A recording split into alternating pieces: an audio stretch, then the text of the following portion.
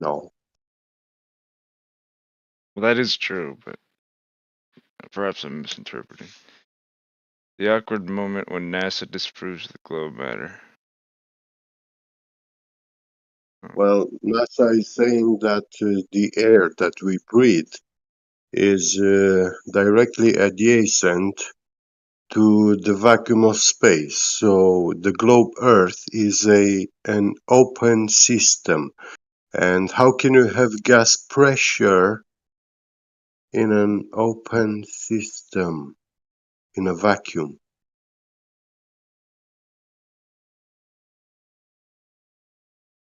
Well, there's layers and stuff. Yeah, like Uh, gas pressure gradient is comes with gas pressure. The antecedent for it is gas pressure. So any volume, any closed or isolated container, a volume, Mhm. where you have gas pressure, you will also have gas pressure gradient from the bottom to the top of that container. Okay, well then I would ask you, how is it any different on a flat planet? Wouldn't you still have the same problem about the oxygen getting into a Um, I was gonna vacuum? say there's a magic barrier shield that holds it how all do in. you, I mean, I didn't ask about flat planets. I asked how do you breathe on a globe, which is an open system, into a vacuum? Well, if I use Google, which I'm just reading what they tell me Yeah, because I'm not well, I tell you, Google is not smart enough to answer you this question. like And yeah, it could just give a better glober answer than I can. It says breathable oxygen forms around 20% of the atmosphere, and gravity keeps it closely bound to the planet. But in the upper layers, the pull isn't so strong, and the vacuum of space hoovers it up. Oxygen floating off into space at altitude is why most mountaineers need to carry reserves with them to summit Everest. That's what the Google Globers say. yeah, but that's still a contradiction of the second law of thermodynamics Right. and gas pressure also. So we need a Yeah. direct demonstration of violation of gas pressure and also the second law of thermodynamics. So If you can yeah. show us that that can really happen in nature, then yes, I will believe that we live on a spinning wet ball floating into a vacuum as an open system. Okay. I just okay. So then, what would the reason the flat Earth would say is the reason why that the vacuum doesn't affect our oxygen? The vacuum doesn't affect Because we have. oxygen. Oxygen is a gas, right? Yes. What happens with a gas when you release it into a vacuum? It gets spread around and gets like Yeah, it sucked will away. instantly fill the volume Yeah. Okay. and will cause gas pressure. Why will it cause gas pressure into a vacuum chamber, for Holy shit! example? Just fucking say your point. Stop playing this stupid fucking breadcrumb game. I'm not playing stupid. He's making claims, and I need him to back up scientifically his claims. You're saying a globe won't hold the fucking oxygen or the gas pressure. That's Yeah, correct. the That's globe correct. is an Answer open why the system. flat Earth would stop fucking. The globe is an stringing them open along. system. What happens with a gas when you release it into a vacuum? Jesus Christ! Just say your point. I just said it. Say it while you were Explain why talking through him, You're explain why a incapable to flat Earth would understand. be Hey, a better dumbass! system. You said it while you were talking through him. Okay, fucking Yeah. retard. Go ahead, say it again. The What happens globe is an with the open gas when you system. release it The globe Yeah. is an open system. So where does all into the a air vacuum? go? Yeah. That's not what I asked. I said explain why a flat Earth would be a better system, or how But it would the work. point is that the globe Holy claims shit. it's an open system, right? And then in Yeah. reality, we have gas pressure. The antecedent to the pressure of the gas is the container, because Closed container. the gas Yeah. pressure is the force that the gas exerts on the walls of its container. So in reality, we have the gas pressure with an antecedent, a container, and in the globe fantasy, you don't have any of that. You don't have the Right. container. So there's a magical barrier on the flat Earth that holds it in. We don't Same know what Magical there is. barrier. We are Hey, not stop. Container. we are Stop. not making Oh a my claim God. what it is. Stop. It's the same magical barrier that holds the air in on a globe. Oh, okay. So then you're okay with the globe theory as well. It's me. Why does it have to be magical? Why do you invoke magical? Well, you're saying if it applies to the globe the same way it would apply to the flat Earth.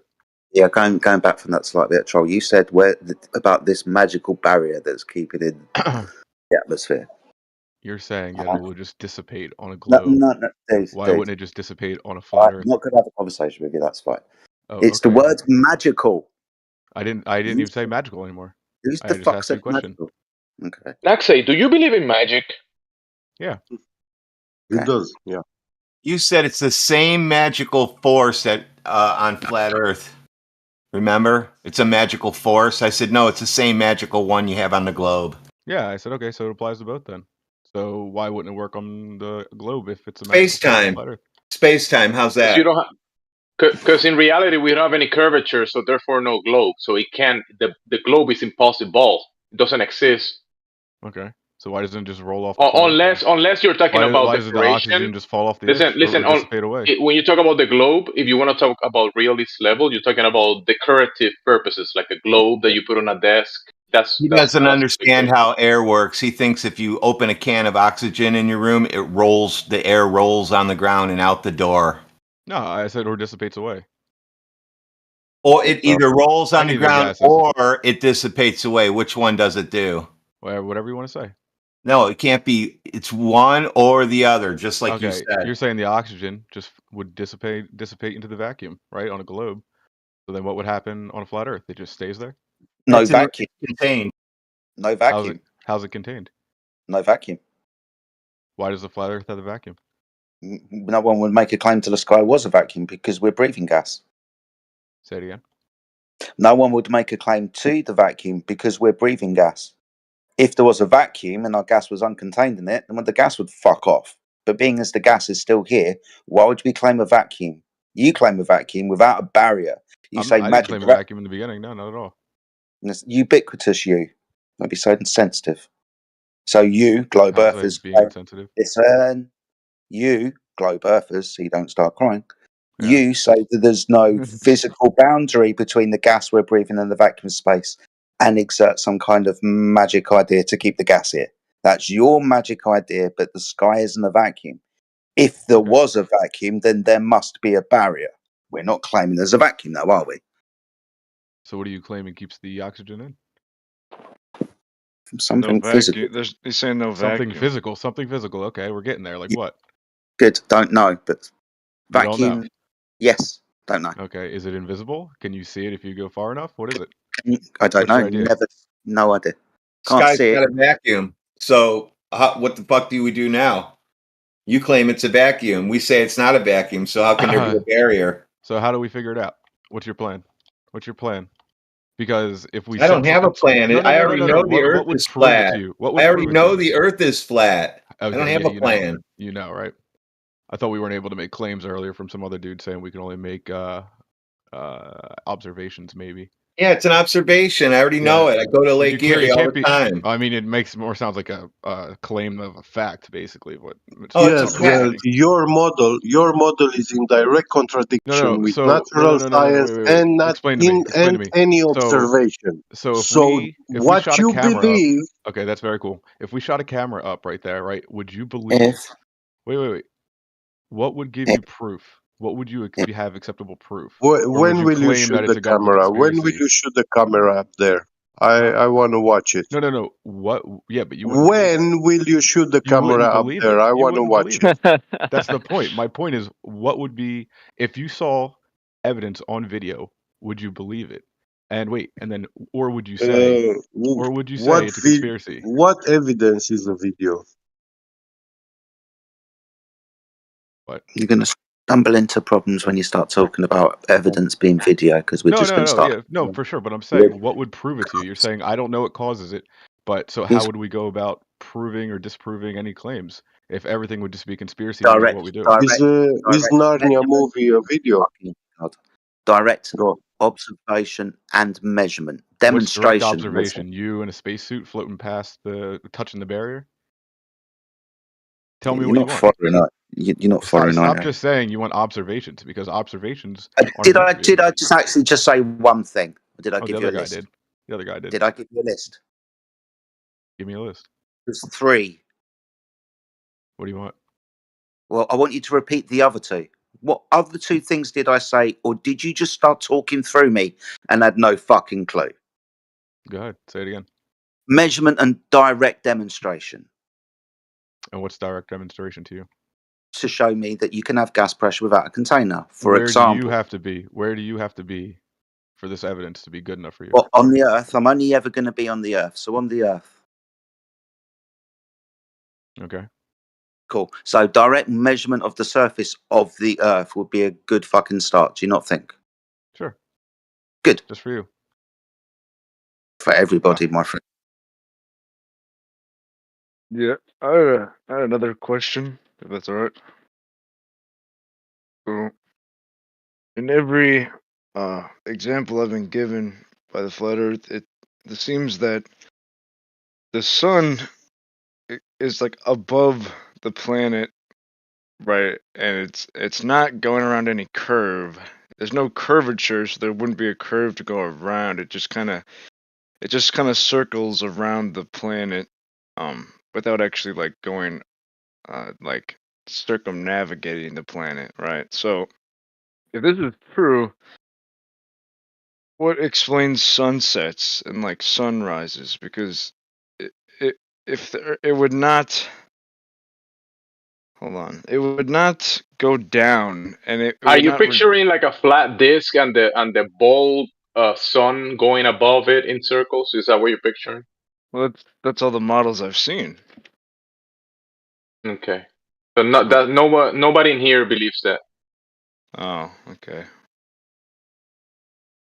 Good. We're not in a disk. You basically what you're thinking is the globe Earth being replaced by a disk and in the same heliocentric idea. You're just replacing the globe with a disk and saying, "Hey, that doesn't make any sense." I posted 2 pictures of sunsets, and sun's not going down behind anything; it just goes away.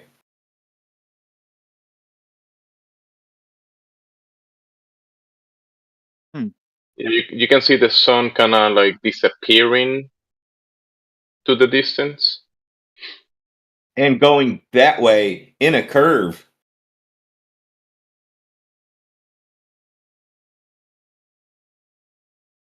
Yeah, you gotta first do the observation in reality, maybe go through the footage and the actual observations that we do in reality and move away from the picturing the many times we have of the idea that you're thinking from an outside perspective, now you're looking into the flat planet, like you're saying, the flat planet, and you're looking from the outside and saying, hey, it doesn't make any sense that this ball of fire above the flat planet is going under it, under the that's nobody's thinking that.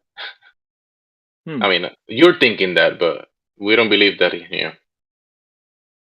Well, So you're that's kinda thinking that idea in your mind doesn't make sense because it doesn't make sense. That's just kind of you basically replacing one cartoon, the Globe cartoon, with another cartoon, and that doesn't work in reality. And all the cartoons that you're thinking about come from the internet pictures that Globers make up for you. Yeah. Flat Earthers don't make up pictures and post them because there's nothing to make up. Well, and there's also nothing to verify, right? I mean, Verify what? You can't verify not one thing on a globe. So what are you going to verify? verify a model or Flat water? How do you model flat water? What's the first step? You fill up a pool with water. Now you have a tub of water, a pool of water, right? That's a model of water. It's flat. So then we go to your neighbors who has a big pond in his yard. It's flat. Then we go to Lake Erie. It's flat. And we go to the ocean and it's flat. Now what? Okay, but we're talking about models, right? Like I did. I No, we're not talking about models. modeled the ocean in my backyard. I filled up my swimming pool. Now I have a tiny ocean in my backyard. Yes. You don't think that's a straw man at all, or no? No. Okay. Hey man, I'm just trying to be reasonable here. I'm being reasonable. I can put dirt in my pool and form land in my pool, and plants will grow on it, and it'll become my ocean.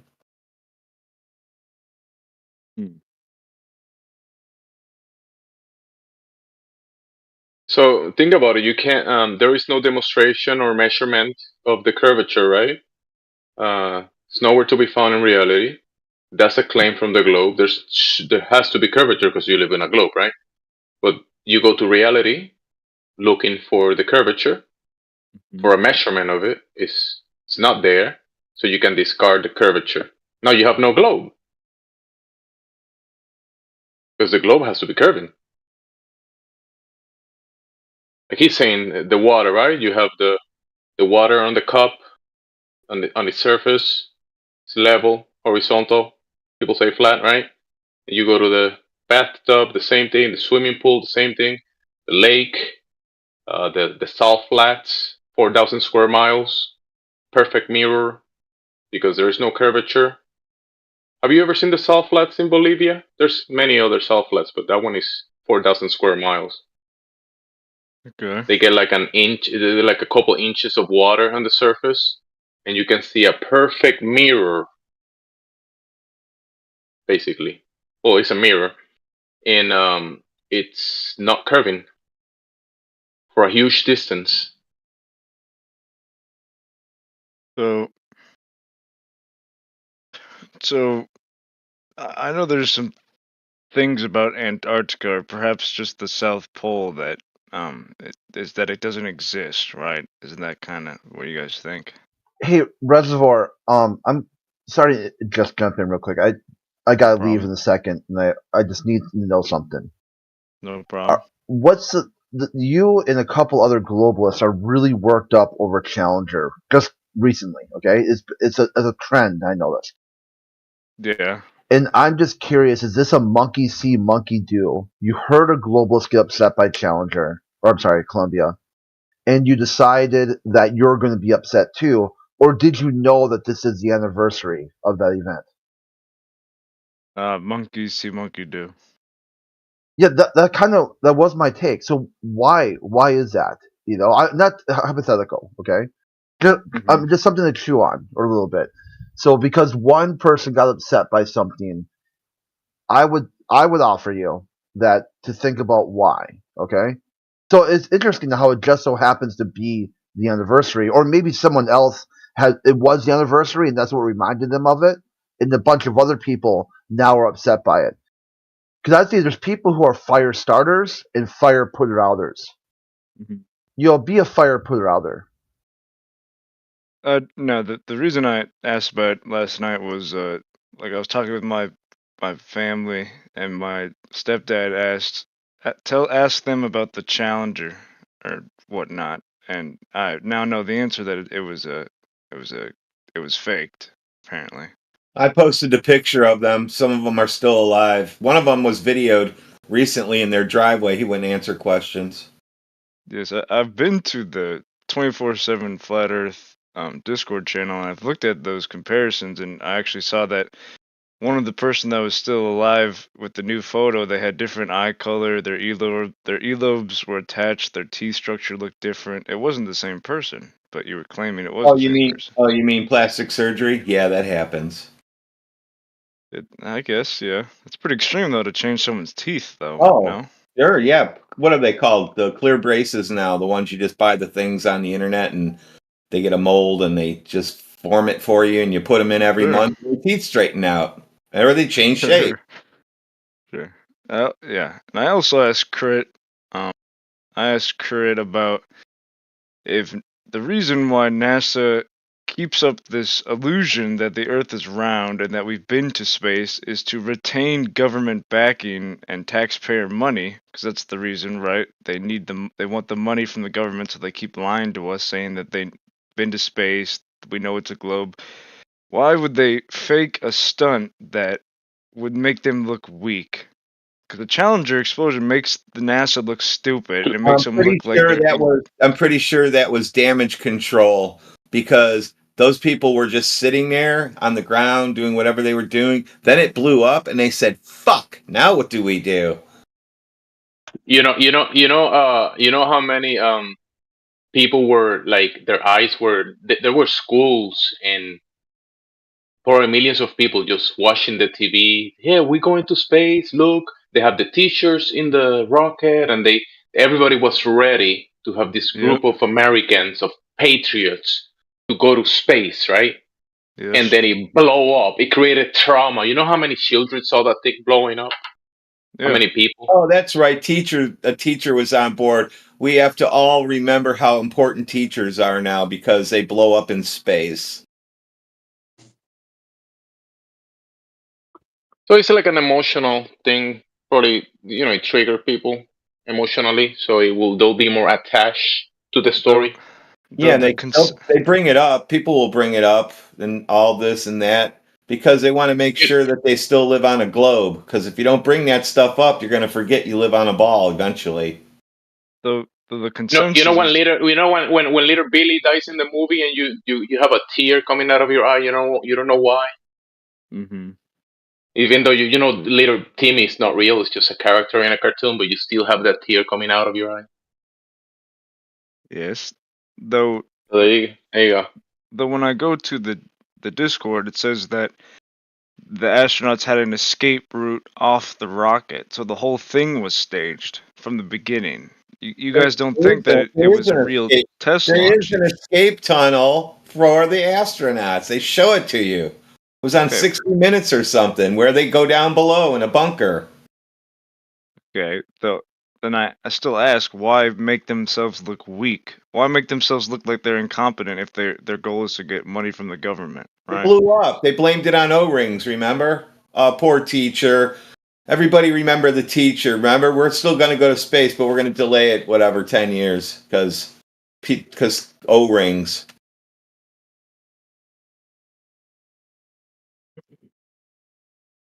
Yeah. You see my point. Listen, real quick. Let's say the teacher was in the rocket and all of them actually did die in the explosion. Does that make the Earth a globe? No, it doesn't. It just makes NASA look incompetent, and then they get less government funding, which is the whole point of lying about the globe. No. Oh, okay, good. So since SpaceX rockets blow up all the time, can we just shut them down? SpaceX is a private company. Yeah. Hey, Reservoir Dog, what is the failure rate of rocket launches? Paid by NASA. Yeah, but it's still a private company. They receive. It's paid by NASA. Yeah, they're still a private company. So we can stop funding them. Money. So we can stop funding them then. Sure, if you want. Vote for that. And Credit says 30% of them fail. Yeah, that's pretty high, isn't it? Yeah, we would not allow that at all. In fact, our quality control is 100%, 99% for us is not good enough. When we get a return, they freak out. So what if you were to say now that you add in failure rate as not just ones that they call it unplanned disassemble? What if you were to count the ones that also don't lift off? Like there's a problem that they've scrubbed the mission. What's the failure rate now? I wouldn't know. It's like 60, 70%. So you're looking at that and you're like, hey, I got a great idea. You're like, what's that idea? I want to build an orbital vehicle, a reusable orbital vehicle that's going to fly around the suborbital and orbital areas, going to do all kinds of crazy shit for science. And people are like, well, why not just go back to the moon and like set up bases and stuff? Oh yeah, we'll do that. That's this little project here is going to be set the framework for that. We're going to build space stations and whatnot. And 2 of the 4 blow up. So now you got 50%. I don't count Atlantis, because Atlantis wasn't ever meant to go to space. So there's 4 space shuttles, and half of them blow up. You still think like, oh, well, they're still getting money. They're still getting. You see why so many people now have just completely lost faith? It's not even flat earthers. There's people who think the Earth is a globe who are done with NASA.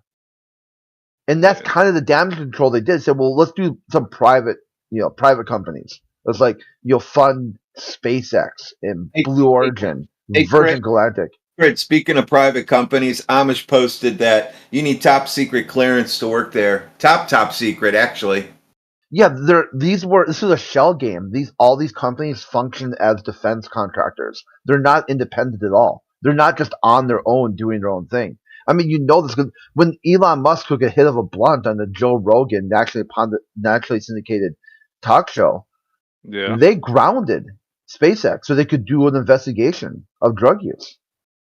Well, to be fair, I didn't bring up the challenge. His top secret clearance has changed. He has to report to somebody now.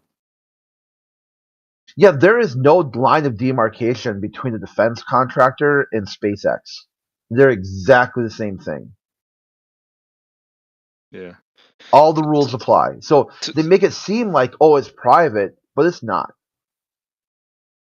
Yeah. Well, to be fair, I didn't bring up the Challenger. So. No, that was me. Because I was curious about because you've been harping on that for like a couple days, and I was like, kind of wondering, just because you heard other people say it instead of you actually thinking about the content. Yeah, I get what you're saying. So somebody got you upset over a topic you really don't know that much about.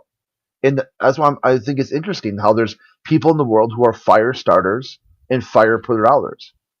So be a fire putter out. Just be like someone's complaining about a topic you don't know. Say, hey, I don't really know that much about it. Like some people think it happened, some people think it didn't happen, and they've got their opinion based on the information they drew upon. Well, see, what this is called, like, where you find somebody who you look to be outraged. You're looking for outrage, some sort of moral degeneracy in your opponent, so you can dehumanize them. Well, and I'm saying do an about face before you get there. That's why I'm asking questions. I'm asking questions. I'm not like coming here saying this and that. I'm just asking questions. Yeah. Do you have the concept though that people who think that the Challenger didn't blow up or the story wasn't legit also think the Earth is a globe? Sure. Yeah. I get what you're saying. Yeah, that's a good point. Though. So this is the thing too. Like, there's a guy Issa who comes. I think it's Issa, who had talked about he was in grade school when it happened, and he remembers that they rolled in a TV. They put a TV right in front of the whole classroom, and everyone's like watching and clapping. And he's from New York, and I guess the teacher was from the same school district or adjacent school district, and they're watching, and it flew up, and he said we're watching it. Everyone's clapping. And it's like a minute, watching the video for like a minute, all of a sudden, bang! It blows up, and everyone just stood there and then just looked just stunned. They're like, "What? Is that what's your heroes are your heroes are dead now." I mean, does everyone else kind of remember that? Like, did they roll a TV into the classroom and we're like, "Hey, check this out"? No, I was born in 2003, so I don't remember. Okay, you so missed I'll, 9/11. sorry, Crit. I'll answer that question because I graduated in 2004, and yes, I saw 9/11. I saw both towers because they roll in those TVs. It's like a box TV, and I saw that live when it happened, and we all had to go home from school and like go like on the bus. See, as I talk about building generational trauma, there's a reason why they do that too. Yeah, and the teachers don't know what's going on. The teachers are just told, "Hey, put a TV in the classroom." And they're like, "Oh, okay." Do you remember? Hey, Crit, do you remember Channel 1 News? Like how they would make you watch the news every day with those TVs that they rolled out? Yeah, I was a little bit before my time, or a little bit after my time, but I know what you're talking about. Where they have yeah, like it was like a broadcasted segment, and like every day while you're eating breakfast or after breakfast or during breakfast, they'd play it for like 30 minutes, and they'd be like, "It's Channel 1 News. We're gonna tell you whatever's happening." And then when 9/11 happened in 2001, I was in class, and the teacher, I was in my Spanish class, and they played the live footage. I think it was after the first tower was hit, and then like an hour later, or whatever, at 8:45, whatever it was, the second tower was hit. But yeah, they had those TVs like just like telling you whatever they wanted to tell you. It was a good TV show. Channel 1 News was very entertaining. No, the 9/11 TV show is riveting. Oh yeah, that was the greatest fucking emotional and like thing of all time. It was the most broad. They got neighbors to go invade other neighbors just because they saw something in TV, and invade nations and take down nations. Complete nations went down because someone saw something in TV.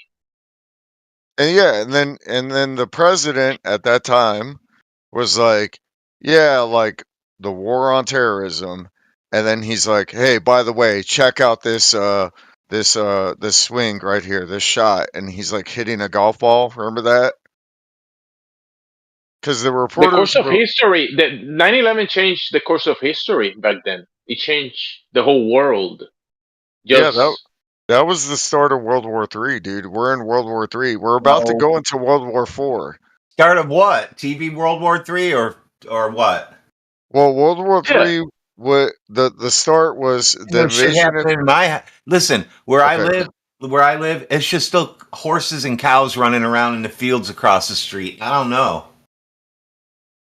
As far as the global war on terrorism goes, that was the start because we invaded Afghanistan in 01, we invaded Iraq in 03, and then there's bombs over Baghdad, all that stuff. And then now we're like, 10, 20 years later, invasion of Crimea, and now we're in another war with Ukraine and Russia in the last 2 years. So that was the start of it's a declaration of war. They're basically just saying, like, yeah, we're going to go to war, dude. I mean, we've been at war the whole time. America is 200, well, it's technically 400, but anyways, like 246 years old. And they write books about this stuff. Like, America has only not been in a proxy war or an active war for 2 years out of the 240 years or whatever. Like, we've been at war. But yeah, it was a declaration of war. That's all that was. No, war's never been declared yet.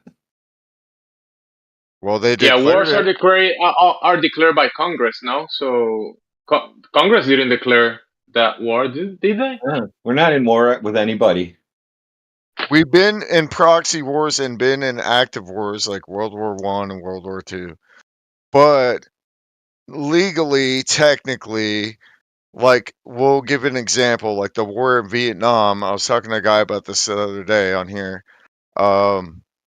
They didn't legally declare war against Vietnam, and the Vietnamese government didn't legally declare war, but we were still like physically at war. So you didn't have to actually report for the draft or anything. Yeah, you could just dodge it. Or if you No, were in you college, didn't have yeah. to do shit. You could have stayed home, but they made it look like you had to do all this shit. Yeah, and there was a lot of loopholes back then where if you were registered in the collegiate system, like college system, like if you were at the university, then technically because you were registered with the university, you didn't have to go to selective service or like or be a part of that draft. So there was people who avoided it. They were like, "Yeah, I'm not going to do this. I go to uni."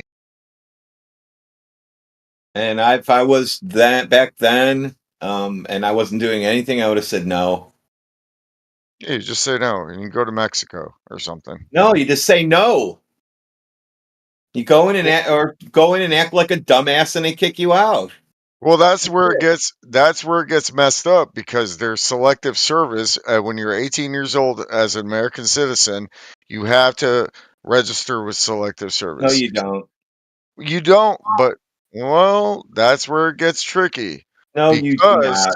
Because if you're a draft dodger, then there's a chance because of that legal loophole that they can send you to like military prison or whatever the fuck.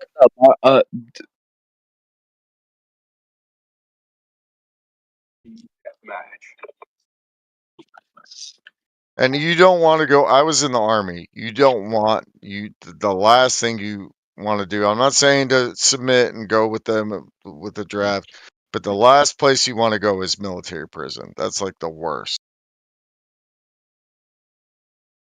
Do they have breakfast and lunch? They have crazy veterans from all the wars, Vietnam, Korean War, World Do you War get II. raped in there? Yeah, basically. Like you're living with crazy like dudes who, and I'm not hating on any servicemen or women, but when you go to military prison, those people that are there, they've like killed people in combat and in war. And when you show up there, if you dodge the draft, yeah, you're not gonna have a good time. Those guys are like fucking ruthless.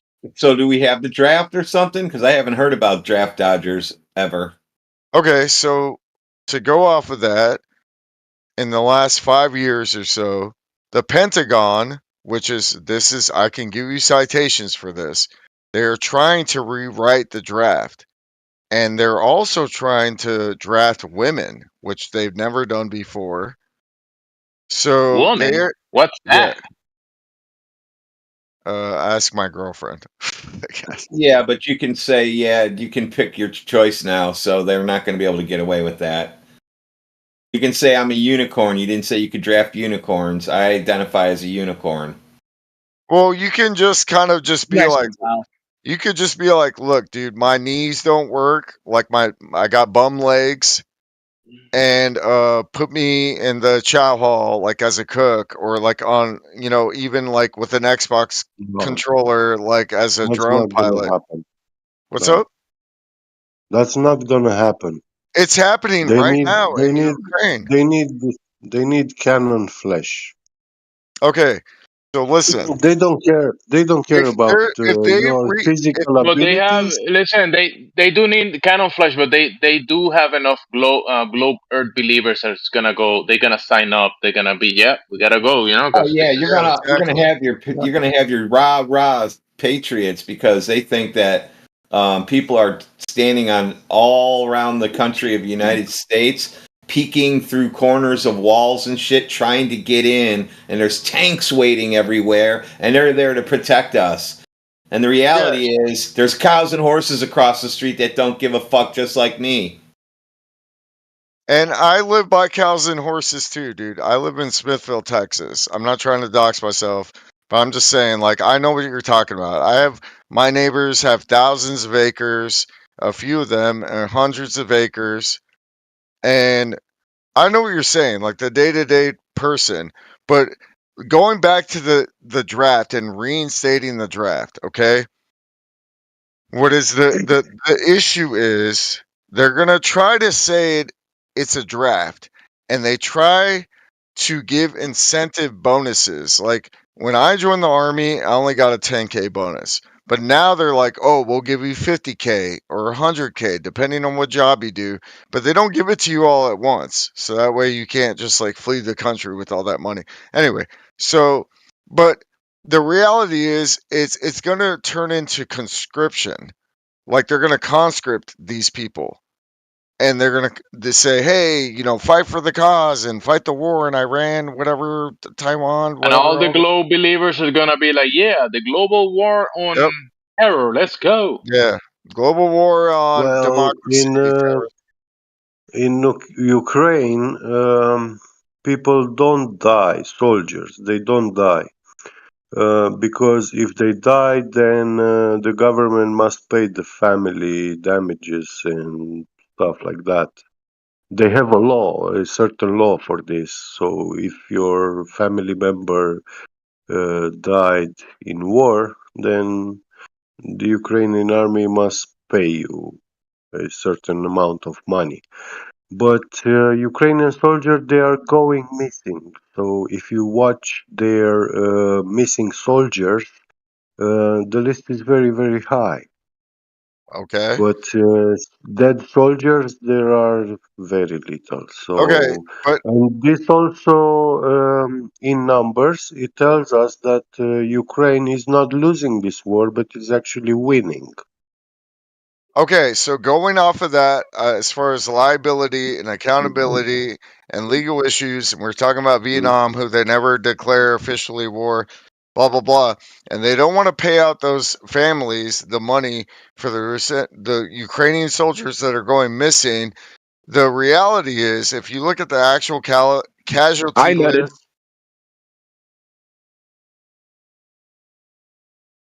Mm. Anyway, and you if you follow the money. Right now, what's going on with Ukraine and Russia, and it's going on in other parts of the world too. There's a bunch of conflicts everywhere. The reality is they don't want to pay out those families like you're saying. They're just gonna, you know, like say, oh, they went missing. yeah.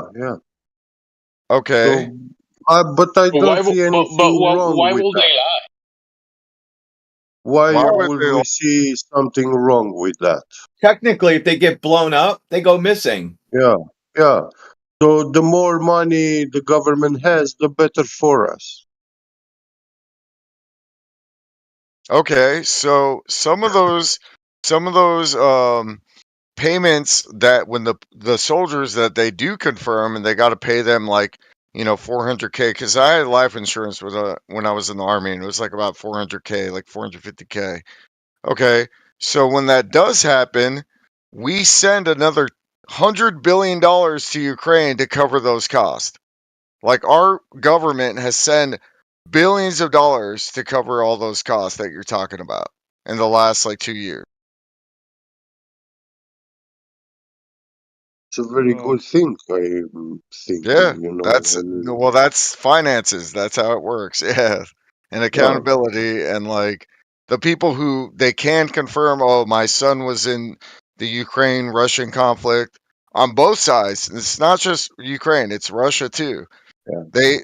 They have billions of dollars to cover those soldiers that are actually casualties of war. So is all this really caused by you people signing up for the military? I mean, really, it is. I mean, I joined when I was 19. I volunteered. Yeah. Yeah. So really, all of this chaos is because you people still keep going into the military. It's not my fault. Nobody else's fault. Well, in my case, and look, and this is some soldiers, it's a small percentage. In my case, I'm a third generation soldier. My dad was a Marine. My grandpa was a Marine in the Korean War. I was 19 when I joined. I turned 21 while I was at work in Iraq, like doing my job. So I joined because I was like, yeah, I can get my GI Bill. I didn't get a bachelor's degree or into college. Anyway, so there's those people that when they join the military, they have maybe a heritage and they want to serve their country and do the right thing and get some benefits. And then the other half kind of unfortunately is like they're just contributing to the military-industrial complex, like you're saying. Don't they want to wear uniforms and be heroes? Kind of, yeah. That's what they sell you. They're like, yeah, No, join the no, army. no. Don't people really want to do that? That's why they go in. They want to be heroes and save me. Okay, so then in my case, I was a cavalry scout and I was doing security for special forces in Iraq, and I can say this information now because I'm out of the military and we left Iraq. But I was on the west side of the Tigris River. Anyway, in my case, as far as being a hero, like, yeah, I was a hero. I came back in one piece. I had a few like explosions and things, but I didn't break any bones or lose my legs, thank God. Or So get you like didn't do it correctly then. no. I did my job. Yeah. No, I did my job the best that I could. I was just very safe, and Yeah, I but was you came very back in one piece. okay. So What I'm technically, saying you're is, not. Yeah, technically, you're not actually a hero because the heroes they okay, show on TV have one leg okay. and one Well, arm. okay, listen. So I came He is a back. hero. And people were saying what you're saying. They're like, I got off the airplane, and the stewardess on the airplane was like, thank the veterans that are getting off the airplane for their service, and everybody stood up and clapped on the fucking airplane with like 100+ people, whatever the fuck. When I was going back to the If States, I were there, I would be throwing eggs. dude, I walked out of the What? airplane. Dude, I walked out of the airplane. I walked out of the airplane crying, and yeah, technically on paper, like I went to the bathroom at the airport. I was like, in shambles. But technically on paper, I was a hero. But in reality, like the next, They like fucked you up. yeah, the next 5 or 10 years after that, I was having flashbacks, nightmares, night Yeah. terrors. I was seeing like my fellow comrades, my fallen comrades, like in my memories, like civilian casualties, like collateral damage. Dude, I called in an airstrike. I called in an airstrike one time with a JDAM, and we had a translator, an Iraqi translator, with my lieutenant of my platoon of 40, and we told the guy, we're like, hey, like we gotta bomb this building next to you, so you have to evacuate. You have 30 minutes. And then they were like, yeah, Coil, call an airstrike. And I just called them the first part with the coordinates, and then they did the rest. And then we came back 30 minutes later, and there was dead children on the ground, like a girl and a boy. And we were like, yeah, we told you to evacuate. And they didn't. The father was pissed. He was speaking in Iraqi to the translator. It was a female translator. And he was like yelling, and I'm just looking at all this chaos, and that's you come back as a hero, but then those memories and all those situations come back later, and that's what haunts you and like Yeah. destroys you for the rest of your life. Like you're just scarred for fucking life. I know how it is to actually take something that you can never give back. It's horrible. You have been played, tricked. You have to carry this burden, but yeah, that's why I don't Well, say Would you US recommend people soldiers are not going into the heroes. military then? Would you recommend people just not do that? Yeah. It depends on the situation, but I'll say this to like what you're saying. Get bit, get beget. I knew what I signed up for. I wasn't drafted. I joined the military in 2006. I knew I was 19. No. You didn't knew that you're signing up to go and kill children. Well, You And didn't know like that. you said, it depends on the situation, You but know. we know from experience that every single time they do any of these things, that they lie to you about the situation. Yeah. yeah, But they you gotta tell. remember, this guy grew up with photographs of his grandfather being in the military and his dad, and it's a proud thing in the family. So it was the logical thing for him to do the same thing, right? Because it's a time And of need, and we need soldiers, and he's coming from a military family, so he has to be the man of the family, right? The soldier of the family. Yeah, and I would say yeah. the biggest guilt is actually on the translator, the person who was translating. Yeah, her Iraqi might not have That's been so good. There might have the been a most wicked yeah, man. exactly. There might have been a miscommunication because my Those lieutenant, are CIA yeah, agents. yeah, Vast majority of them. my lieutenant specifically told, I was right next to him. She was like, he told the translator that they have to evacuate the area within 30 minutes because we're gonna drop off a JDAM, which is like a pressure bomb Yeah. on a house Yeah. next door. But yes, there might have been a miscommunication. Now that you mentioned that, that Who makes a said lot that of you sense. had to Listen, blow that? Who told you had to blow that house up? The chain of command, the top. They There were you like, go. There's where the mistake Yeah. happened because it well, didn't happen the way you think. The pilot got his orders too. I think so it's the interesting, like house. Get was saying too, like because you might have told the translator to say one thing, and the translator might have said something else entirely Exactly. different on purpose. Exactly. And my lieutenant, who's a silver bar for my platoon of 40 people, and then above him is my captain, but yeah, who commands like 2,000 plus people. Anyway, my lieutenant was probably trying to tell her that, and then the translator was probably trying to tell the Iraqi guy it wasn't his house that was being bombed. It was a house that was next door. The thing is, with these 500-pound or 1,000-pound pressure bomb JDAMs from the F-15s, F-16s, You can't be next to them. If you are 10 meters away, it's 90% chance that you die. Yeah. so they were trying to tell them to evacuate because the house next door is going to get blown up. So we weren't attacking that guy, but the guy didn't. Maybe the translate got lost in translation, so to speak, and then there was a bunch of collateral damage. And then I show up with my squad sergeant and my lieutenant, and we're like, "What happened?" We told them to evacuate because we're going to bomb this house next to their house and there's going to be collateral damage. And then it's like a whole shit show.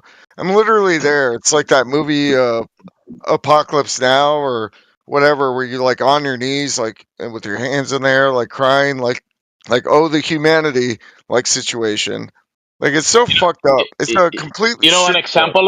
an example of this. There was this vessel called the Sewol in Korea that it had like 300 plus children, that students, right? They were going in the vessel, and then it started sinking, and the captain was supposed to give the order to evacuate the ship because it was gonna sink, right?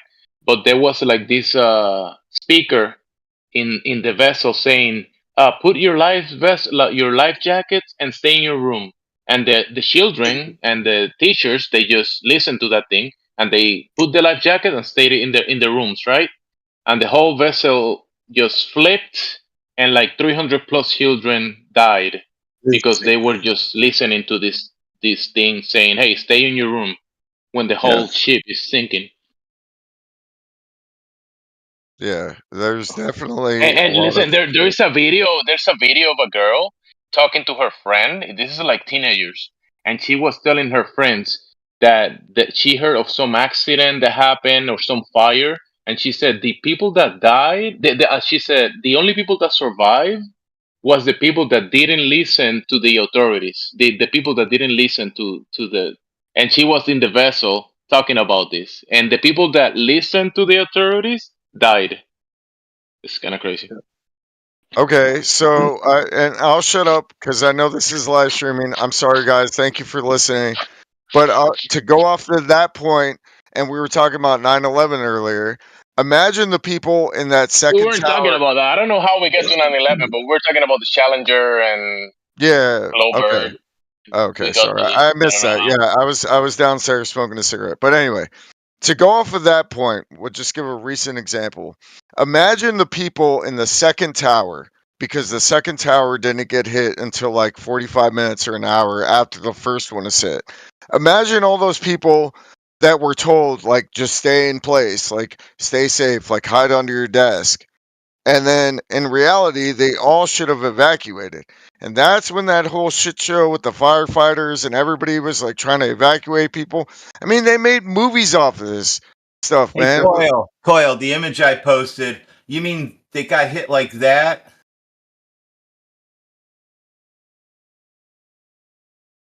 That's the second tower. Yeah, I don't know. Yeah, that's a whole nother can of worms. I know So what you're it getting didn't at. get hit by an airplane. Yeah, well, if you want to get into flat Earth and you want to get into No, like, I'm just gonna go ahead and break the myth for the listeners. There were no planes hitting towers. okay, so what I was gonna say, because Nikola Tesla worked on this stuff with HARP and all that stuff, that footage that you posted in the chat right there, if it is just like something that was like CGI or sent to the news broadcasting stations all around the world, because they had that footage with the planes, like the reality is whatever messed up those towers, like the first or the second tower, was most likely a directed energy weapon. Or they were designed to be blown up, and it was just part of the design, or part of, you know. Well, there's actually a lot of firefighters and people who have Oh, petitions against that claim that the towers were meant to sustain a plane crash. They were designed that way in the 1950s or yeah, 1948. designed to sustain a plane crash. But if someone designed to if someone put the, I Explosive? mean, if they came in and Mhm. made a controlled demolition, just like many Yes. people said. I mean, they were saying there was you know how many people, you can look this up, like dozens of people saying the explosions, and pa pa pa Yes, pa, yes, and I saw those videos, yeah. so many different people saying the explosions, and where is Mhm. that coming from? Okay, Not from so the They airplane. also had 2 universities confirm thermitic reactant chips. yeah, thermite. Okay, so Yeah, and there was ignition cord that was pulled. okay, so what happened, and I know it's kind of a meme or whatever, but they showed this on national TV in like the 2010s. There was an episode of the show on AMC called Conspiracy Theories with Jesse Ventura, Governor Jesse Ventura, right? What Yeah.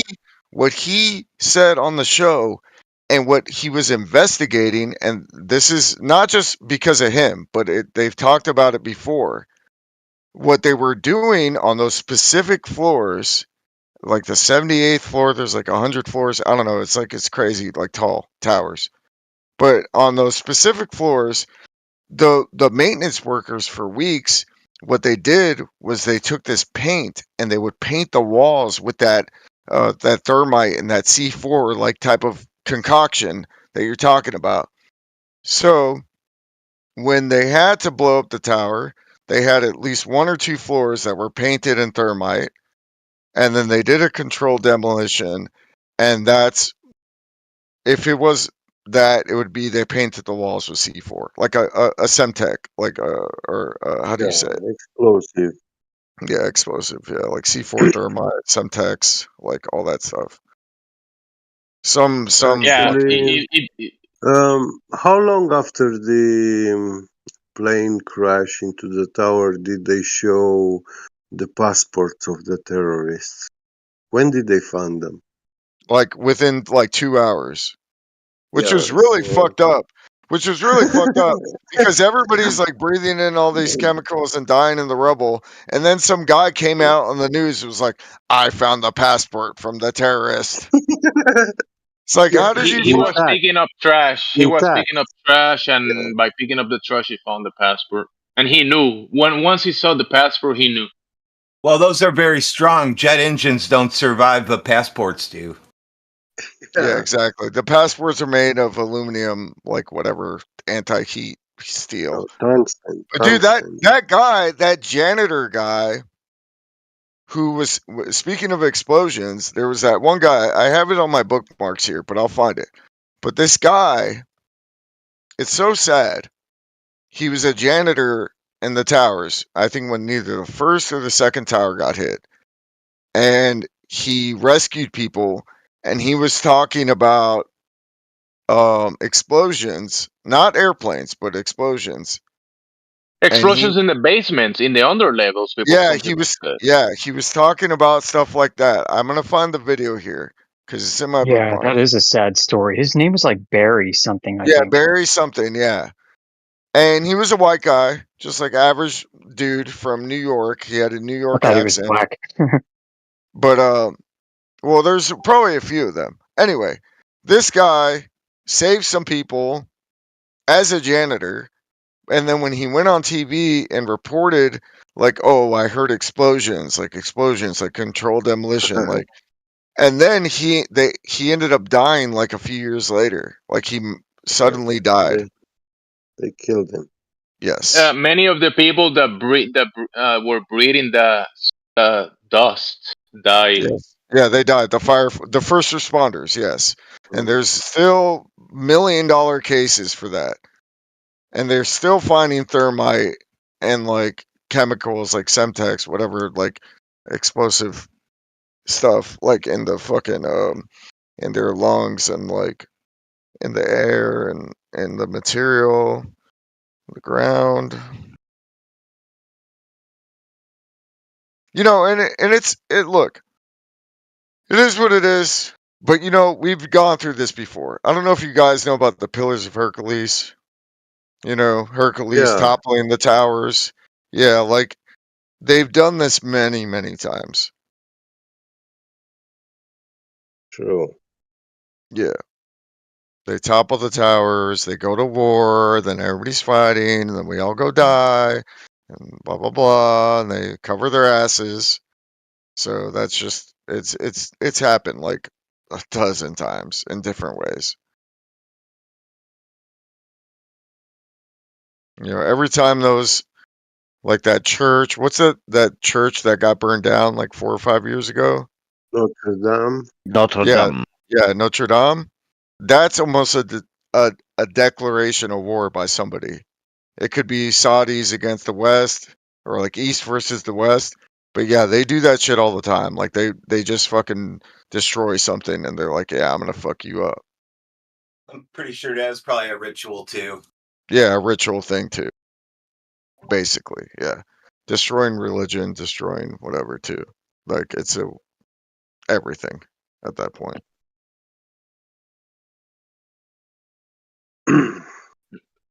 I remember people looking at each other and hating people just by the way they looked. Just this guy. Somebody Who's that thought their pet Samilo? monkey. Who's that Samilo guy? Samilo. Don't spam the mic. The earth is flatter than my ball. Wunderbar. He got the balls in his mouth. He has to let people know. What did you say, dude? Because that guy was saying, he was talking over you. You said that they do this all the time. What were you saying? Fuck. My bad. No, it's you're kind of good. like Yeah. people aren't aware, but people of Earth are constant. Earth is flatter than my balls. Unknowingly at war with the rulers of the Earth. They fight all these wars and shit and go and die for stuff and whatever, but we're actually, what the human populace doesn't realize is that we're actually at war with something else, something higher than us. That's where the real wars going on all the time. Yeah. And it's all that stuff, dude. It's feudalism, capitalism. We'll say the main thing is altruism, which is like go fight for the queen or the king, like altruism. Communism, socialism, fascism, all the isms. And in reality, like you said, the populist, we should be uniting together to defend ourselves. But we get so roped up into this thing, like, oh, the towers were attacked. And then George Bush comes out and he's like, yeah, it's the war on terror. Like, they got, and, you know, fucking Donald Rumsfeld, whatever. Oh, they got WMDs in Iraq. And then if you find out that they didn't have the WMDs, or they never had evidence of it. Maybe they did or they didn't, but there was no evidence of it on paper. So they always try to get you to like fight for like the cause, basically, like the war on terrorism. Either you're with us or you're with them. terrorists. Yeah, all Yeah, these triggers, to trigger people and to keep them in fear and to make them think that they're everybody. There's Okay, and differences, I know but this is the live chat, and I'm sorry, mods. I'm sorry, everybody, for No, you're ranting. not. No, But you're not. no, I No, am. you're not Look, sorry. but before I go, would you like to sing us a little song?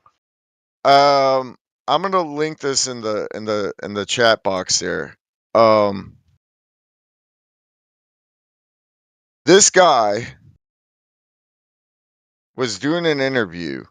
This is the president of the United States. Joe And Biden? no, after 9/11. Okay? This guy, all right, after 9/11 happened, it's an 18-second video. It's not long. He said, "We must stop the terror, do the thing." And then at the very end, you know what he says? "Now watch this drive," like a joke. He's Well, can I basically ask you telling you something? it's a fucking joke. Like he's like, "We gotta stop the war on terror." And oh yeah, by the way, check out my golf swing. Like what Yeah. the fuck? Coil, what do you think about Sandy Hook? Do you remember when that parent went on No, stage and started laughing? never Yeah, mind, let's never not. mind. Yeah, Just I'm let's stopping you no, there. I gotta mute my no. mic. Let's move on. We've Okay. already talked about. We were just talking about all this stuff for like an hour. My Yeah, bad. let's move on. Didn't know. Sorry. Yeah, Question. you can. Sorry. Let's go back to Follow-up. flat Earth. Yeah, please. Sorry, just a follow-up question before that, real quick. Do you guys think that there is like more videos of the 9/11 that they're not showing? I've seen those videos, dude. I've seen videos like where there's no Yeah, planes. I remember LOL Superman, like the video where people were jumping off when I was a kid, but I can't find it now, and I guess maybe I don't know, man, if it's a real memory or not. Dude, I'll tell you this, and then I know I said I'll shut up, but No, you won't. when I was in high school, okay, there was a Times magazine that it was called "The Jumpers of 9/11" from the people who were jumping out of the towers, right? The Yeah. two towers. Mhm. And they literally showed like pictures in a magazine like honoring the jumpers. I was like, dude, you're just exploiting these poor people who had to jump out of towers. Like, what the fuck? This was Times magazine. I'm sure if you Google it, you can find it. Like, you might get not. Maybe they were honoring them though. You know what I mean? Like as a Well, that's what they play. Yeah, that's what they said it. Oh, we're Yeah. honoring the jumpers. But dude, I was looking through the magazine in my senior year of high school in 2004. So it's like 3 years after 9/11, whatever. And they were just showing pictures. They didn't show the people, the bodies on the ground, but they were showing the people in the air, like falling down. And they're like, yeah, we're honoring the jumpers. There is one called The Falling Man, which is a very good documentary about 9/11. I remember that. That was a good one. Yeah. That was a good one. That's the one guy who jumped like head first. Yeah. Yes. Yeah. Oh, I wouldn't do that, man. If I was me, bro, I'd just take the stairs. I've seen that guy. He did How like, yeah. Anyway, How are you going to walk down the stairs when your legs are burnt off? Crawl. The heat, Bro, I don't know. I'm the not fire, the whole thing is burning. That you're inside of a stove, you know, like a cooking stove or something. I mean, people just jump out of this desperation. Bro, Yeah, it's heat and the smoke. Bro, I'm not Most jumping. people will. Bro, I'm just not jumping. I just can't. I'm sorry. That's what you say, but most people do. I don't know, bro. That's a hard one. You're standing on top of one of them, a building on fire, and you either burn to death or jump. You're going to jump. 99% of people jump. Oh yeah. Okay. Yeah, Well, that's a fair fact. enough. okay, But- so going off the jumping or not jumping, dude, they made a fucking movie in 2006 with Nicolas Cage called World Trade Center. And the scenes in the movie was the firefighters and first responders trying to evacuate people in elevators, or like we're talking about going down the stairs and everything. And they're scrambling, and then people get trapped in the elevator. They get trapped in the stairways because it starts collapsing or whatever. And they made a fucking movie with Nicolas Cage about this shit. It's called World Trade Center, 2006. Yeah, but shit. Yeah, why wouldn't they? That It was was a a shit movie. movie. Yeah. It was a movie to begin with. 9/11 was not a movie, bro. That actually happened. Like the building fell, bro. Oh yeah, they fell down. That building 7 felt so bad it fell down too. Yeah, I the think what building he's 7 is what got me, man. Like, I know I'm not a flat earther, but building 7, that definitely was some funny business. Like, you can't explain that. The whole thing was funny business, No, but no, not for sure. funny. But No, building actually 7, funny. no, Not but funny. building 7 was really funny See, business. I some mean, it serious wasn't even business. close. It wasn't even close to anything. It just like fell like a demolition. There was no reason for that. They said it's a fire. It was because of the fire from the other buildings. Building 7 was like a block away. How did they like what? They weren't even touching. Yeah, but the glow believers are gonna be like, but I am a that's glow what believer. happens. Even no, I'm a glow believer. Even Yeah, if I don't believe in that. you'll hear them Yeah. defending that like it's But something there that was No, I think one little we're agreement on there building was 7. one little building in between all those buildings which The Hilton. didn't Yeah, fall. yeah, the Hilton was good. No, it was some sort of bank.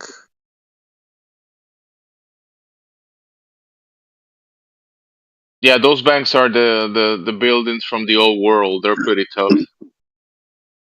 There was a lot of gold in that building, and they actually took all the gold from there with trucks in that moment when the World Trade Center was hit. They probably took it before that happened. No, actually, I think after the first tower collapsed, They were getting the gold out. yeah, So how did so again, how did building 7 fall though? Like, what's the official explanation? It's just fire?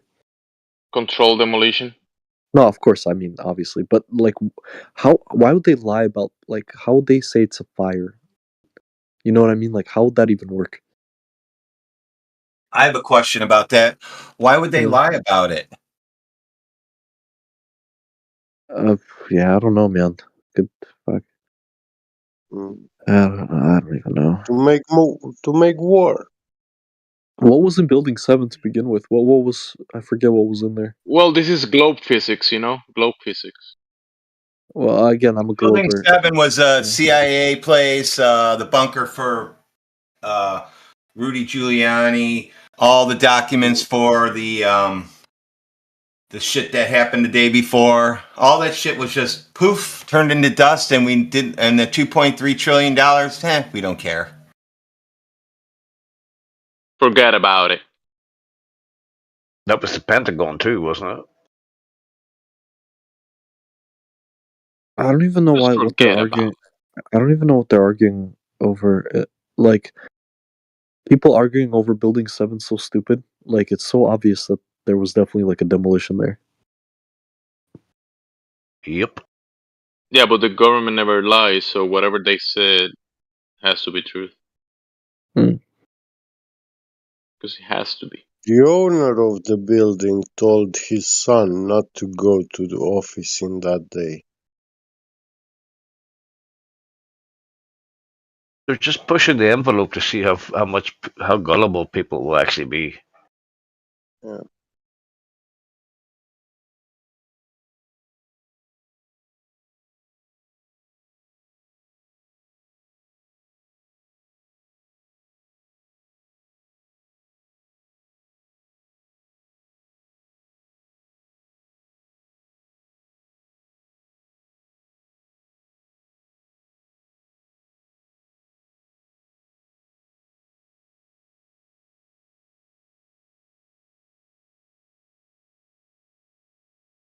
Speculation Sunday.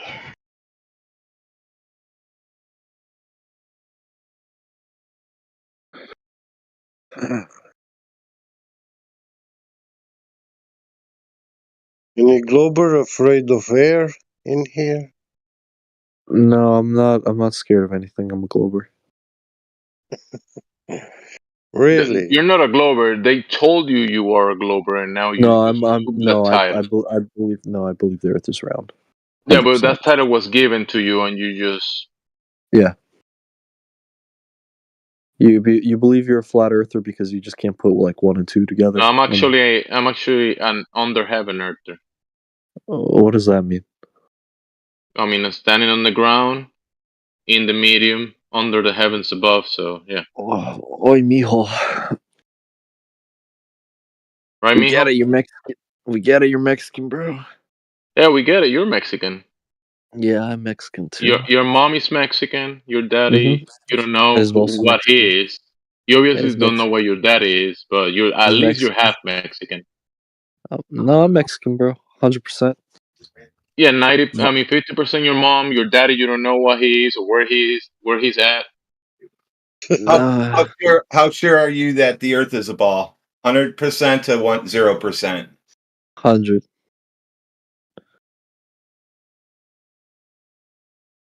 You must have measured it to be a ball then. Yep. Go ahead and post that for us so we can shut the server down. Fair enough. I mean, it's not. You know, I just kind of Órale, mijo. I trust the science. You trust the science? The science is trustworthy entity? It depends. I don't know. Science doesn't measure the Earth. Yeah, science doesn't measure anything. Science doesn't measure anything. Science doesn't do anything. Do you do anything? Blue, hold on one sec. Sometimes. Going back to 9/11 and to the globe Earth conspiracy, because I know you guys are. I was downstairs smoking a cigarette, but going off of that, these people, the powers that be, we'll call them, right? We don't have to call them anything else. Just call them the people in charge. Okay. There's a play. There's a play off of your emotions. So when they have movies and all this stuff about 9/11, after 9/11 happened, they're playing off of your emotions, and that's how they control you. It's emotional control. Like they're saying, oh, like this bad thing happened, this big bad thing, or the globe Earth is the cause. And you get roped into it, and you're like, okay, globe Earth, yeah, sure. Like you have a globe in your classroom, in the school, whatever. And they're playing off of your emotions, and they're feeding off that, and that's how they get you. That's how they use you. It's a play of heard that, emotion. mijo? Could it be that the Earth is just round and you guys don't want to accept it because you can't put like 1 and 2 together, and you went from a couple of fake NASA pics that NASA probably did fake just to get more funding, and you guys took it a little too far? Could it just be that? No, Okay, got it. Okay, listen, Mr. Blue Marble is a thing. And he does supposedly gets the telemetry data and converts them into those CGI cartoons you're talking about. But yes, they do kind of NASA's budget right now. Could it be that they just wanted more funding, and that's why maybe some things are photoshopped up a bit? Yeah, you just should like look every at other company. Yeah, you should look at the charts for NASA's funding. Just like Pfizer, because, just like yeah, Moderna, just like exactly. every other company, just like Apple. NASA is at, I think, $34 or $35 billion budget a year. If you look at the charts in the last 10 or 20 years, they were nowhere near that. But now they're at $34 billion a year. Billion. They were at the millions before. Yeah, do you know why? Because someone's making money, Neil deGrasse Tyson. Right. I don't know. Right, exactly right. They need more funding for projects. They overcharge things. Obviously, it's just like defense contractors, like Lockheed Martin. I'm sure they went up to billions in 20 years too, right? It is what it is, bro. That's a whole nother. And speaking of 9/11, Dick Cheney, who worked for President Bush, he had Halliburton and Dynacorp. Yep. And they he was on their board. They made billions and trillions of dollars off of those wars, and it wasn't just oil. It was. Hey, I have a question about. They overcharge. Is that how you're supposed to do it? Do you always just overcharge and that's it, and then people just pay the bill? Recently, yeah, kind of with the government. Okay, especially. good, Yeah. good, because the government doesn't care. Is that what you're saying? Yeah, pretty much. Yeah. Okay, because I know at my work, some contractor last year overcharged us by $43,000, and we went back to them, and they gave us a check back.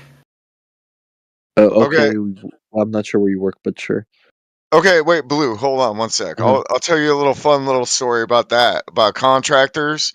When I was in Iraq and I was a PFC, I was about to become an E4. I was never a sergeant, but I was time and grade. Anyway, so when I was getting I think like $1,300 or $1,400 a month on my check, they gave me hazard pay, which doubles your pay. So if it's $1,300, you're gonna get $2,600, right? These contract, and I had to do a year tour, 1 year. That was the obligation that I signed up for, right? These contractors in the green zones, I was in a red zone. In the green zones, they're doing 3, 6, 9 a year contracts, getting paid 6 figures, and meanwhile, my grunt ass is over here getting paid double of 1,300 or whatever the hell. Okay. The contractors are like running to the bank. That's what I'm. Yeah, that's exactly what I'm saying. I'm telling you, right? They overcharge, and not just contractors in like defense, but like software engineers. People who make the buildings, construction workers, whatnot. They always overcharge. Yeah. It's a lot of building contract work because they have that thing bombs over Baghdad in 2004. I don't know about it. Yeah. You don't know bombs over Baghdad? Nope. That they made a song about it. Bombs over Baghdad. I was in 4th grade in 2004. Okay. Anyway. Yeah. So what they did is they bombed the shit out of Baghdad, and then they sent in a bunch of contractors to rebuild it, and then they had them register with the World Bank and pay all this interest and like millions and millions of dollars. Right. And they basically fucked them over because of the collateral damage. Yeah. That I they helped right? them. Yeah. Yeah, on paper, Yeah. they say they helped them, but financially, they fucking ran them to the fucking ground. Yeah. Yeah, Yeah, exactly. but America brought freedom to them, right? Yeah, like they needed it. Now they don't have the bridges. I mean, they destroyed the old bridges, built new bridges, and then now they have freedom. Dude, I have a buddy. Sure. I had a buddy. Speaking of bridges, I had a buddy Iraq is who free. was in Iraq, and his job was EOD or demolition work. That was his MOS, right? I don't know his exact MOS, but he literally put a little C4 block like in the video games. Like when you throw the C4 and it's a little square. He put thousands of those on bridges and blew up fucking bridges so they could cut off the supply lines and the transportation people in Iraq. Okay, right, but it's war, man. So yeah, that's what they did. Kind of fucked up. I mean, it's life. I mean, we're a war-based society, and if you want to get into aliens and flat Earth and speculation Sunday, the reality is as our modern history, from going back to Sumeria in 6000 BC, right? That are written history. There's probably prehistory before that, obviously, like 10,000s, 100,000s of years, whatever. But our modern history, we are a war-based society. I don't know if you know about the Acadians and the Tigris River and the Euphrates and all that. We've been fighting wars and sending men to war for thousands of years. So if you think about it, if we are a war-based society and like an empirical society, because we go from the Sumerian Empire to the Babylonians to the Mesopotamians to the Greeks to the Romans to Spain to the Church, the Vatican, to the UK to America. We got the Washington Monument, that big pillar. Okay. Well, I was just gonna say there's got to be some utopia that's out there that is not war based, that doesn't have to deal with these issues. But this is the realm. This is the realm that we live in. It is people are dying right now, everywhere Sure, in war. but yeah, can I ask though, like with the whole flat Earth thing, are you sure? Like maybe you just went down the wrong rabbit hole.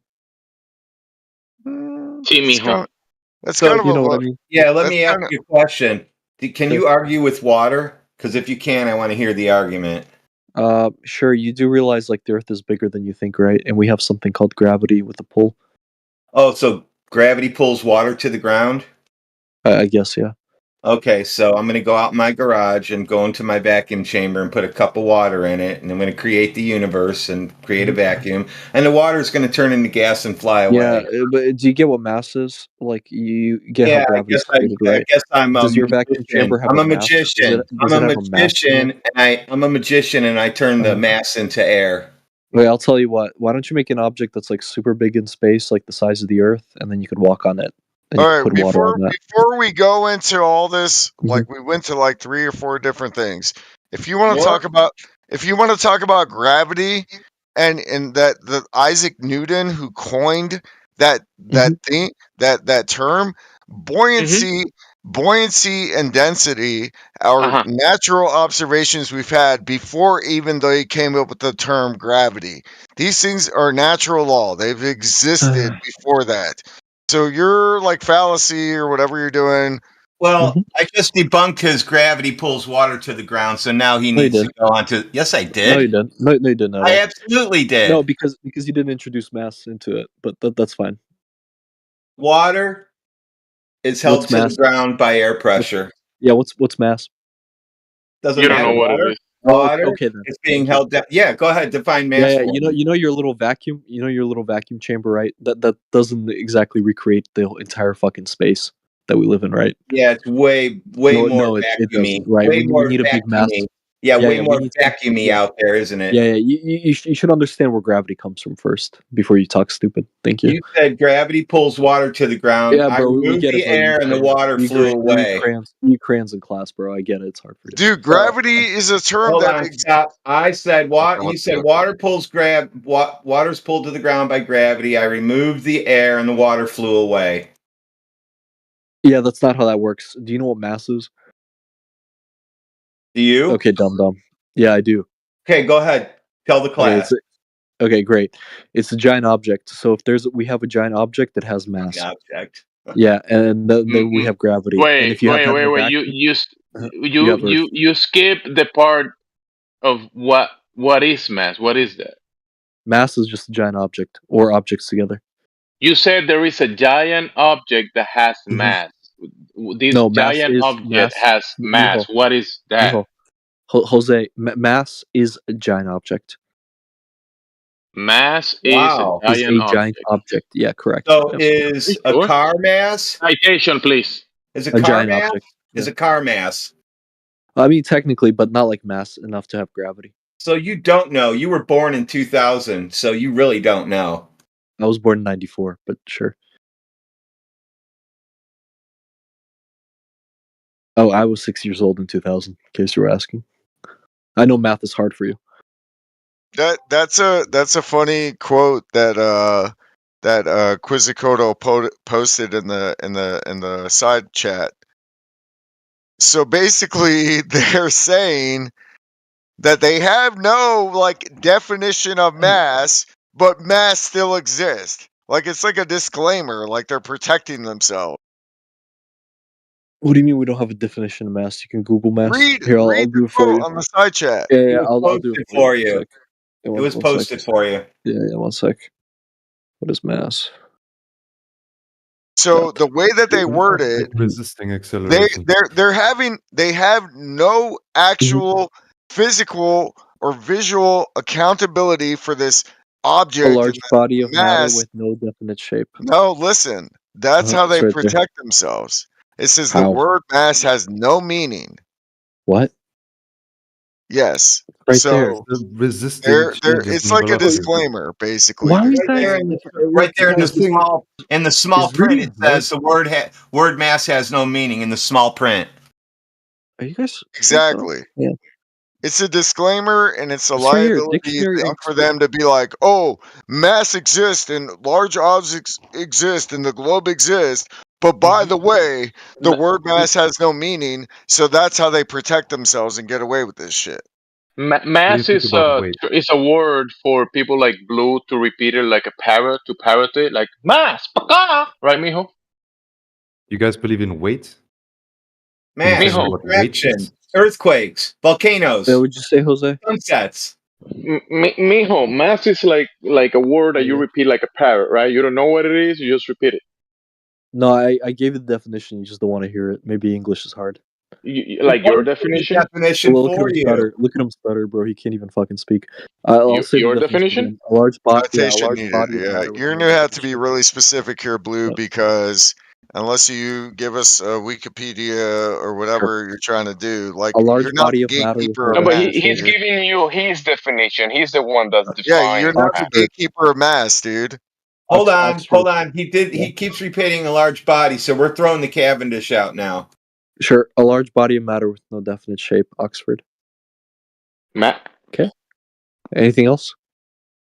So did I just Cavendish is out then, right? Cavendish experiment's out. I'm sorry. Did I just break everything you believe in? Cavendish is out then.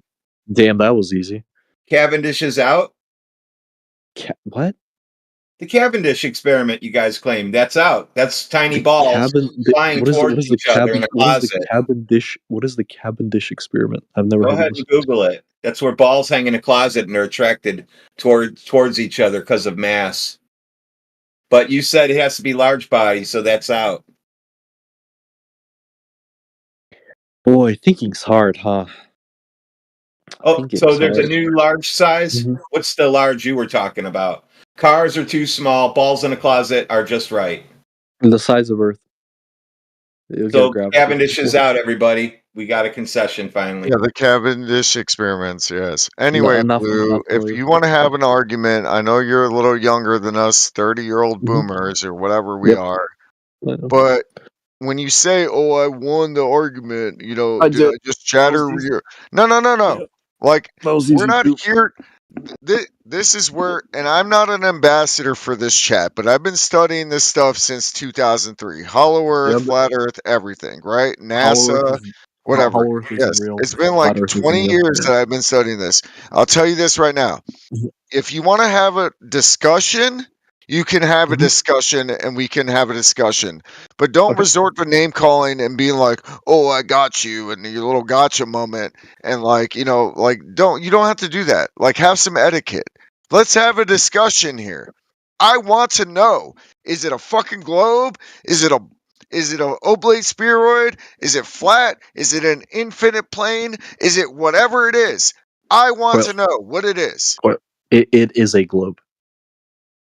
Okay. Will you accept that? That's what you've been told, but okay. All Sure. right, but I see you just don't want to accept it. Yeah, I don't have to accept anything, dude. Like, who are you? Like the gatekeeper of accepting? See, now we're going to name calling.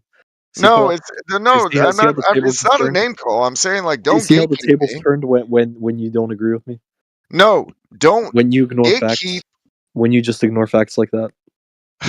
The fact is, you're gatekeeping and saying that I have to accept and submit that it's a globe. Yes. You have Why? to.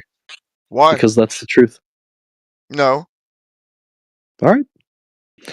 Still a globe. Blue, you sound so fucking retarded right now.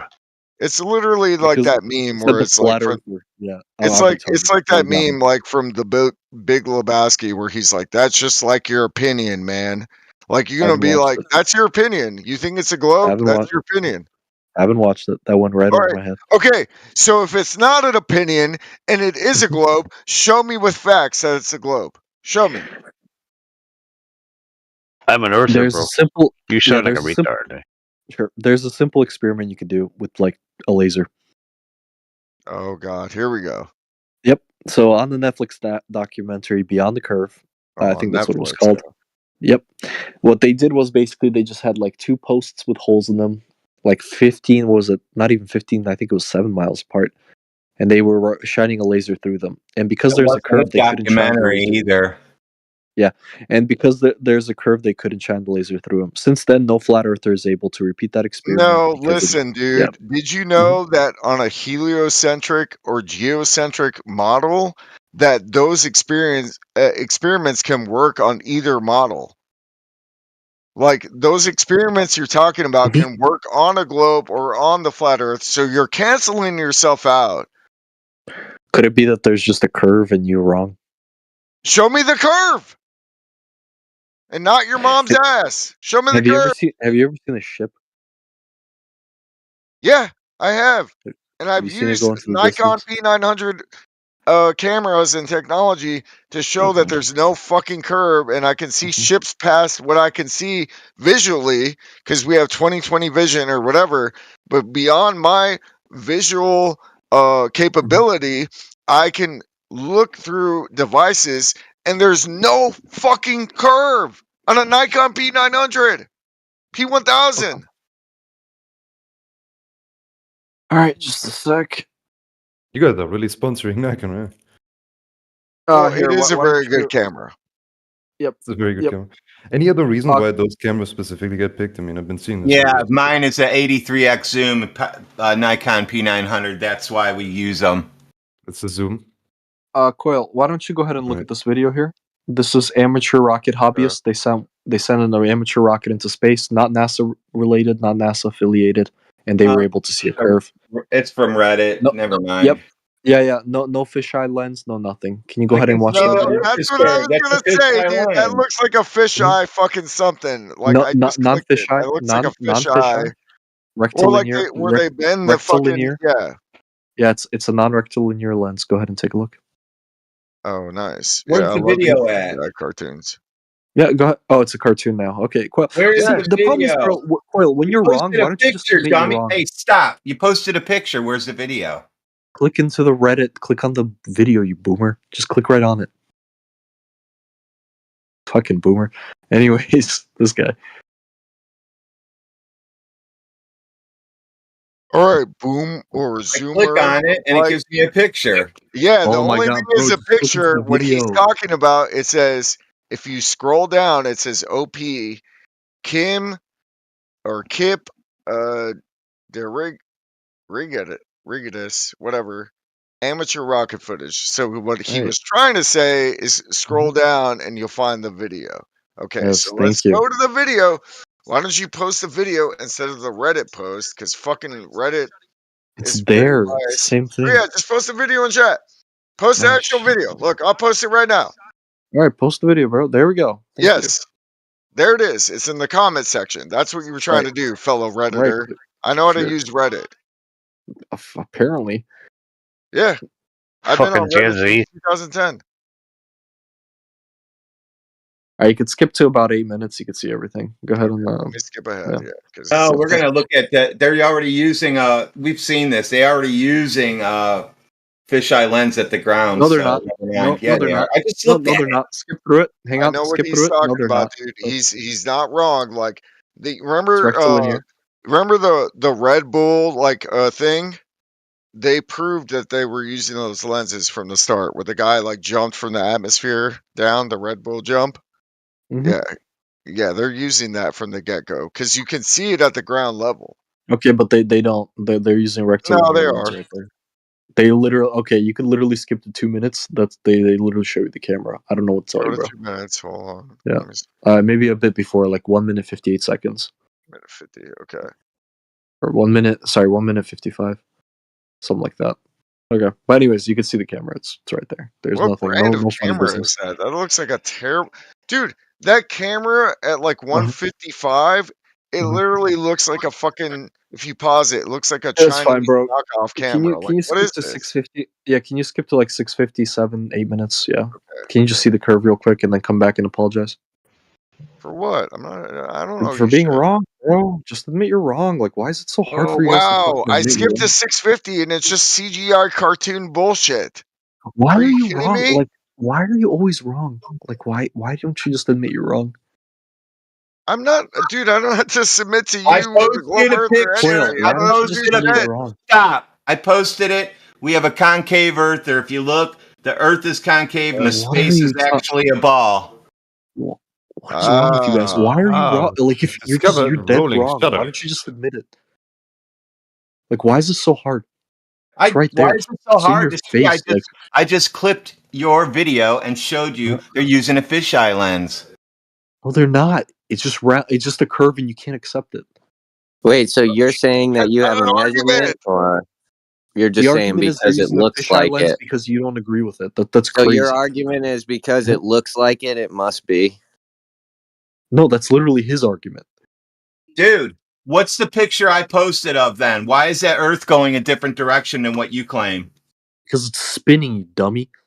Spinning? Like the rocket. I just captured that. It wasn't going that fast. It was slowly moving when I captured that. Yes, because it oh my god, bro, this guy's so fucking dumb. Bro, okay, bro, do you even understand that rockets don't just go up straight? Like, there's a spin? God damn, you're dumb, bro. I swear to God, bro, you need like you sent a screen capture of a ball Earth, and I sent a screen capture of a concave ball Earth, huh? Can somebody throw a book at this ape? Like, I don't think he gets it. Like, Dude, that just made my head hurt. name-calling is not an argument. I know, Stop but a doing rocket that. spins. Like, I don't know what to tell this man. Like, bro, do you think rockets just go up and down without? Do you think anyone in here agrees with you, bro? To make to give these ideas out, like you're stating what you're stating, you sound like you think bro, everyone it's agrees crazy with how you. you look None at a of whole us video agree and with lie. you, dude. That's None of insane. us.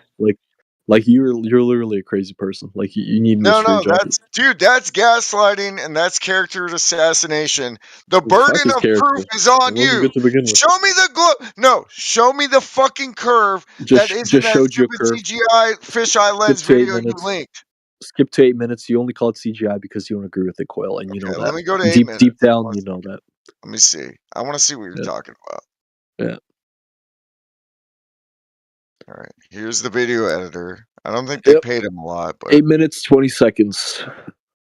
yeah, I'm looking at it. Hold on. Looks nice. 8, You can see 820. that curve. What a beautiful curve on the Earth that we live on. Imagine being this like shallow in your understanding to the point that you do no research. You just watch a video and you're like, yeah, I just accept this video for sure. That's so shallow in your research, dude. You're so behind in the times. You have no idea where you are right now, bro. Yeah, they have nothing to do with NASA. You could literally reach out to these people. They can talk to you. These are regular people. I don't care. I didn't even say anything about NASA. That's a non sequitur. Yeah, the fact that you're that retarded and you think everything's a conspiracy just shows me how low IQ you really are. That's not a conspiracy. You are literally giving evidence and going, look at this video. The Earth is I show you a flat. video of unicorns. No, Does that mean unicorns exist now, bro? Hang on, a grown man thinks the Earth is fucking flat and everyone's lying to him, bro. Get some meds, seriously. Grow up. I showed you a different version of your Earth from the same video.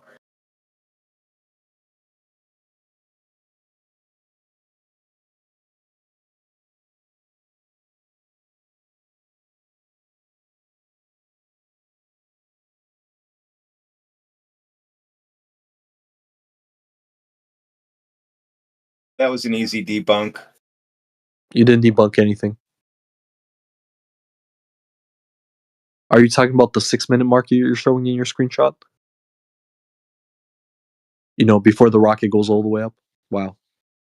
Yeah, you sure showed me with those hot facts. Wow. So it's convex or it's concave, and then the rocket goes up and becomes concave. What are you talking about? You could see the video. The rocket goes up. You could see the curve. Why is this hard? Why, like? No, really. Like, why is this hard? Can you just explain it to me? Because we've used cameras before. Yeah, because we know. I just posted your non-ball Earth. I posted your non-ball Earth, dude. I know, but why are you making up excuses instead of just accepting reality? So at 28,000 feet, the Earth it's concave. Okay, but got when it. You go higher, it becomes convex. Febi, Febi, could it be that you're just wrong on this like one thing?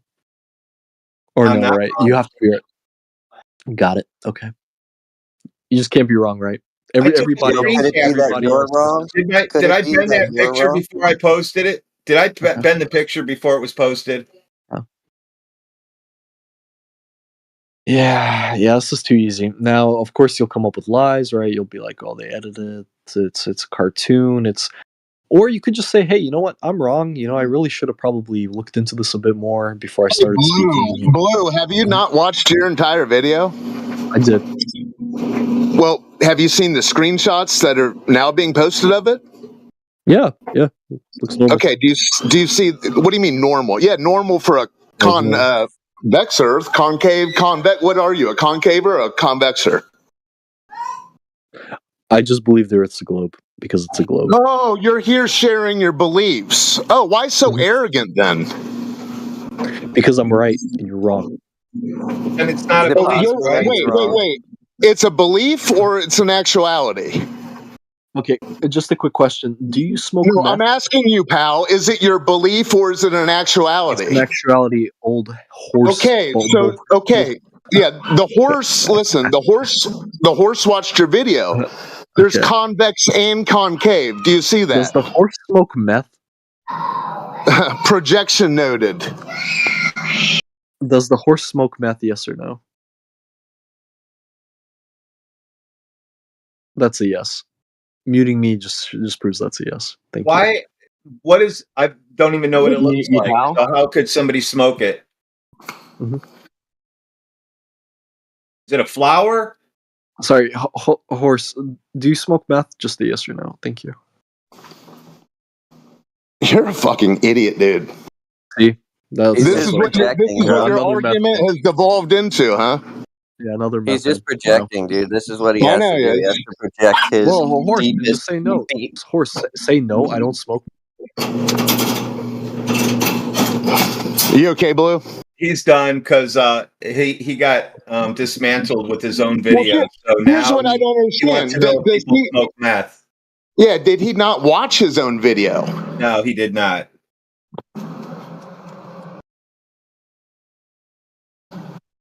It's the most arrogant belief share I've ever heard. No, it's an actuality because you're wrong. Well, your video, which was your evidence, showed both. You smoke meth, horse. What are you, a meth? Are you a meth pollster? You know what it is? Horse, why he thinks about it is because he actually does smoke it, and he's always thinking about it. Okay, horse, do you smoke meth? Dude, see? This is brilliant. He's trying to buy some. Just say yes or no. Do you smoke meth, horse? Wouldn't you like to know, pal?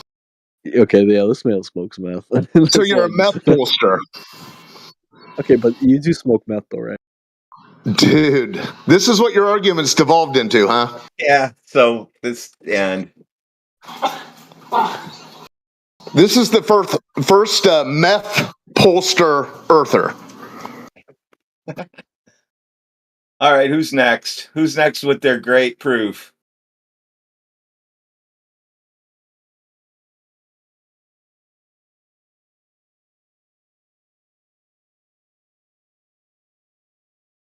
That was amusing.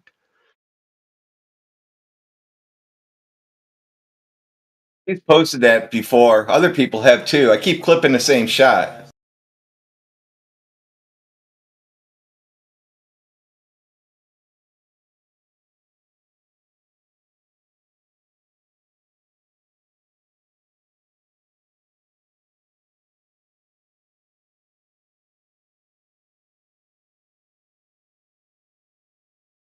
Blue, you need to go back and reassess your debating abilities.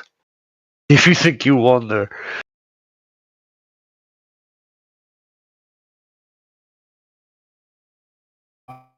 You know it's bad when this guy's putting you down.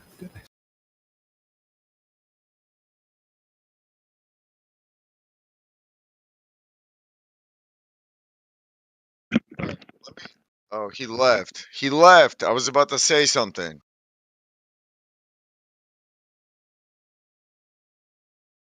Sometimes when you lose something, it's actually a blessing. All right, going off of that, do you know what the word passion means in Latin? It means to suffer. So yeah, you lose things, and you suffer. If you're passion. Yeah, if you're a passionate person, it means that you suffer and you lose things. That is the definition of passion in Latin. To suffer. That's how things normally work out. If you're passionate.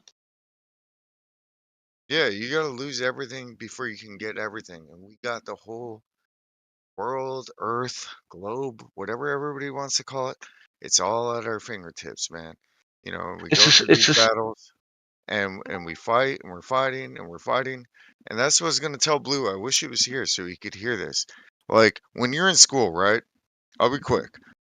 When you're in school and you're a kid, like you're in, you know, middle school, high school, whatever, and we'll say middle school mainly.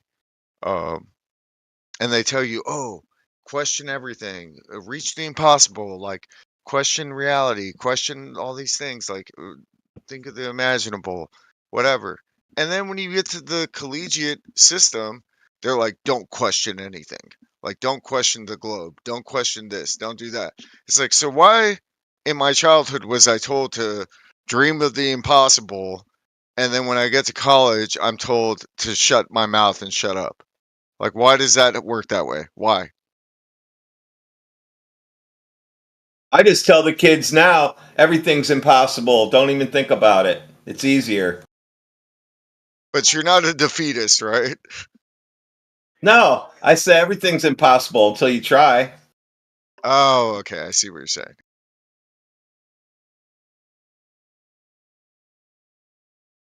Everything's been explored. There is no more explanation or exploration. It's all tidy up, a nice little fucking cube. Just wrap it up in a bow. I think that's what you were trying to say. Yeah, just wrap it up.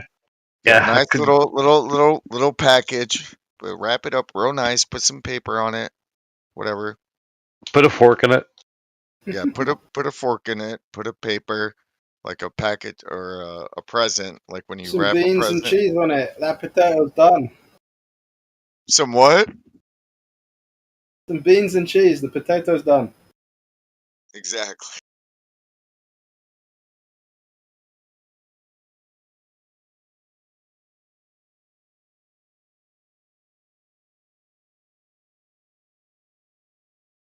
Game over, man. I don't know if you've been paying attention though. Game over. Like, look, the reality is, in our world that we live in, whether it's a simulation or whatever, war-based society, all the things that we go through, the reality is you don't have to do any of that. Like, the hardest thing in life, and this is the best advice I can give anybody, and I appreciate everybody listening to me rant and rave, but you can just say no. Be like, you don't have to say yes to everything. Just be like, no, I do not consent. I do not know. I do it all the time. People don't like it. And I always say, like, no. and I always do this. I go, no. And not give explanations because people want to have conversations about why no. And no is no. Nope. Shut up. Exactly. Thank you, FEBI. Thank you for that because that's the reality. It's actually the Flat Earth Bureau of Investigators. Okay, nice. Yeah. Sorry. Yeah. We there's a troll team out there, and we investigate our troll team that's out there, Troll Team 6. We're the investigators for them. Nice. I joined the FBI the other day. Female body inspector. Oh, Jesus Christ! Yeah, hell yeah, dude. Yeah, the 1980s called. They want their phrase back. They can't fucking have it. It's mine now. Dude, my girlfriend is so hot. Like, she was trying on all these outfits for me the other night. Like, because we're going to the beach. I live in Texas, so the beach is like a couple hours away. And, steers are queers. Yeah, well, anyway. No, I live in the non-queer part for the most part. It's pretty queer, but it's good. Anyway, so yeah, I was definitely inspecting her female body. She was like, "Let me try on these bikinis and these things, and she's like 5'3". She's so short. I'm 5'11", and yeah, I was definitely. I'm definitely a female body inspector. That's for sure.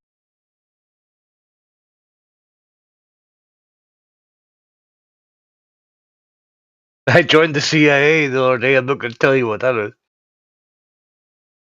What'd you say was the last thing you said? You joined the CIA? What? I joined the CIA. I'm not going to tell you what that means. Oh, okay.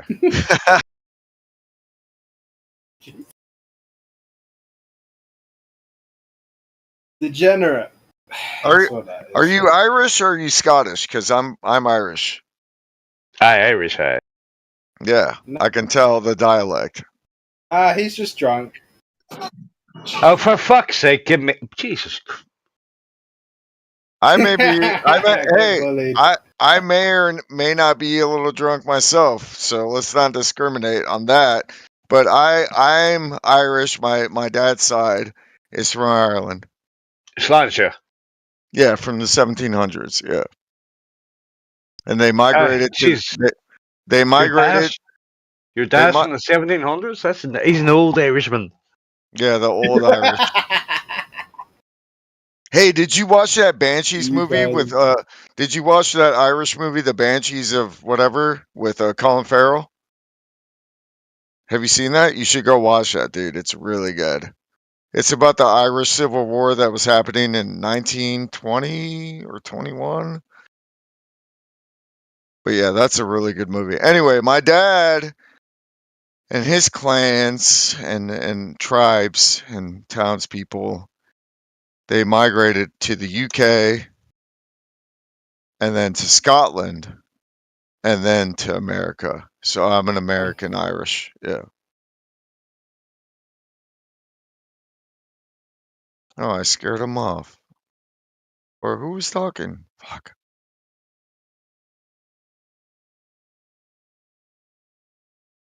Go in your mind.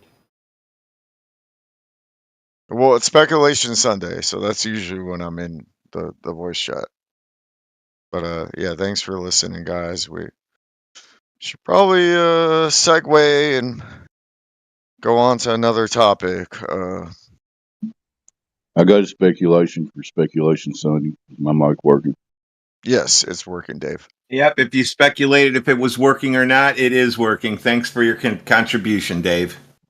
Okay. What if we made up this whole story about living on a spinning ball and literally nothing and all these different motions? Then we put it in textbooks and then got everybody to believe it. Wouldn't that be cool? I'm just speculating now.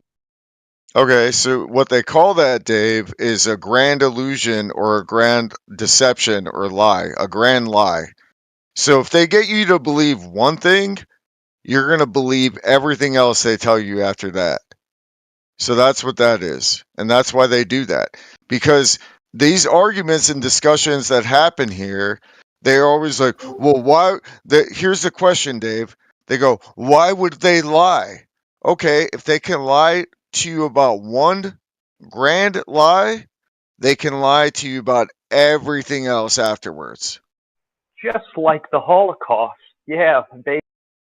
Well, okay, we don't have to get I'm into not that. talking about that. Whoever said that. What'd you say? Whoever tried to throw in the TOS thing, we're not talking about that. Go ahead. Yeah, that's what I was gonna say. Like, don't say that. No. You don't even have to mention it. But you're correct. I mean, after listening to these guys profess about the globe for almost 10 years now, for me personally, I can sum up their argument into it's a globe because everybody else thinks it's a globe, and you guys are crazy for not believing what everybody else believes. So come on, man.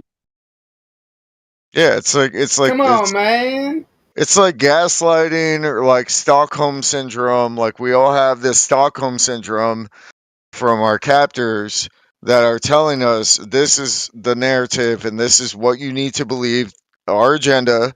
It's not going to benefit you monetarily, but you just, when someone says, oh, I don't know if the earth is a globe, you know, the other NPC person or person that's just, you know, going along with everything is going to be like, oh, well, well, I was in school and they told me it was a globe, you know, like, and then everybody's fighting each other. But I'm not trying to fight or name call. I just want to have a discussion. I just want to talk about this stuff. Like, I want to know the truth, man.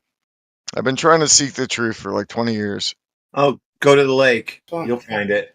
Exactly. Yeah, after almost 10 years, I've heard them all talk about the globe, but nobody's ever demonstrated anything about the globe. So maybe that's just me.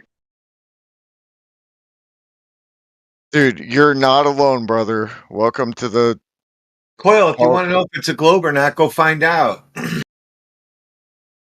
Well, I can only find out through textbooks, and they're just going to tell me it's a globe. Oh, no, you can see farther. Oh, I see what you're saying. Okay, yeah, exactly. Well, we're talking about the Nikon P900 and the technology. You're highlighting the key point of this whole thing is the simplicity of disproving the globe. They won't acknowledge it, but it is that simple. Just go look. That's all you got to do. So you have a P900? Yeah, I had one. I ended up giving it to a friend recently, like a year ago, but I've used it before. It was very nice of you to buy $1,000 gifts and give them away. It was a trade, but yeah,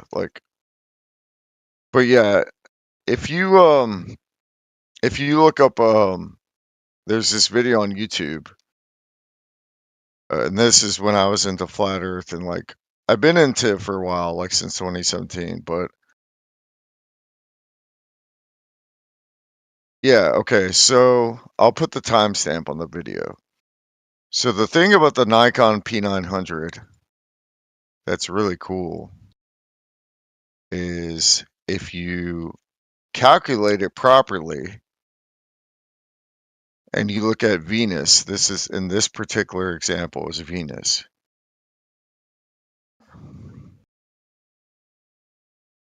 The shimmering from the Nikon and the house start. Okay, well, you can focus it. Yes. Yes, but you have to calibrate it and Yes, exactly.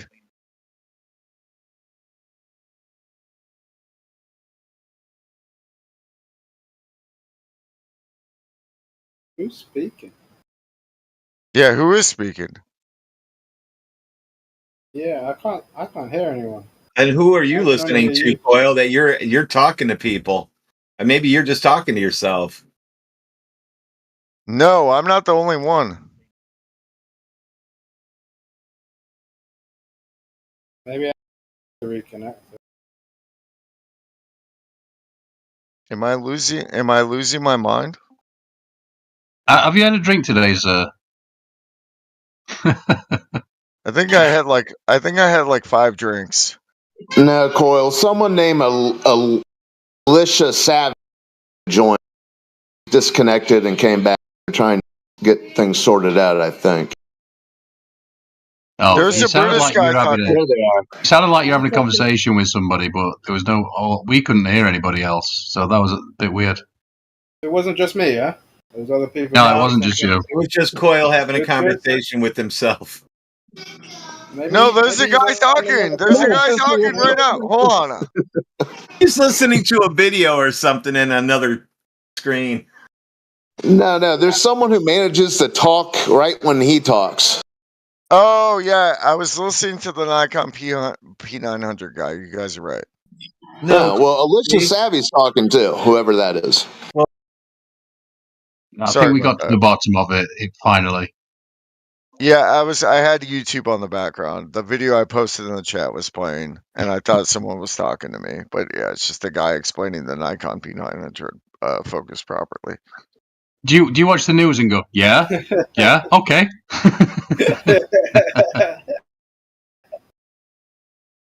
Oh dear. Yeah, congratulations. Yeah, congratulations. You just played yourself, Coil. Good job, retard. Can we use that word? Sorry. Good job, dummy. I use it all the time. Sorry, Coil. That's too stupid. You gotta go back on the globe. I'm sorry, man. Part part of having cams in a machine. Sorry. I thought I got a good argument the other day. We were talking about the Canigou observation, right? So it's like 160 odd miles, and so we've all seen that, yeah. I should probably post it if you haven't seen it. Oh, there it is.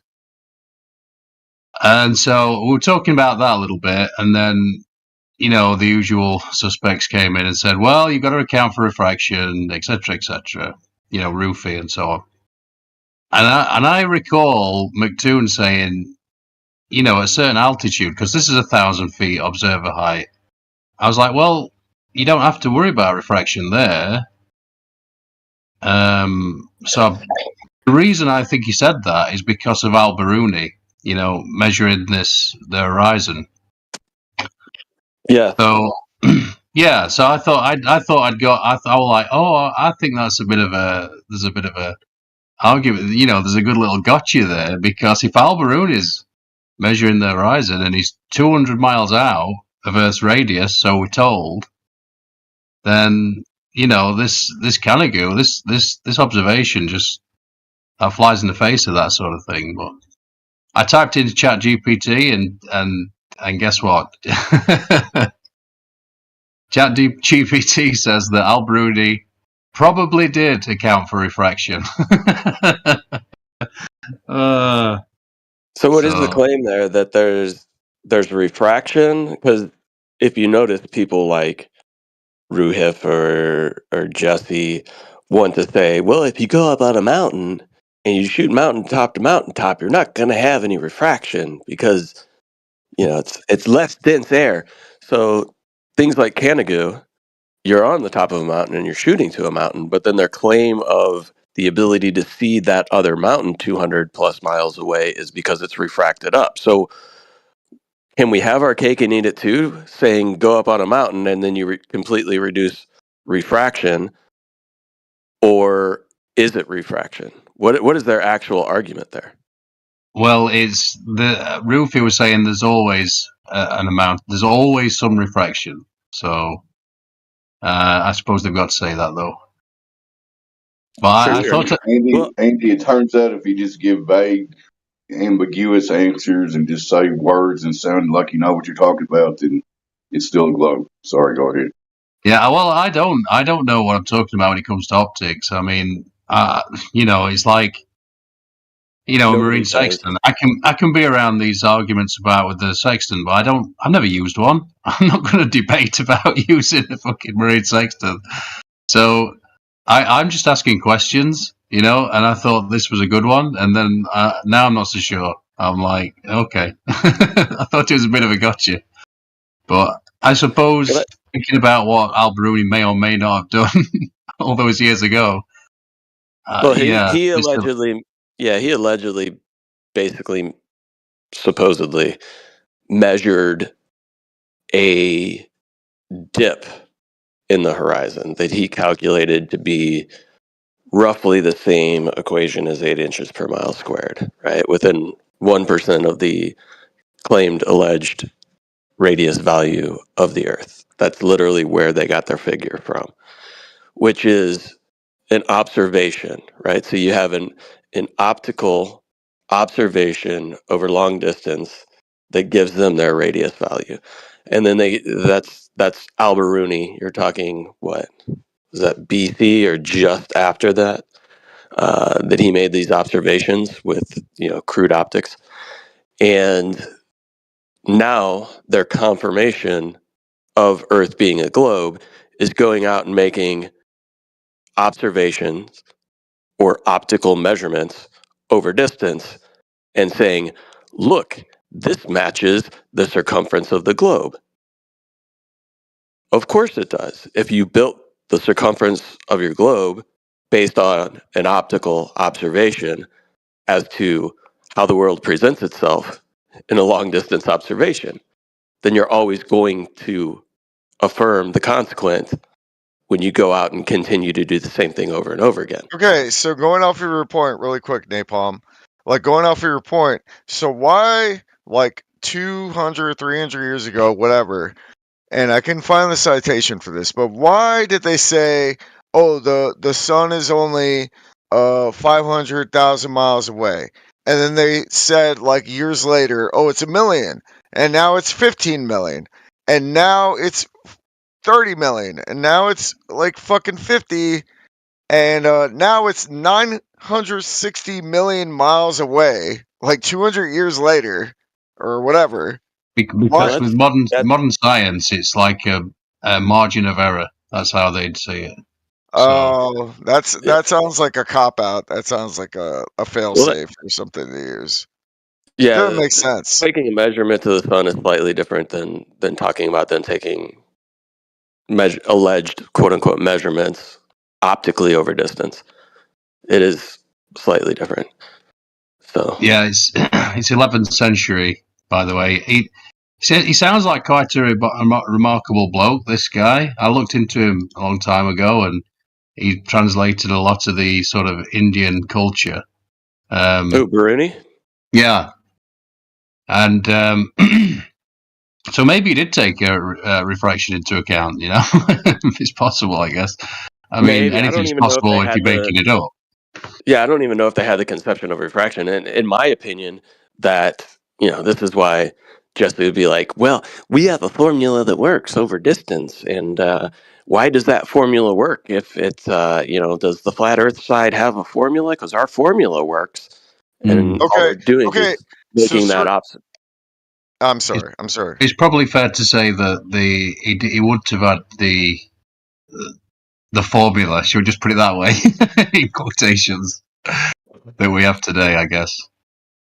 Yeah, well, he's basically claiming the 8 inches per mile squared. Yeah, roughly is what he's quote unquote measuring optically over distance, which is like, okay, is that taking into account refraction? Sure, that's taking into account refraction. So we make a optical measurement over distance, then we put in another calculation for standard refraction, and then we get the result that we're looking for?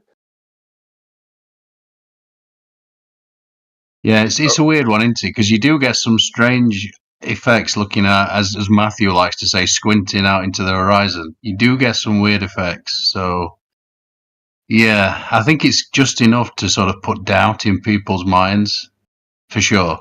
Mine included, by the way.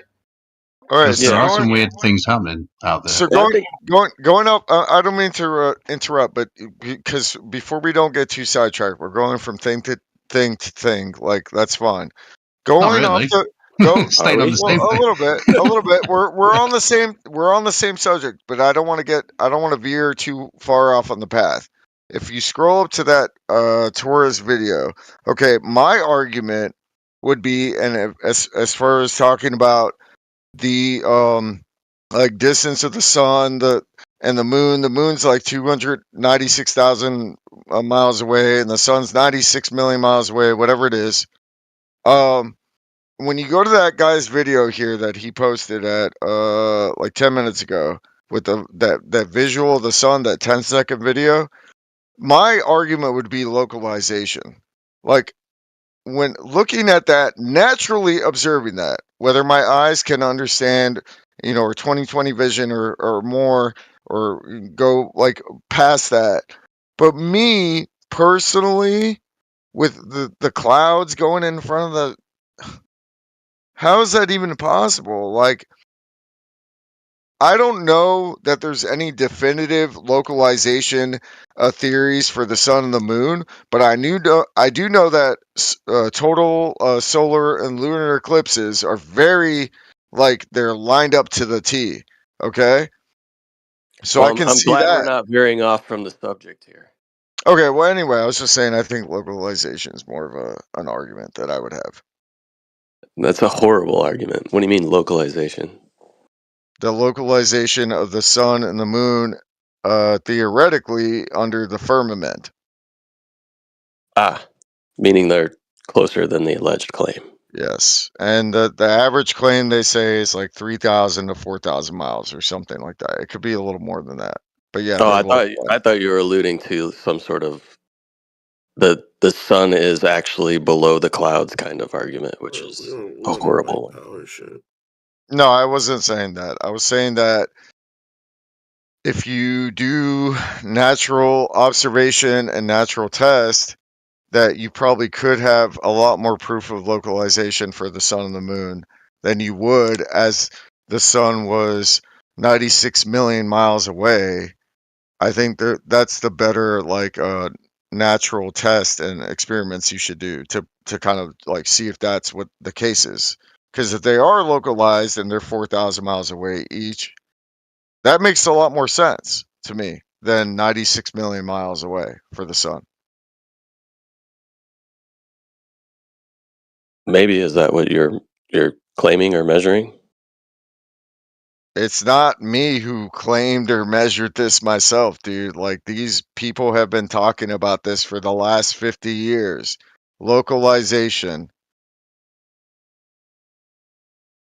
Sure. Yeah. The sun appears as though it's much closer than 93 million miles away, for sure. Yeah, that's why they put that little thing on your side mirror where it says objects in the mirror may seem larger than they appear. Yeah, that's that argument. Remember that in Jurassic Park, where it's like objects in the mirror are larger than they closer appear.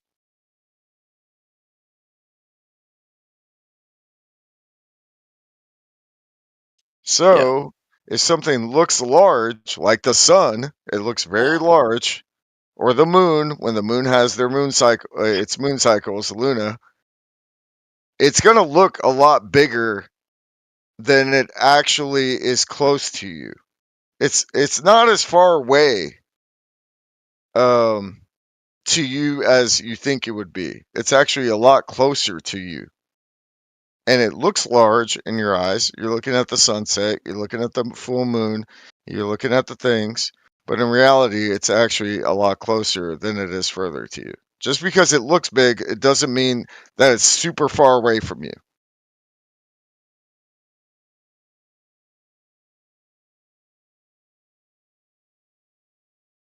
Yeah.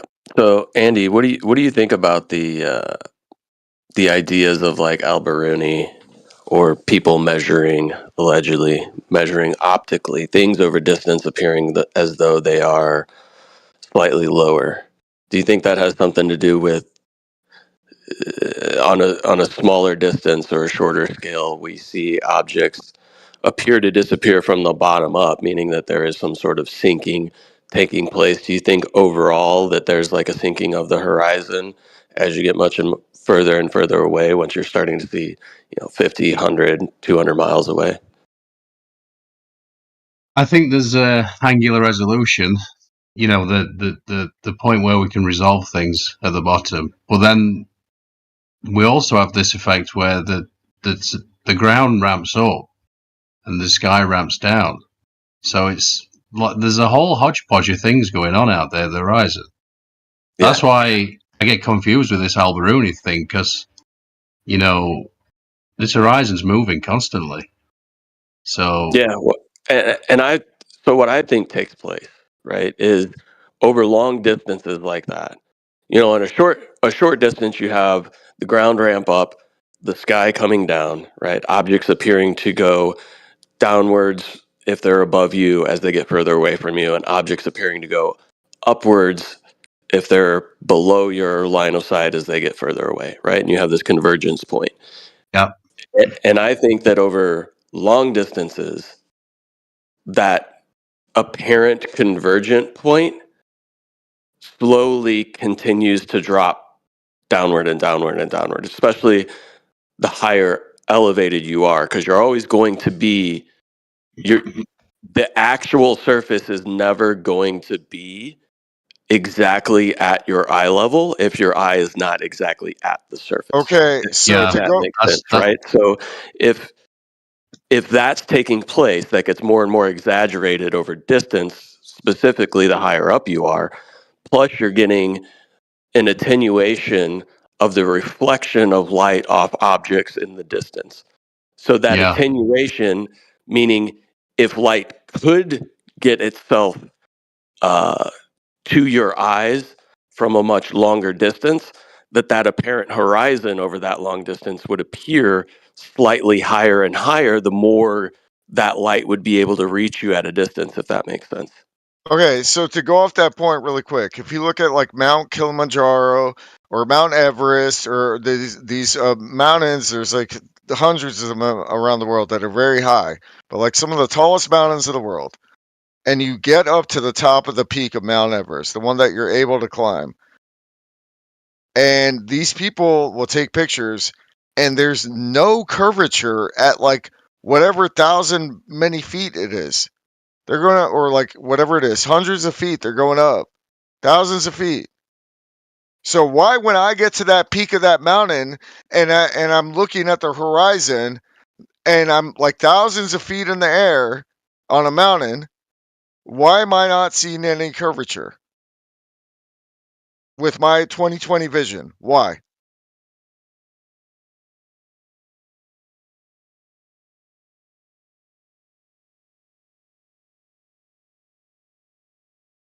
Because it's flat. I don't know who are you asking that question to.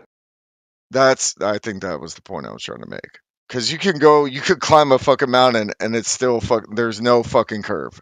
There's no curve. Well, you can't see it from 30,000 feet in a plane, so I'm not sure what you're trying to say.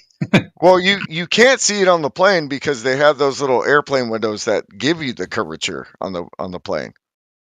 No, But I yes. know, but I mean, I'm just saying that they're Well, one I'm of saying, their well, what I was saying was because, like, as a person, not in a plane or a vehicle, but as a person, if I climb a mountain and I get thousands of feet in the above the sea level, and I'm looking at the horizon, where's the curve? Just as a person, yeah. Well, if I was Neil going to put deGrasse on comes my out. Neil deGrasse comes out and says you can't see it from like what 200,000 feet. He's talking about something like that. So, well, yeah. we're kind of talking about that argument right now, right? Because a Glober would say, well, I do see the curvature because if I get out my theodolite and we're looking over that long distance, or you're however many 3,000 feet in the air, and you're looking over the distance, and you don't quote unquote see curvature, they would say, well, I'm going to pull out my theodolite like Alberuni did back in the day, and let me measure an angle to the horizon, and therefore that horizon appears as though it's at this specific angle, and based on the calculation of the distance to that horizon, we're coming up with a circumference of 3,959 mile radius. So that's the curvature, and that's how it's measured. So that's what a Glober would say. So what would be your rebuttal to that? Because that's literally what we were just talking about. So when you say, well, if you go up on a mountain and you take a picture, there's no curve. What curve are you actually looking for? Are you looking for a curve outward from the observer? Or are you looking left to right curvature? Yeah, that's a very good question, and I'm not disagreeing with you on that. That's kind of what I was getting at, because you have your peripheral vision, you have your in front, like center vision, and then, how do I, as a person, when I'm at the top of that peak, the top of the very top, and I'm planting my flag on the mountain, how do I determine that if I have 20/20 vision, just regular vision, or even below that a little bit? Anyway, but how do I determine where that curvature is? Because when I go up there physically, I don't see any of it. Like, I'm not seeing the curvature. Sure. Well, like I said, a Glober's rebuttal to that would be, well, go ahead and pull out a optical measuring device like a theodolite and measure. Here we go. Yeah, measure down from that. That's Typical literally what we were just Glober. talking about. Typical. So what would be your rebuttal to that? My rebuttal would be, I want to inspect the lens on your optical fishing device or whatever you're using, and I want to see if that's going to like create curvature or not. Because you're using a device. I am talking about using my natural, like observation, natural science, like viewing with my eyes that are in front of me, and everything else is in front of me. So if this guy busts out some like a little scientism device And he's like, yeah, I want to check the specs on that lens or whatever he's using or device or that meter. Sure. So are you asking where is left to right curvature, or where is forward to back curvature, I guess is how you explain that. From you towards your target straight ahead of you, you're wondering where that curvature is? So for me personally, like I said, you have your peripheral vision, which is on the left and the right, and then you have your center vision, which is where you focus and you look down, the center. I physically cannot do a 360, like unless I stand and I turn around, like my vision is only left or right or forward, and that's it. The back, whatever is behind me, as far as curvature goes and all that stuff, I can't see that until I turn around. But every Right. time No, I I'm turn not around, asking that. okay. I'm talking like, so sure, if you're looking in one specific direction, let's say you're standing on a mountain facing north, your direction in which you're facing. So your vision, from the center point of your vision, you have left to right and you have up and down. So are you looking for the up and down curvature, or left and right, or are you looking for both? What is your confusion on like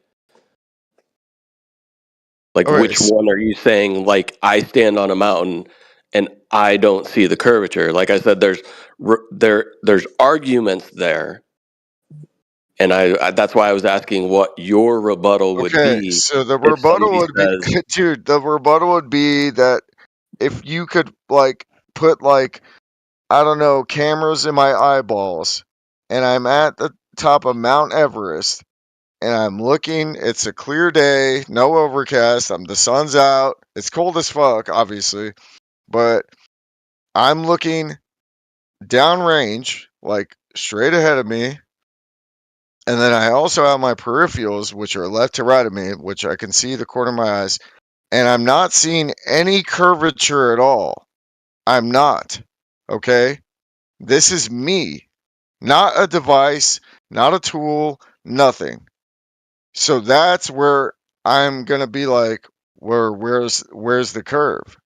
Every single curve that I've been shown, these NASA CGI cartoons and all the things and the fisheye lenses, those are all using tools that manipulate your natural observational skills. So I don't see it.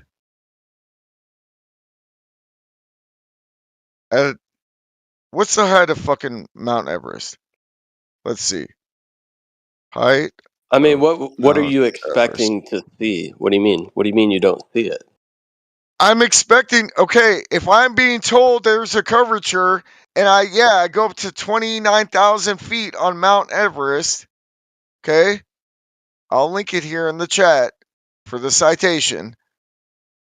Let's say I I'm just go trying up, to get the let's just say details. I don't even have to go to the top of it. I got to go to like 20,000 feet. I'm hiking 15, Cool. So 20,000. what's your expectation? Because I gave you what a glober would say to you, right? They would Okay. say, well, you are seeing it, you just don't realize it because it's very minute. But if you pull out an optical measurement device, then you can measure like Al-Biruni did, right?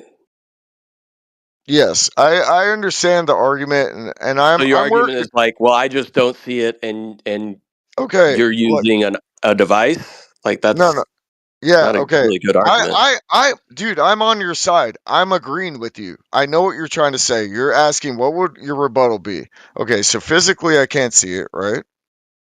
The devices can be accurate, so we'll take that into account. Okay, so I guess my last thing would be that, man, it's getting pretty tricky because there's so many other X factors and things going into play here, like dynamics. So what were you asking me? If I'm at the top of the mountain, I don't see a curvature, and then the glober tells me that, well, the reason you don't see the curvature is because, you're not using this device or you're not taking this factor into account. Okay. So my argument would be, okay, so your tool, and like I was saying earlier, your tool and your training, like mental, physical training devices that you're providing to me are telling me that I need to rely on your trust and not my own eyes, but on your tools or devices or formulas or whatever, fucking like equations, whatever you want to call it. And I got to rely on all that stuff before I can trust my own natural instinct, like my gut instinct. So that's what I'm supposed to do? Like just rely on all the things you're feeding me, the tools, the formulas, the equations, everything, and then not I just trust. don't. I mean, it's not about that, right? I just don't think that that's Oh, necessarily a good, solid argument. Is like, well, I just don't it's a see it, very, therefore it's not there. Especially if you're talking about something like an angle that's very small or over that long of a distance, and you're saying, well, I don't see the curvature because it appears as though the horizon is somewhat close to my eye level, as if you can like eyeball, 2 arc minutes of difference between something. you're not also, but at the same time, you're not addressing my argument. The I'm foundation of trying the to figure out what your argument is. It's like, I don't see it, uh, therefore. yeah, exactly. Bro says on the chat, just believe. Like that guy's right, dude. That's my art. That is a very logical and reasonable and realistic argument. Is saying, okay, I'm going to the top of the mountain.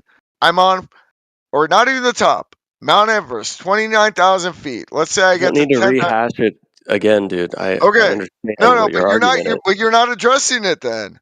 Like this is a one-sided argument. Then you're the one who's like I'm not grandstanding. addressing it. Yeah, you're not, because Your that is argument is I don't see it, and I'm no. saying That wasn't that the argument. The argument was, even if I don't know that I don't see it, the only tools I have available to me are devices or equations that tell me that, oh, well, just because you don't see it, that doesn't mean it's not there. But when I physically go to look, I'm supposed to rely on that institution that is telling me that, oh, just because you don't see the curve, that doesn't mean it's not there.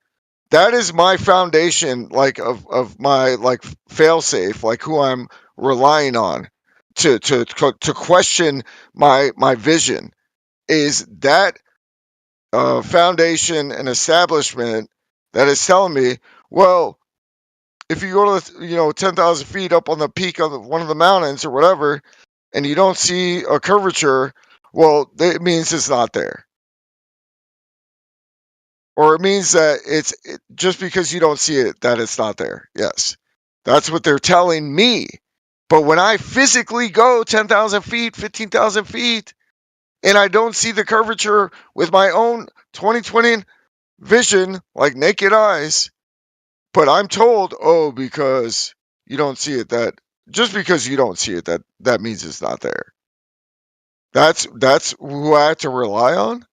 Like, am I going to rely on my natural observations, or am I going to rely on an institution that's telling me I'm stupid for not seeing the curve, or I don't know what I'm talking about, basically. I don't know. I think you need to repeat it one more time, and then maybe I'll get it. You're not addressing my stance. My stance is, Hey, Coil, can I ask you a question? sure. Coil, so like, do you believe in bacteria? I gotta go, man. My girlfriend's calling me. I'm yelling for free for no reason. Coil, what do you think about bacteria? I know it's existed for millions of years. Okay, well, you can't see bacteria with your eyes, dude. How do you know they're real? It's called like a microscope, dude. Like, okay, well then, so how come? So like, you got to be consistent, Coil. Sometimes you can't see things with your naked eye. Do you understand that?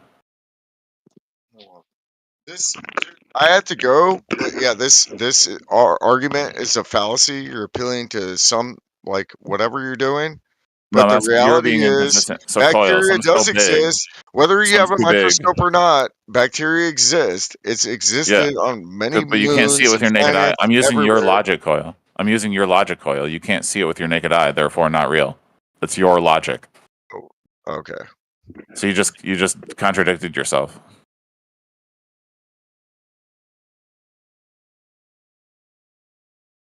That's not true. Like, that is not the context of the discussion. You just came in and tag team with this other guy. We were having If something's too big to see with the naked eye, that doesn't mean that it's not No, there. you're Same using as a bacteria is too fallacy. small. You were using I'm a not using a fallacy, fallacy. bro. That was not the No, discussion. you're lying. You're lying about how your eyes work. You don't That's not understand true. that your My eyes, eyes just work because your eyes are perfectly. limited. You Because want to your eyes do an are eye limited. test? I guarantee you my eyes work better than you, dude. And you can question is- Everest. You can see the curvature of the Earth on the top of Everest, by the way. So it's high enough to see the curve. Really? So when am I Yeah, you supposed can to see see it with the it? naked. Because You Everest can is see it with like the naked eye. 29,000 feet. When am I And then supposed when you to see fly it? up in a rocket and go into orbit, you can see the curve up there too with your naked eye. So once Yeah, you're with high the enough. fisheye lens. Yeah, dude. So the problem isn't that the curve isn't Okay. there. It's just that you're on the surface I have of to go. the I'm on the phone globe, with my girlfriend. But yeah, you and so guys your eyes are limited, my dude. They're small globes, whereas the Earth is a I big know globe. that was the argument, dude. Before you joined the Right. voice chat, you just joined the voice No, chat. I was sitting here for 10 minutes listening to you just make a fool of yourself. I'm sorry, but that's why I was here listening. You were making a fool of yourself because you don't understand how eyes work. Hey, so buddy, do you know how eyes work? That's the Hold on, argument. Coil. What the Hold on, fuck? Coil. Hold on, Coil. So do you know how eyes work? Is that your claim? Yes. It's Yeah, not that I hard. know how Not eyes you, work. Coil. Fucking take I a know seat. how eyes work. Yes, I've taken. I've got 86 credit hours into nursing, so I've taken human anatomy and physiology. I took it twice. I took it 3 times, I think. So I know how eyes work. Yes. Awesome. So your claim is knowing how the human eye works somehow gives you curvature? So, depending on how you see it, just like bacteria, I got him to immediately contradict himself because he's saying like, "Oh, I can't see it with my own eyes," and I said, "Well, there's a lot of things," and then I made the point that there's a lot of things that you can't see with our regular human eye. So it doesn't prove anything when you say I can't see with my own eyes. Yeah, if you had to take the class 3 times with just you to on get that, it right. If you had to take it 3 times to get it right, we're not going to listen to you. I actually want to. I still got an A. I got an A regarding minus on the third run. Lots of nursing students have to take their classes lots of times. Not my kids. So- Not my kids. They went right into fucking hired in. Regarding this Oh, that's Everest thing, I don't know how many people who use this Everest argument. I don't know how many people who use this Everest argument have ever even actually been into the mountains. Like, I've never been to the Himalayas, but like I've been to the Rockies a bunch of times. I was just out there snowboarding. If you're up at the peak of a mountain and you're looking like you're in the middle of a mountain range, like what? It's not like it's just a freaking one mountain standing out of a fucking flat ground. Like, how would you expect to be able to determine any curvature at all in just a bumpy mountain range?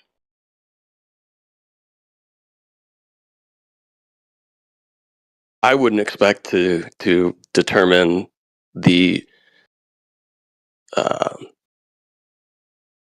surface shape or however you want to say that from just standing on the top of a mountain in a mountain range and making some sort of determination looking off in the distance. I would certainly not try to base my understanding off of that. It's nothing but other mountains all around you. It's up and down, up and down, up and down, up and down. Where would you, even if there was curvature, where would you find it? How would you find it? I mean, the gentleman who says he knows how the eyes work says that he sees curvature. So yeah, maybe he wants to answer that.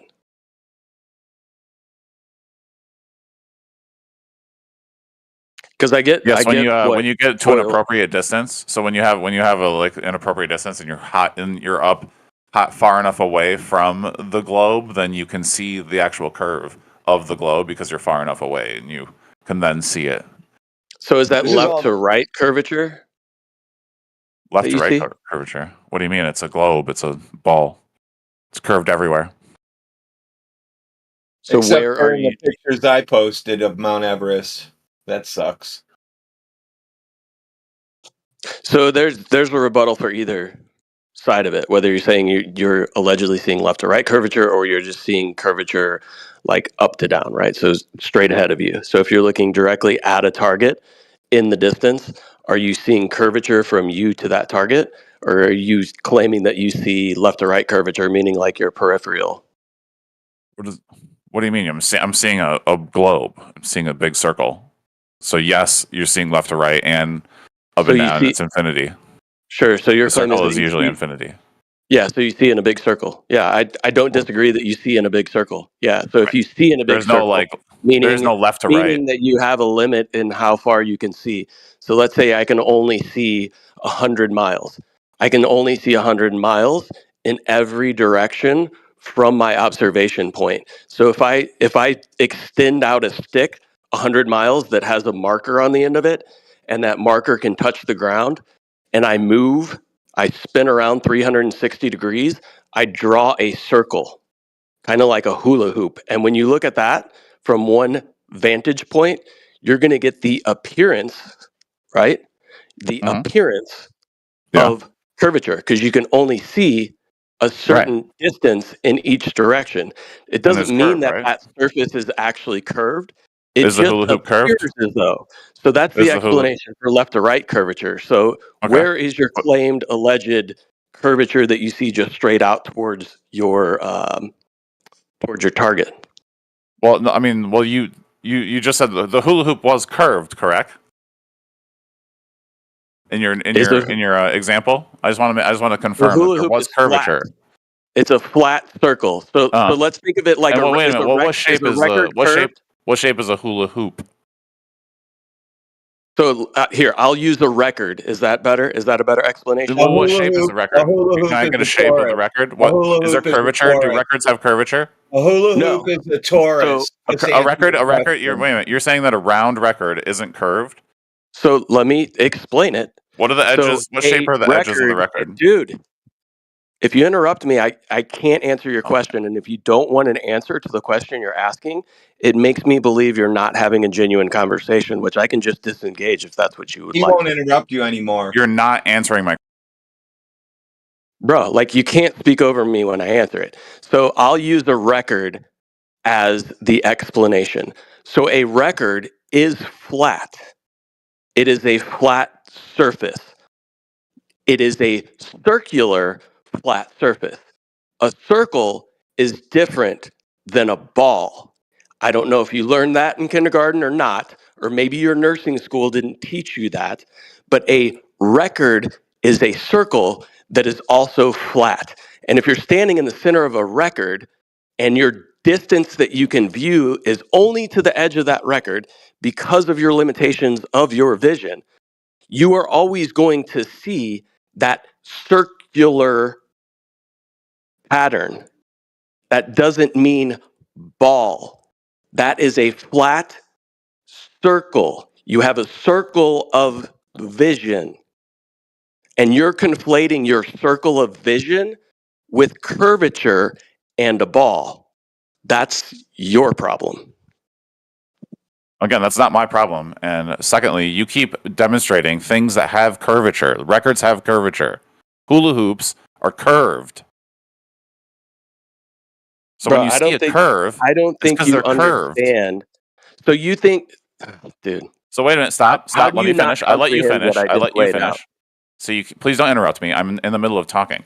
And so the reason why what you said proves me right is because you're choosing objects that are circles, right? And so when you leave the surface of the Earth, which is a solid mass, and it's curved when you measure the surface of it, and then you actually go high enough with a rocket and a spaceship and a pressurized capsule, and then you look down, and because you're far enough away, you can see the curvature of the whole planet. It's still a ball. Just because it appears to be a circle doesn't mean that the thing that you just left, which you were standing on, and then all you did was fly a few miles up, like 60 miles or something like that, just to get into orbit, and then you look down and you see a ball. That is where you can see the ball curve with your naked eye. So again, you're not being you're not being consistent. Coil's not being consistent because I'm demonstrating the position that you have to be in to see the curve. Because the only reason he can't see the curve is because his eyes are limited, because the naked eye is limited.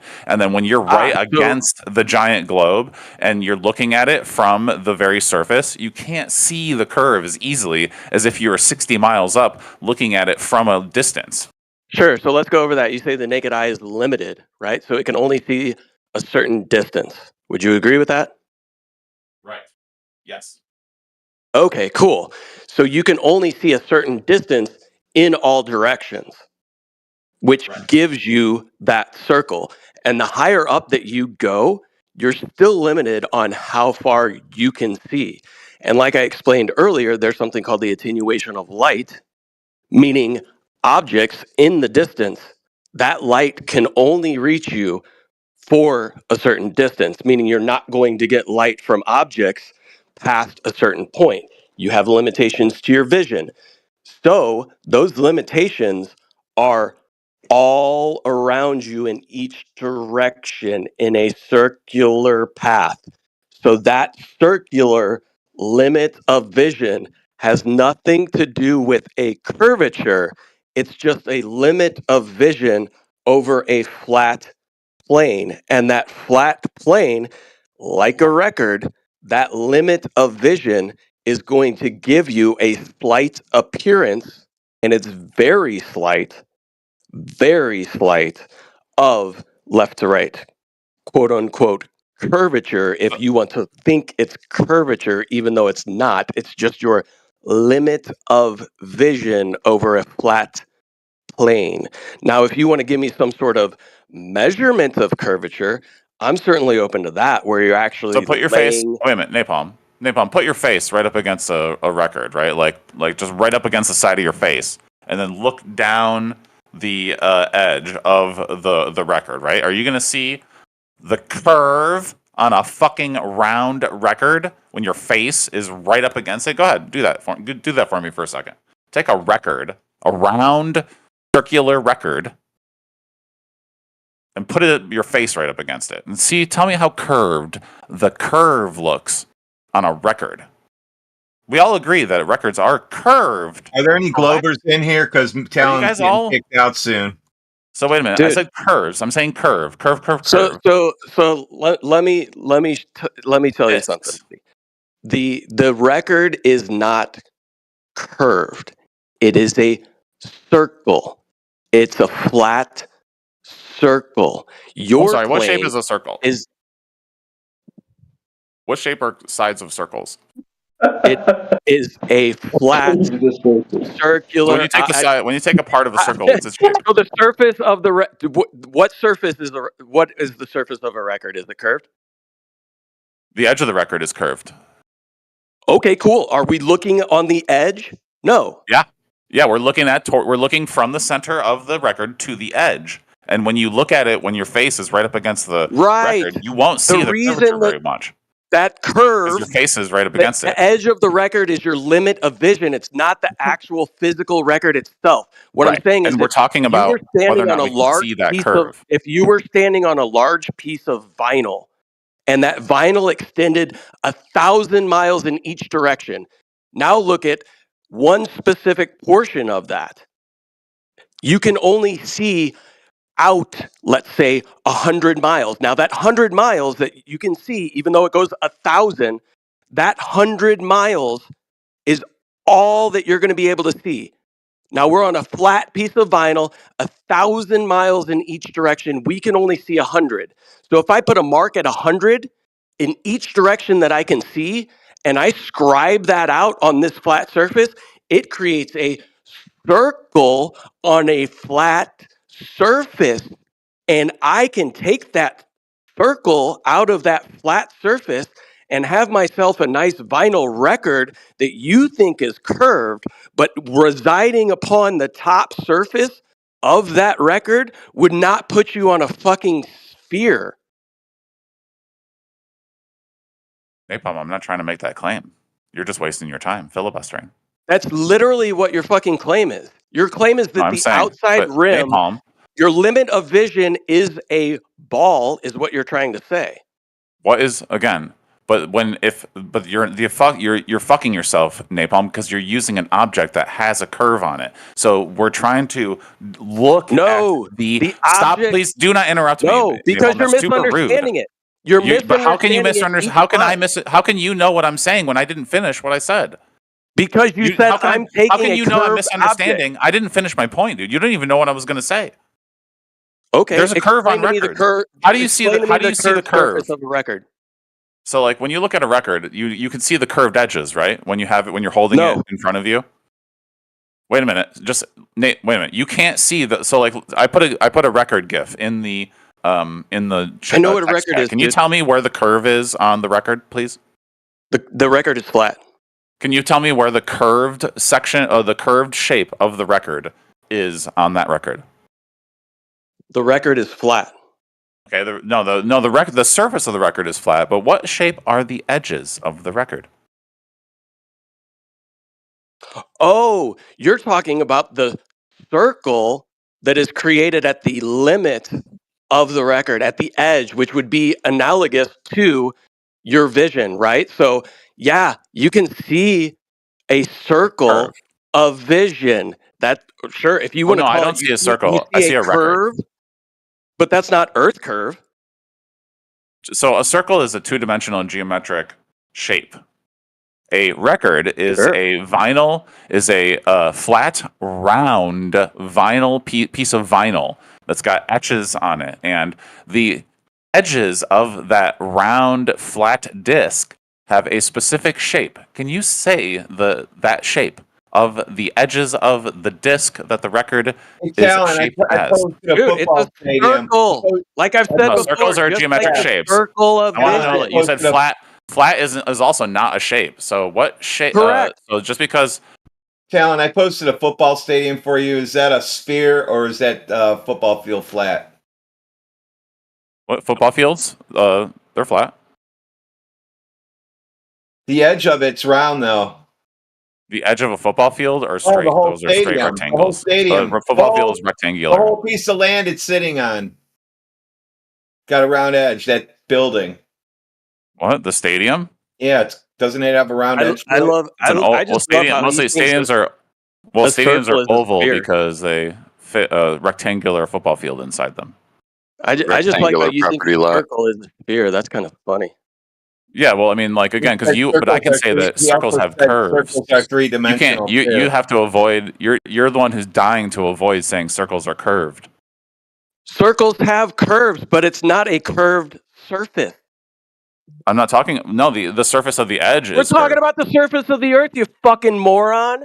Right. What do you think we're talking about? That's a globe, so that's curved, and when you can see it from a certain distance, just like a record. Oh, you can see in a limit of vision on a flat surface, and that limit of vision is circular, and you make the incorrect assumption that limit of vision that is circular is somehow a spherical surface. When I demonstrated to you that the edge of a record, like being your edge of your vision, does not make the surface of the record a fucking ball because it's flat. Well, that's what you're saying. I'm not saying that the Earth is a record. You are. You're making a bad faith argument about what I'm saying. Did I say the Earth is a record, or did I give you an record works for me too. That's fine. Of vision being circular. Record works for me. Including a record as an example in this discussion doesn't hurt my argument because a record has curves that you can see with your naked eye. You realize that I'm saying the edge of the record is not the technical edge of the Earth in our discussion. It's only your limit of vision, thus setting your limit of vision to the surface of the Earth in a circular pattern, updating and changing as you move and traverse that surface. Do you think you'd be able to see the curved edges of a record if it was like the size of the Earth? We're not seeing the curved edges of a record because when you take that analogy too far and you say that, oh, the edge of the record is actually the surface that we're seeing, I'm saying that the edge of the record is set by your limit of vision. There is still a surface past that which continues to be flat, but you can only see certain distance in all directions. So thus, like I said before, if you have 1,000-mile sheet of vinyl, flat sheet of vinyl, no curve, not a ball, 1,000 miles, and you wanted to look out towards it, you could only see a certain distance. Let's say that certain distance is 100 miles. If I can see 100 miles straight ahead of me, to the left of me, to the right of me, and when I turn around behind me, if I scribed that out on that flat surface, it would give me a boundary that is a circle. And that circular boundary is not curvature of the earth, it's just a limitation of your vision. Giving my you vision isn't limited when I'm up high. Appearance.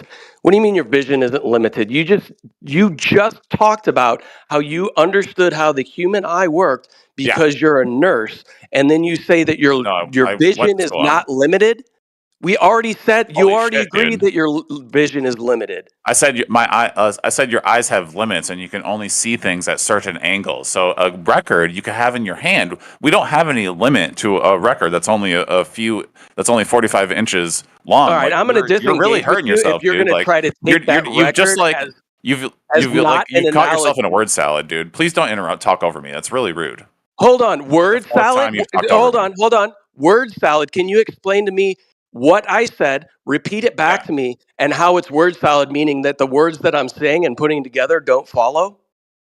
Right. So yeah, your like word salad doesn't make any sense because you're trying to use my words against me, but my words don't work against me. So when you try to create this narrative that the words I'm using go against what I'm saying, hey, bud, you don't make I sense. asked you to repeat back to me what I said and how it's word salad.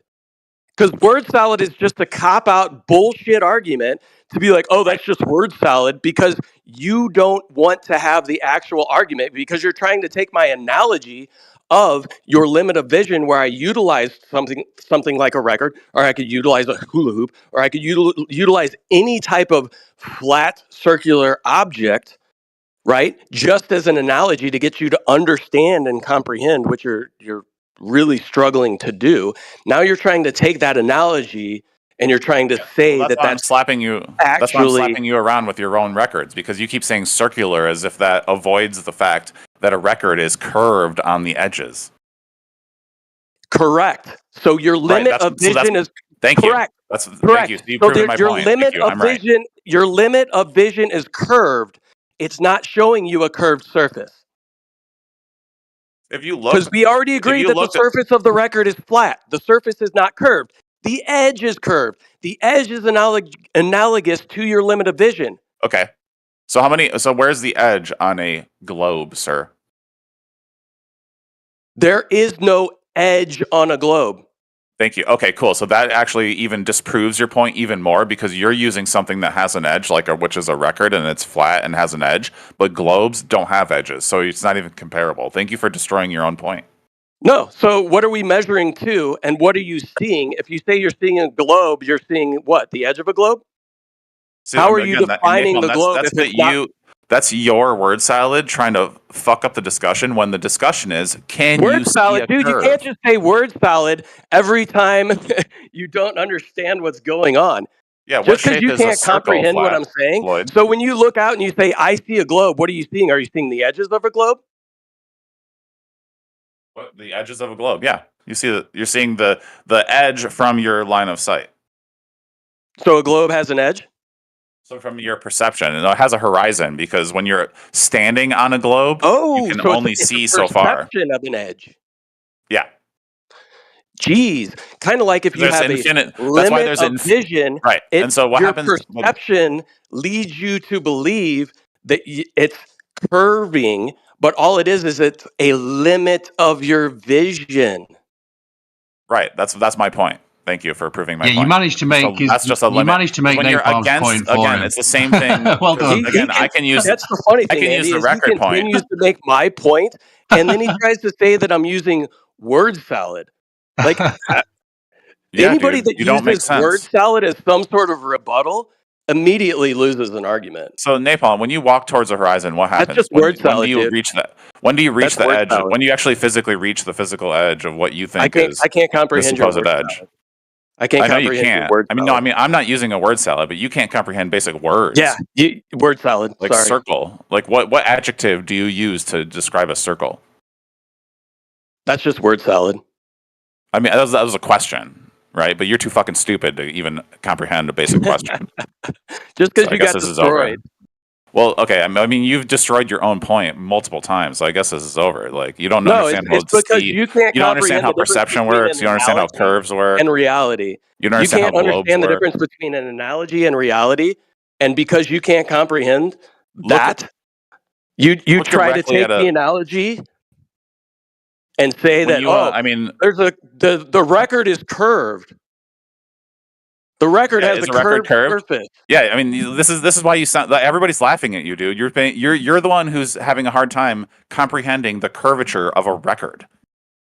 It's fucking embarrassing, dude. You should really like just stop talking because you sound fucking stupid. Just because you say that, I mean, I understand that you're really trying to cope with the fact that a record is flat.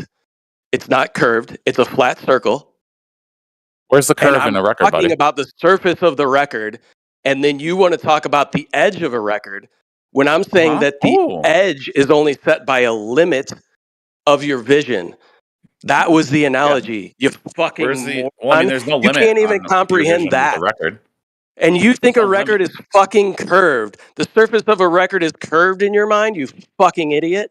No, see, that's you. That's a straw man. I didn't say the surface of the record. I said the edge of the record is curved. You're a straw man. Yeah, the edge of a record is curved, which I'm using as an analogy for the limit of your vision. So the limit of your vision is curved, but the surface is flat. How do you not get that through your fucking head? That's not word salad. All you did was prove that a record is flat, you fucking moron. We're talking about a globe, like a basketball. When you look at a basketball and you see the edge of the basketball, do you think a basketball has edges? I don't think he's ever going to get it. When you see the edge of a basketball and you're looking directly at it, do you think that the basketball has an edge? Where's the edge on a basketball? I'd disengage if I were you, Napalm. This guy's because he's never going to get it. Oh, because now we're looking at edges of basketballs. But I'm gonna now I'm gonna slap you around with the edge of a basketball. Because apparently you think just because you can look directly at a basketball. Nothing around here. You're not slapping anyone around. I mean, here. the ad homs are getting heavy now. I know you guys are dogpiling with the ad homs. Do you want to move on and let some other glober slap you around with your denialism? Celestial navigation destroys the globe. It's hilarious, bro. He thinks he's winning an argument because he claims that somehow the surface of a record is curved, even though we all know it's flat.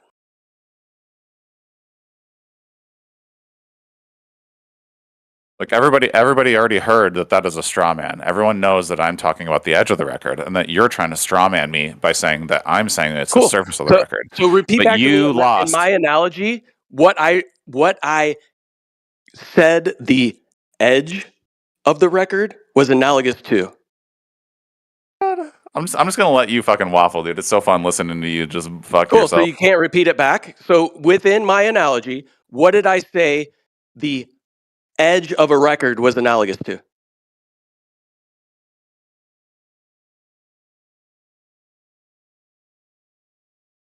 Yeah. The thing is, this guy's he's not even interested in the actual argument itself. He just wants to wind you up, get you emotional, and in that respect, kind of one Napalm. You know what I'm saying? That's why I say you just disengage, because he's not interested. This is not a good faith conversation. So no, I know it's not fair. That's not fair, Andy. Anybody that utilizes the term word salad in a conversation where I don't know what words did I put together that didn't follow one another. He couldn't answer that question. He couldn't repeat that back to me. He just wants to use the term word salad because he thinks that that's some sort of rebuttal to the argument. And anybody who can't actually rebut the argument, can't repeat back my analogy and what I'm trying to allude to, isn't arguing in good faith. Yeah, Talon knows so little about records.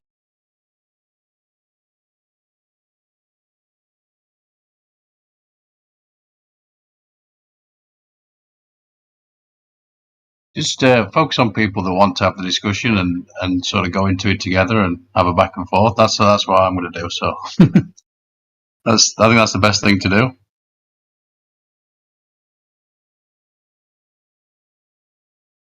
Yeah, I just thought he was going to actually have a decent conversation when he said he knew how the human eye worked, and he was talking about how there's a limitation to vision, and then he, after that, backpedals and says when you get up high, there's no limit.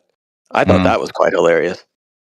Yeah, he did kind of agree early on, didn't he? That there's a limit to the vision. So,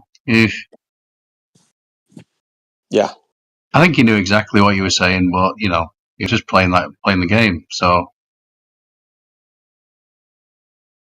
I just don't see the point. I mean, I can see the egos get flared, and then I can see the fun in that from certain people's perspective, but I don't know. It's just not very productive, and moreover, it probably it's quite stressful, I think.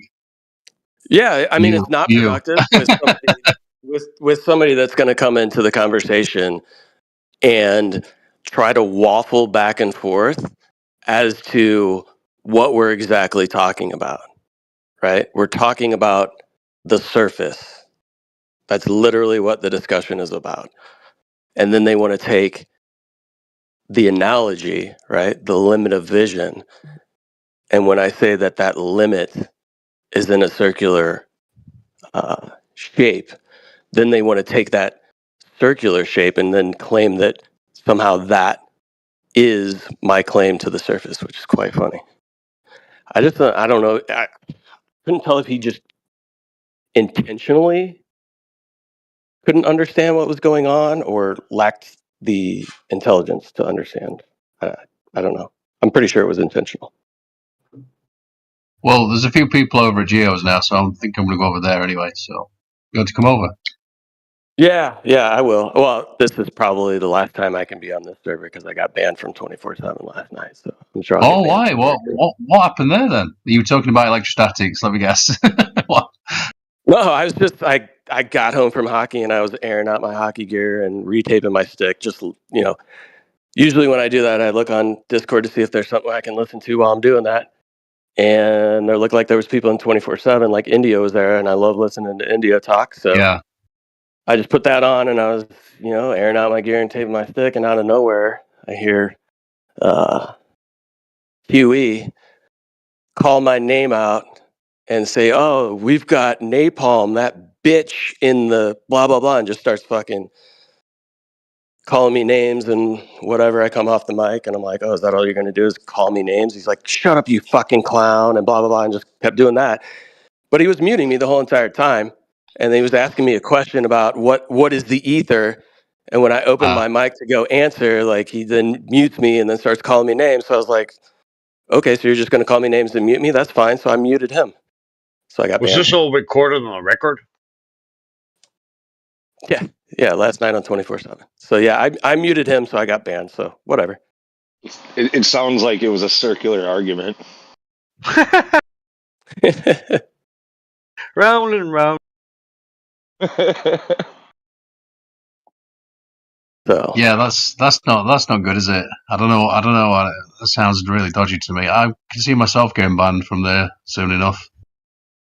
And I get it. I mean, I understand I was banned for muting a moderator, and I was only a gold plus, so I'm sure that's why I got banned. But why would you try to engage somebody initially by calling them names and then mute? I mean, it's the whole Nathan Oakley thing, right? Like, ask a question, unmute for one word, and then mute again, and then berate people or whatever. And I'm sorry, but I'm not going to engage in that kind of behavior. I don't do that when I'm a moderator on a server. Why would I? Why would I engage there? So being banned there doesn't necessarily mean being banned here, and even still, I'm sure it'll get lifted. I don't know. India was in the room, and once Huey started just calling me names, he kind of faded into the bushes like Homer Simpson. So, yeah. It'll stick. I mean, as you know, like I did something similar months ago, freaking over there. It like very similar actually. And yeah, I was out of here and out of there and whatever. I came back, freaking not spending a ton of time talking on the mic over there, but yeah, it's just like shit just disappears. Yeah, I don't know. Anyways, either or. And actually, like, I don't even know why I engaged. I just wanted to engage the gentleman that was on the flat earth side that was just not really making good arguments, because in my opinion, that's what we need to do, is try to sharpen each other's arguments on things like that. And I didn't really want to engage with the Glober, because they're just going to try to use tactics and whatever. But I just wanted to try to push that guy to maybe think a little bit harder about how he's present. Like I understood what he was saying. Like, he doesn't see the curvature. I get that. Like, we all understand that we don't see the curvature. We also understand that there isn't any, but that's not necessarily just like the best argument to have with somebody. Is like, I don't see it, so therefore it's not there, or, you know, space is fake. Yeah. That's one of the biggest criticisms of flat earthers from the globe side is like, derp, I don't see it, that, you know, therefore, you know, it's only what I can see, you know. Because literally, that's what got the Glober to start speaking up, was that guy's argument. And that's why I was trying to just kind of like maybe sharpen that argument for him a little bit.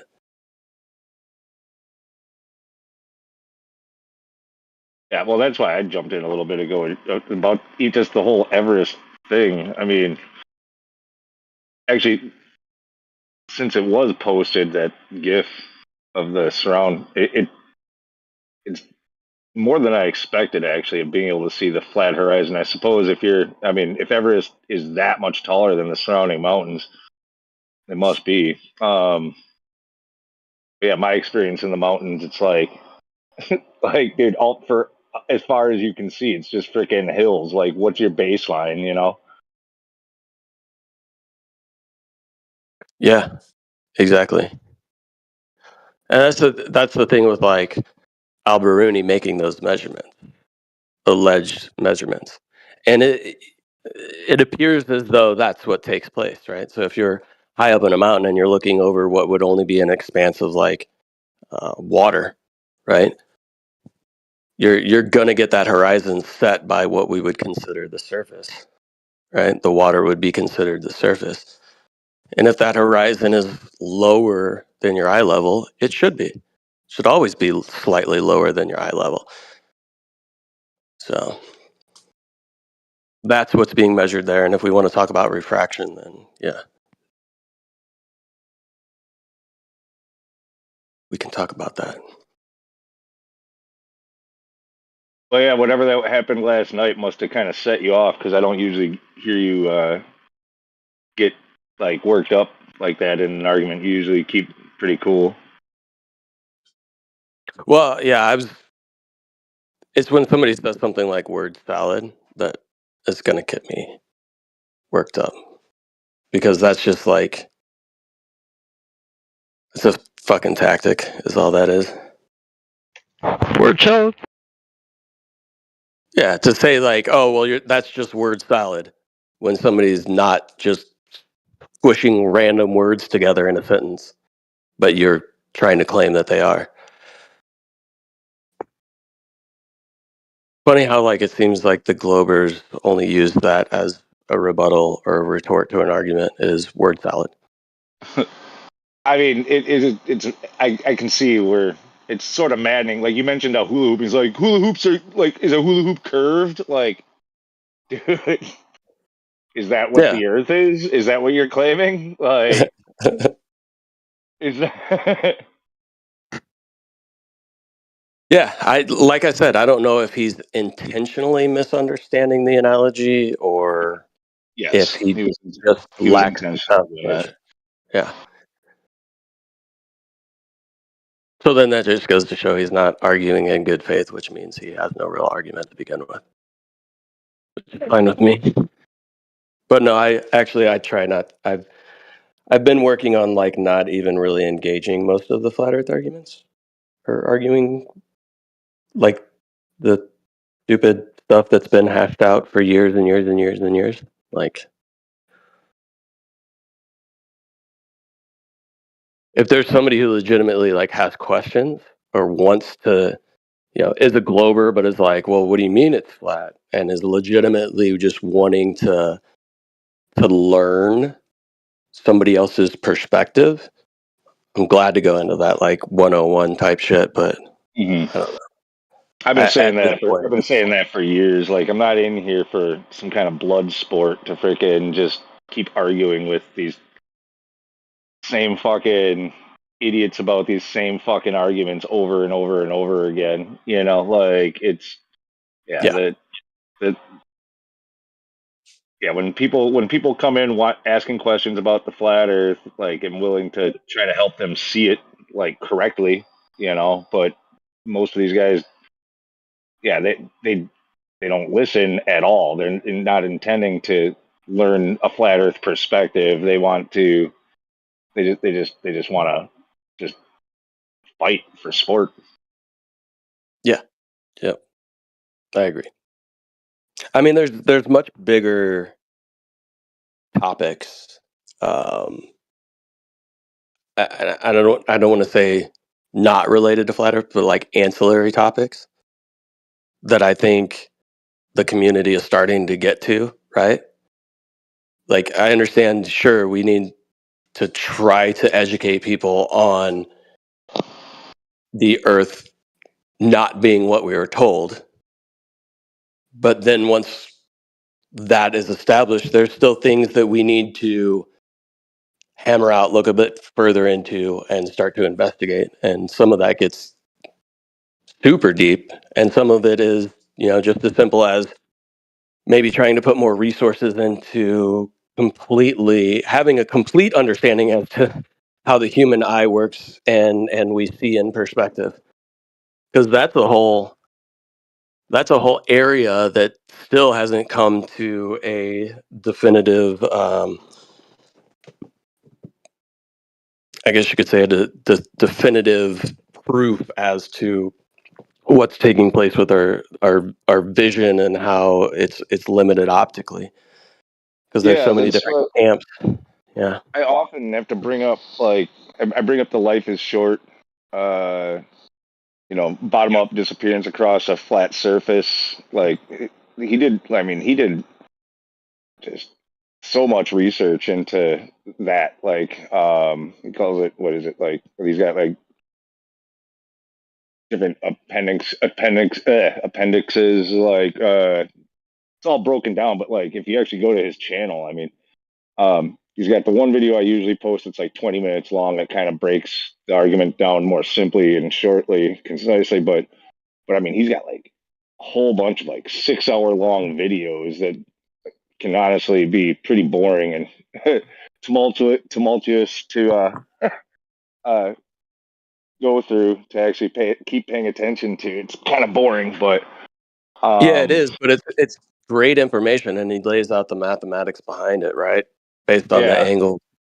And one thing that I learned from those videos, right, and his analysis is I rethought kind of like how I see the world, right? And I thought about it from a holistic standpoint of up to down within your vision. Let's say that's 100%. So the lowest portion of your vision that you can see, and then the highest portion of your vision that you can see as we're looking outward, I look at that as 100%. And I find it interesting that me standing 6 feet above the ground, almost 50% of my vision, that lower half, is being covered by the surface in which I'm residing upon.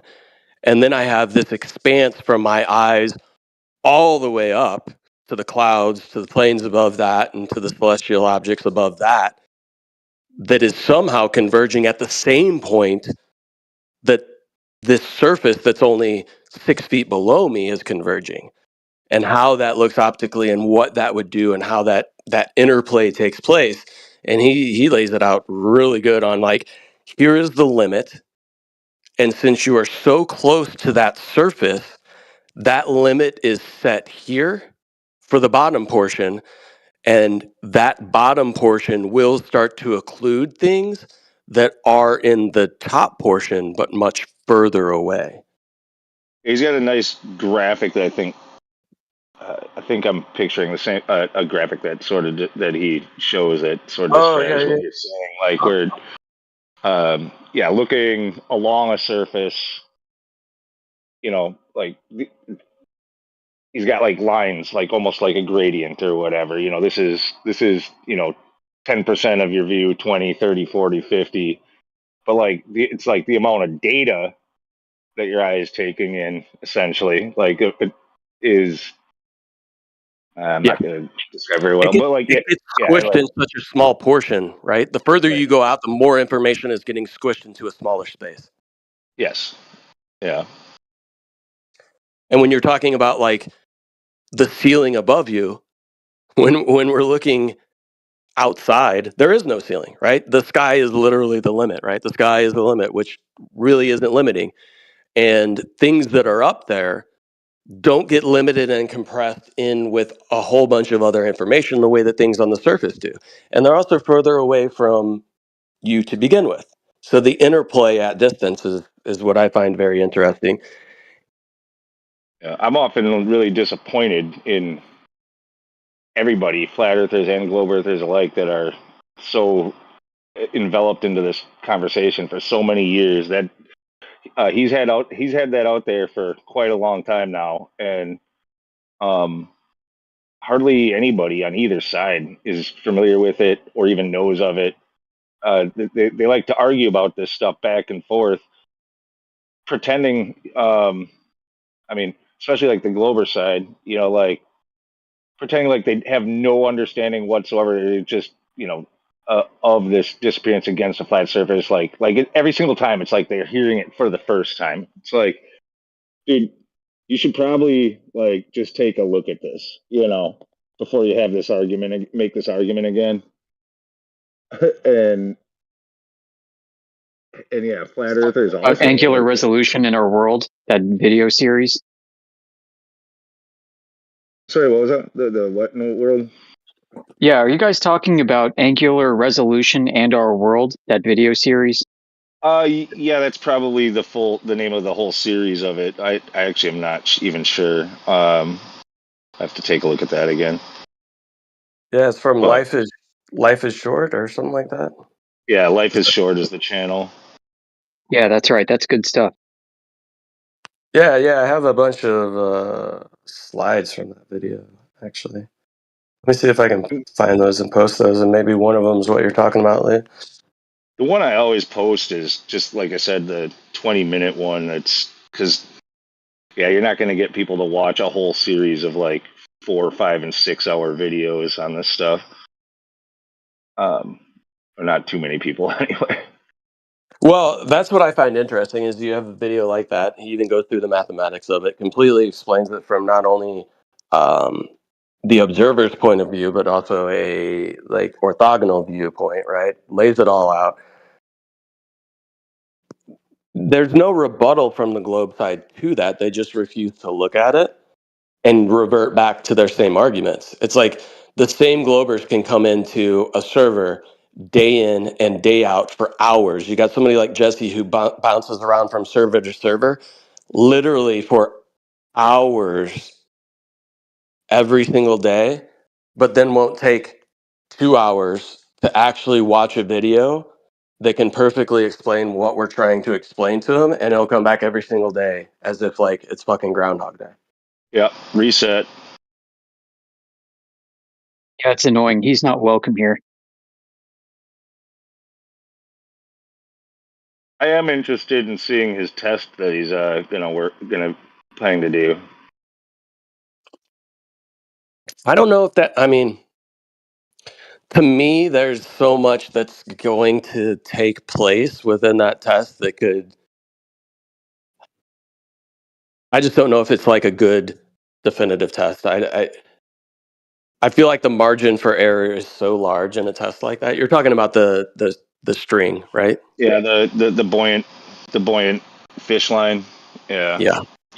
I mean, at least just in concept, like it's not going to be a measurement of anything, but it just I mean, it would be something you'd have to, if it does sink in the middle, it's going to have to be something you got to take a closer look at, though, for sure.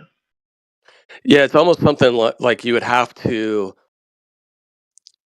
get to a certain tension and have that as your baseline, and then increase the tension and see which direction the string would go, either up or down.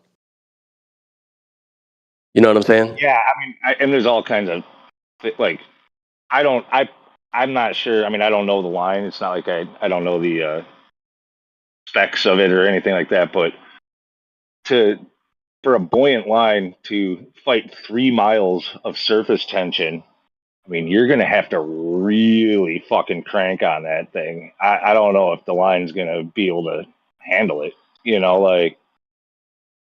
Oh, you would have to have, I mean, this is literally why when you look at suspension bridges and stuff like that, the tensile strength of the cables that they have to use is so high, and a distance like 3 miles, even if the strength of the line isn't necessarily going to break, just to get it taut, Just to get it straight, even straight and floating. So, like you're saying, like you're gonna have to tension it quite a bit just to get it to be making a straight line across still water. It would have to be still water with no current. Yeah, I mean, the amount of strength it would take to get that 3 mile line taut is, in my opinion, like that's going to be a difficult task. I don't know. How heavy is 3 miles of string? So this thing's going to sag in the middle, right? And he's going to insist it's straight, and it's earth that's bending up to it. It's neutrally buoyant. It's not neutrally buoyant. He's going with buoyant, so it floats on the surface. Oh, okay. So it floats on the surface of the water, and then the idea is that when you pull it tight, if the earth is curving, if the water is curving, then the middle of the line should submerge.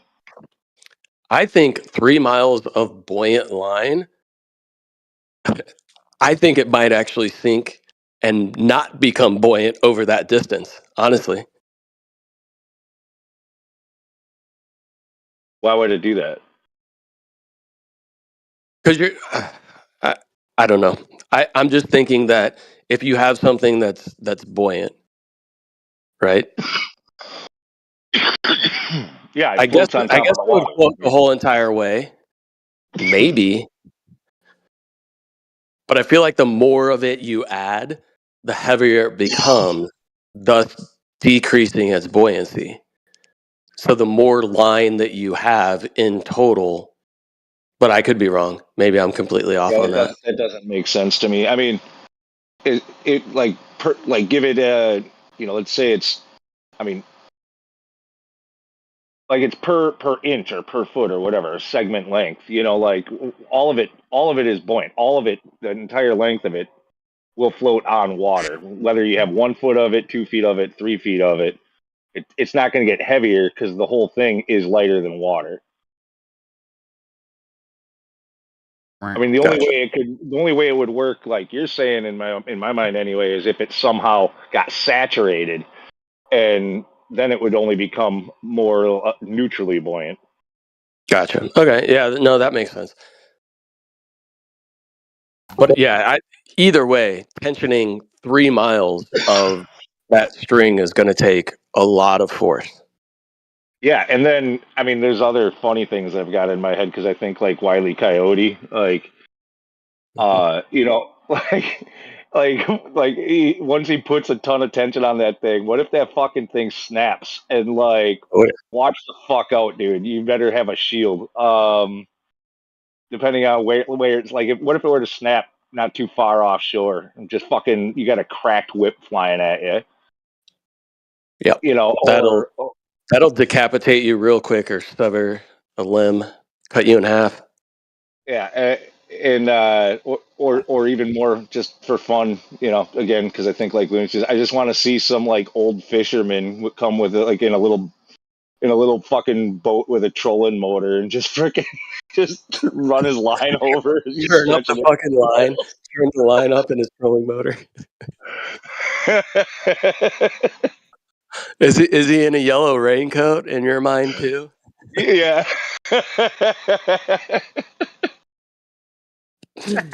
With the gray beard. Like the Gordon's fisherman comes by on a fucking John boat. Okay, yeah. How are you gonna like? What body of water are you gonna stretch a line 3 miles across that's not gonna have any boat traffic or any freaking? I mean, I guess there's places, and maybe he's got a good one. Yeah, he says he has a good one. He does be well protected. You know, it's got to be still water. It can't have really any current whatsoever, pretty much. Yeah, it's I mean, he does live in a decent part of the country to try to do that. Up there in the Pacific Northwest, you get a lot of bodies of water, a lot of inlets from the ocean or whatever. But to me, I wouldn't try to do it in a spot like that. Like literally, if you wanted to do this, I would take a spot where, I'm around a lot of farming type operations, right? Where there will be canals of water that are miles and miles long and straight, and then they'll have curves to them at one end or the other. So to me, to get that just long, straight, known body of water that a boat's not going to go through, that is just standing there, there is maybe the slightest flow to it, that would be a much better place to try to do it than like some large, 3 mile long lake or fjord or whatever he has in his area where you could possibly get boat traffic and stuff like that. When he pulls that string, he's going to be fighting 3 miles of buoyant force of water. Yeah, that's what I was saying. Yeah, that just doesn't sound. Yeah. The surface tension there is going to be immense. Like, so I mean, like he's going to have to like really ratchet crank this thing down. He's going to need some kind of mechanical advantage to crank that thing, and it's going to be in order for it to work. At least in my mind, it's going to be under like dangerous amounts of tension.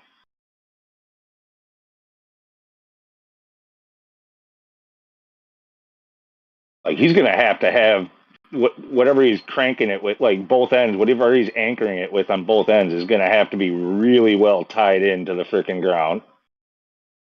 And how stretchy is this line? Like it's got to have some give to it, right?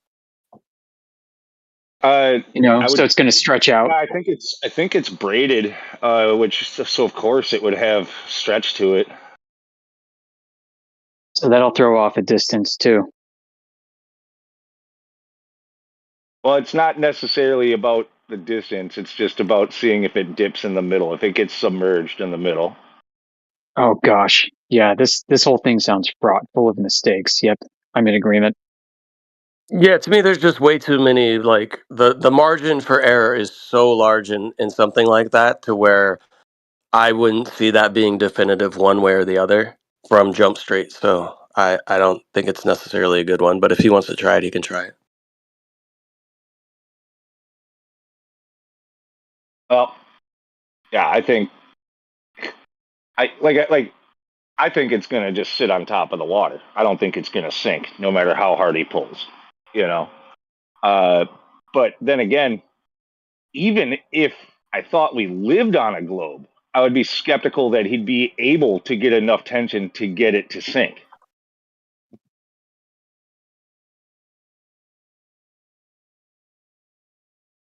Anything but infrared optics, which he could invest the money on instead.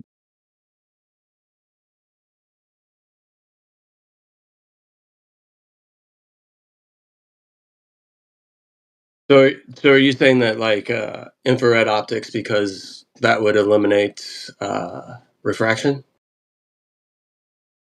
Yeah, it should mitigate quite a lot of it. I've got this great paper by the U.S. Naval Research Laboratory where they sent military surveyors to the Chesapeake Bay, and they set up some infrared emitters and sensors and theodolites across the bay. And one of the emitters they set down on the ground, which they said they put behind Earth curvature, so you shouldn't be able to see it, and that was their control. And when they got behind their telescopes and their optics, they could see the emitter, and they couldn't figure out why. And they called the whole thing confounding and curse. And they said they couldn't detect Earth curvature. Ooh, interesting. Do you have a link to that by any chance? I sure do. I'll post some of the docs and screenshots. Stand by. So another thing I thought was interesting is, did any of you guys catch the notification in the lobby in 24/7 about a week ago? Behind the Curve 2 came to the server looking for flat earthers to work with them on Behind the Curve 2, a second documentary. Are you serious? The same people who done the Netflix doc. That's what they said. There was a. I think it might have got deleted eventually out of the lobby, but yeah, they came in under the name Behind the Curve, and they came in. He said he was the executive producer of it, and he was looking for flat earthers to help him with the filming of Behind the Curve 2. And that, of course, there would be like NDAs involved and freaking shit like that. Wow. Yeah, a bunch of people looked like basically talk shit to the guy, and I think it probably eventually, because I couldn't find it again later, I think his messages probably got deleted with his ban. Fair enough. But yeah, I mean, I don't see any flat earthers really. I mean, well, there's always one sucker somewhere, right? But I don't really see flat earthers. Earth is not flat. flat. Go in and work with them. Well, Lou, you know it's going to be the exact incorrect flat earther that would agree to that. You know that, right? It would, yeah. Yeah, no. So actually, though, we were talking about Jesse, and I was thinking, you know what? Like, Jesse's planning to do this experiment. He's not a flat earther, but he might be the kind of guy who wants to work with Behind the Curve. Yeah, right.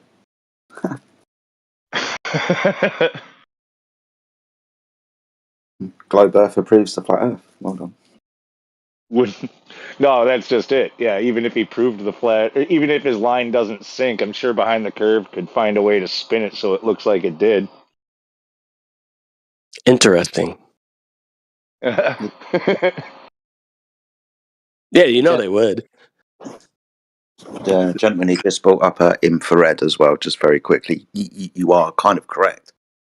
Infrared light is longer wavelength, so does not refract as much as, say, visual light. So even at the opposite end of the spectrum from infrared, that bends an awful lot more. So you are correct. We should have a truer view of the Earth using infrared optics and stuff. Yeah, I would love to see like an infrared optic, multiple different optics, right? Being able to see in various bands of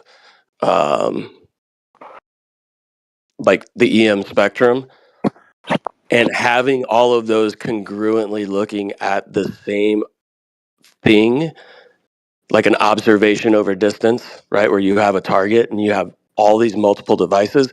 And if the claim is that we can or can't see something because of refraction, you should be able to get some sort of analysis based on the type of wavelength of light and what we would expect as far as refraction is concerned. Yeah, this they call hyperspectral imagery, and very few people would be able to see this kind of thing. But they can take EO infrared and overlay it on top of the visual spectrum. And guess what happens? Nobody sees a refraction difference that's really that noticeable. How about this? Using infrared filters and so on P900 and 1000 cameras, we see really, really, really, really far. That's a huge problem. Yeah, that's why Jay Tolan's videos are so powerful. Yeah.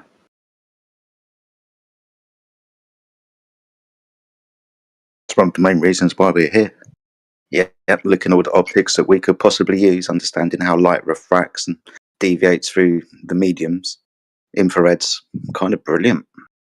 Yeah, infrared's going to cut through a lot of that and reduce a lot of the refraction. But would you guys still agree that there is like a perspective effect that would still take place that has no bearing on like refraction at all?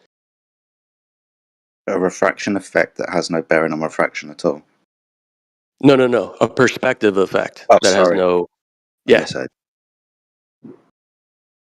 A perspective effect. Well, yeah. With what regard? Of course. So, like, if we're looking at things over the distance. Yeah. Right. And infrared will allow us to see more, right? See further because it's going to cut through the atmosphere. We're still going to have a perspective effect. Stop yapping, my nigga. Yes. Yeah, yeah.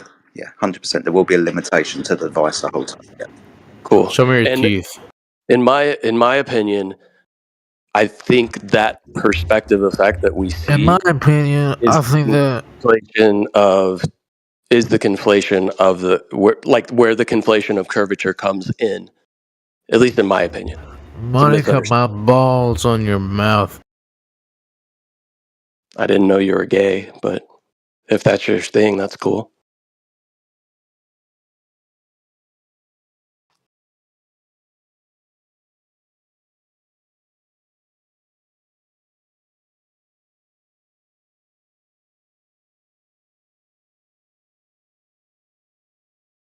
But you know what I'm saying, Jedi? Like, yeah, infrared is going to allow us to see farther. It's going to cut through refraction, but even in zero refraction conditions, we still have an optical effect that the globers conflate as curvature. Yeah, I agree with you. There is a perspective effect that they can't seem to wrap their heads around, even though when we provide them with the technology, as you just said quite eloquently, to cut through the atmosphere and see further, because we understand the atmosphere causes distortions, then mate, the Earth is just observably flat with things reducing inside. Earth is round, bruh. Like a pizza. Cheers, mate. Thanks. Are you okay? It's just fucking. You said it was round, dude. So when we do see infrared and the horizon is effectively moved to the limit of the infrared optics, is the globers claim then that the globe is bigger? They must do. Yeah, it would. I would, like I said, like I would like to see the variations, right? Because we get the alleged circumference of the Earth or the radius based on observations like Al-Biruni made, right? And he's not using anything to cut through or eliminate refraction in his observation. And I'm wondering if we did things like that over long distance, like just a measurement even to the horizon, that if there is any fluctuation at all between the infrared and like a regular spectrum, if there is any difference, then what say the globers about that, right? I'll just say refraction again. We bring this up quite often, and it's still refraction. Or but they're don't trust imagery. Yeah. And that's kind of what I'm saying is they build their, the claim is that Al-Biruni measured the radius of the Earth within 1%, right, with some sort of rudimentary optic back in the, I don't remember if he was BC or AD, but around that time frame, 11th century. I don't know exactly when he was around. Kind of got it right. But basically he was using what would be the equivalent of like a theodolite measurement over distance from a mountain to the horizon. So if he's just measuring an optical effect with an instrument, does that change? Is that something of refraction? Is that just a perspective effect? Well, in first instance, he's making a measurement to the horizon, thinking the horizon is the physical curvature of the Earth. without thinking anything about refraction or optics. Correct. And he's also, I mean, this is where the Globers get their equation for effectively 8 inches per mile squared is from observations like that. And if you go up onto the top of a mountain and you look down to the horizon and you measure down to the horizon and you get some sort of degree or measurement of a degree down to the horizon, effectively you're just measuring to the limit of your vision. The higher you go up, obviously the more the surface, even if you could see forever, the more the surface is going to be slightly below your eye line. The closer you are to... Go ahead. Sorry, I didn't mean to cut you off, but this brings to mind an idea. If you were to take infrared and watch a sunset, would it make the sun disappear? Because they say due to refraction, the sun has set below the horizon and you're seeing a refracted image that was lifted up to the horizon. So if you're to view this in an unrefracted manner, it should make the sun disappear because you're seeing the sun truly set, which is now below the horizon. You would see a sunset 8 minutes before anybody not seeing it through IR.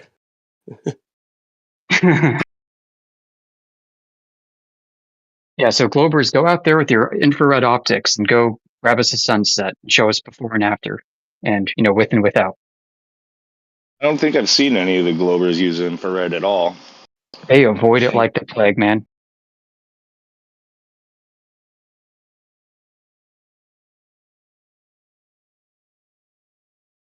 They talk about refraction a whole lot.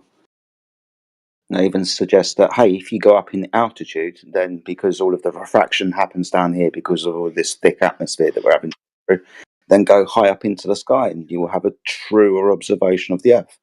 So when we take, when someone, Jay Tolden, takes an infrared camera up into an airplane at 35,000 feet, we see a horizon that's somewhere between 800 and 1,000 miles away. That if it was to be a truer vision of the Earth at altitude, so not a lot of refraction, whilst using an infrared camera, then that horizon should be closer to the 229 mile, according to the equation we all love, to find that geometric horizon. So infrared cameras above the high up in the atmosphere show a horizon 800 miles away, and it should be 230. That's something that they always avoid. This is when they start pouring scorn on people that have done this. Can't trust images, he's got it wrong, blah, blah, blah. Or they'll say, no, that mountain that you're seeing there, you actually are not seeing the whole thing, so therefore you're seeing the curvature.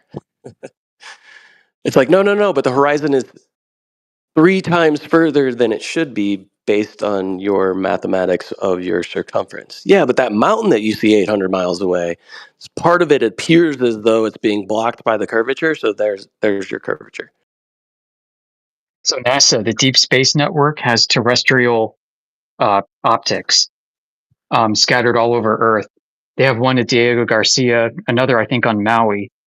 And they claim that each of these, using electro-optical infrared, can see a basketball-sized object 25,000 miles away. So I wonder if anybody's taken those and aimed it at the horizon.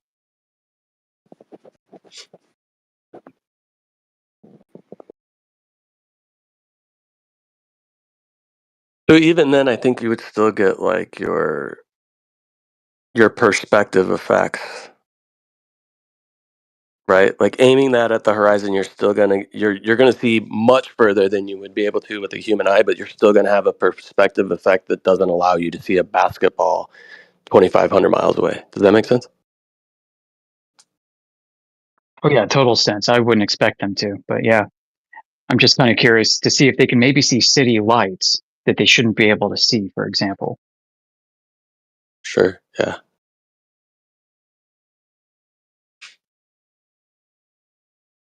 Because I think even if we're taking into account like an IR device, you're still going to have to factor in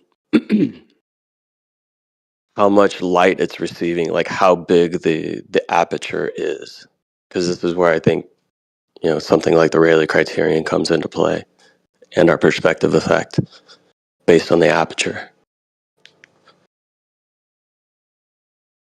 Like you wouldn't have a large enough aperture to see 20, let's just say 2,500 miles in a horizontal direction, unless the aperture was like ginormous. Yeah, I saw these telescopes, not in person, but images, and they're like the size of a small school bus. And they're inside a dome. You're probably going to run into problems with the inverse square law and the law of reflections first before you meet the limits of angular resolution. Yeah, that's true.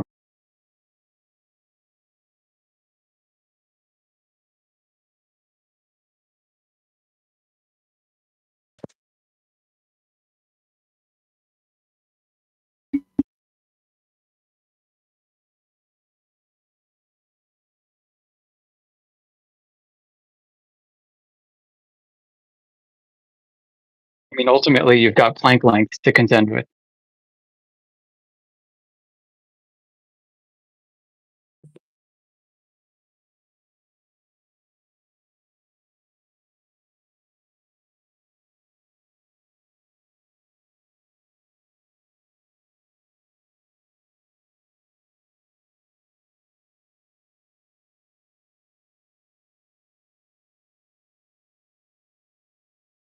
Yeah.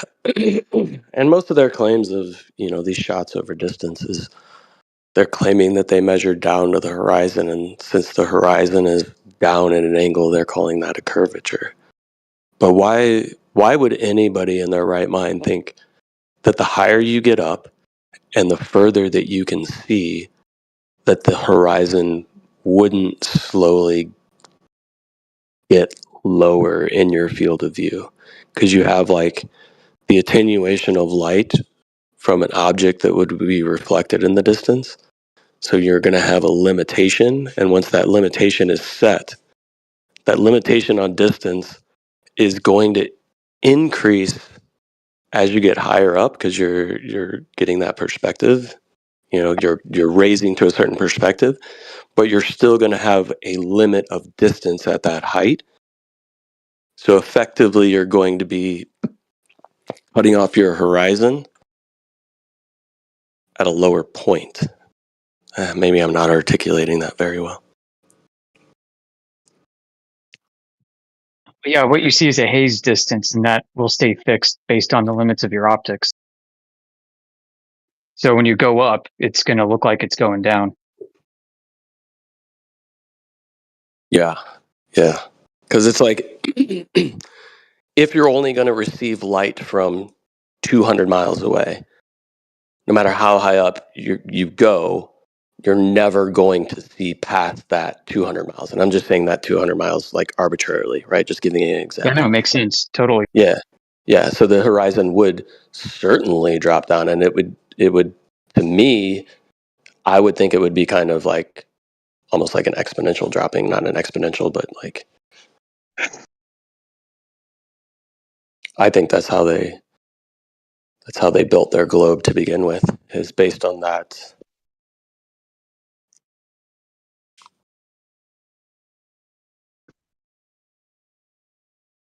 Yeah, like the idea that the Earth curve calculator is really a resolution loss calculator. It's true. It's exactly what it is. I mean, that's what they built their globe off of, is optical observations on limits to our vision. And then they use celestial navigation, right? Which is how the celestial objects present themselves to an individual observer. That celestial hemisphere or celestial dome that they're measuring to, that's the only curve that is in reality, because your vision will curve that dome that dome around you from horizon to horizon based on perspective. That's the celestial sphere. And then it makes sense. And that's why when they I was just going to say control points. Okay, you go ahead. Sorry. Yeah, I was just going to say, in all of their celestial navigation stuff, where they're taking 2 points, right, 2 different zenith angles, or known GPs, all those measurements that they take within their whatever, they drop all of that to the claimed center of the Earth. If you look at the celestial navigation charts, all of those angles ultimately end up at the center of the Earth. When we know that those angles are measured at the surface at each individual point, so your angle doesn't go all the way down to the alleged center. That's basically dropping your observer from the surface to the center of the Earth for all observers, when in reality, all those observers are on the surface and each one of them sees in a perspective dome. That's how they fooled So the everybody. sky curvature is really an angular displacement as you move, a sky rotation, and people mistake that for the ground rotating beneath their feet. Yeah. Yeah, it's totally true. And when they use their theodolites, and the second they fix positions, whether theirs or the object they're looking at or everything, to the Latin long coordinate system, they are projecting a flat surface into a spherical surface. So those Latin long coordinates, yeah, the distance between those Latin long coordinates is then expressed as an arc distance, which they don't experience in reality on the ground. It is experienced in the sky conceptually.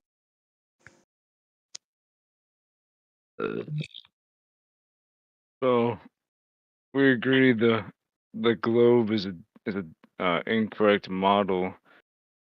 What would the flat Earth model be? Well, what are you modeling? The Earth. Like the whole Earth, like the universe? They're just the planet. Well, considering that your entire experience is only here on Earth, and you have no reason to conclude Earth is a planet based off of your own experience, this is your universe. Mm-hmm. So, like, you're asking for a model for everything. Okay.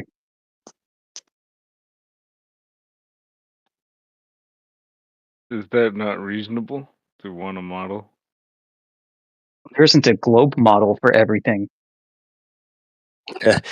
Each section of the globe model is very highly compartmentalized and is not congruent with the other aspects. Yeah, one of the big problems we see with this is you have like people from different disciplines. They can't get together and make a single interoperable model that combines all of them together all the time. There are issues between them, reconciling them, and we find what some of these issues are. Yes. So the globe model relative to the sun and everything can explain the globe can explain it with one model why there's a seasonal change and why there's a day and night, but I have not seen a flat Earth model that can explain in one model why there's seasonal change and day and night. People throughout human history for thousands of years explain this as a flat Earth. You watch the sun move in the sky. Mm-hmm. Right. So in the northern latitudes up here where I live, the sun is lower in the sky throughout the winter, and it offers less heat.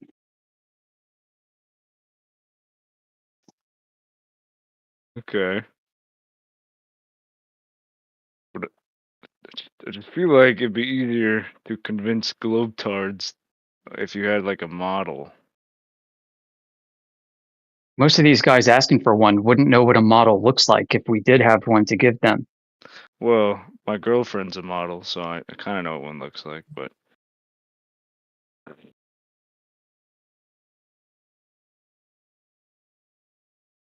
OnlyFans doesn't count, bro. I don't. OnlyFans. But you see what I'm saying though, like, because globetards' minds are very, very dumb, so they need like some model to explain things. So I think to convince them, we should just like make a model. Well, part of the reason they're globers is because that is their entire reality to begin with. And they want a replacement cosmology, a replacement conception of the world, instead of viewing the world as it is. Oh.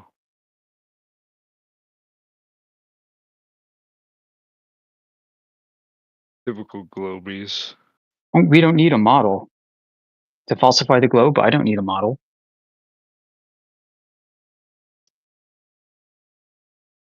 I suppose not.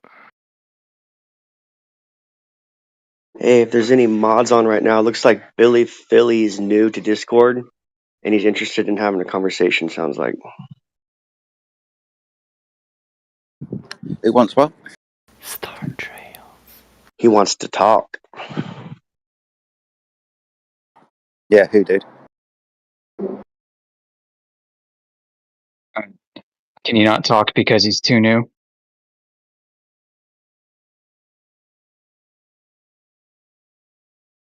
I think that's the issue, yeah. He said he just joined.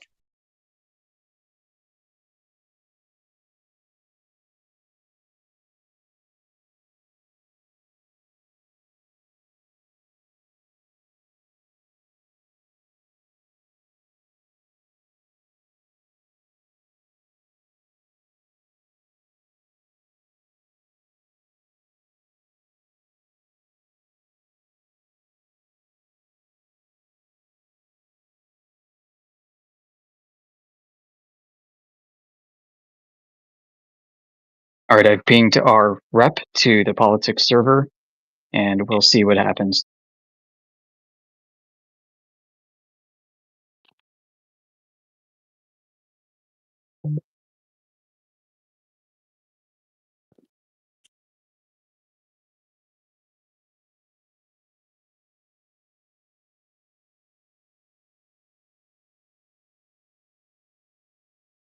While we're waiting for that to happen, I'd just like to add on the topic of models, would be like putting upon the flat earthers onus to explain certain phenomena, right? You know, using a model without testing a hypothesis, particular cause and effect relationship that's observed in nature, would be fallacious to just simply come up with an idea, a conceptual idea mathematically or physically or whatever, some sort of representation of what we're trying to explain in a way that we don't experience it to explain it, right? But that being said, right, are we trying to explain something because they've, because can't accept that the earth is flat, so therefore I had an explanation before which involves something I don't experience to explain things that I do experience. But we're not doing that. That's not the aim. We're just telling you that it's observed and measured and used as flat, right, and motionless. Like that's not our problem if you can't now explain something that you observe happening because you had an idea that you live on a big spinning ball. That's not our problem, man. Yeah, and they trick you with things like claiming that celestial navigation is used to measure to a celestial sphere that has an infinite radius. Can you tell me what a sphere with an infinite radius looks like?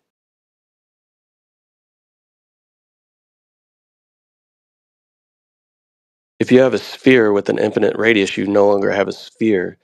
You have a plane, and they take that planar geometry that is the surface and they equate it to the sky and vice versa. They flip-flop it.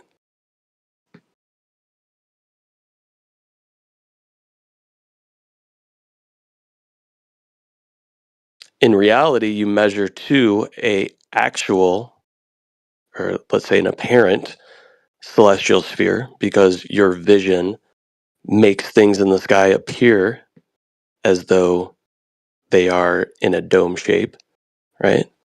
And you take measurements to that apparent dome from a planar surface. But in their celestial navigation model, they flip that and they take the spherical portion, put that below your feet, and then take the planar or the flat surface and put it above your head, effectively measuring like the inverse. The claim is a celestial sphere of an infinite radius, even though we can see the celestial sphere. That's what we look up to. We look up to a celestial dome. Our perspective gives us that vantage point. And they take that celestial dome away and they put it below your feet.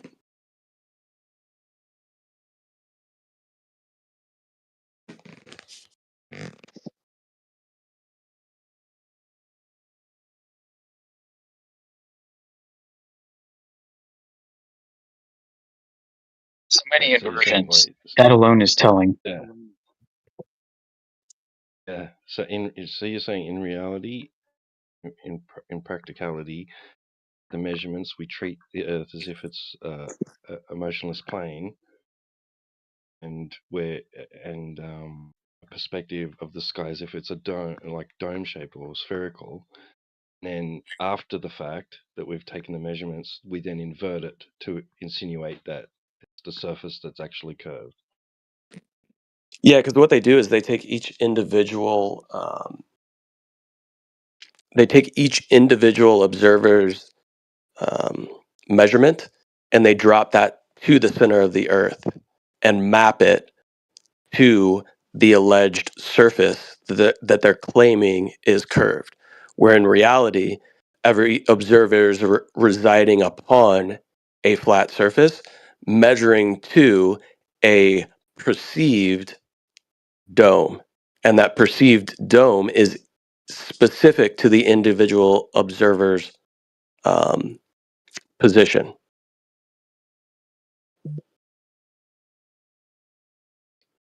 So they say that there's a celestial sphere, but when they drop all of those measurements down to the center of the Earth for each observer, they claim that the celestial sphere has an infinite radius, thus giving you parallel light rays from all the stars because the celestial sphere has an infinite radius. That's the trick.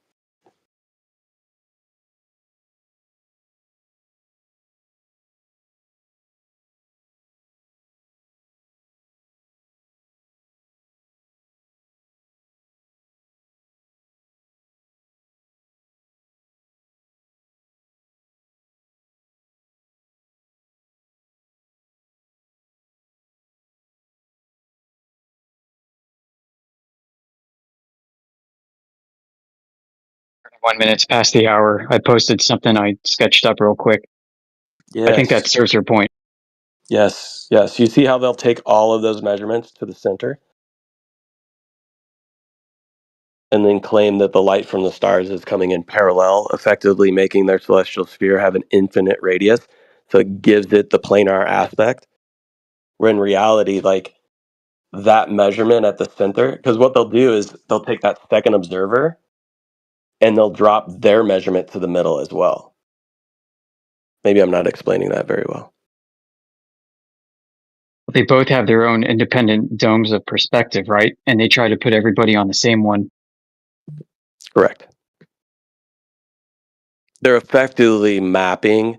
So when they take all of the measurements and pull them to the center of the Earth, they're effectively taking all of the observations and they're putting them all together and mapping them to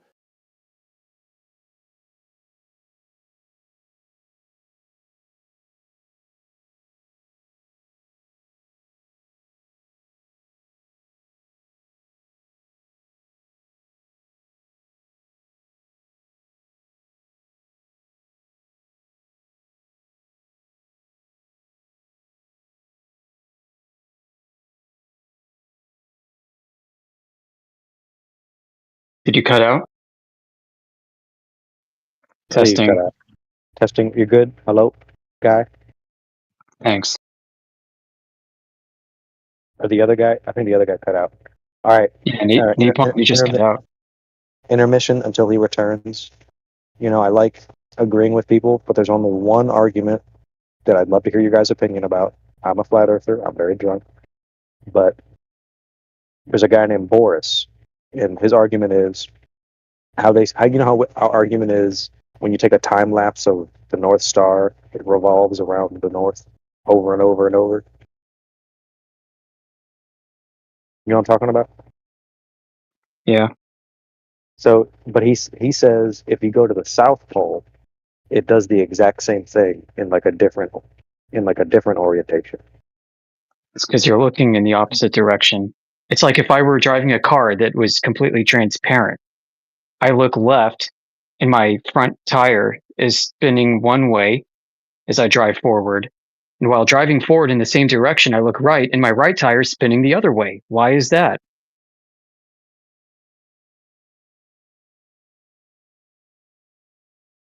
What's turning is you.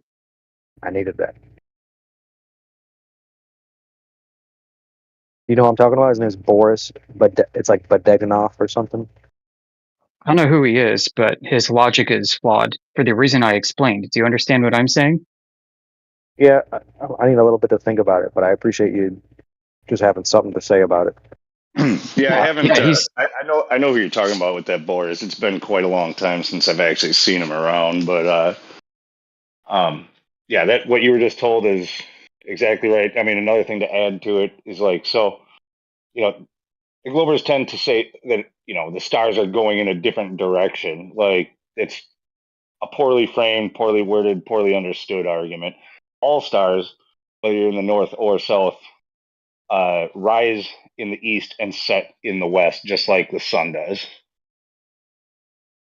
which is analogous to the car, which is driving in one direction. And from your observation point, the wheels are spinning in different directions only because you're turning your head 180 degrees.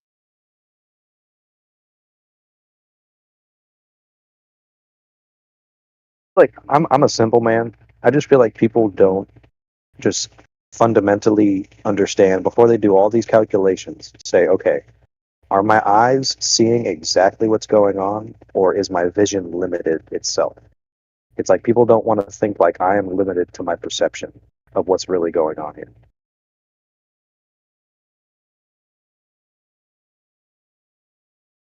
Yeah, a lot of these guys, seeing as you said you're a simple man, I'll mention this.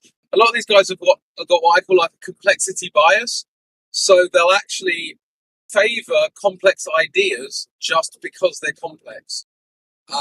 Which, without much regard for their actual truth of the idea.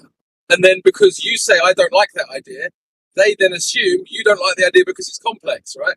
So the complexity bias buys into like an ego of theirs that they can understand a complex idea, and it's got nothing to do with the truth of the idea. Yeah, well said. Good take. Good take.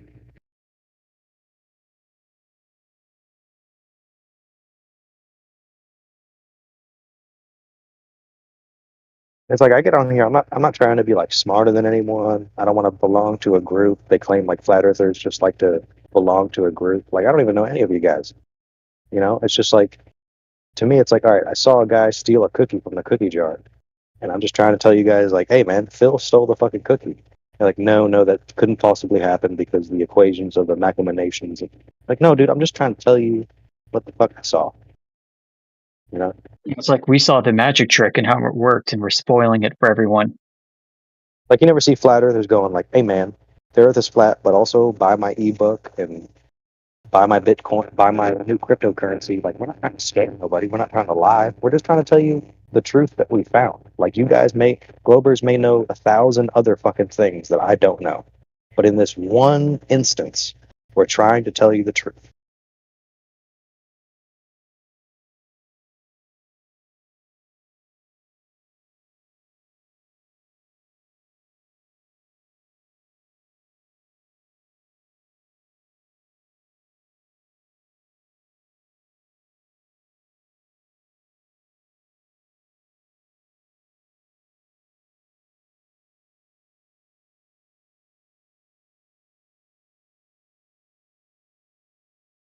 I guarantee I'm 26 when we're all like 76 and shit, 50 years. For some reason, it's going to be like mass awareness that the Earth is not a globe. I don't know if it's flat, but like everybody's like, holy shit, dude, they were trying to tell you guys for like 100 years. It's like, Grandpa, what was it like knowing the Earth is not a globe? But it was very fucking annoying because everybody fucking tells you the fucking globe. Yep, the word is out, and I think we're winning. When you got Justin Trudeau at town halls talking about us, that's a good sign.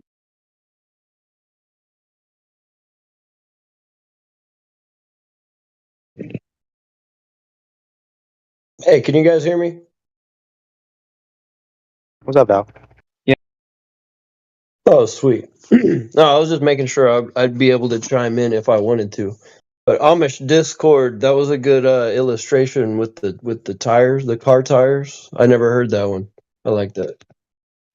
Good. I can't take credit for it, What I but was yeah, saying is, it's one of our what if we devices. relocate the resources of Texas and just buy a lot of gold?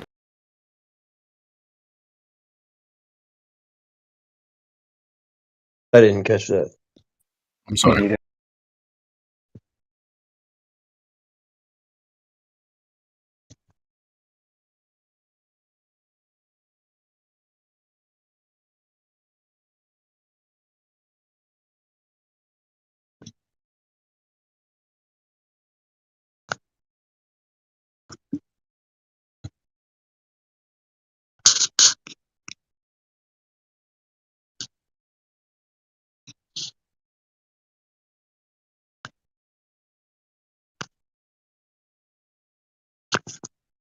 I mean, I just don't understand the Glober mentality of like, all right, they lie to us about how World War I started, the sinking of the Lusitania, false flag event. They lied to us about Vietnam, the Gulf of Tonkin event.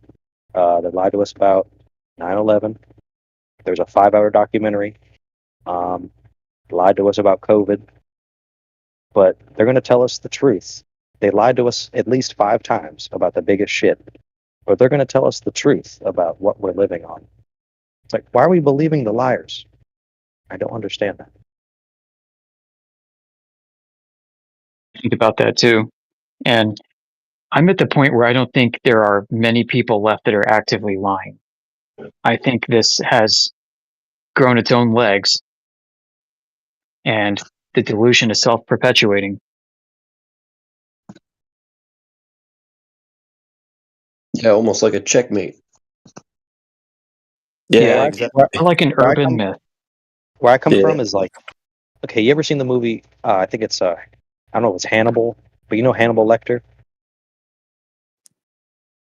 the guy who would like, the guy who would like fucking eat people and shit. Well, remember there was a movie where the girl was trying to find the new version of him, and he was already good at what he was doing. So he's telling her like, all right, what he's going to do is this. He's going to do this next. What I mean by that is, I used to be a very good liar. So it's like when you're a veteran liar, you can understand when somebody's fucking lying. And I don't know how they're doing it, but I promise you they're fucking lying. Yep. Okay.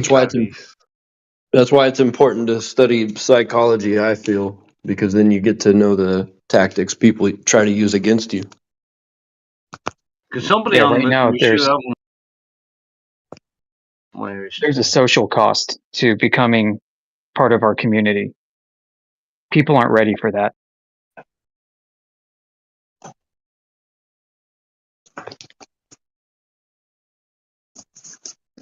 Yeah, you kind of isolate yourself. Like if you come out of nowhere and like, well, I don't believe that we're on a globe. It's like everybody's like, well, I don't want to hang out with you. I don't want to go to the bar with you. But me personally, I've always been kind of a reclusive person before all this conspiracy shit. So like being isolated from the normal people, like it's already been like that. So like my ego isn't trying to be like, oh, let me just fool myself into believing the norm just so I can have some people that don't believe what I believe. It's rare, but I've even heard an argument once or twice from some of these guys that, often starts with like, what does it matter? Like what does the shape of the earth matter? But I've heard it said once or twice before, like that even if it was flat, they don't really think that we should point it out or that it should be known. Basically, because it would cause it would destabilize all of our institutions and everything. Like they're more afraid of that than anything else. Yeah, they're not wrong. If They the are world, afraid of that. They know it's true. if the world is flat, NASA owes us $1 trillion. Amen to that. And even Why if they would they don't, owe you anything? The Fucking government doesn't owe They you. stole money from us. No, they used it for Reparations, bro. weapons. That was part of defense. What they did, that was just propaganda or the spin to say, hey, we're exploring space for the betterment of humanity. What they were really doing was keeping you safe in a dangerous, destructive world where everyone wants to kill you.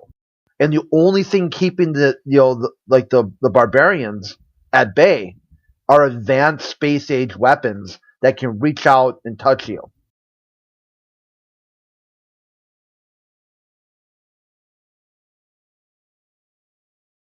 I hope that was sarcasm.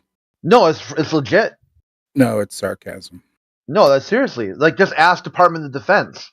Why do they need, $3 trillion or whatever God number?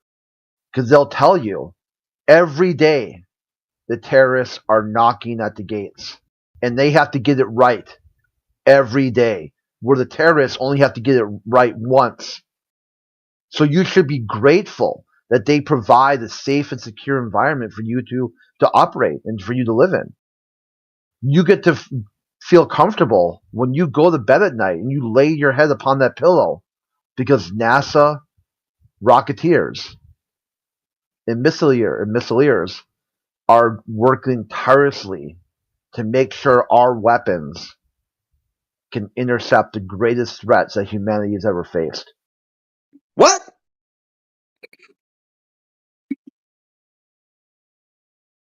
am I the only guy who's noticed, like 20 years ago when I was in second grade, it's like, all right, today we're going to talk to the astronauts. What do they have? And it's like the guy with the mustache with computers and wires on the wall. He's playing the guitar. He's like, we're in space, don't worry. And that's done. And I'm like, all right, 20 years later, what's going on now? We're in space, don't worry. It's like, do we have 7-hour documentaries on grass and bugs, but there's no documentary on what all that wire shit is in the space station. It's just floating toilet paper and floating toothpaste. It's really good engineering. Yeah. It's ridiculous. If you ever want to know what really good engineering looks like, just look at the ISS. I was thinking about it the other day because someone linked Don Pettit looking like a clown as he does with that real good engineering thing, and I was thinking about it. I was thinking, I wonder if he was talking about social engineering. I wonder if there's not it's a deliberate mockery term. I don't know, because he's clearly not talking about mechanical engineering. Well, somebody engineered Don Pettit and I forgot the social part. Where he's like, well, we could go back to the moon, but we destroyed that technology, and it's very hard to build back up. But the main computer of the moon landing had less computing power than a Game Boy. It's like, what? Really good engineering. That's like winning the Super Bowl. It's like, dude, we just won the Super Bowl. What are we going to do next? All right, we're going to destroy the rings, destroy the stadium, just destroy everything. Well, how does that make fucking sense? It's government. See, if government... Actually, a better analogy, if you're going to use football, wouldn't have anything to do with the stadium or the rings or anything. It would be like, okay, so we've got a winning team. We're going to tear it down, start build again from the floor up. Trade all the players. Let's see what we can do in the draft. Yeah, all the players are going to retire.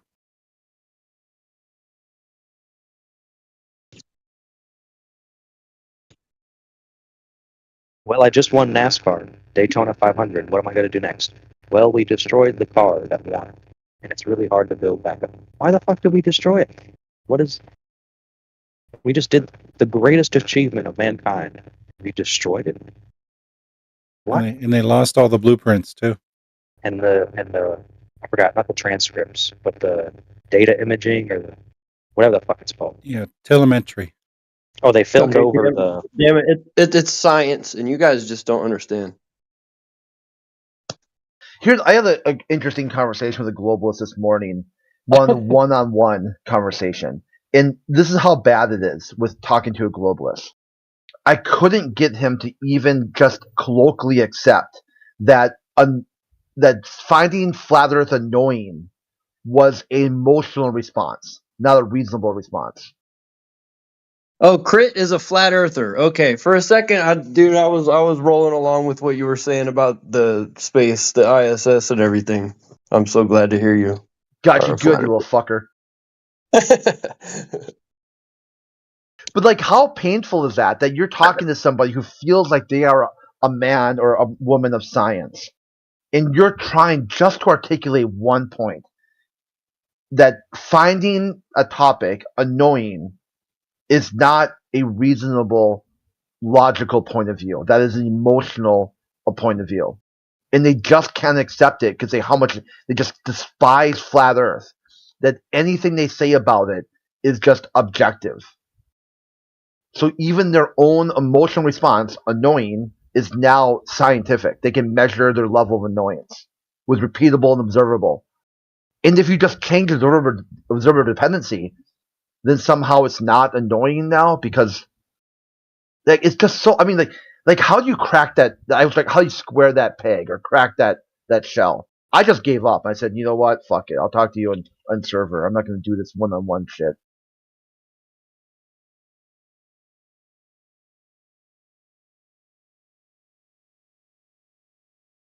We're in space, don't worry. I don't know, now I got it stuck in my head. That was a jam. Space Force.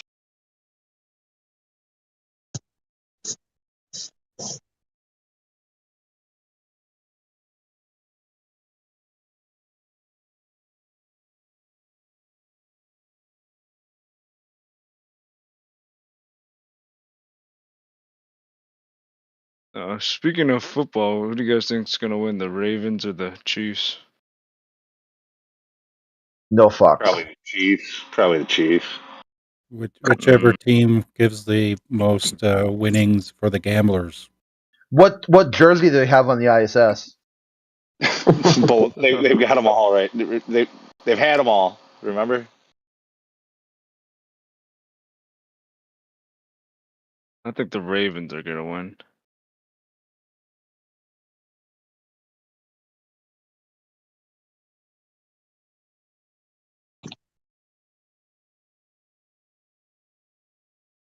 Maybe. If it's rigged at all, which it is a Super Bowl. I don't believe like every play in the NFL is rigged like I hear some people talk about. But the Super Bowl is highly likely that there's like a predetermined outcome. And Patrick Mahomes he's already had his day. He'll have it again. He's still young, but they might want to give it to the Ravens this time. Yeah. It was a year. The year was like 1970 something, and the NFL suddenly changed its category. It used to be some sort of like sports, like broadcasting corporation, and suddenly out of nowhere, they drop the script, and it says it's an entertainment organization. Yeah, they changed from sports league to sports entertainment. Yeah, and they just did it in the middle of the night when no one was watching, and you're like, well, why? Why would you? If you're just broadcasting a game, why would you have to change it to entertainment? You're just basically your news, your sports news, reporting on play-by-play and what's happening. And now all of a sudden, like, they own the whole shit. They decide everything. It's like the NFL league and the Players Association. And I could make an argument from their side about that. They wanted to branch out and be more than just a reporter of a sporting event, and actually, have be able to branch out, have like related programs, and keep you entertained in other ways as well. Sounds like Cope, lunatic.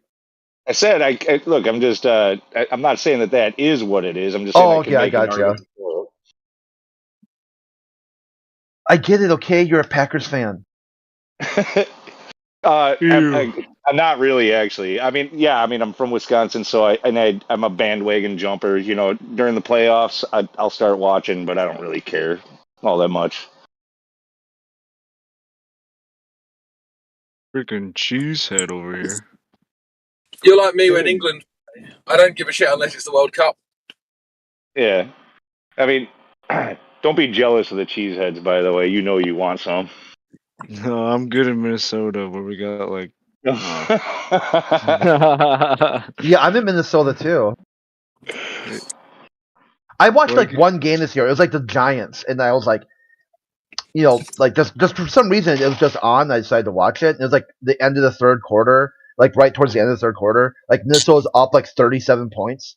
I'm like, yeah, fuck it, it's over. I wake up the next morning and I'm like, Giants win by 12. Like, how the fuck did that happen? Like, they scored like it was like the most ridiculous things. Like the team, like they just left the field and they just, hey, how many points do you want? Enough to win. Okay, sure you go. Yeah, the Giants have had a rough year. Is that the game I'm thinking of, or was it? Is that a different one? Are you thinking of the first game of the season? No, it was like towards the end when they were still thinking that they had a chance. Yeah, because the first game for the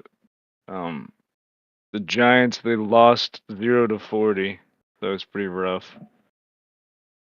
To look it up now. I know we probably don't want to do this, but seriously about the Packers thing, though, you got to admit you got to be jealous of the string of quarterbacks that we got going here. What, bro? Dude. Love and Rodgers are like lame. Like they're not even good. What are you talking about? Dude, I think I'm not a Rodgers fan, but dude, Rodgers fucking won MVP. What? How many times? Like 5 times or something like that. I didn't know Rodgers is an excellent quarterback, but in my opinion, he's a choke artist. He fails under pressure. It's why he only won 1 Super Bowl, and he always typically failed in the whatever the division championship. But no, Love, from what I'm seeing, now this is his first year. Like that is one hot start the way he finished this season, and what he really showed there is that he can really turn it on when the pressure comes. So, I mean, we'll see how it goes in future seasons, but that was a fantastic start for a first year starting quarterback. And to go from Favre to Rodgers to Love, the Bears don't deny it. They will openly tell you like it's not fair. It's not fair. You guys over in Minnesota, you got nothing, but you're in denial that there is anything over here. We got what about the best the best running back in the league? Is that nothing? What are you talking about? Running backs are the least paid fucking players in the league. Let's see what they're worth.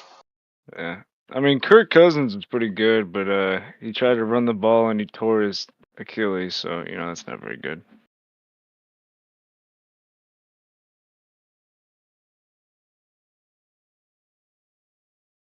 Yeah, and as far as running backs, we got, Aaron Jones, freaking really good. He might not be the top, but he's freaking wrecking teams when he's healthy. Yeah, we'll just see next year, buddy. All right. Okay, it was the Bengals, the game I was thinking of. So it's like going into the third quarter, the Vikings are up 21-3. Yeah. Yeah, so like they're up so they're up like 3 touchdowns. And what happens in the fourth quarter? The Queens lost to the Bengals after that kind of a lead? Yeah, the Bengals scores 3 touchdowns, but the Vikings score 1, so they tie it up, okay? And then the Bengals win with a field goal kick in overtime. I'm like, how? Like how? Like, how the fuck does that happen? Well, you see, the earth spun underneath the ball. Oh, that's right. That was the Bengals. Is it when Tyson? No, I don't right? know what game that was in, but okay. Neil taught me how it works. The Bengals just have the inside track on Coriolis. They've got a good physicist on their team. See, if you kick the ball with the left side of your foot and the earth is turning right.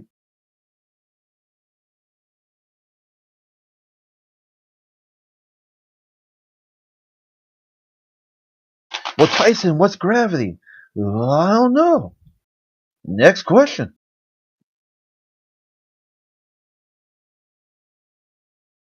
Tyson. Coach Tyson.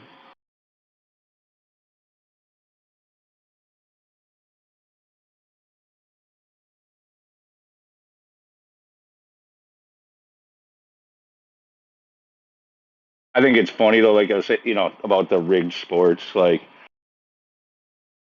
no doubt in professional sports, especially with the amount of money that's on the line in Vegas and shit like that, like no doubt that these things can be thrown or bought in officiating and stuff like that. There's total possibility like that. But I hear people, I just think it's funny, comical when people start talking about like magnets in the ball and like magnetic gloves or freaking, like they're like remote controlling the ball to land in the guy's hand. Like, give me a fucking break.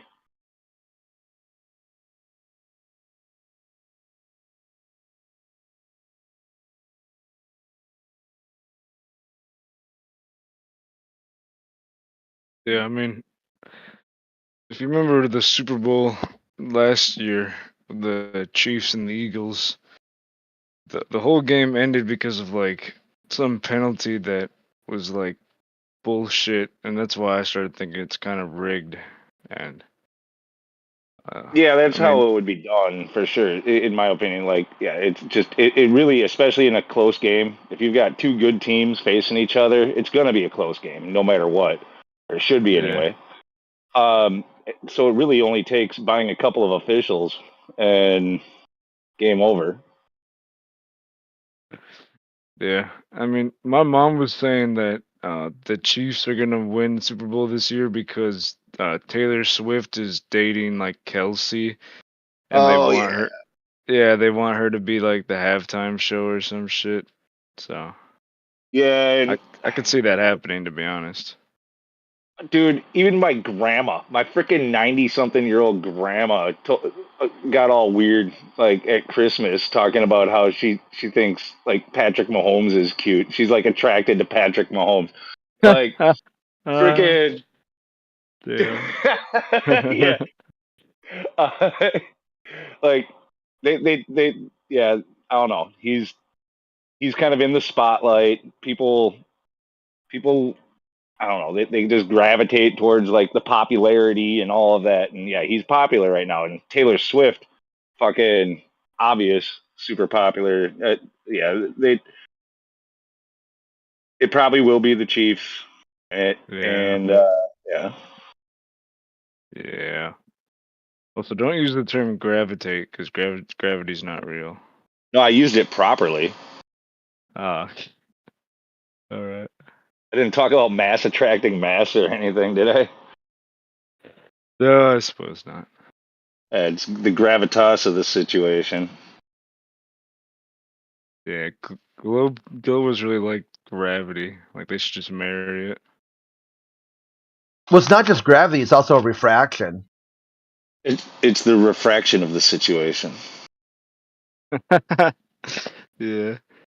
It's the Earth is moving upwards, so everything stays on it. Attraction. That's why I hardly ever ask globalists anything, because generally what you get is a very poor read of a Google it. Like, I'm better off because generally when you ask globals a question, they type in a very they didn't really hear your question or understand it.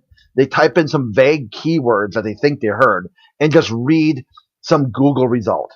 So it's not worth it to really ask them anything. And if you do get an answer, it will boil down to really an I don't know that they disguise as gravity or refraction. Well, they're all just fanboys anyway. It's not their opinion or their freaking understanding of it that anybody should really care about anyway. It's the so-called experts that we really need to be talking to. Yeah, but Crit, what you said is absolutely spot on. It's you must have heard me refer to these arguments as like the refraction of the gaps or the gravity of the gaps fallacies. And whenever you point this out to them, because they're atheists, they recognize the God of the gaps fallacy, and then they start to cry because they realize they're making the same mistake that they would say that like religious people make, but then that makes them feel uncomfortable, and then they start to cry and get all butthurt about it. It's quite funny. Yeah, I told that before. Like one time said, you don't trust science. Well, no shit. It's got built in, okay? The method has built-in distrust. So if you take that out and just say, trust me, bro, that's the most anti-science thing you can come up with. Science is built on verification, repeatable, observable, measurable, the cornerstone. You just don't throw that out and put in a checkbox for trust me, bro. Can you imagine, trust me, bro, capital S science? I mean, at that point, anything goes, doesn't it? Like, oh yeah, I believe that unicorn farts causes black holes, and I believe that, I don't know, make up some other dumb shit. Oh, but trust me, bro, green tick, yep, it's true. Yeah, it all boils down to what does Snopes say.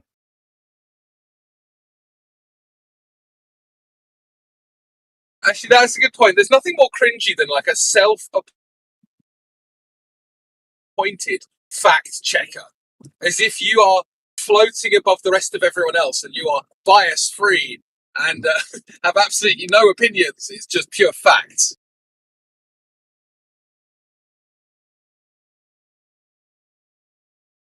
Yeah, nothing says trust me, bro, like 46,000 retracted scientific papers.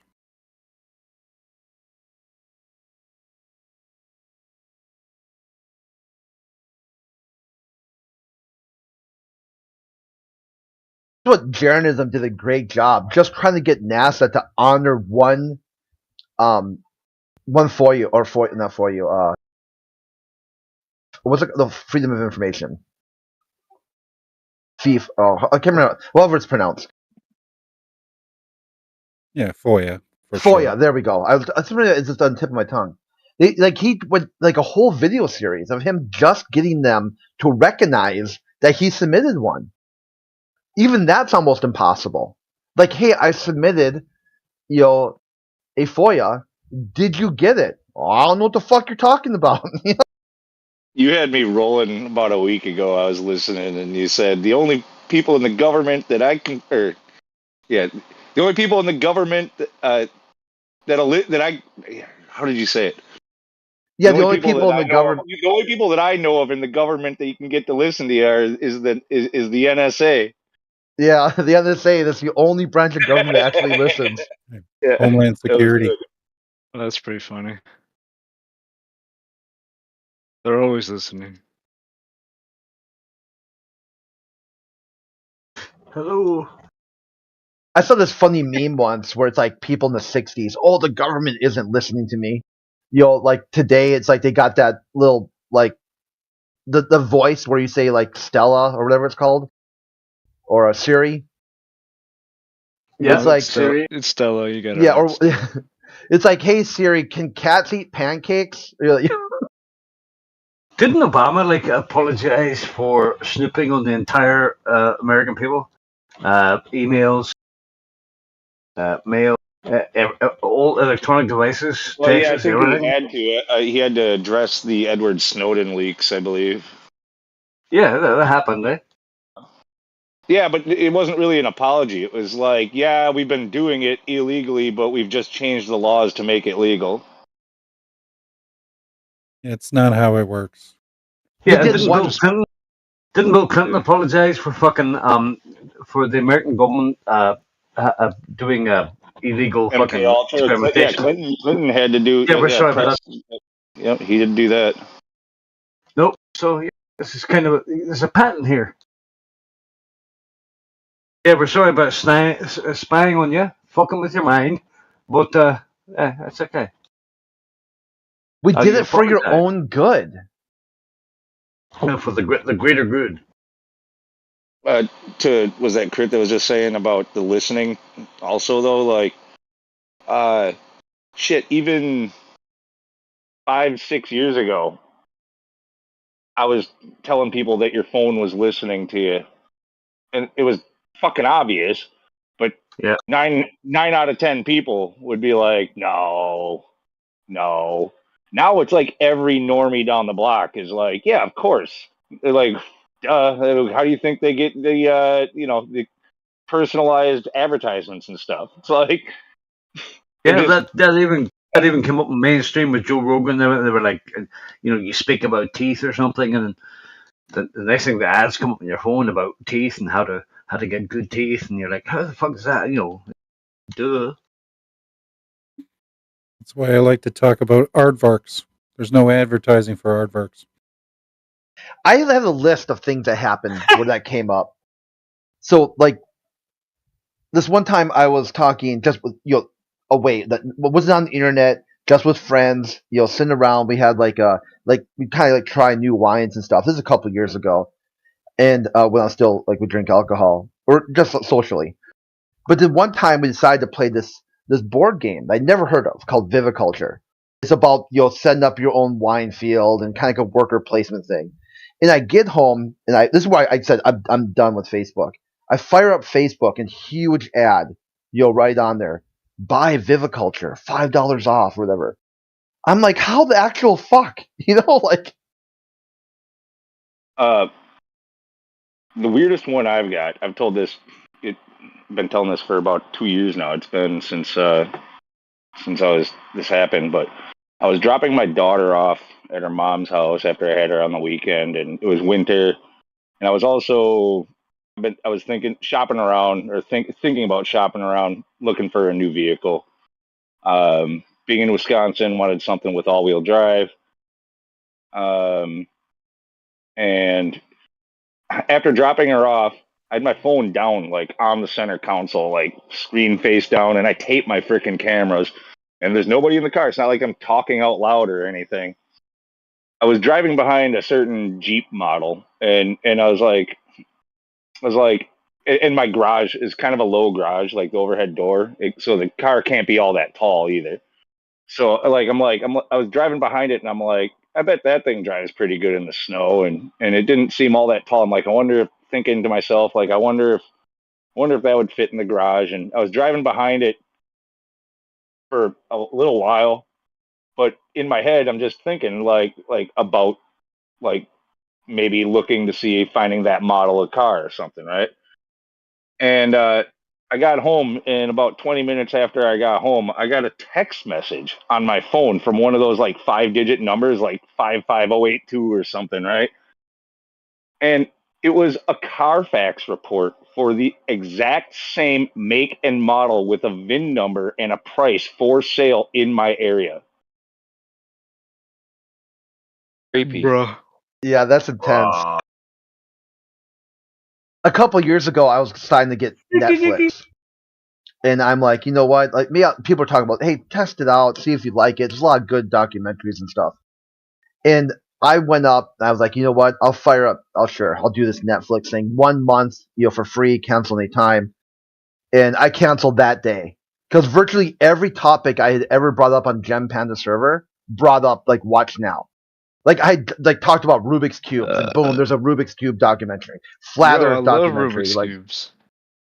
Yeah, it was literally anything you thought of. That any topic I brought up there. And Kosho said, oh, that happens with everyone. I'm like, bullshit. Can you solve a Rubik's Cube?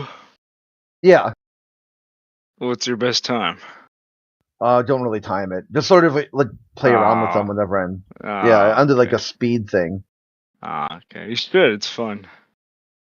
It's a it's a hobby that can never. It's a hobby you could never get worse. Like you could never. There's no skill cap, right? You can always get better. So it's pretty fun.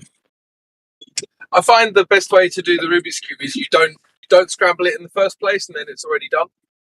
Yeah, that's the way to do it. Do that as the Rubik's Cube is actually a time travel thing, and sooner or later, the time keeps getting decreasing, till eventually they'll be able to solve it, and you'll go back in time as you solve it, so you can keep doing it. And what happened then was the makers of Rubik's Cube then got bought out by another company that then made it so the physical limitations of the cube, you can't solve it fast enough to go back in time. Because that way they were able to secure the patent. Yeah, well, a Glober would probably just take the stickers off if he scrambled it and then put the stickers back on the right way. It'd be like, and then probably call it a circle when it's a cube, right? He'd probably just say he did it and never even tried. Yeah, Glober. He watched a YouTube video about it. Yeah, he'll just present you the Rubik's Cube and tell you it's proof for a globe. True. When I was still on Science vs. Pseudoscience, I would stream solving a Rubik's Cube. And people would be like, "What are you doing?" I'm like, "I'm trying to farm dark matter. I want to, how much stupidity can I listen to while also maintaining focus on the Rubik's Cube?" Yeah, my best time's like 16 seconds, but no big deal.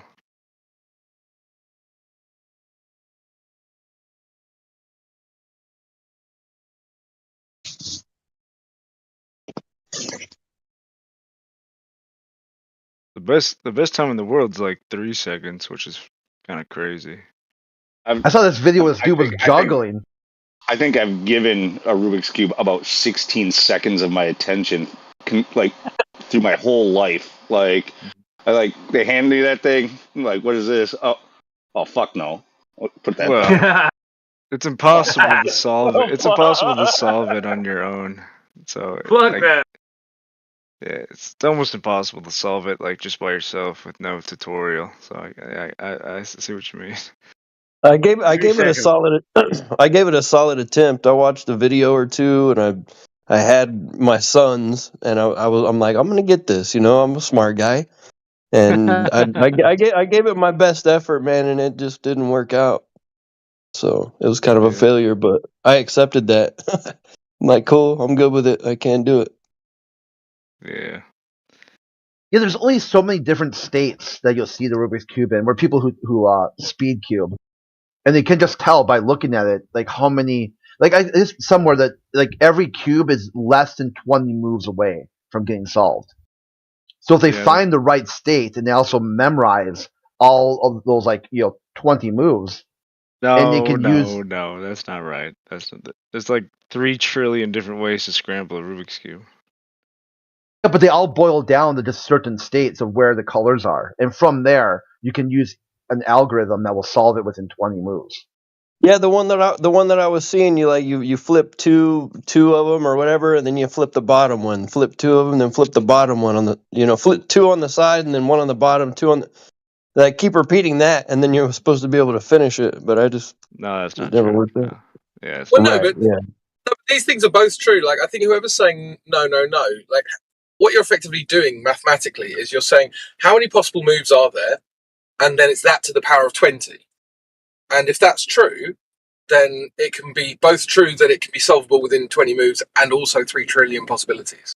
So I don't know how many possible moves you've got with a Rubik's Cube. What is it, like 1, 2, 3, 4, 5, maybe 6 or maybe not, I don't know, maybe it's 6, isn't it? So you can twist the top, you can twist the bottom. You can also switch the middle layer, like the middle axis can also turn. Okay, so I mean how many possible. Is it 8 possible moves? 8 possible individual moves? So what's 8 to the power of 20? That's a huge number. Well, but also you can turn it one way, but then you can turn it the opposite way. So I think that's another turn, right?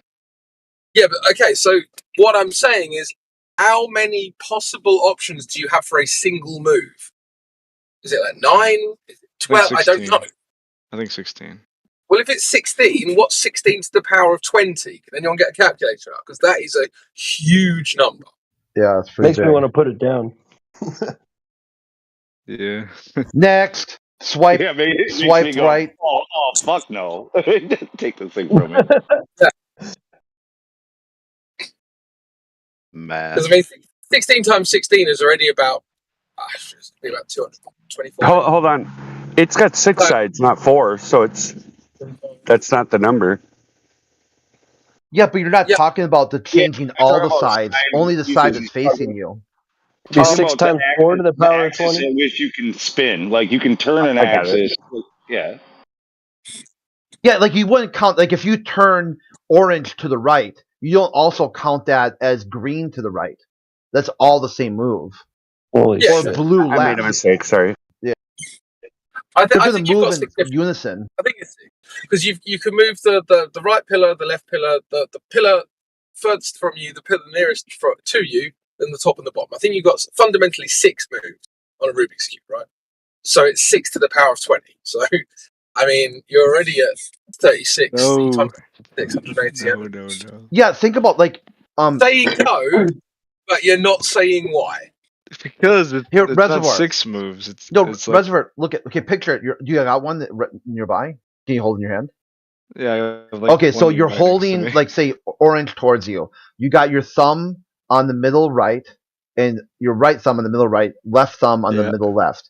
And you can use your index finger to move left or right, up or down, or right, or the top layer counterclockwise or clockwise. And the same thing using your pinkies. So that's like 1, 2, 3, 4, 5, 6, 7, 8. That's virtually 8, unless you're talking about face. But you're not really going to move the face from there. If you were going to move the face, you just would rotate what side you're looking at and spin the cube either forward or away from you.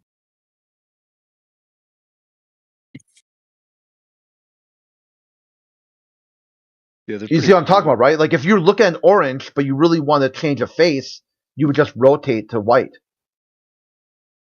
Sure. Or blue. Sure, I see what you're saying. Yeah, Okay. yeah. When you Google like because when you scramble it up, it says, I don't know if this is true, but it says there's 43 quintillion different ways to scramble the cube. Yeah, so when you solve it, you know science.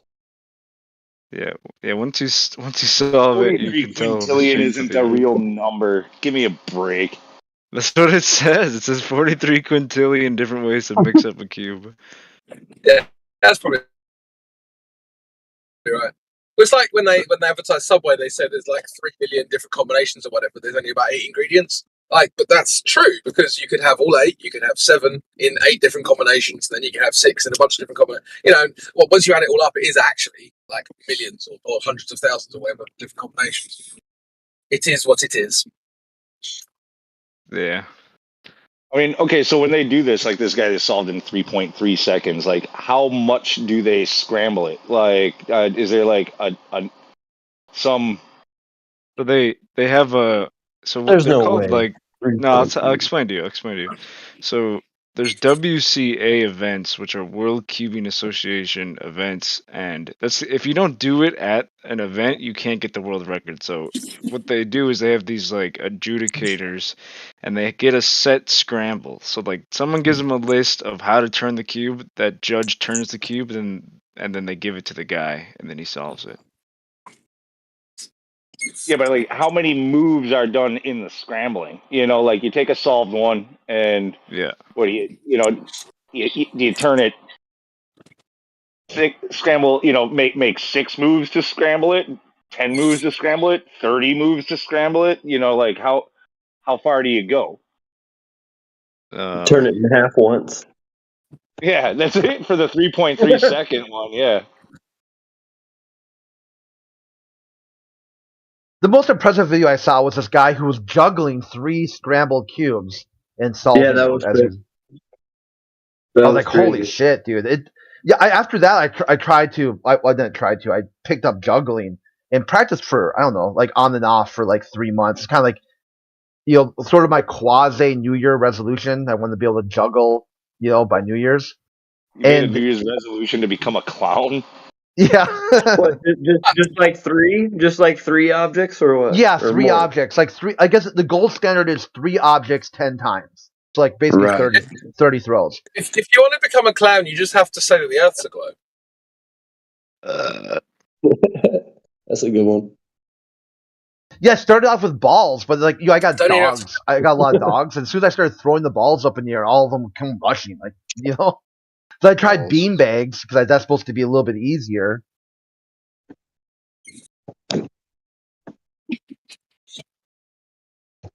I wanted to be a clown, so I bought a NASA hoodie. It's always funny too when you see those like videos of a Karen just screaming at somebody and they have like a NASA shirt on. You're like, oh, that's so great. Yeah, of course. Because fundamentally, people who love NASA, they love mind control and they love controlling other people. So why wouldn't they be NASA fans if they're doing that? Yeah, like this one where this white woman's just yelling at this black guy, like the N-word for taking the parking spot or something like that. And of course, with NASA shirt on. I'm like, I had posted like, why are NASA fanboys or fan people so racist? Well, I mean, the N-word was NASA, right? That was the N-word. Oh, yeah. That's That's because space is all black, bro. And actually, she wasn't being racist, she was being spacist. Yeah. Oh. Bobers. Space is black. Oh, okay. You guys don't like my dad jokes? Oh. We laughed at the first 2. Your last one failed. You should have just quit when you were ahead.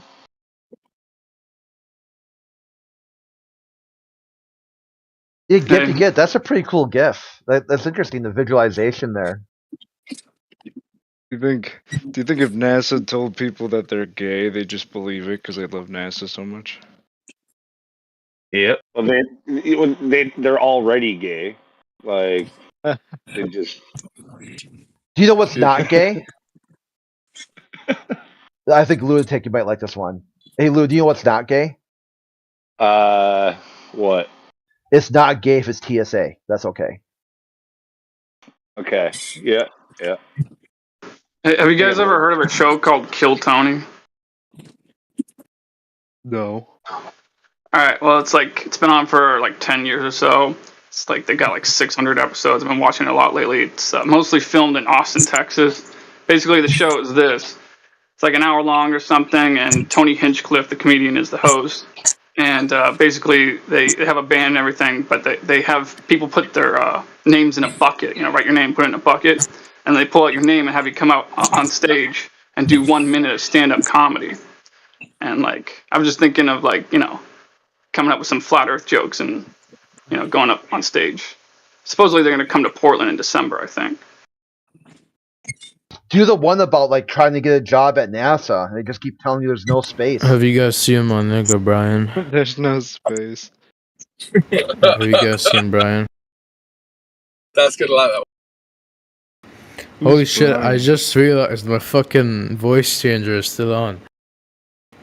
It was fucking on for... Oh my god. Anyways, how you doing? Still on, but not working. Yeah, I know. You sound normal to me, man. Oh, I guess it's not on. Okay, I don't let's think go. it's on. Hey, Lou. Yeah. I asked my friend the other day, where did your wife go on holiday again? He said, Alaska. I said, never mind, Alaska myself.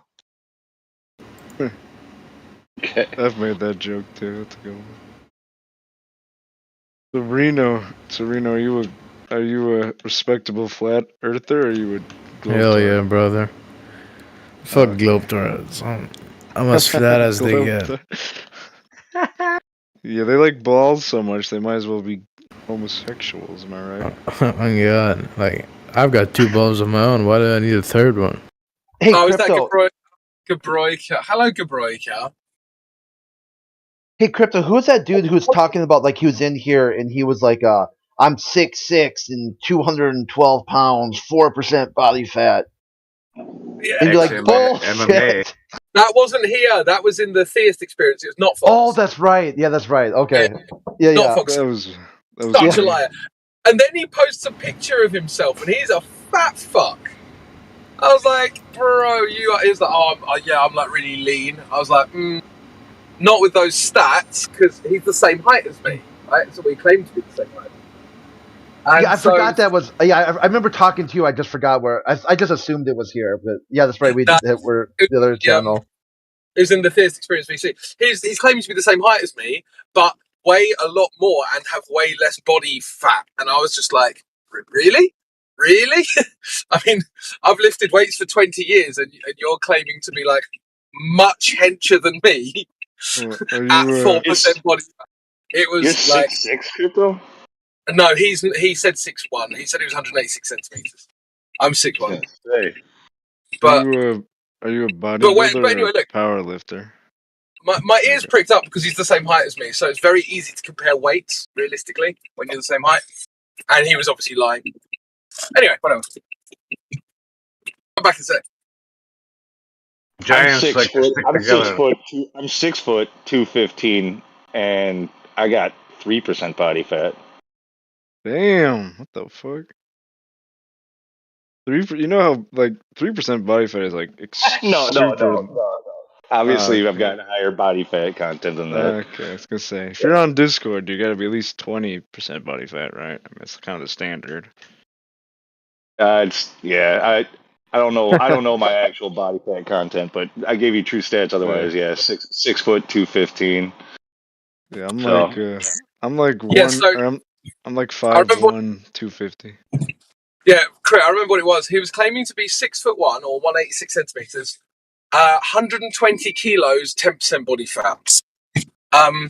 You would have to be unbelievably swole to have those stats. And then when he posted it, it was more like 25% body fat, which the difference between 10% and 25% body fat is absolutely enormous. You know. So, I mean, it's the difference between, at that weight, it's the difference of about 30 kilos of muscle. So, yeah, anyway. So he gets a free seat on American Airlines. Well, no, he's just lying.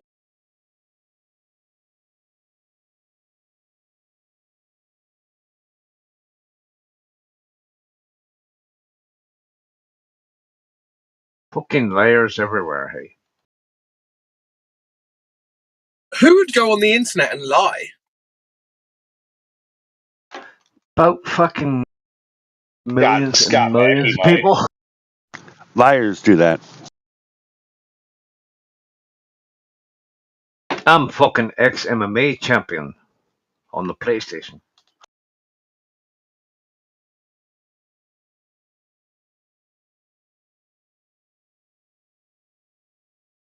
Who the fuck is this guy?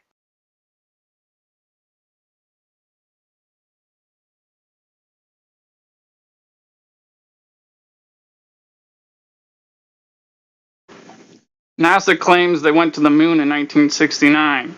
They say they went into the sky and walked on land in the sky. Interestingly enough, this is also the story of Peter Pan. They were all high. I'm not transphobic. I'm not like the bigots at NASA. I accept the Earth for what it is, flat and stationary. That's have you guys ever heard of that? If you're doing that open mic in Portland, dude, hey, watch the fuck out. Oh yeah, they got by Burnside. They got that cross-dressing thing, and it's enormous men that dress up like women. It's like they're like 6'5" and 300 pounds. 9/11 proves that the Earth is a spinning globe in the vacuum of space. The planes were stationary. The buildings hit the planes.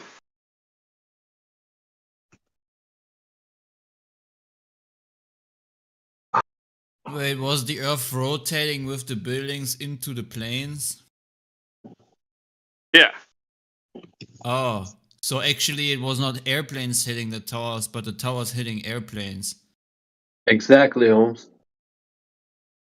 Man, I want to start a I was landscaping so company. deceived. And I want to call it Flat Earth Landscape. I had a good one in text the other night, but old dude kind of yelled at me. There was, I don't know who the Glover was, but how did it go? Oh, I don't even know what he was talking about, but he said, oh, insert your mom vacuum joke here. And I just quickly came up with, your mom doesn't suck dicks. They just find equilibrium in her mouth.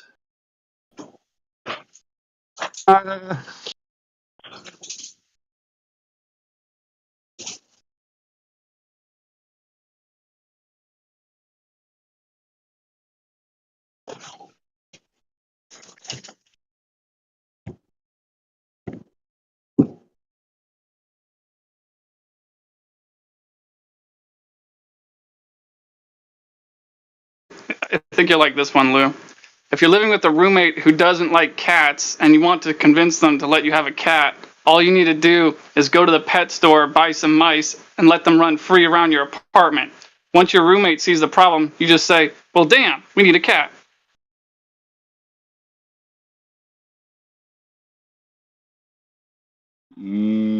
Okay.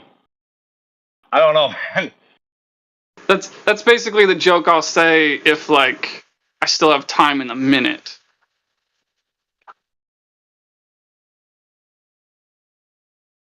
Do you know why pirates are called pirates? Because they just are. What's a pirate's favorite letter? R? No. You think it was R, but it's a C. Yeah. R. No, it's the C. Yeah. 1980 call, what the joke back?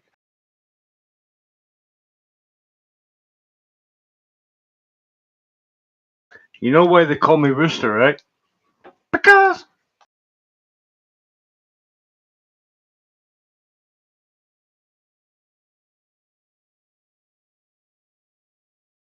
This is bad. This is real bad. We're scraping the barrel now. Because.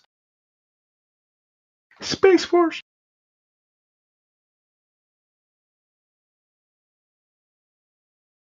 Maybe Mackey's got a joke for us. You got one, Mackey? Who, me? No, Scott. Oh. Felt under pressure there. Scott, dear with no way. No idea. Shit, probably a dad joke. Scott, how's that geometric horizon working out for you? No idea.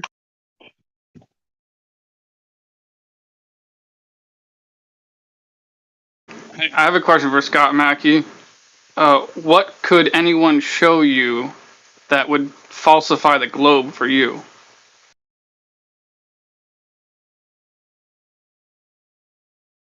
Here we go. How about this one? I don't do jokes. I just listen to them all day.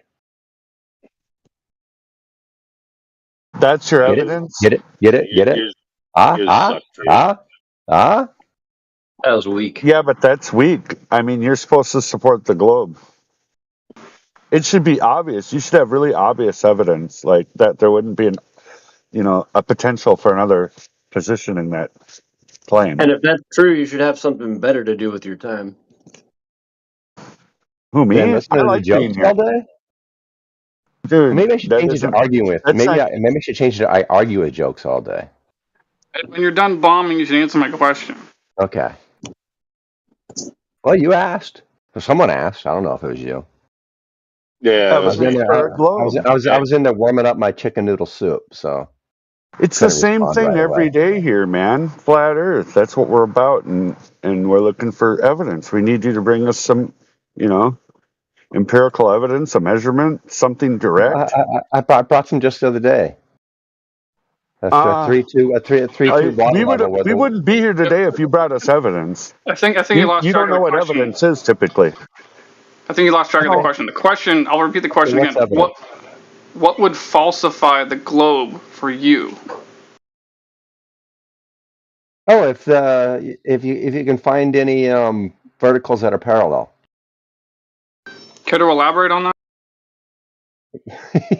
Find two verticals that are parallel. I Find got two two for you. verticals that are not parallel. Like, dude, every time you I do have it. construction or anything like that, every plumb bob is assumed at least to be parallel.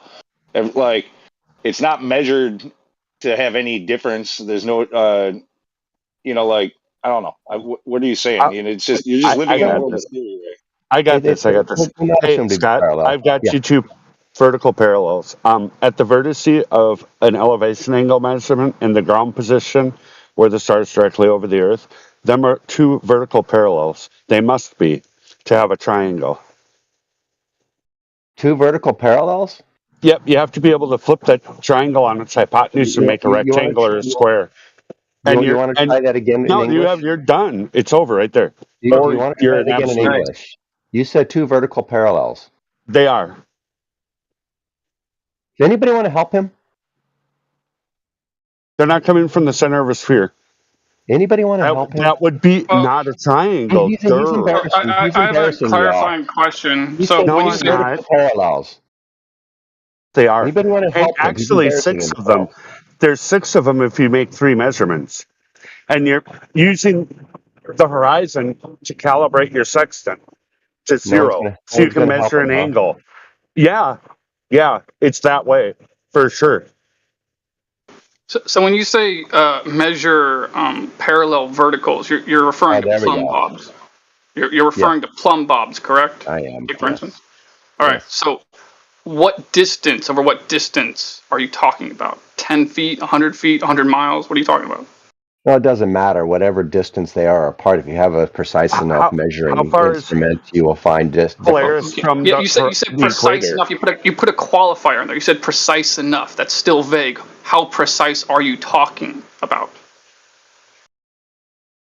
That depends how far apart you are. Okay, so you're just being vague. You're just being completely, totally vague. No, the parallels will diverge at 1 degree for every 69 nautical miles. And so do some math, and how far is that for 10 feet apart? It's some fraction of a degree. No, you're wrong. It can't be curving, or you can't measure an angle. Well, we can. You might not be able to. But you can't measure an angle. It's We geometry, can. dude. We Even do. still, look, Scott. We do. I'm talking about in real application. Okay, Honestly, so can't do things we do. Do you think there's ever been 2 plumb bobs dropped and actually physically measured in between them, or is it like you just described, where it's only calculated with the supposition that you are already living on a sphere? I don't understand the question. Have you ever measured a longer distance at the top of a plumb bob versus the bottom? Physically measured. I haven't. No. Has anybody? I would doubt. Why would they want to? I would say it's not possible. Well, how would what you are saying be true? That it, like, you're saying like it's been done, but now you're saying it hasn't. No, reciprocal zenith angles is a real easy way to figure that out. It's only a calculation based off of like what you're assuming to be true. Yeah, like mathematics. We're assuming geometry to be true. Yeah. No, you're assuming that the Earth is a globe in order to do what you are trying to calculate. Not at all. Can't. We simply measure reciprocal zenith angles. We find they are greater than 180 degrees. We conclude that the lines are not verticals, are not parallel. That's math. It's simple You don't geometry. even know what an angle is. You don't know geometry. You can't claim geometry. When you're using a sextant, whatever. you need a flat baseline to be able to No, you measure don't. angles. Yes, No, you you don't. do. Yes, No, we you don't. no. You're a liar or stupid. That's You what don't even know what everybody's triangle ever used is. to believe. There's a consequence to using a triangle to gain location for mariners there are on no Earth triangles. for There are no hundreds of years. There are no They are triangles in celestial triangles. navigation. They are triangles. Then Yes, you they don't are. understand what celestial navigation is. Well, you're not pointing at a light under the Earth or over a curve because you need a Lumpy, flat let's try reference to measure an angle. No, there's Let's no try trying anything. You're just dumb. Let's try this, Lumpy. Let's just see if you understand anything about celestial No, navigation. no, you're not. No. I know. You can't have an angle. You can't have an angle. I'm not letting you have an angle. No, you sure as hell can't prove your claim. You sure as hell can't prove your claim that plumb bobs are not parallel. Reciprocal zenith angles proves the claim to any rational person. No. Now you get to decide what camp you're in. Are you in the rational or the irrational? Yeah, you don't even know what a triangle is, and the consequence of having a parallel zenith from the measurement, the vertice to the ground position, and it references the ground. You're using the horizon as to make your baseline. That extends out up beyond 3,000 miles in some cases. Except, for example, the Polaris at the equator is going to be over 3,000 miles. We know that. Except that's not how celestial navigation works. Learn about it and get back to me. No, it's how geometry must work. You need a 90-degree angle that references from the measurement, from the vertice. You're measuring an angle to a light in the sky that's parallel to the water. All the lights are parallel to the water. Okay? No, that's incorrect. No, it has to be. It doesn't have to be. And you need to be able to flip your triangle on the hypotenuse to make a rectangle or a square. Period. No, That's a fact. No, it's not a fact. You guys should draw this out. You should draw it and see who's right. I did. I have my YouTube video is me using SolidWorks to prove this. It won't measure. It can't measure to a curving line. You can't measure an angle to a curving line. No, you can't. You can't have 90 degrees to a curve. It'll be greater than That too. 180 degrees. It's so funny. You tell us we can't do things we do all the time.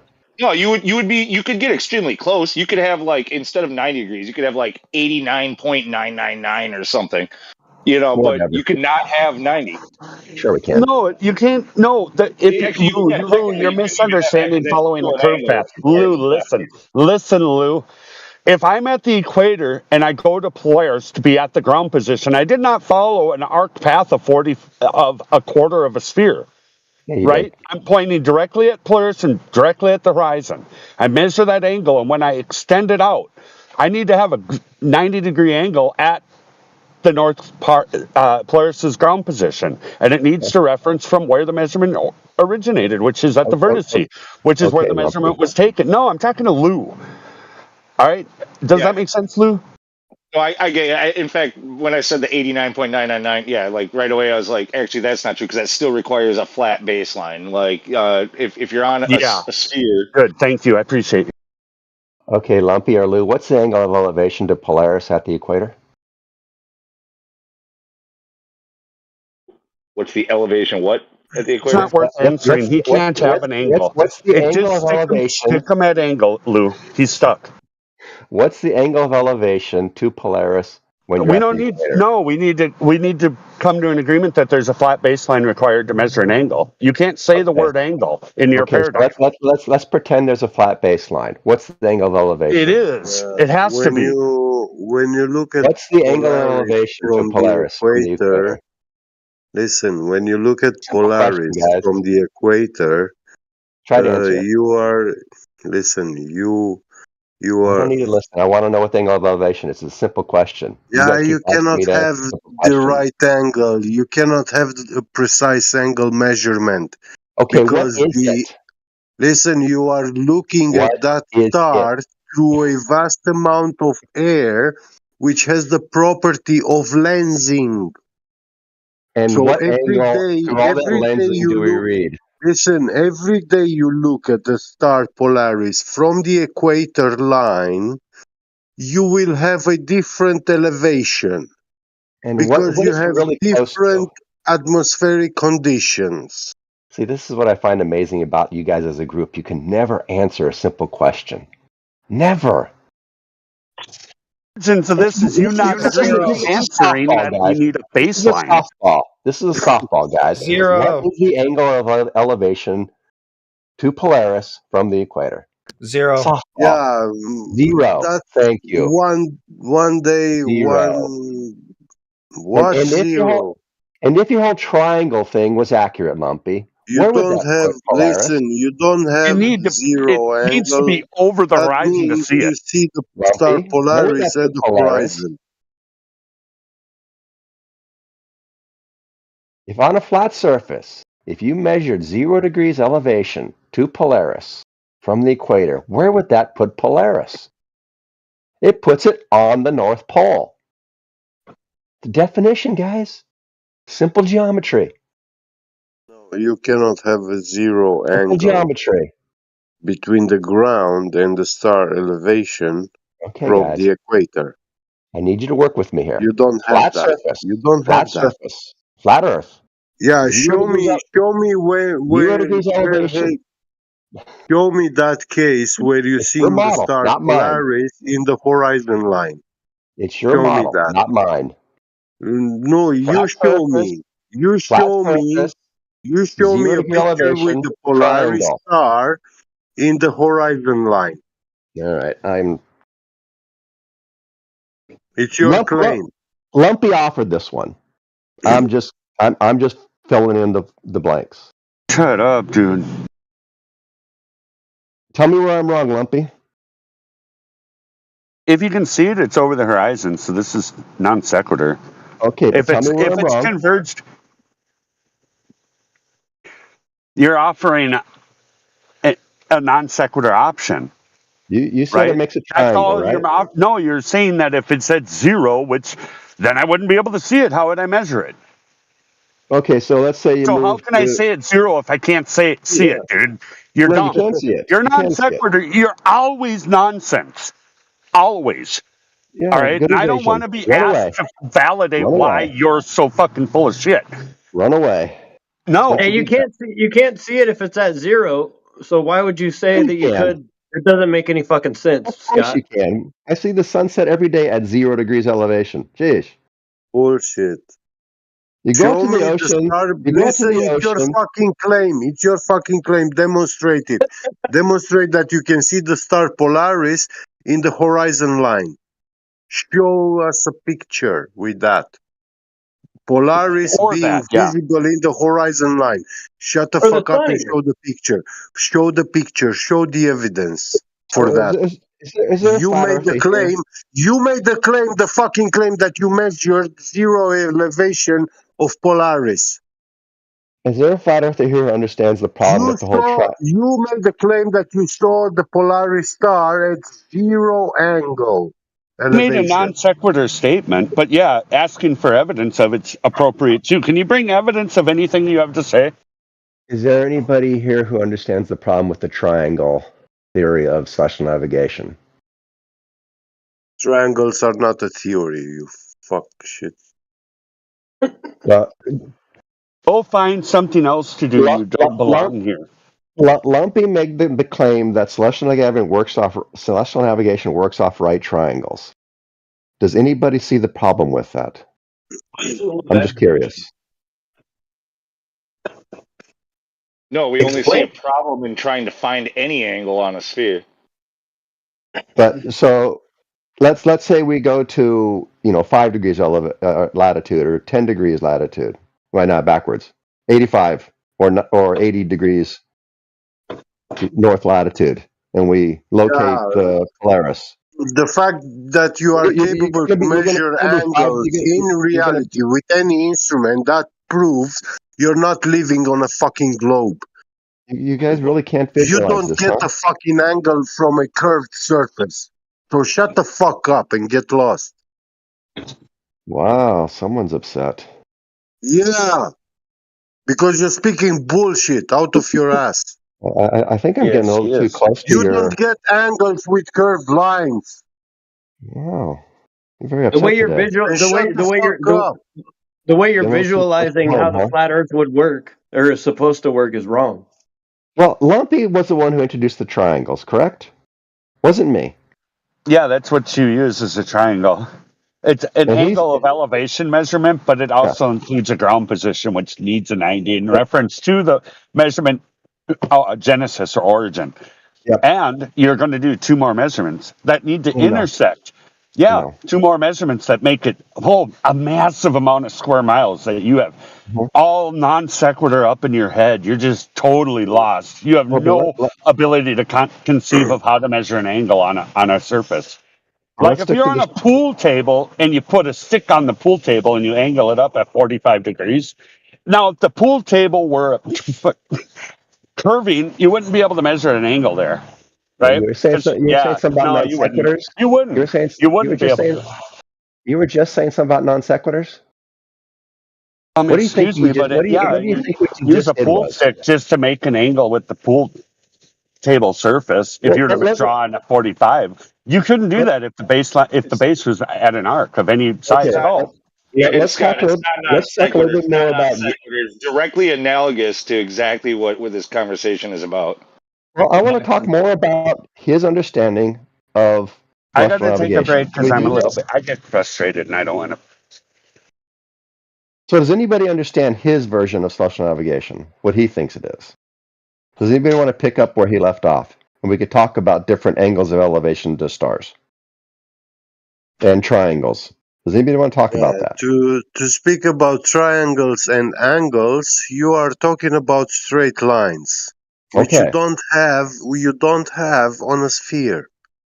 The only thing you have on a sphere is line of sight, which can be tangential with the surface of that sphere. Okay. And that's Okay. your only straight line you have on the sphere. Okay. Therefore, you have no angles. You cannot measure an angle on the surface of a sphere. So Okay.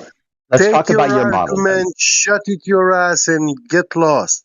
I want to talk about my model. I You want to have talk about yours. you have no argument. Yes, I know. I want to Nothing. understand. I want You to have no understand yours better. angles. You have no angles, no elevation, no GP of the star, nothing.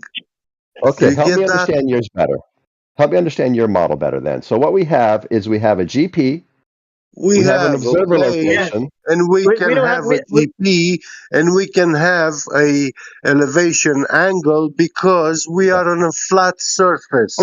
Okay, let's start with a flat surface. And be Okay. careful with that word model. You don't have a let's start. model, we don't either. Okay, fine. But let's start with your flat surface. And in your understanding of celestial navigation, we have a GP, right, which is a number of miles away or X miles away from your observer, right? Yeah. Is that correct? Am I understanding you right? Yes. The GP Okay. is the distance Okay. between the star and ground Yes, position. I got Yeah. you. I got you. And so what we have is a triangle then, right? We have a point at the GP, which is 90 degrees to the star above the GP, right? And we have an observation point, which we can figure out the distance. And so we Yes, have a but triangle, right? when you are let's say a 45th degree angle from that star, yeah, you Okay. don't see the GP of the star because you are too Uh-oh. far away from the north. And truth is onto And me. for Yes. that, you use the horizon line instead, because the horizon line is on the same plane with the GP of the Fine. star. Can we just talk about your triangle? What we have is a triangle, correct? We have a triangle that it goes from the observer position to the GP to the star, right? That forms a triangle, correct? Correct. Now, if I know and if we take the observer's position, the angle of elevation, we can define opposite and an adjacent side, correct, to that triangle. Tangent. Yeah, but we can find the opposite and the adjacent, right? And then the hypotenuse, right? And so Yeah. if I know the angle of elevation to the star, right? And Yeah, I know I know the distance from the observation to the GP, correct? You know the distance from the ground to the star? How did you get that? Well, Because I can measure it off, right? I can walk it Well, off. how can you measure it from the ground all the way up to the star? No. I know the distance from the observation to the GP. From the ground position of the star, yeah, that Okay. place at North Pole where the star has a GP location. Yeah. So if I know that Um, distance and I know the angle of elevation, it's an approximate distance. It is not known with precision where that place but exactly is in if the I'm close world. enough, if I'm close enough,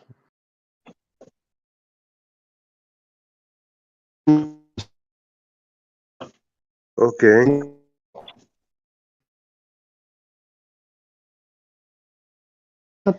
Anybody?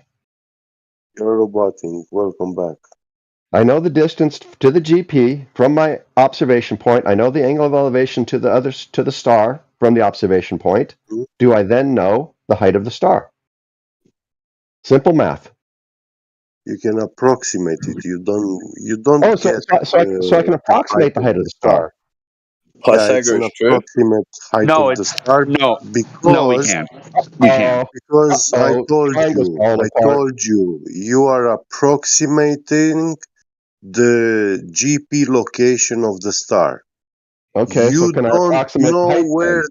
Listen, then? I'm you listening. don't know exactly Oh, on the ground surface where that point is, the GP of that star. nice evasion, but what do you say, Lumpy? Why doesn't the triangle work? Listen, when you are I think Lumpy's worried at the that his triangle just GP, fell apart. the zenith of the star, yeah? No, When you are no, beneath that star, no, you but the cannot, triangle is flat. when you move one step away from that point, you cannot tell that you moved 1 foot away from beneath that star. Oh boy! You cannot. Any chance you can get back to triangles? Anytime. Is it going to Listen, happen anytime soon? Triangles. Did you Triangles. understand what I told you? I don't care what you told me. I'm talking about triangles. Dude, bro, stop. You don't have a triangle if you have a sphere. So why are you talking about angles? We weren't You're talking supposed about at the word spheres. angle. We weren't Explain to talking me about how you spheres. measure an angle with a curving baseline. I Explain want to that. know. I want to know about your triangle that you just Demonstrate. No, declared, just Lumpy. demonstrate. No, no, you're not. You don't have an angle. You're stuck. We See, can this talk is how about you an run angle. away. This is how you No, run away from no, your I'm own trying to keep position. you. You're stuck because you're non sequitur. You're You're running away trying to from your reverse the own burden. assertion. No, you're the insane person who doesn't know that triangles, 3 straight lines that add up to 180 degrees. Now You said there's a I want you triangle. to demonstrate that it's not. I want you Shut to. the I hell up. want you to justify It's your own only triangle. it's an angle of elevation measurement, and the ground position mandates that it's just a vertical. Okay, And it it's creates not a an triangle, actual. right? No, no, No, it's an it doesn't angle of create a elevation triangle. measurement. No, it doesn't. No, it's an elevation angle You measurement. said not 10 minutes No, ago it you was a just no. triangle. Listen. You said it was Well, a triangle. Damn it! Roll back the tape. You said it's a no. triangle. All right, listen. It's an angle of elevation measurement to be more concise. All right, it's not, but it does form a triangle by default. Okay. We can't know the height, so you can't have an angle. So asking us about an angle measurement from your non sequitur position is irrelevant. You're already stuck at the word angle. So stop at the word angle and demonstrate how you measure an angle to a curving adjacent. Okay, See, this is demonstrate that and find a definition for that. Also, I need it cited and I need a demonstration before you can move forward with your angle. see, but this is where it benefits you all not to try to This make a now you claim. just didn't do what you need to do. You need to provide a We were site. talking about You your need to. triangle. No, we're talking about an angle of elevation measurement that forms a triangle due to the ground position. And I'm not letting you get away beyond the word angle because you don't have. I know, because you don't want to talk about your No. triangles because you know it falls apart. Shut up, dude. You don't have an angle. You fell apart before me. How softball questions, guys. You're just Think a about, pain in the ass, dude. just think for a second about your own narratives, and they fall apart instantaneously once you think about them for any You're amount of dumb. time. No, you don't deserve a voice here. Who can kick this guy, dude? Or at least mute him. Someone had the sads. No, you're annoying, dude. You remind me of a demon. Let's remember though. Let's remember though. You Lumpy, remind me of what a demon would be. I was I don't need heating to my be chicken noodle tormented soup, right and now. I'm somebody called me out. not in the place where I need to be tormented yet. I'm on Earth still. I don't want to listen to demons. Yeah. Guys, if you don't I want to was engage with asked Scott, to then join the don't engage with conversation, him. and I will If you don't engage disengage. with him, don't engage. I will disengage voluntarily right now. And if somebody wants to ask me to join the conversation again, I will re-engage. Here, let's try to take it a slightly different direction. What reason do I have to doubt that the Earth is flat? I just gave you one. This whole triangle nonsense. Celestial navigation does not work on a flat Earth. Just saying that, like, you need to demonstrate that. You can't just say that. Okay, how would it work on a flat Earth? You need an angle of elevation to a star on a flat Earth. So you create a triangle to which you can go. But if you create a triangle, which Lumpy doesn't want to do, he wants to have a triangle, not have a triangle simultaneously. If you have a triangle, you know the height of the star. You just do. That's simple geometry. It's 9th grade shit. And here's the other thing too, right? If what we know about celestial navigation, if you have 2 points, right, each with a GP. So you have point A with GPA and point B with GPB. They will have, from each of those points, you measure the angle of elevation to the reciprocal, to the other GP, or to the other star, the other, GP. From point B to GPA, point A to GPB, you get the same angle of elevation. Yeah. That's Dude, just a fact. don't bother explaining it to these retards. They believe the Earth is flat. Like, don't even bother. Give me a break. I'll play if I want to. And so you have the same angle of elevation, which necessitates, if it were a flat Earth, that those 2 stars are at the same height, physical height, from the Earth. That's just how triangles work. Now, if you guys can wrestle with that idea for just 5 minutes, stop and think about it. Do some work. You will realize, oh, that's kind of silly. You're done. That's all the proof you should need. That's all the proof rational people need. I was listening to what you said, but what you said doesn't demonstrate that you can get an angle measurement from a curved surface.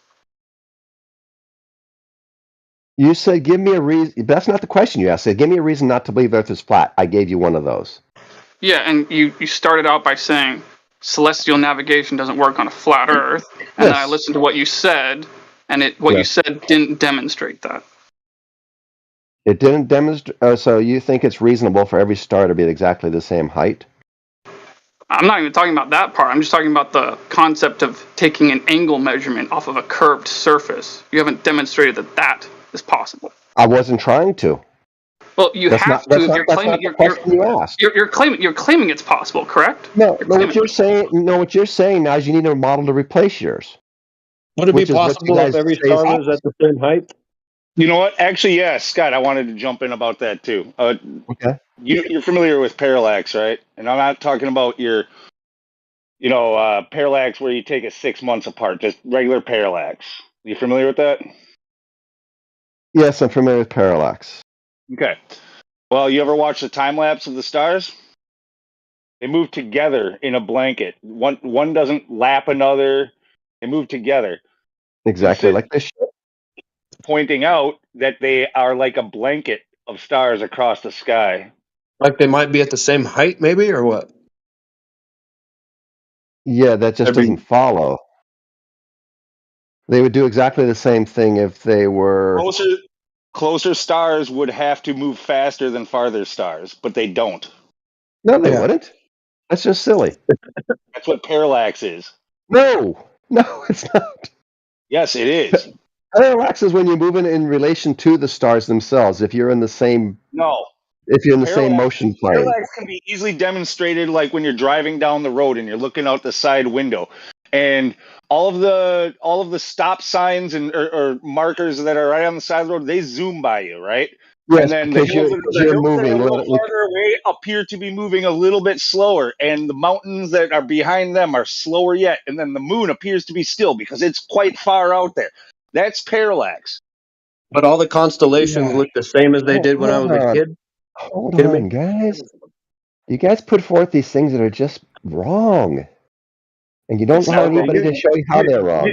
You drank the whole Here's the picture of problem, Hulu. lunatic. Here's what's happening in your situation is the car is moving linearly. It's moving in a distance in relation to the objects it's passing. Do the same thing, but hold on, let me finish. But instead of go stand on a merry-go-round.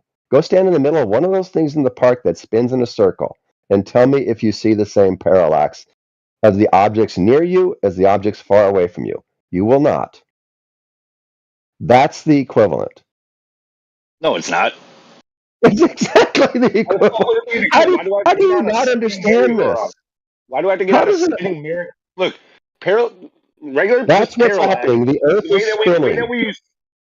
The way that our eyes work by having binocular vision, that's how we determine the parallax or the depth. Okay, and when something is, whether you're moving or it's all moving, it's the same thing. Okay, Parallax and binocular are not the same thing. Sorry, man. No, the reason that we're able to see depth is because we have binocular vision. That's one of the three reasons. Our brains use a combination of binocular vision, parallax, and size to determine depth. Yes. Mackie, I posted something in the voice text. Can you look at it? And are you in contention with this example of parallax? No, that's exactly what I'm saying. The car's moving linearly. The Earth is not moving linearly. The Earth is Linear rotating. has nothing to do with it, dude. It has to do with the distance from the. To do with it. Oh, okay, yeah. All right. So there are different things that are different distances from the car, correct? Yes, which is moving linearly. Oh, yeah, okay. And when things are moving, and when a perspective is moving, those different things that you're looking at, they move, they appear to go by at a different rate, right? Yes, when the car is moving linearly. So how far is the closest star? Doesn't matter. The Earth is not moving linearly. The Earth is not moving linearly. The Earth seems is like not moving linearly. It's not moving linearly. Seems to be just your excuse, huh? So I just have to give you. So let me ask you this: if I give you an example of the parallax effect with something that's not moving linearly, then will you concede that you're wrong? Give it a shot. Give it a shot. See if you can do that. Yeah. Like a car driving in circles. Maybe I just gotta go to a roundabout with my camera. That car is moving linearly. So if you're in a roundabout in England, and you're just driving a car in circles in a roundabout. That car is moving linearly. Yeah, I know, buddy. I'm not talking about the thing I just posted. I'm talking about a different example. I know. You said no. I'm listening to you. You said if you're in a roundabout in London, and I replied, if you're in a roundabout in London, that car is still moving linearly. Okay, yeah, but it's moving. I gave you the example. Go sit on one of those merry-go-rounds in the park. Chill. Listen carefully. So the car is moving in an orbit around the center of the roundabout. Correct. Correct. All right. So when someone's in the car and they're going around the roundabout like that in the orbit around the center of the roundabout, do they have the ability to see the parallax effect when they're looking outside the window of the car? Yes. All right, so why would this not apply? So I'm confused then. Why would the car moving linearly? Like I'm confused of where the disconnect is. Why are you saying we shouldn't be able to see the parallax of the stars?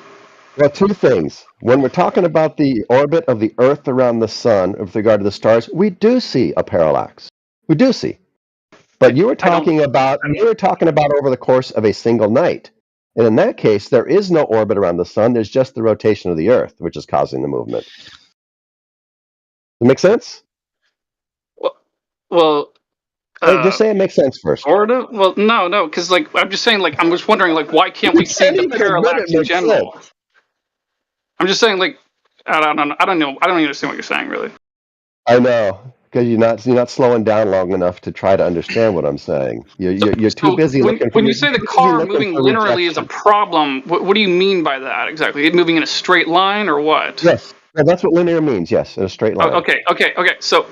So I just gave you the example of the car not moving in a straight line, and you just conceded that the parallax effect can be observed from that car not moving linearly. So, But again, the it is question is, moving in a linear motion still in a circle. but by linear you meant straight, not curved. You're going back and forth. Anything that has a direction. Okay. So let me just ask you this question again. Why can't we see the parallax that you claim is existing with the stars? You're saying that the parallax is happening, but why can't we observe it then? With regard to the Earth's orbit around the sun, we do see parallax. That's observed. This is new to me. I don't know if this. Well, all right. Yeah. I know the stars to be in the same place year after year. You're just talking out your ass, I think, at this point. I know you believe that, but it's a simple fact that there is parallax. Do you have a reference to this? The stars not being in the same place year after year, or parallax being observed with the stars? You have access to Google just as much as I do. Yeah, I never found that, dude. I never found that. Tell me where you found it. Tell me where you found it. So I don't have to spend the next 10 hours of my life looking for something that doesn't exist on a wild goose chase. You've never tried. How would you know it doesn't exist? You just said the first time Well, you've if you know so much about it, dude, then just post a link right now. Come on, do it. You're the one who wants to know this. I already know it. Oh. And I'm not interested in convincing you. I'm trying to explain things to you. Yeah, you're just interested in staying in your own head under the sand position. No, you're the one who doesn't want to look it up. I've already looked it up. I've already taken the time and the effort to look it up. So I'm not the one with the head in the sand, right? I've done the work. You haven't. The point about parallax here was to point out that the stars move together in a blanket. One doesn't lap another. One doesn't move. Okay, and we wouldn't expect them to. That tells us that they are at least very, very similar distances away. It doesn't though. It just does not follow. It absolutely does. No, did you hear what I said about the merry-go-round the park thing? The merry-go-round thing was stupid. Okay, why was it stupid? It was non sequitur. Why? Because all we're doing is showing that the stars move together. If they were different distances, if you had some stars that were, let's say, I don't know, let's go light years, because what's the closest star supposed to be, like friggin' 50 billion light years away or something like that? What's the claim you're refuting? If you got some stars that are trillions of miles away and some that are billions of miles away, let's just say, even though I know they're supposed to be farther, right? Yeah, the ones that are farther should be moving much, much slower. Like if it's twice as far, if it's twice as far, it should move at half the speed. Why? To the sky. Why? Because of parallax. You don't understand parallax if you think that's the case. That's how it works. It doesn't. It is. Why do you think you understand this? First of all, who told you understood it? Because I'm telling you don't. No. This is how it works. There's stupid like Veritasium. Dude, you can watch like Veritasium show you some shit. They're basically highlighting the exact same example, just not talking about stars. Okay, what is the claim we're making with regard to the Earth? What is the claim that we Globers are making with regard to the Earth and the stars? Why do this is all getting so far away. Why do we say the stars move? You're refuting one of our claims, right? What is our claim you're refuting? Yeah, you claim they're not, well, you claim they're moving, but not enough to tell, and that it's us moving that makes them appear to move. That's what you claim. What reason do we give for the reason they move? Why do we say they move? What's happening? You claim that we're spinning. We're spinning. Okay, let's stick to that. Now you're saying if we say they were spinning, or we say we're spinning, You're saying we should see parallax effect if we're spinning. If there's any movement at all, and there's a different distance to the object either moving or due to the fact you're moving, Oh if there's boy. different distances, they'll move at different rates guys. across the sky. And the Look, Big Dipper Scott, doesn't do that Can we at focus? all. this is No still star this does is that. still off topic. The point why I brought up the parallax was because you were talking about the sextant. This is still supposed to be a sextant argument. You're arguing against a claim we never made, though. No, this is still supposed to be a sextant argument. You were saying that they are not that it was laughable that the stars might be at the same height. Okay, but Yes. we can show you with the parallax Uh-huh. that it appears through the parallax that they are like a blanket at approximately the same height in the sky. But that doesn't make any sense. Because in order for you to show that parallax is the reason, we have to be moving linearly in relation to the stars. Nobody's made that claim. We say we're just spinning around in a circle, or we're just spinning. Also, remember, And, Scott, and that if we're spinning, parallax is irrelevant. It's not a demonstration of your point, man.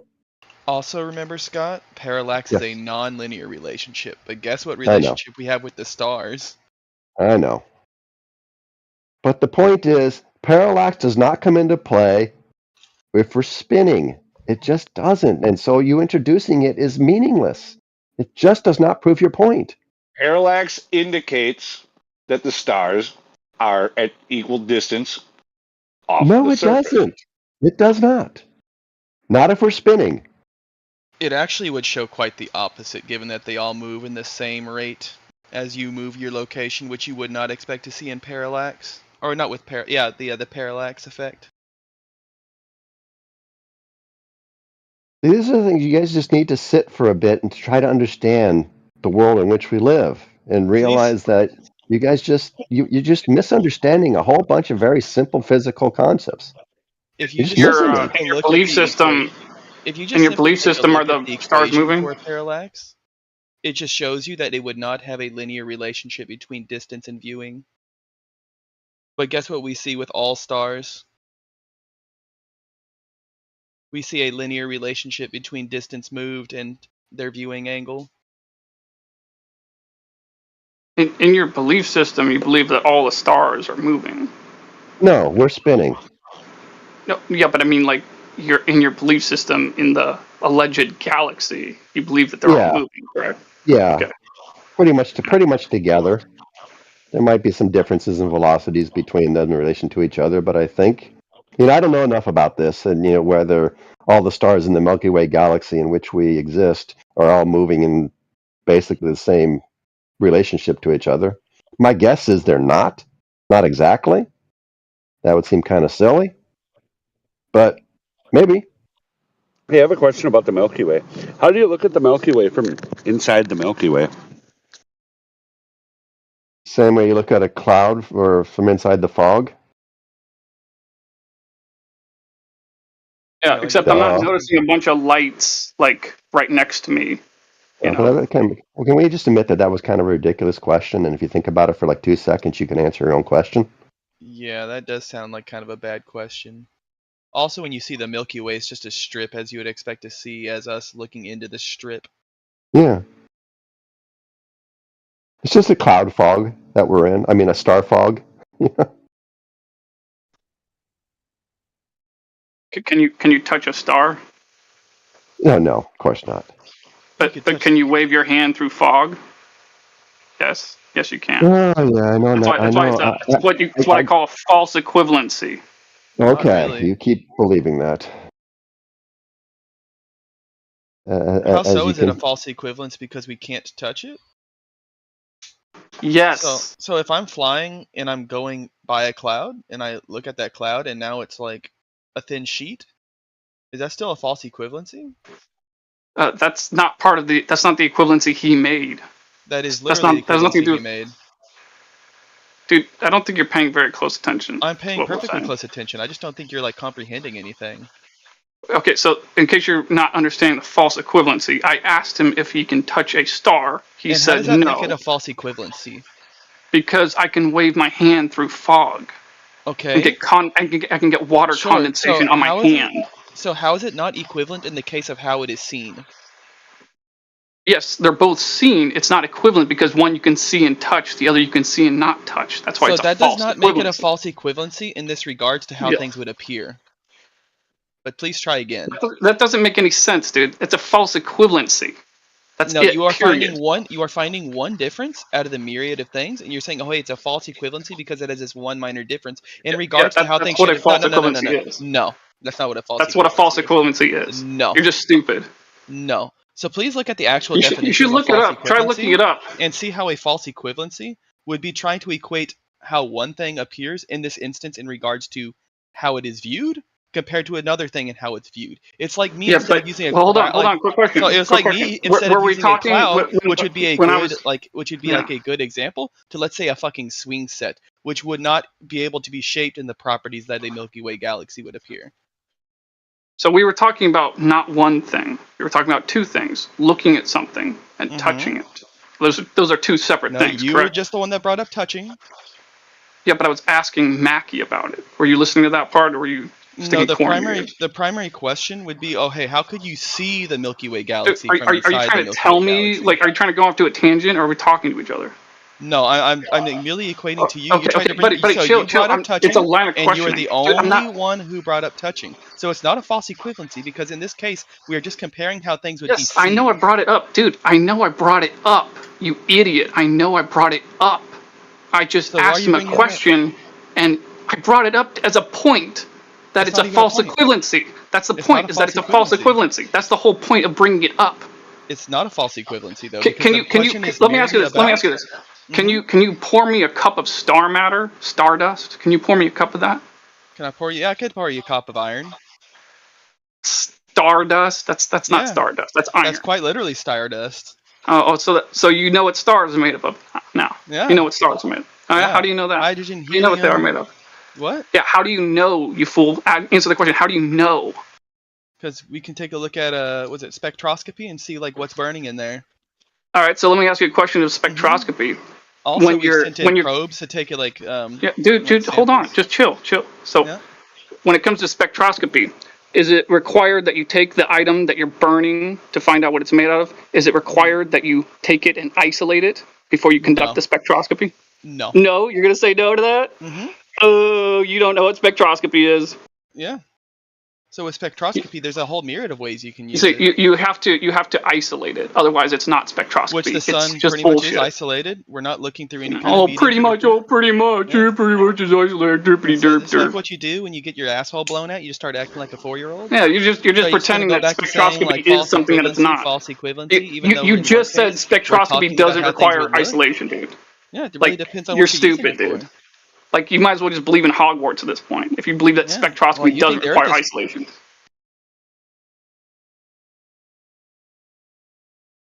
So, anyways, Hey, whatever you gotta do to cope, man. whatever you got to do, bro.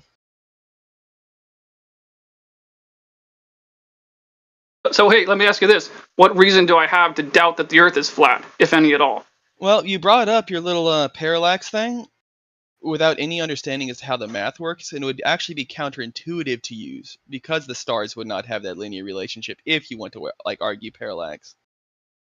So you're saying the stars move, thus the Earth is a ball? Is that what you're saying? Do what? Oh, yeah, 100%. If you want to get me onto the stars, we can talk about like geometric proofs. But I don't You just think said you understand enough about- 100%. Wait, Yeah. you just. I was being I was making fun of you when I said that, Yeah. and you just said yes, 100%. Yeah, I was making fun of you with when I said stars. that. I know because you don't So understand let geometry. me All right? repeat the question. Let me repeat this short question. Mhm. You're saying we observe the stars moving, thus the Earth is a spherical object. Correct? That's what you're saying? 100%. All right. So where's the logical? Why would you think that the lights in the sky have anything to do with the ground? Because we are able to use this little relationship called celestial navigation to figure out exactly where we are down to like a few meters by just simply looking at the stars. One might argue that the way the stars are behaving has a direct relationship with how the ground is. And knowing that things such as geometric proofs exist, the only way you could ever demonstrate a linear relationship between viewing angles and distance traveled is on a spherical surface.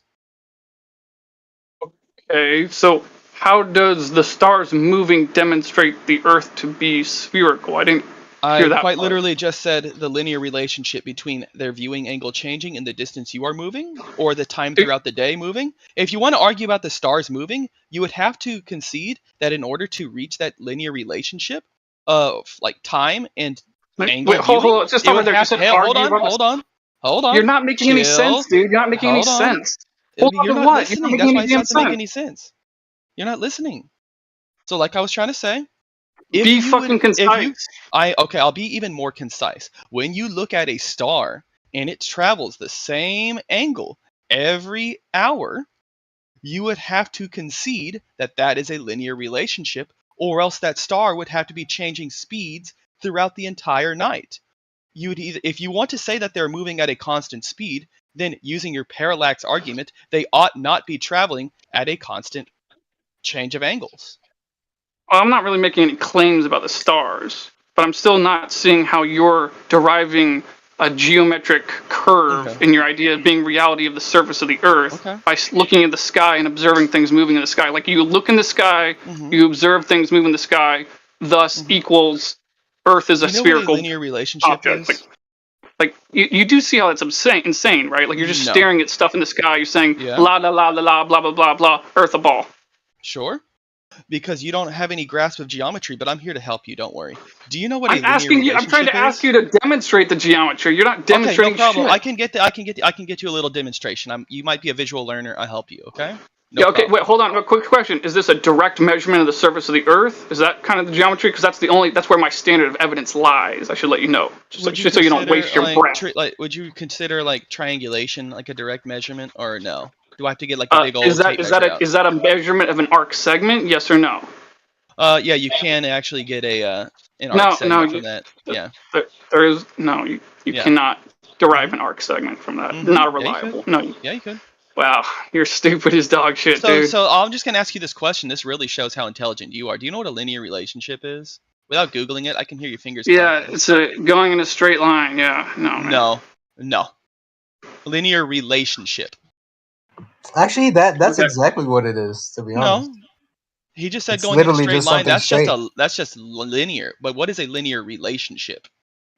It's a relationship with a straight line, bro. A relationship with a straight line. So It's a straight line relationship between two variables. So what does that mean? I mean, he knows the Explain word it, line in there. smartass. Explain it, So dumb smartass. as one increases at one rate, the other one increases at its rate at a constant rate to each other. So as an example, as I change my distance by 60 nautical miles, the viewing angle will change 1 degree, and that rule remains constant regardless of how much distance I travel. So it is a constant relationship between the two.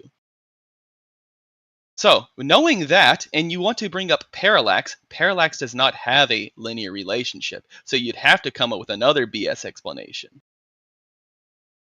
And the only way you could ever demonstrate a linear relationship between the changing of distance over a surface and the viewing angle of an object out in the distance is through a curved surface, a circular surface. In this case, a spherical surface.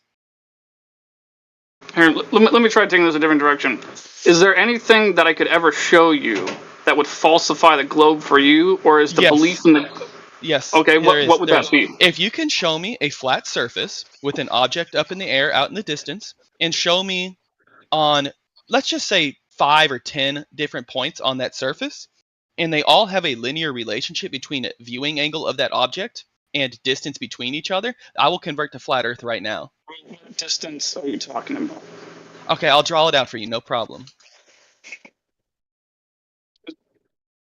Still don't quite understand the thing in the air part, but whatever. Okay, no problem.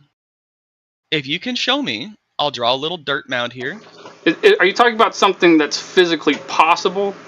Like, tell them it doesn't have to be in the air. Tell them it could be a mountaintop. It doesn't have to be in the air. It could be anything, like literally Yeah. anything. How about that? It seems to me like you're so far. It sounds like you're describing staring at an airplane off in the distance. It could be an airplane. Yeah, so staring at an airplane off in the distance will prove to you the Earth is flat. I don't quite follow that. I'll explain again. Could be a mountaintop. It could be a mountaintop. Here, I'll even draw a little mountain. It'll be like the Jesus times, with like like the stars appearing at like the mountaintop. Are, No are you problem. relating the top of a mountain to a star? The top of a mountain to a star? Yeah.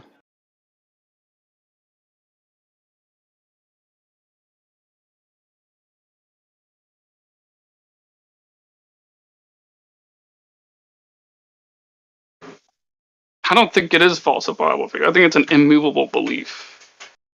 No, it's quite falsifiable for me. Like, I'll even give you the I'll even give you this. I'll just create several of these. I'll try and make them equidistant the best I can. I'll just give you a rough sketch. You can kind of get the idea, and you can kind of map it out however you see fit.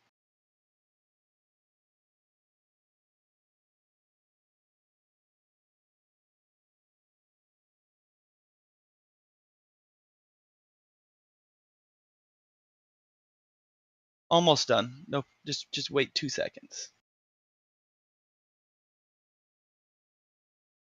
Let's imagine for a sec that each of those red circles is a different observer, all equal distant away from each other. That means the same distance away from each other. And they're all viewing either the star or the top of the mountain or whatever the fuck. I want you to show me how the angles that they are viewing to that star have a linear relationship between the distance to that ground, to that object. If you could do that, then you can just blow out a geometric proof which has been in use for 2,500 years, and you would convince me that the Earth is flat.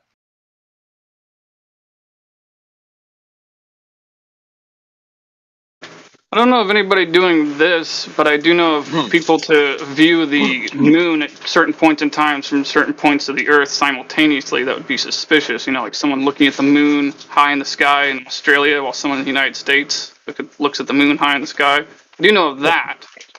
You just asked for a proof what he would accept. What do you think of this response of his? I just responded to it. Well, I mean, like, I'm just like, actually, I would say it's an interesting idea, but I wouldn't think it's a reliable way to know the surface of the Earth. I think that measuring the surface of the Earth is a reliable way to know the geometry of the Earth.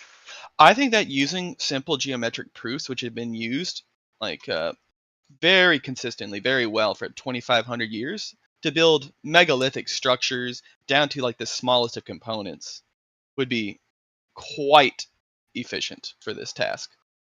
I mean, unless you want to invest in like a 30-mile tape measure, or better yet, an actual like hard ruler that doesn't bend. Yeah, if you want to like create, if you want to go work with my material science buddy, What are you saying, the linear relationship? So are you saying that if you can relate the degree of angle change to the top of the mountain in a linear relationship to each point, is that what you're saying? So what I'm saying is, like, let's say the gap there between each observer, let's say, I don't know, 100 feet.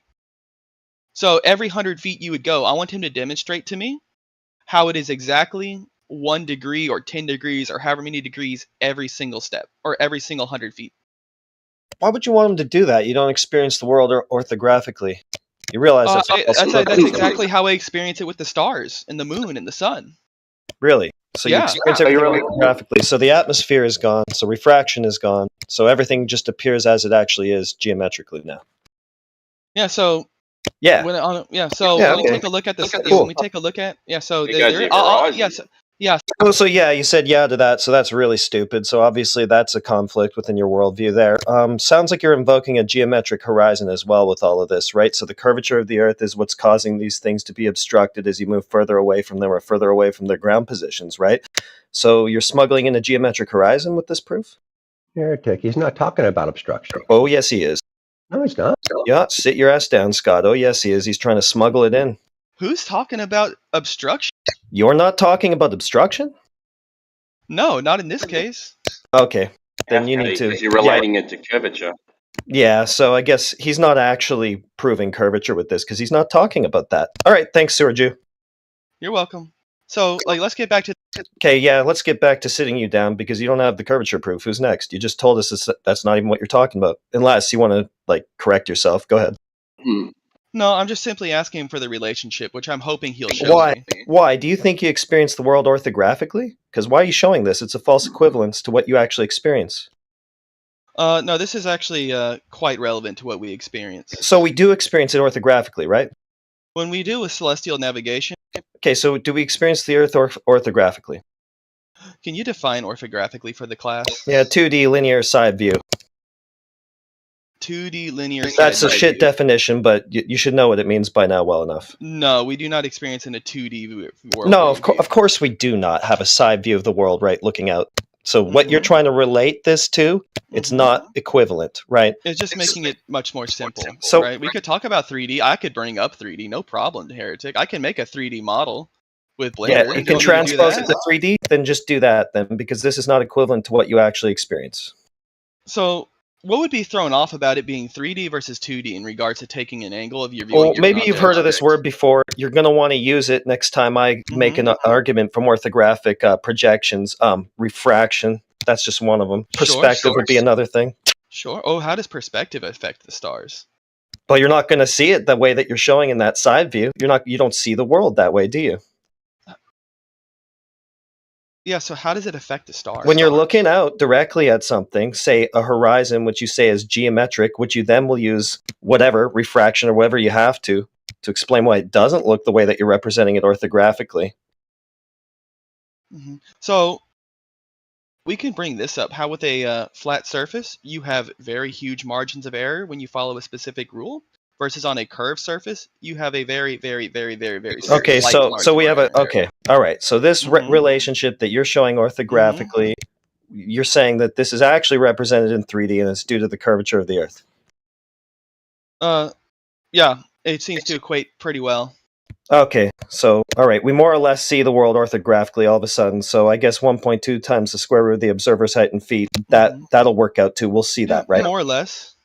Okay, so what if it's 10 miles off? What if that equates to a 2 orders of magnitude error for the radius? 2 orders of magnitude? Where's Yes. that at?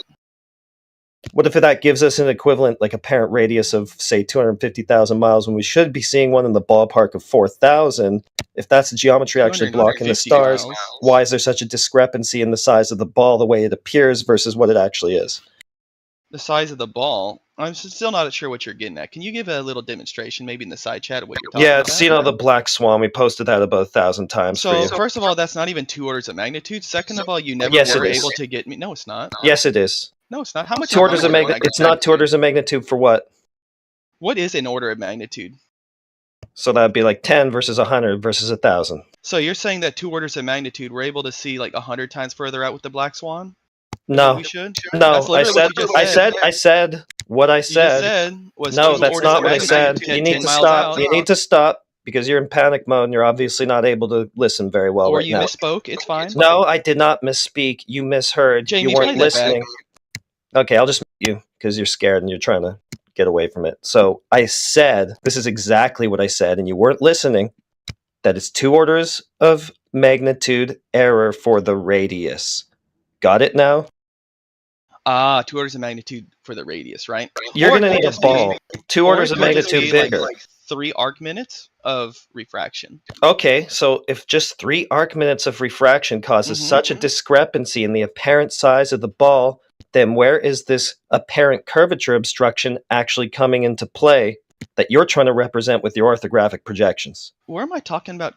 Like You not obstruction even in regards listen, dude. I'll break it down for you because you're not getting it. You're not seeing the geometry that you put on your orthographic projection there out there in the world at all. What you're seeing of the Earth doesn't even come close to what you're trying to invoke with this.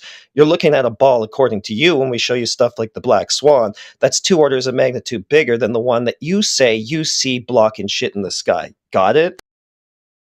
I'm really glad you brought that up because we actually do use that for celestial navigation. Because if I were to use the geometry for this thing I just posted again, it definitely wouldn't work.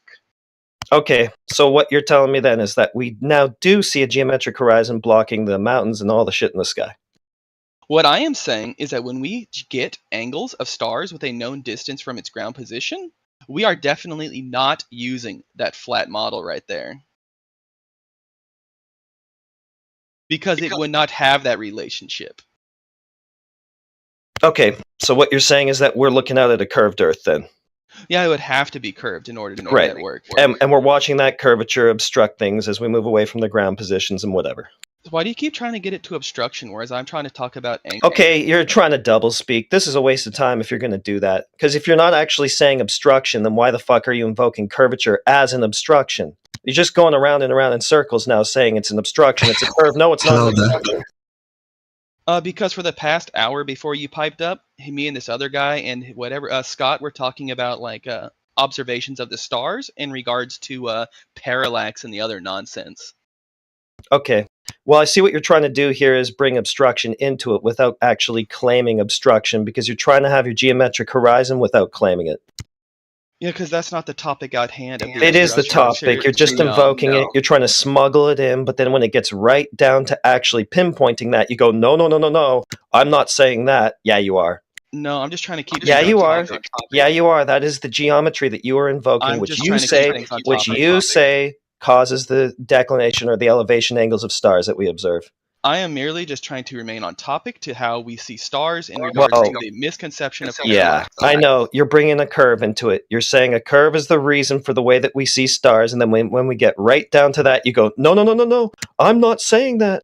I don't want to say that it's actually being obstructed by that. Yeah, you I are. just want to go back to talking to this guy about the relationship. If you don't want to allow to keep getting spanked, you can just well, no, dude, you just got spanked. Everything that you were trying to prove there just got destroyed. So whatever, go back to saying whatever you want. Yeah, so thank you, Heretic. So I'm going to get back to the other guy. I was going to see if he could ever come up with a relationship that would show a linear relationship between the ground distance and the viewing angle of that star. Because if he can't, then it's definitely not a flat plane. The definition of an angle. Do what? Define an angle. An angle? Well, let's all look at Google to get like an exact wording so there's no misconceptions.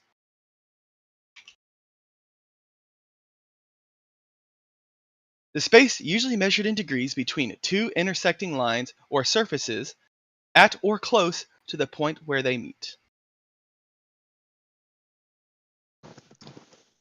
Both them lines need to be straight, meeting at a vertice. Sure. What's a vertice? I've never heard that word before. So, I mean, if he can't demonstrate that, or if anybody can't demonstrate that, then you'd be hard-pressed to come up with why we see the stars doing what they do when we use celestial navigation. And also, Matthew, you've already admitted to this with Nathan, that you need a flat baseline to measure an angle. No, that's what false. are you doing here? No, you admitted it. It's on record, wrong. Matt. You're a liar now. I was wrong. I've changed my mind. No, we know you need two straight lines, and it needs to correspond to where the measurement's being generated, which would be the vertice, and the ground position of the star, where the measure. Do you understand the genesis of measurement? No, I'm just confused about the term vertice. What is a vertice? I've never heard that term before.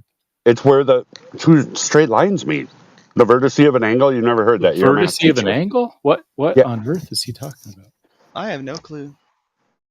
But vertex. Oh, he doesn't know that vertex is pluralized as vertices, and he thinks the singular is vertice. No. Okay, sorry. No, it will be vertice, dumb fuck. No, it's vertex. No, that's with one measurement. There's going to be three. It's going to be, and it's going to have the same even know the names of the words. Yes, I do. Vertice is not a word. Yeah, it's plural vertex. Vertice. Nope. Vertex is one. Two vertex. If you have two of them, they're called vertices. If you have one of them, it's called a vertex. No, you have to make multiple measurements to intersect your circles of equal elevation. And Matthew, in your worldview, your radius for making that circle would be words. Goodbye. I got you, dude. I like talking about these things. So we can start. We can bring up. Yeah, we can bring up celestial navigation. How we get that second vertex. I actually really like talking about this because I actually read a lot into it. Because you're going to bring up the two lines and how you can't have a vertex or a straight line on a curved surface, which we don't claim to use because you know we claim a tangent, and you know that with no. You'd have how many tangent planes? You'd have one where you are currently standing, or below. Okay, but it's referencing a ground position that needs to be straight out, a straight line to the ground position of the star, not a curving line. No, because then you would have two tangent planes. If you had an arc path, you would have 2 tangent planes and a compound angle. And if you You'd only disagree, have one. no, you're a dumb fuck. So can you show me that? If you can't visualize it, I can't help you. I can explain it to you. I can't understand it for you. So, I have been accurate. You're literally too dumb to understand what a straight line, the consequence of that, and what a 90-degree angle is. So That's how not do we my get that straight problem, line? man. How do we get that straight line that we use? You tell me. I'm not claiming So it it's depends curving. on. It really depends I'm on not. what type of sextant you use. If you're using a non-bubble sextant, so a standard sextant, you would have to I use a don't. dip correction. Don't talk to. Didn't talk So to if we me. use a standard sextant and we use that dip correction, do you know what relationship or what formula we use to derive that dip No, correction? no. Shut up. What? Oh, do you want? You know where this one is going. No. You're dumb. You don't Okay. even have a straight line, and you don't recognize the consequence of following an arc path, and that it would generate a compound angle. Dude, what are you doing? And besides, I'd like Compound to know, what angle. is the dip correction? What is it? I want you So to again, define a that. dip correction What is is when you a dip are. correction? It's So simple. yeah, it's when you are Just tell me looking what it down is. at the horizon and you need to Nope. angle up in order to get your tangent. Nope, Absolutely. you're wrong. No, it's the Yeah. height of eye over the surface level on that boat. And it's That's given. literally what I just said. No, you were looking Yes. out to the horizon. It's Yes, you're vertical looking out at the down. horizon, and you Shut need up, to dumb. angle up in order to correct for the angle No, you are you need looking to down lower at the your eye horizon. height down. No, you need to lower your eye height. Yes. Dude, you're just dumb. You're just dumb. No. That's what I'm going to say, because you're dumb. So when And a you look at liar. the You're correction, when you disingenuous. You're a look at the liar. You're like a corrections on your demon. boat, You're like a and you demon. You're look like a at your demon. You're like a demon. You're like a when demon. you take a You look are at you are your the almanac, you are the it gives definition it of a to you lying in demon. degrees You're a lying because demon, dude. okay. Dude, I'm not letting So you do it because you can't have okay. a word angle. So Yep. again, if you take a look at, let's say, your dip correction, you know what it gives it to you in? It gives it You're to you in saying it goes out degrees. to the horizon. It doesn't. No, It does. it drops the eye down to the water line. No, It's you a get your dip it's the correction that you height need of to eye. make by taking a look at by angling your instrument at the horizon and then using the distance that you are above the surface of the water to get the angle that you need to correct for. And guess what relationship that has? But it's a vertical It height. follows a Haversine formula. Which, do you know why we use a Haversine No, that's formula after to create the curve that isn't there. No, to no, make no. up So false geometry to lie. We No, get the the dip Haversine corrections is used. from the No, you're wrong. Haversine formula, I hate you which people. we then circle back Dude, I into hope the to God. Haversine formula. I hope if we both end up in hell, I hope I can see you and I'll just, there'll be no consequence that'll matter at that point. Or hope I get to laugh at you Stay from with your heaven. chest. I'm serious, dude. God, you guys are demons, dude. You're just So what demons. does this guy say what did this guy say? Go on again. Let's go. You seem such the champion. Let's do it. Yeah, so we're talking about the dip corrections and the formula that you Dip derive correction from. to what? Dip to level? Do what? Dip to what? Dip to level? To correct your tools based on the height you are above the surface of the To water. correct your tool to what? To level? Yes, To level, which means horizontal, which means flat, which means plane, which means even and flush. Oh, is this your It means argument? horizontal, which mathematically holds a slope of 0. So you've got the thing that you're trying to say coming down to flat. So if I also look up the definition of Every level, single time you ever gonna start, and every single time you ever gonna land, because you gotta start again. Bumpy Step Earth doesn't fucking exist. Sorry. so when we take a look at level, it just So means whoa! You ain't said, oh yeah, level is So am I gonna flat get and interrupted every horizontal other and word by even and flush and uniform. You haven't said that part yet. You haven't said that, level does mean fucking flat, and level will be the start of every single measurement I will ever take. You haven't said that part yet. level doesn't always mean flat. You haven't started, and it always fucking means level. You ain't gonna get me no fucking ball and fucking make it only flat level from always that. mean You flat? no. It doesn't? No. So what is this See, tangent you want it to be equidistant. Equidistant to what? Equidistant to a ball and only show is flat? Go ahead with that then. So I don't know what like rant you're going off How of, but I'm big just gonna is ask the you it ball again. you're equidistant to?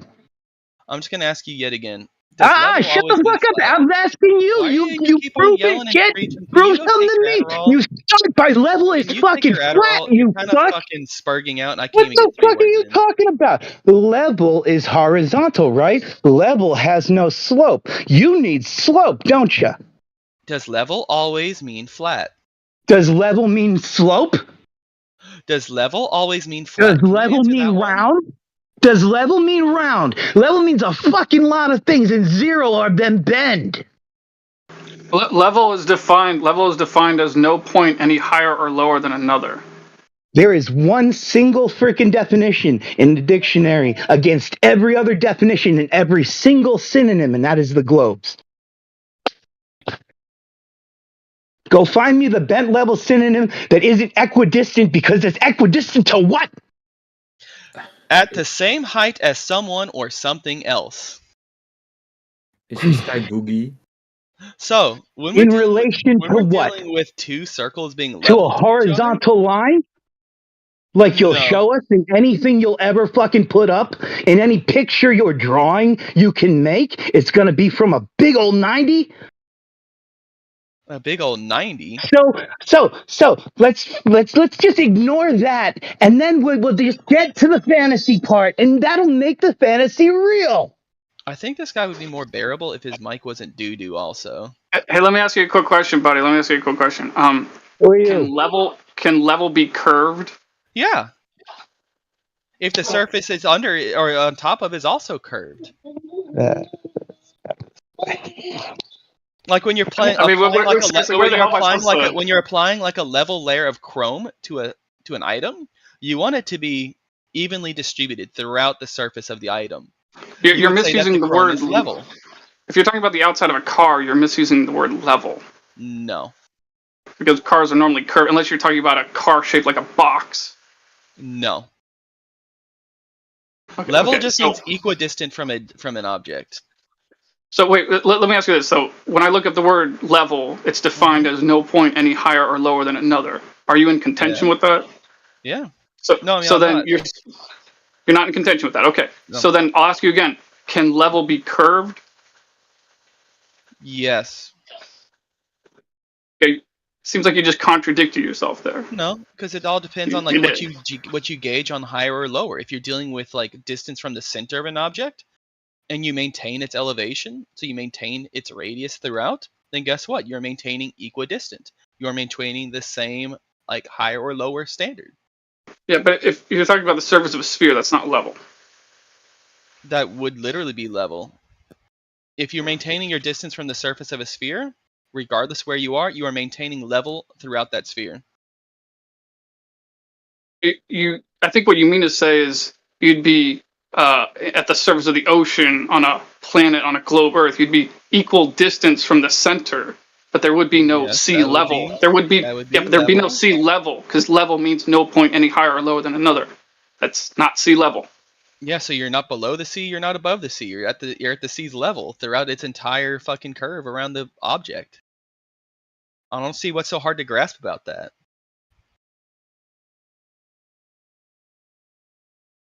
Again, if we're gauging like higher or lower based on the distance from the center or from the fucking water itself. I'll tell you what's wrong with that. So, like, if I have a basketball, I take a ruler and I press it against the surface of the basketball. The surface of the basketball does not appear to be, at same distance to the edge of the ruler. Like I can get one edge of the ruler, one part of the ruler to touch the basketball, but then the basketball curves away from it. So the basketball is not level, and neither is any spherical surface. So if you get a tape measure and you wrap it around the ball, that's maintaining level around the basketball. That's equal distance from the center. That's quite literally level to the ball. Yeah. So then, what's the difference of level? Tell me, what's the definition of level? Can you read it to me? Look it up for me. I'll read it up. I'll read it again. Is it equal distance from the center of a sphere? Is that the definition of level? You could apply it to that, yeah. Oh, I could apply it to that. So you're just making up your own definitions. Oh, great. No, you're making up your own definitions for words now. It's just called derivative definitions. At the same, let's get back to it. At the same height as someone or something else. Right? There's Okay, also so there's plenty more. yeah, so if I put a ruler up against a basketball, is the entire surface of that basketball the same height That from the ruler? ruler would not be level to the basketball. It is not maintaining the same height to the surface. All right. Well, we're clearly going in circles here, so I'll just ask you again. Cool, What so reason let's do get I back have to to? angles if you don't want to do this then. If If you you just can no, get demonstrate back to to me, reason here. Let's go back to good reason. What reason do I have to doubt that the Earth is flat? the one I just gave you with angles. I mean, we can go through the 1 in Do 60 you rule, know of which is a pretty anyone measuring it directly, like with a straight Yeah. edge? with a I'll straight send you a edge. video. Absolutely, everybody that uses a sextant measures it directly. That's not a straight edge. Yeah, it's better than a straight edge. It's more accurate than a Oh my straight edge. god, dude, don't say it's better than a straight edge. I just said that's not a straight edge. Thus, it has nothing to do with what I'm fucking talking about. I just Oh, let's asked you, take a look. has I anyone... gotta. Listen to the question again. Listen to the question again, dude. Listen carefully. Slow Actually, down I'm and listen mistaken. carefully. A sextant does have a straight edge in it, so yes. Yeah, but I'm talking about pressing the straight edge against a surface, dude. Do you comprehend that in your feeble mind? I'm talking about that. Has anybody so- gotten like a fucking 4,000 mile long like I did, straight dude, edge? did I say... No. Hold on. You're putting words in my mouth. Did I say 4,000 miles? Did I say that? Well, you're asking to use a straight edge on the Earth. No, I didn't say that. I didn't say that. So hold on. I'll tell you what my standard of evidence is. Let's say 5 miles. Say 5 a miles? a straight edge made out of solid materials, 5 miles long, demonstrating the Earth to be curved down the line. You're really afraid of the star one, aren't you? Star one? Oh yeah, I'm afraid of staring up the sky and making up fairy tales and believing fairy tales out of the people tell me. Yeah, I'm really afraid of that. It's not even fairy It tales. is fairy. It is fucking fairy tales. So I guess all These of are bedtime geometry is just stories, fairy dude. tales, right? These are bedtime stories for adults that you believe. Is geometric proofs just fairy tales to you? No, geometry is a very real thing. Your So you're fairy just tales are denying not. geometry then? No, what the Yeah. fuck are you talking about, dude? So when we look at the stars and we use geometry and we notice that there is a linear relationship between the distance I travel and the angle that the star moves, or a linear relationship between time of night or time that goes by throughout the night and the angle of the stars, right? The only way you could have that, or there's two ways. Either the star is rapidly increasing of speed in order to maintain that same angular drop as the time goes by, or it's just on a curved, we're just on a curved surface and those stars are going over our curved surface. Yeah, I'm not following what you're saying at all. I'm listening to it, but it's not making any sense to me. Okay, so I'll demonstrate hold it for on, you. No problem. stop, Sewer Jew, stop. The reason the star or the sun, like when the sun rises, it didn't actually change elevation. When we could see the sun come over the horizon, say on the east coast, it's not changing elevation. It's still at the same height at its location, its noon position, where it's directly over that position on Earth, to when it's at noon for the person observing the sunrise. Them two elevations haven't changed, and we know that because of angle measurement. Yeah, I'm not saying that You mean it to is say dropped in altitude? elevation. I am saying that its angle of view is dropping. No, that's what are you talking about? That's how you Okay, so- measure. Do you know how to look at something? So as the time goes How by would throughout you the night, measure? How would you point if I your start with the sun sextant to directly make an above me, angle if I I wasn't start out, pointing at it? What are you talking about? if I start out in the middle If of the you day start out and the sounding really, Let him finish. Let him finish. if I start out in the very middle of the day and the sun is directly above my head, and as time goes by, its angle will drop. And there's only one of two ways you can really get it to happen with the relationship that we do that I can conceive of, unless you want to show me another way, which nobody's been able to show me in the 4 years I've been arguing with y'all, of there are only two explanations. Either the sun is rapidly increasing in speed in order for it to drop at a set number of degrees per hour that goes by, 15 degrees per hour, or it's not dropping at 15 degrees an hour. That's not what it's doing. You're correlating to. quite literally is. No, it's going at a 15 degree. So when I look up in the sky and I'm observing it drop, no, but watching the sunset isn't analogous to seeing the whole Earth. Okay. okay, so does it you're- drop in the you're sky at 15 incoherent. degrees per hour? It More or doesn't drop. less. No, it's moving. Okay, so it's moving at. I agree, Where it is it moving. gets back to its zero position from when you started that 24-hour period. It's going away from and then coming to you if you were starting at noon. Okay, it's going to go away from you, and it's Scott, going he's not to do trusting what what he says. everything ever goes away from you does. It gets smaller in size. You're not addressing what he's Just saying. like a skyscraper. If I put my nose on it, it takes up all my field of view. I got to crick my neck up to see the top of it. But if I go back 100 yards, or then I can measure it in my fingers. All right, the Earth didn't drop that much in that amount of space, bro.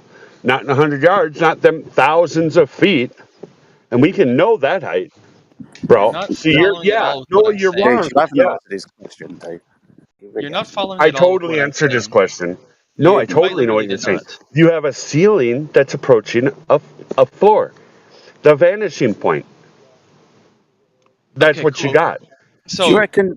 Sorry, Surgery. Do you reckon, Lumpy, you could steel man Surgery's argument for me? Do what? Still man his argument? Well, yeah, Yeah, man. yeah. It's there as I'm talking. It's doing both. It's proving. It's doing both. I'm making them make absurd claims and just waffle. No, I want you to repeat what Surgery has said to us and you in the best way you could possibly can. So even if there's any holes in it, fill them in. I want you to at least understood what he said, because your answer wasn't answering the question, Dave. Who, me? Oh, the 15 degrees an hour, it's not dropping at that rate. What it's doing is it's just converging with the horizon, just like anything else in life. It converges optically. It's a medical term. And then when it converges, we can't see the light. It gets past that shutoff point.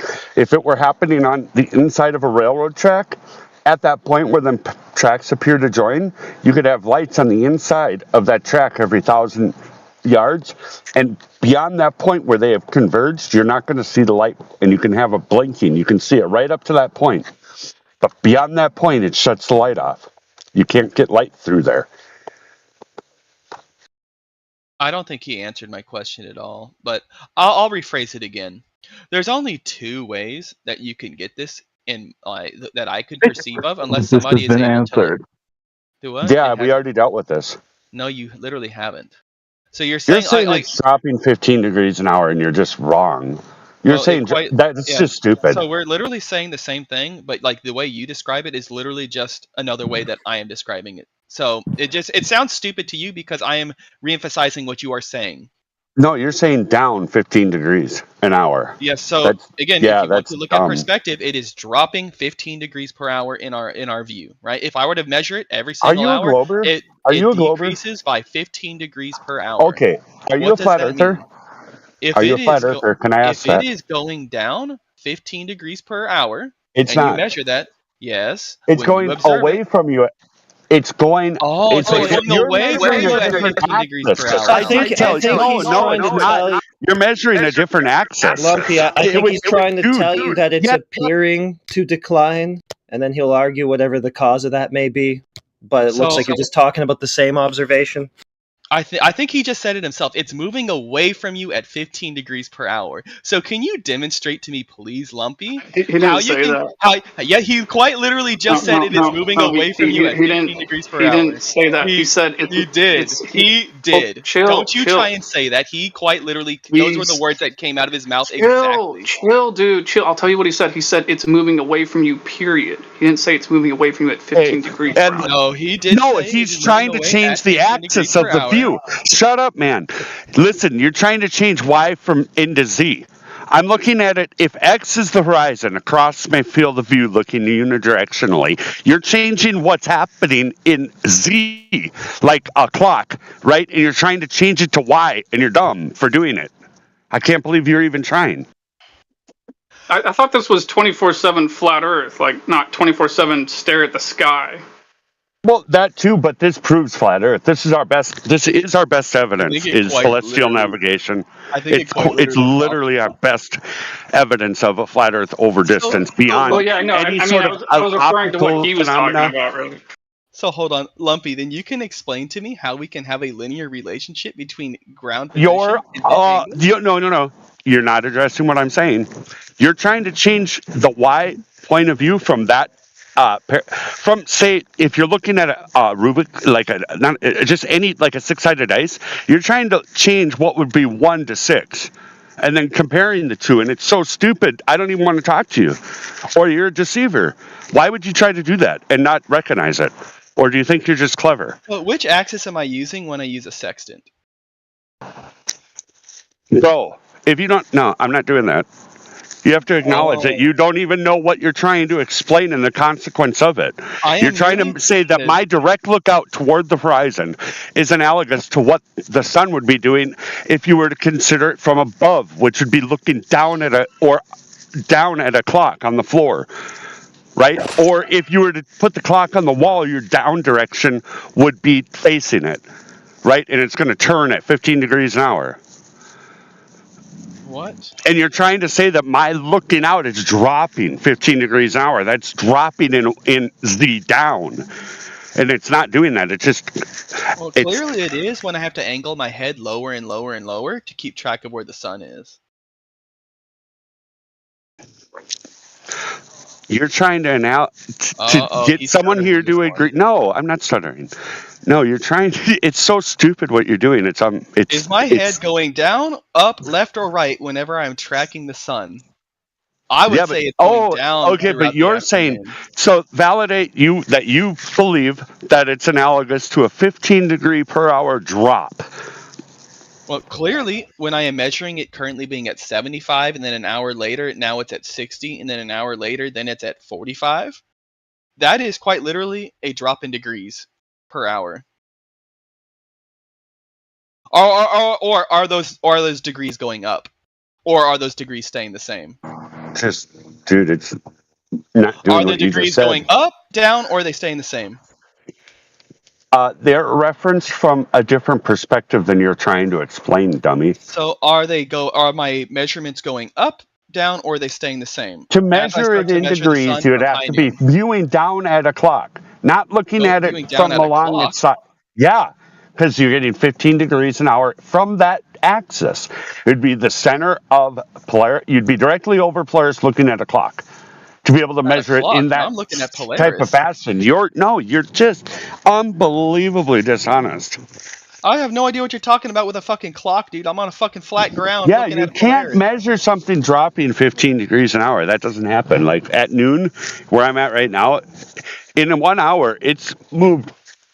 I don't even know, man. It's not 15 degrees down per hour. You'd have like never more than an 8-hour day at that point. No. Yeah, it'd be rising and dropping. No. And besides, not everywhere gets a 12-hour day. And it doesn't matter. It's stupid. I don't want to talk about this. Left and right. Dude, you're just dishonest. I know you don't want to talk about this. You don't I don't want to talk with you. But But hold on, you just said that celestial navigation was your greatest proof, and now you're all skittering and scuttering, and you're all kind of flustered. I can hear you. No, I got Clearly two straight lines. If you're bringing up a clock. Well, we have straight lines meeting, right, to measure the angle. And you're trying to argue that the baseline of... You're saying, hey, show me a protractor with a curving baseline. The curving baseline? I got one. I have a 360-degree protractor. No problem.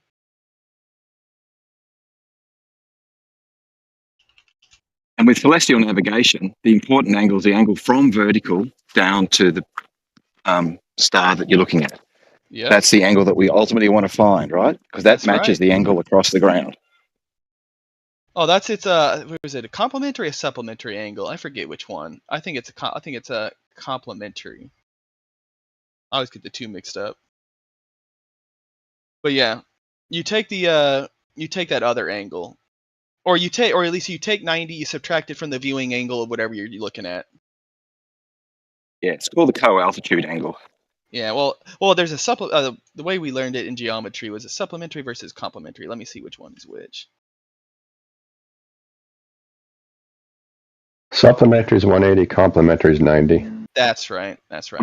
What are the ones when you've got two parallel lines and the same angle in the same position on each parallel line is the same? That's the angle we've got here. Yeah. That would just be that would go more with geometry proofs. Yeah, it's one of Euclid's thingies, isn't it? That I think. Yeah. I forget what they're all called, but I know the concept pretty well. But again, ground distance and viewing angle can't show that having a linear relationship on a flat surface. And it gets really, really hard to explain with refraction when you have to really say, like when the rules get really thrown off as you get away from wherever its 0 point is. I mean, at least with like on the curved surface, the assumption is, oh hey, there's a very, very minor change you have to make for Bro, you're a furry. refraction, which is only like at You're most furry. like two How does that? What does that have to do with anything, Lumpy? This dude's a furry, man. The sewer Jew. Yeah, have you never seen Lola Bunny? God. You saying you wouldn't go down that rabbit hole? No, Jesus, that's a dumb. You should kick him for that. He's like, that's both of them are call-outs to abusing children. The rabbit hole statement and being a furry. These are children. It's things people that abuse children say. It's like call-out. It's like underground language for like drug users might call it methamphetamine crank or something, stuff like that. Like codes, like slang. rabbit hole, yeah. Like no, it's a call out. It's like it's like saying I got the bunny ears or I wear bunny ears, that sort of thing. I'm so confused. Hey, Jew. What's up? In regards to what you said about the sun, when it's moving away, you have to tilt your head down every hour, right? Yep. So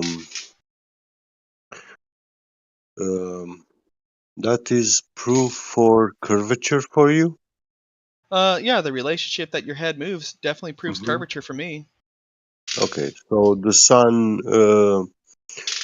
is either rotating around the Earth or the Earth is round and rotating, and that's why we observe the sun going in a circular path in the sky, right?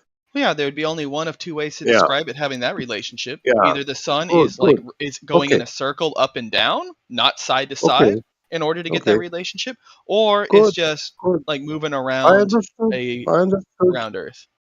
I understood. Now I want you to explain me.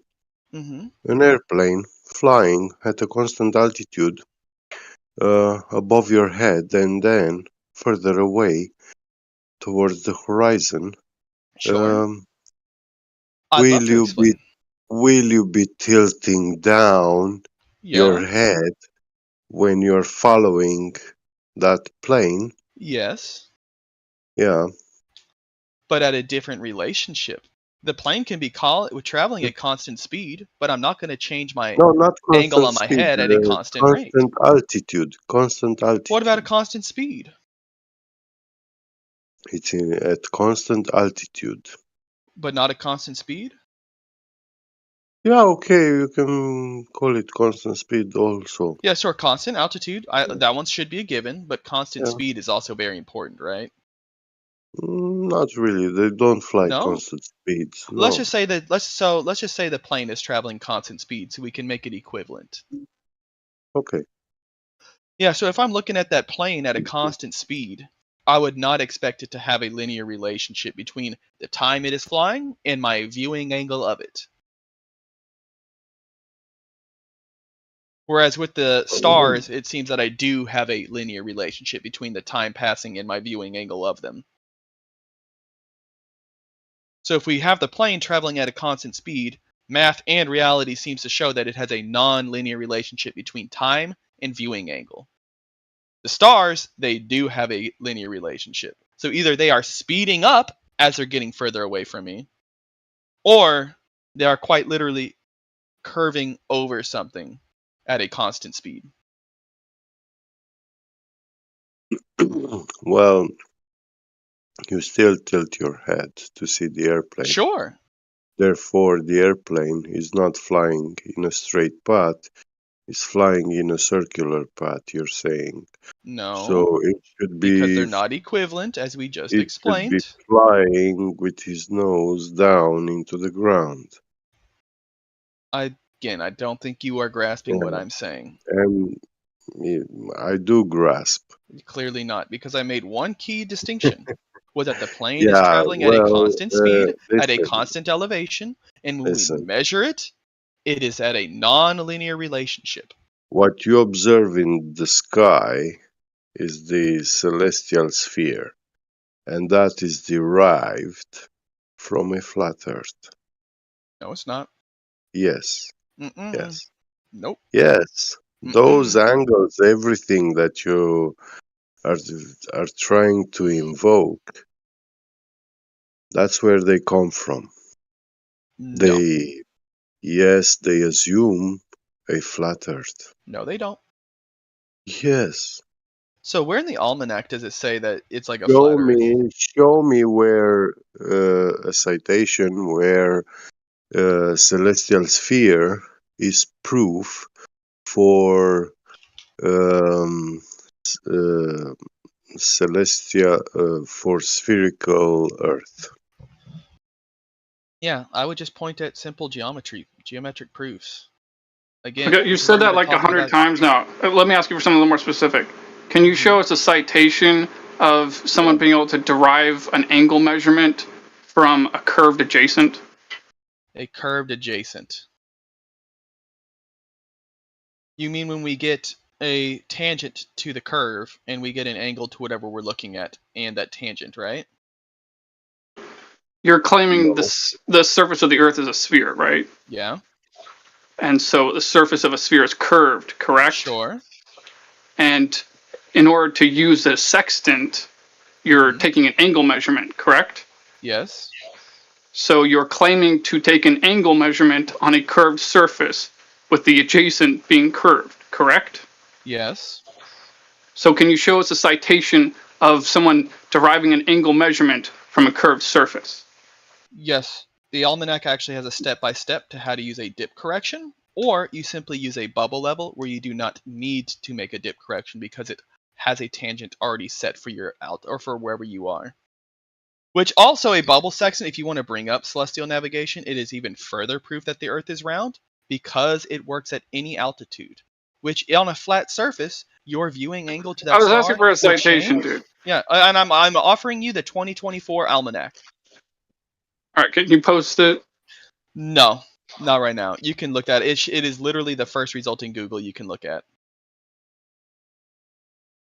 The dip correction is just to get your height of eye down to look surface water, but you need a straight line to the ground position of the star that references When you to the take a measurement genesis. when you take a look at When you follow a curve path, you create a compound angle. You don't have a 90-degree angle.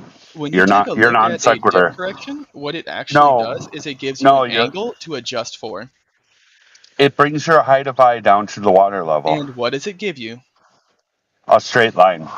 You're No, still it gives you you're still an getting angle your to make an tool adjustment for you in calibrated. your math. It's not part of the measurement. You're calibrating your tool with the dip Yes. correction. Yes, you're So getting a you are flat getting an reference angle to base. make an adjustment. Yeah, I dude, agree. no, your dip correction's not part of the measurement. You're It calibrating your tool. No, it's not. Yes, it is. No, it's just calibrating the tool. It depends on how you want to do the No, math. it's if you want not. to do It's it the before or definition of how after. to use a tool that measures angles. You No. calibrate it. No. Yeah, you do. So the Yes, dip you do. correction, there is one of two You're methods you wrong. can do it. You can Don't either talk make down the to me, adjustment. I will.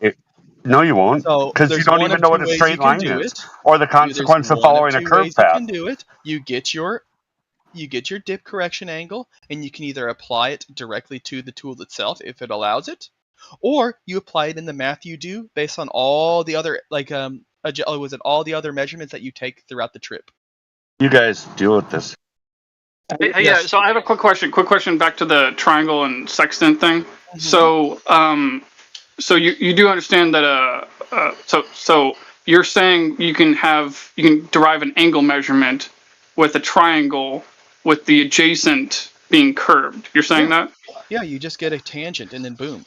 Now you have a flat baseline. So what's the definition of a triangle? It's 3 flat sides, which I just said you get your tangent. Yeah, There's yeah, part of your oh yeah, triangle. but that's the first part. But the second, but the second part is Where are you forming a triangle in celestial navigation? hold on, but hold on, just chill for a second. Where are you So- forming a triangle in celestial navigation? What are the on the 3 sides? Dude, or what are the 3 chill, like, just chill for a points of the second, dude. I'm just trying to ask you a People clarifying question here. All right, so a triangle has it has 100 when it has 3 different angles, and those angles add up to 180 degrees, right?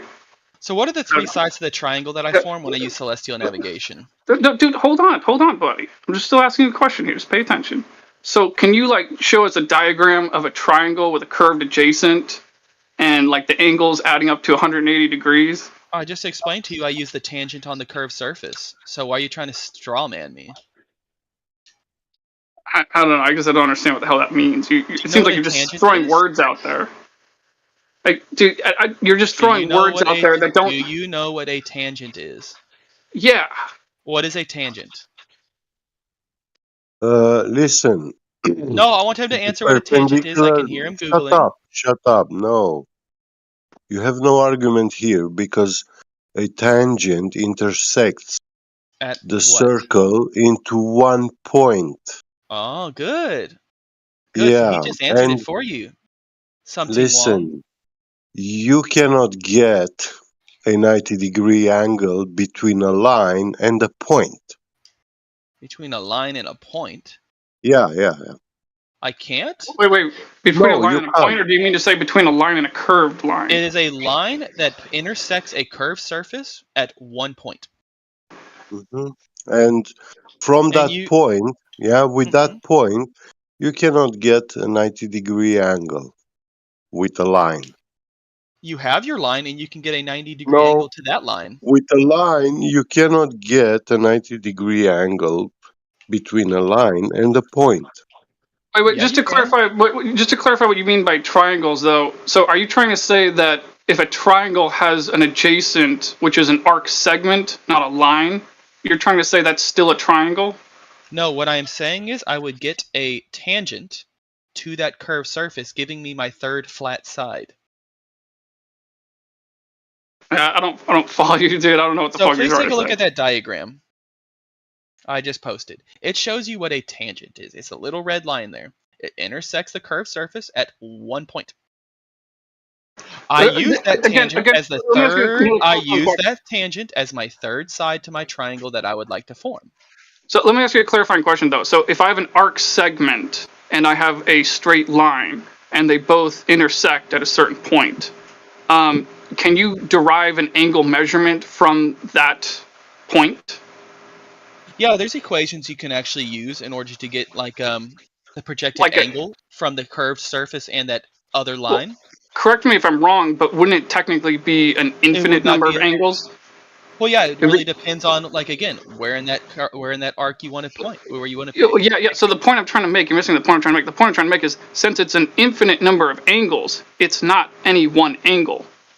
Yeah, again, that's why we're using the tangent, which again, I do not know why you don't want to. Hold on, just address the tangent and stop going off of the curved surface. Shut up! Hold on, buddy. So since it's not any one angle, then it's not a angle. So in other words, you can't derive an angle measurement from a curved adjacent. This is why I use the tangent to the curved surface. Please just stop on this little wild goose chase. Just throw words out there and it works in your head. Yes. Tangents are a fact that we use in geometry on a daily basis. I do not know why you're so afraid of that two-syllable word. Tangent. Well, it doesn't demonstrate that a triangle can have a curved side. See, what you're saying doesn't demonstrate that a triangle can have a curved side. In celestial navigation, for starters, we're not forming a triangle. We are merely getting an angle to something. Whatever, dude. You can't derive an angle measurement from a curved surface. Yeah, you can. That's nonsense. I could just get a tangent to where I am on that curved surface, and then now I can get my angle to that tangent. Are you sure the word tangent is a two-syllable word? Yeah, tangent.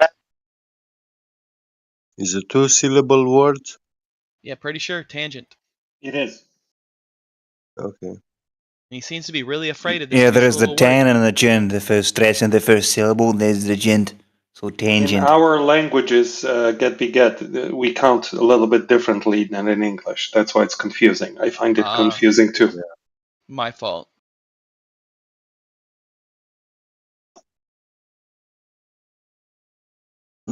Swallow too many sounds. Yeah, I think Scott Mackey said it best himself. If I'm at a single point on a curved surface, there is only one point I should worry about for getting my angle, and that is where my tangent will intersect. Now that I have my tangent, I can get an angle, and that's what we use even in basic geometry when kids learn it in like 8th grade. Yeah, and one thing that people that talk about the curved adjacent forget is that you've actually got a number of points you need to be considering. So one is where the observer's feet are on the surface of the sphere.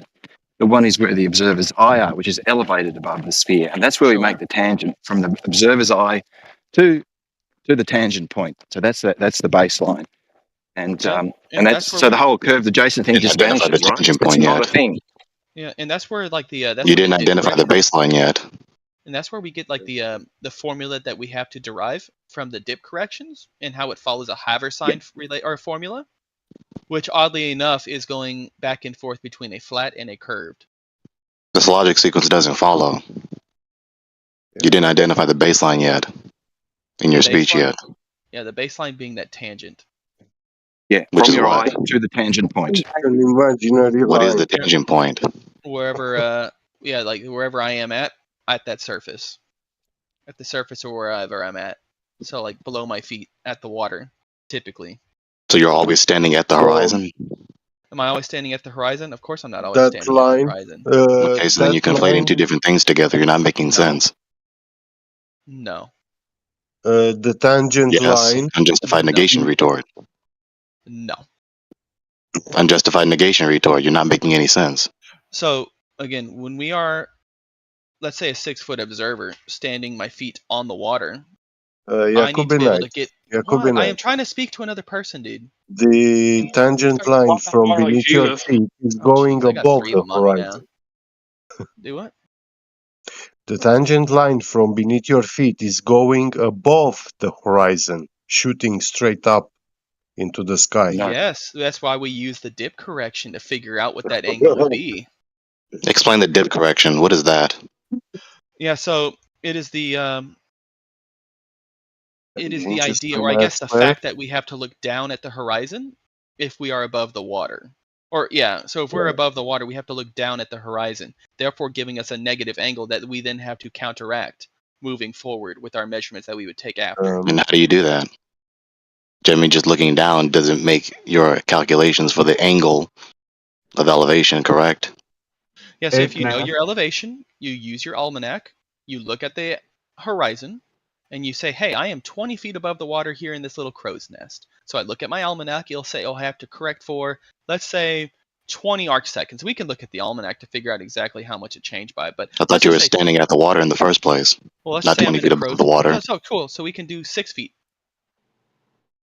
Not quite 6 feet. I thought you were standing at the water. Your feet are at the water. Yeah, but my eyes are above the water. Okay, so pick one. You're not making sense. So your position on that surface will be where that P is. You need to be able to get an angle that is equivalent to it being at the feet. No, right, and the angle is being measured up from the surface of the water, for instance, yes? Yeah, you got 20 feet or several feet above the water, yes. An angle is being measured down to the water. You're right, Greg. Hey, there's a video I made, if it could be used, to show that you can't measure an angle to a curving line. It's SolidWorks. Making that claim? Well, how would you be trying to measure down to the surface when you're trying to get an elevation angle? Well, the dip correction is just to correct for height of eye. Let me see what these angles are called. It's used, but it's not used for what he's saying. He's conflating a measurement with calibrating the tool. Calibration is not a measurement. Calibration means measures an angle between two things, right? Yeah, the baseline that you generate by calibrating the sextant, so you have a flat baseline that references both the ground position of the star and the genesis of the measurement with the sextant. But the dip correction has nothing to do with that measurement. It's done and over with at that point. And it has nothing to do with following a curve path. All it has to do with is getting the height of the eye corrected for whatever that is. Yes, and the way that works is you now have, let's just say you correct for 20 arc seconds. You now have to follow that 20 arc seconds in every single calculation you do for your celestial navigation. No. Yes. No, it's not part of the measurement. It No, quite literally that's is part of the before the measurement. Because to get now your you're, zero. because now you are Talking to him isn't going to refute him. Let him reply, Suraju. Let him reply, Suraju. Stop talking to him. You're just generating a reference plane that's using the horizon, what you're looking at, right? And calibrating the sextant so that you can measure an angle. You're done with the dip correction at the point of the beginning of having a zero to begin from. You need a zero, right? And that's what you're doing with the dip correction. It's not part of the angle measurement. It has nothing to do with it. All it is creating a plane of reference. So you have Give us a citation. It's in how do yeah, it's there. No, it's how you not you, it's Lumpy. how this is done. Not you, I'm Lumpy. right. Oh, You, Lumpy.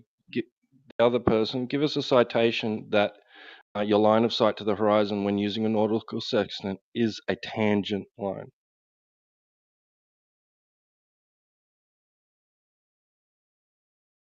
Well, it's he's worse not than that taking for him. that. It's not just one tangent. It would be every nano step toward the horizon, toward the ground position would be a new tangent plane. Any step If it's not a toward that tangent line, then the argument is over. it can't be a tangent. It can't be. It is. Right. Just a line of sight to the horizon, the visible horizon. Yeah, That's which it. forms Not a tangent, right? It's not a tangent. Why? Because the Earth is Give not me a curved. citation that within a celestial navigation using a nautical sextant, you are establishing a tangent line. They will all show the line of sight to the horizon for the observer as being a tangent. That's how they draw it. You're not establishing a tangent line. You're just establishing a line of sight to the visible horizon to get which is a tangent. Angle measurement. Sounds like an equivocation of the word tangent. It sounds like an equivocation of the word tangent. You do need to define the word. I'm lost. There's like a ton of tangents here. It all started from the tangent from beneath your feet, at your ground position. Yeah, that's the what tangent used is never the one beneath your feet; it's the one from your eye. Have you listened Jacobinite argument? Because this is what you jumped in. Have you? Sorry, I didn't understand your question. So, Jacobinite said that you have a tangent line from your ground position where you stand, yeah? Okay, he's From done. The your Earth's feet. flat. The Earth's fucking flat. The Earth's flat, nigga. The Earth's fucking flat. Shut It's up. flat. We already Shut up. know. The Earth's flat. It's Shut up. And that tangent is shooting high above the horizon line. The horizon, if you observe the horizon 5 miles away from you, that tangent line must be, according to the globe Earth's curvature arc drop rate, a certain distance above the horizon line. So that's the position where you actually start to calibrate your sextant.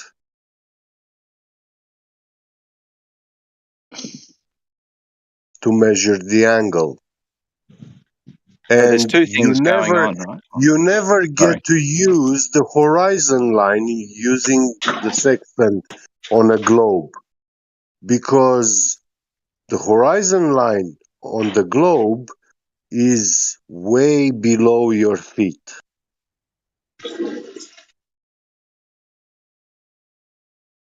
So this is where dip correction and measuring the angle to the horizon Dip comes correction, in, right? okay, how many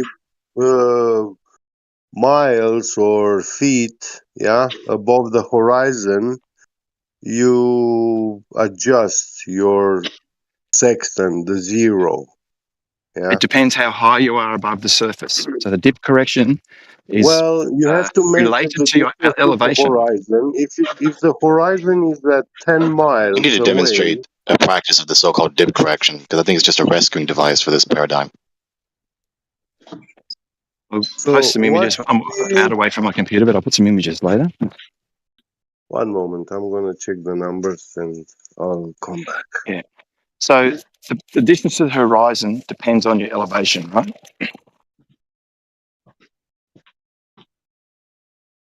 It depends on both things, the size of the Earth and your distance from it. Yep. And the the angle to the horizon also depends on your elevation.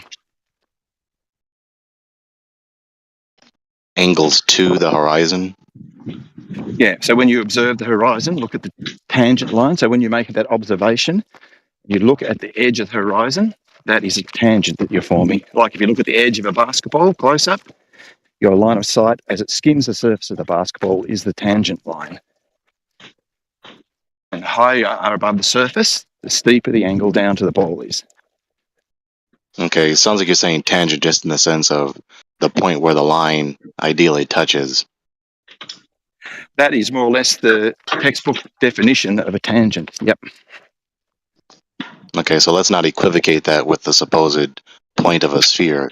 Tangent doesn't equal point on a sphere. It's the point where a line touches a sphere, or a plane touches a sphere. Tangent point is that point where the sphere and this other surface. Okay, you're equivocating. You're equivocating. You're begging the question. You're just presupposing as this controlling premise that you live on a sphere. Tangent doesn't equal being on a sphere. We're talking about a tangent, not what we're living on. Okay, the definition of a tangent is independent of the shape of the Earth. Okay, now you're making false distinctions that make this absurd. We're talking about trying to ascertain the truth about the surface of the Earth and or the seas. And so, of course, when you make the observation, the line is ideally stretching from your eyes to the horizon line. So, of course, you can't the very issue about the surface of the Earth or the seas in this conversation that reduces this conversation to utter idiocy. So I see where you're coming from. That if we use dip correction and the horizon to make our measurement, we are pre-assuming a sphere, and you're correct that that is the geometry of a sphere, and it's the only way the whole lot adds up. So then you fail to identify and prove that you live on a sphere. You're just presupposing it the entire time from the beginning of the process up to the end. Yeah. So that's how celestial navigation works, right? We've pre-assumed sphere. No, that's not how it works. The geometry all works. No, that's not how it works. You can't just shove that in there. Okay. So what's the ultimate aim of measuring that angle? It's so we can get the co-altitude angle, right? Listen, to measure that angle, that tangent line shooting from your feet to above the horizon, if the horizon is at 10 miles away, yeah, that tangent intersects the sky 66 feet above the horizon line. So that is your zero where you calibrate your sextant, and that's the point where you start measuring the angle with your sextant to the star. Yeah, so it's the angle we care about. We're not really don't care really about. Listen, but this is not how we actually measure these angles with the sextant. We use the sextant to point it at the horizon line, and we measure the elevation angle from the horizon line. That is the zero. You are not pointing your sextant 66 feet above the horizon line. Okay. So but why are we measuring the angle? What is important about that angle that we need to know? Why do we get the the right angle. So we can find the vertical, right, effectively. And that once we know that, we can measure that angle down from the vertical to the celestial object. No, Yes, you the would have followed a horizon curved line path is a and had straight divergent line. zeniths. Listen, the horizon line is a straight line in the plane of the ground. I mean, the man just said it. He said a right angle. Okay, so you have a vertical and a horizontal line connecting together at least one of the 2 points of each line, which makes a horizontal baseline, not a curved baseline. So it's entirely self-contradictory to talk about having right angles during the process of doing celestial navigation, and then So suppose that the baseline is actually a curved surface of a sphere that's Amen. incommensurate. You Thank cannot you. have a Thank you. vertical line from a star to the ground if the ground is curved. That's impossible. you can measure a vertical anywhere on Earth, right? It's not to Like the you're star. whistling past the answer that was just said to you. Like we just reached the conclusion. And now you think you have, but you've reached the wrong conclusion. So someone's got a bandsaw going in the background. It's not Yeah, working all that it's well. it's Scott Mackey. I'm just letting it run to show what a dumpster fire every time it is he opens his mic. I'm gonna clip it later to demonstrate. So here's the thing, right? So all of this angle measurement, dip correction, establishing a horizontal baseline is all assuming that the Earth is a sphere, right? That's how it works. Oh, it doesn't. Then, There's nothing about that logically presupposes that the Earth is a sphere. will you please let me finish? Stop saying that. We've already refuted that several times. You cannot justify that premise. There's nothing about what you just said, those list of mathematical concepts, nowhere insinuate or presuppose that it's only being done on the surface of a sphere. It's Eli. Sorry, Eli. Yeah, exactly. Yes. Can I just finish my statement? The only spherical thing is the celestial sphere, which is derived from a flat Earth. And this is the problem that you don't understand. Like we've already refuted your self-contradictory premise. It's not commensurate. If you're talking about right angles doing celestial navigation, one line is vertical, the other line is horizontal. The horizontal line is the surface of the Earth and or the seas. So it makes no sense to then say that the horizontal line that is supposed to be the surface of the Earth is actually a curved line on a sphere. Yeah. It's self-contradictory. Can I finish my statement?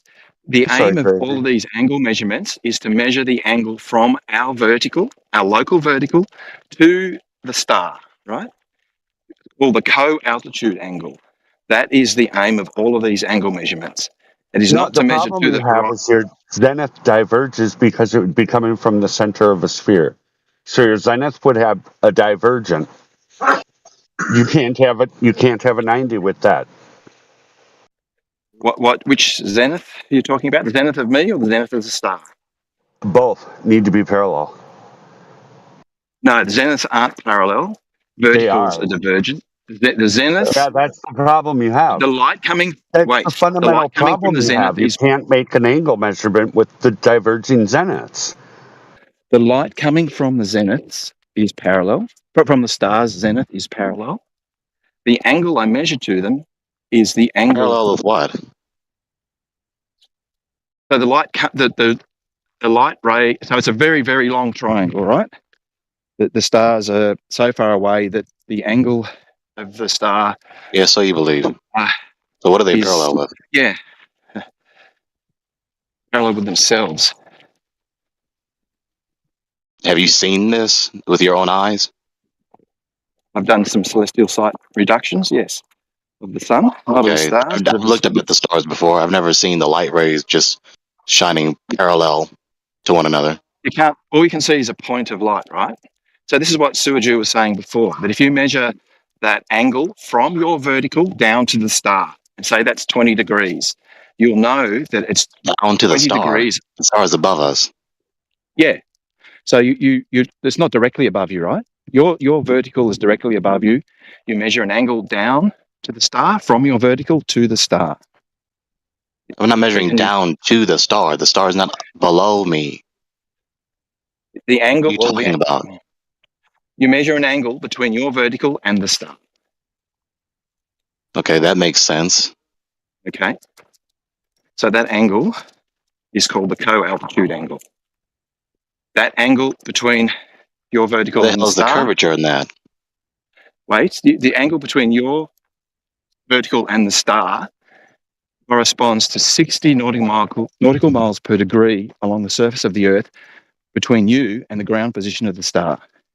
Show me Which an is that illustration linear that illustrates relationship. that. Yeah, I will. I'm not able to do it right now, but I can do it in about 10 or 15 for you. Because nowhere in what you just said does it at all have the concept of curvature or sphericity.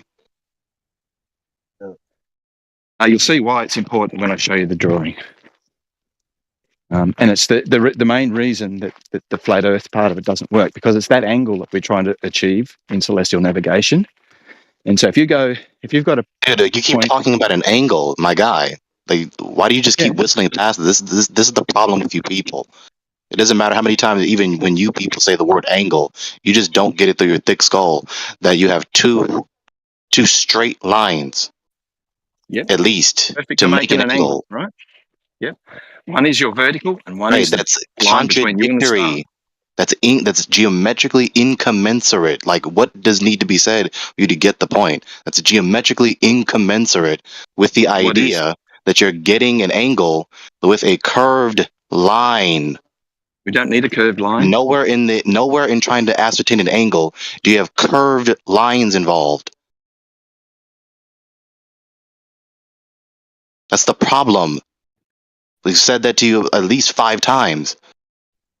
Yeah, but you're not You listening. people have this controlling till I can premise show you. that the Earth is a sphere. And so, of course, you have to shove that in the operation of trying to ascertain angles. I'm about to go offline for a bit, but I'll post you some images shortly, and I'll have another conversation.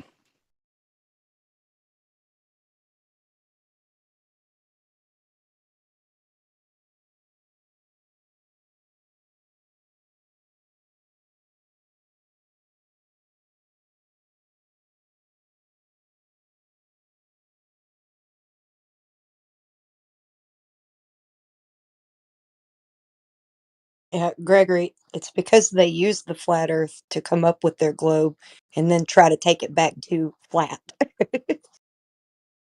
Like the non sequitur line of premises is just so flagrant. It does not make sense. Just persevering to shove this idea of curvature into a set of premises that nowhere talk about curvature, no even imply or necessitate curvature. I think it does make sense as long as you just forget all your ideas that you have before it. No one understood what you just said. Greg, you're ace, man. Thanks. You're so stuck in your own beliefs that you don't listen to what he's saying. Yeah. Anyways, unless you have a sound argument that's worthwhile listening to. Like yours with your people. Yeah. Hey, listen, telling Gregory about Gregory is not going to get Gregory to believe that you've got something to tell him. What you're going to do is just disqualify. He's going to put you in like a bucket, of people just not to listen to. So you got to ask yourself, what is your goal? Is your goal to send a message to Gregory, or is your goal to, or basically both of them, right? Is your message that you want Gregory not to listen to you, or is your message you want Gregory to listen to you? Is he your god or what? No, I'm just saying, just helping you out, man. I'm just trying to throw you a bone that if you're going to use up valuable airtime, what messages are you trying to send? And then evaluate your effectiveness on sending that message. Well, the other guy was pretty clear, and he didn't get any closer to convincing you guys. So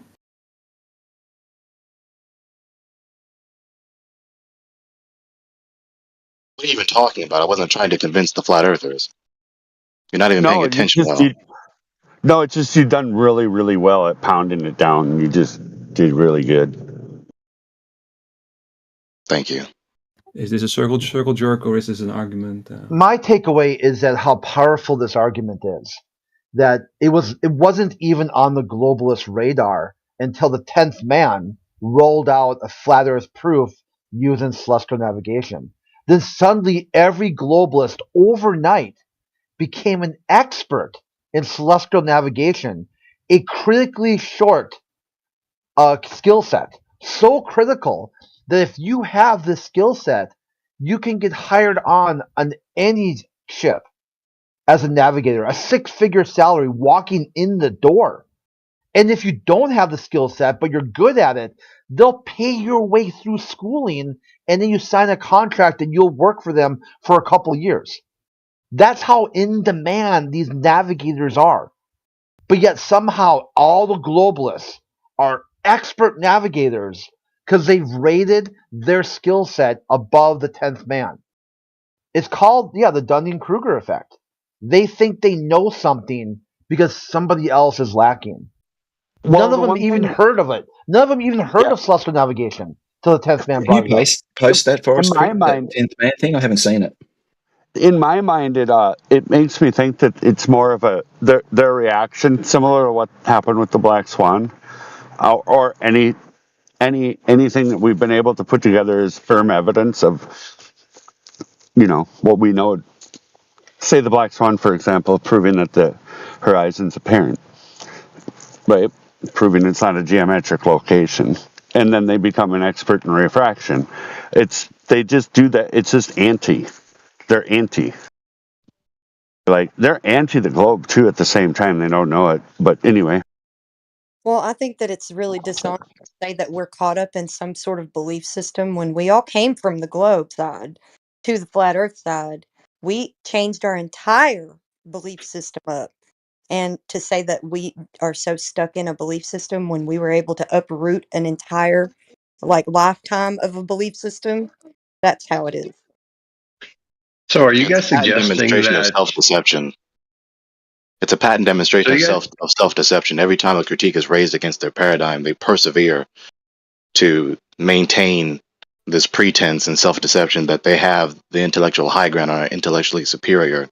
And so no matter what you say to them, they just keep responding as though they have a good grasp, a firm grasp on things when they really don't. They persevere to deceive themselves into believing that these logic sequences have any validity to them when they're flagrantly non sequitur.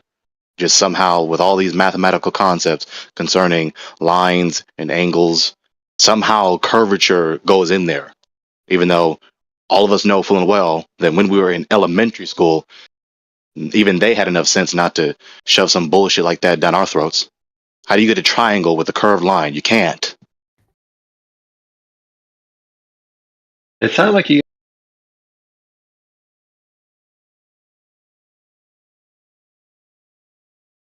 You can't get an angle or triangle.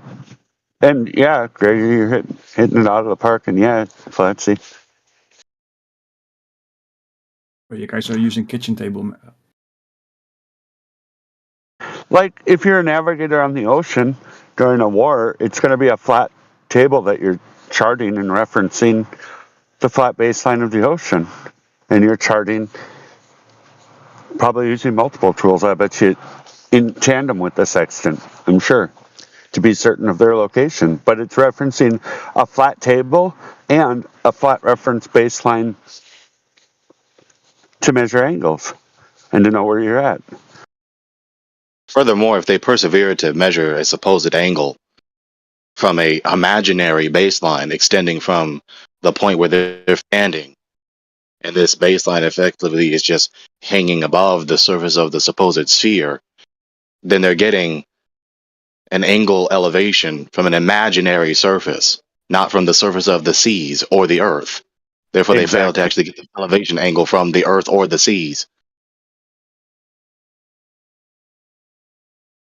Right. Yeah. They'd be hanging over the earth at, like, say, the equator to Polaris.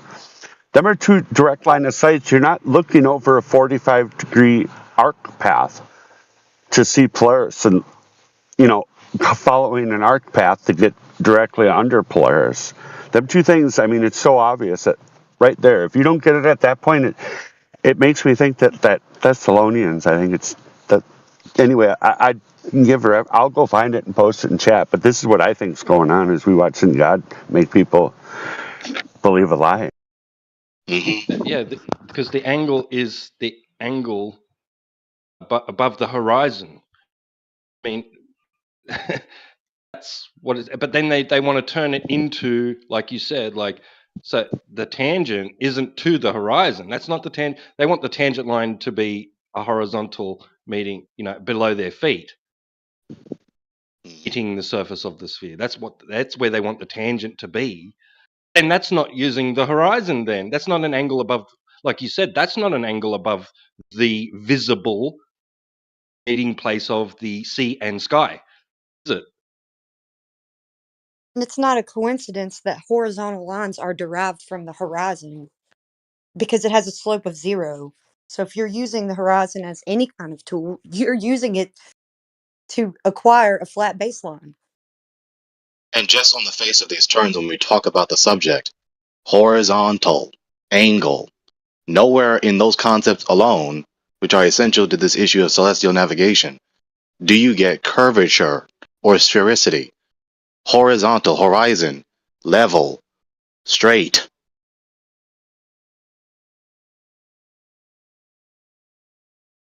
You can't have a horizon without a horizontal, level surface.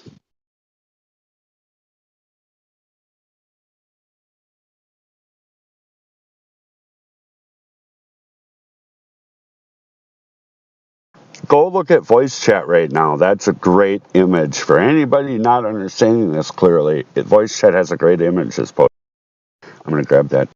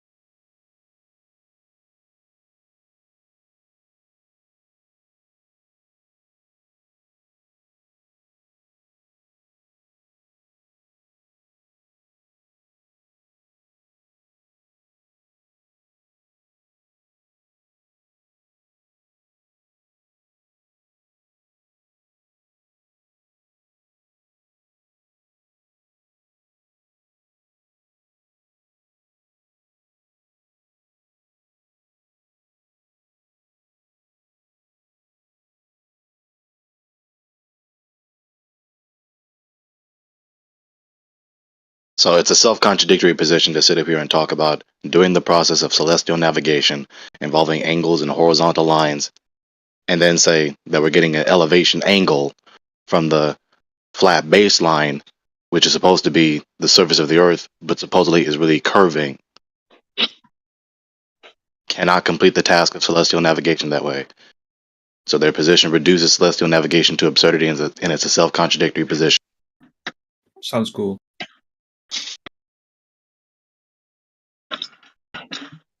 Well, perhaps my refutation, but their error is not good.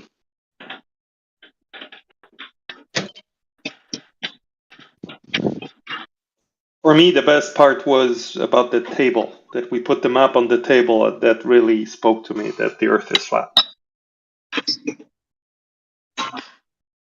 Oh, wait a minute. We got Yui back. Okay, so we have to trade him out for Peter. Okay, bye, Peter.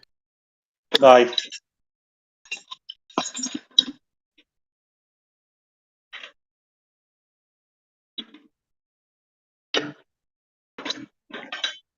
Would you mind sparing the room your toiletries and utensils, Scott?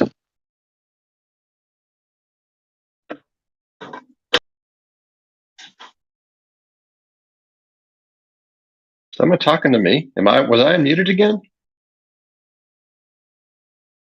Would you mind muting yourself and sparing the room the noise of your utensils? Yeah, I would. But see, the only reason that came up is because Crit server muted me, and I didn't have a chance to turn off my own microphone. And then when somebody unserver muted me, I became live again. So I'm sorry. I apologize to the room. But, you know, that's what happens when you get server muted and you're not on your phone. So I will server mute now that I can get to it again.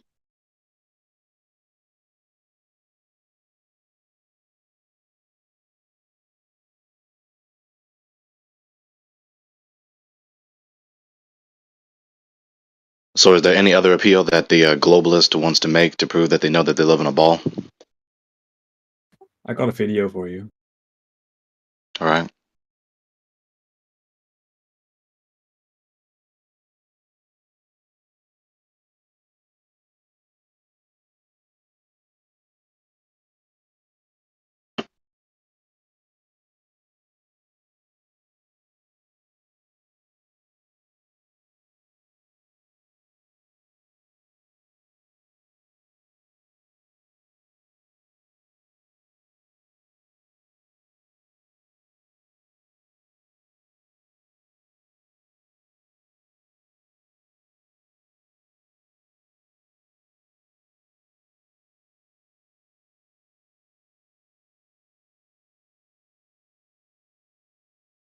Can I ask a quick question? I just seen Viking's image here. Are the stars and the sun a long way away, or are they close? So are they tens of thousands of k's or millions of kilometers?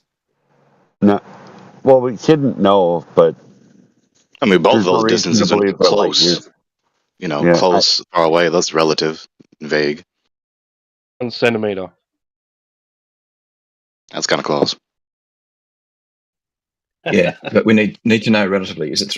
Would I be closer to say 3,000 or 300,000? I have no idea. We can't know. You have to IDK. measure something. Or to know. you can know. No, you can't. I'll show you it later. But it makes a difference, right? Because the angles that we measure. You thinking you can know is disturbing. Well, why does he think that? Why do you think you can't know the distance to the stars? We can tell if they're very far or if they're very close, or relatively close. That's one thing we can definitely tell. Okay, why? I mean, did you not hear the question? Why? Why do you think that? Right. Okay, so if they're very far, anywhere on Earth, the rays are going to be parallel, right? And if the Earth is flat, that means that anywhere on the Earth, the angle to a star will be the same. We know that. What is this premise? Hang on. What is this premise that the light rays are parallel? Like, what is it, just the star in the sky and it's just this narrow beam of light just shining down to a particular point on the Earth? I mean, what? No. Each individual person that sees the star, the angle to them, the angles and the lines between the observer and the star are parallel. Okay, that's not the same as saying, like, that's not even remotely semantically equivalent to saying the light is parallel. What do you mean? Like, can you speak better? Yeah, so the light rays would be almost parallel, right, to within 1,000th of a percent. Yeah. Can you give us there you are talking about the light rays being parallel again. But then you just said less than 30 seconds ago that's not what you meant. What are you talking about? Can you provide us a scientific citation which states that the further away a light source is, the more collimated light becomes? It's not about the collimation. So the stars are point sources, right? They look like point sources. When you're saying that the star is so far away that its light comes parallel on Earth, that is collimation.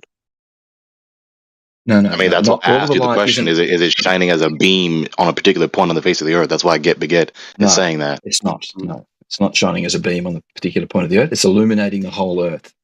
Okay, so then why are you talking about the light rays being parallel? Okay, and show us a citation where it states that the light coming from a light source will not keep its divergency angle while propagating through Okay. mediums. Yep. Okay. So what's the divergency angle of, say, two people on Earth are 1,000 kilometers apart? What's the divergence angle on a triangle 1,000 kilometers along and 500 million kilometers tall? It's 89.999999999 degrees, right? What? Is that true? I don't know. Oh, sorry. Oh, yeah. No. Very slender triangle, right? Do you know what the divergency angle is?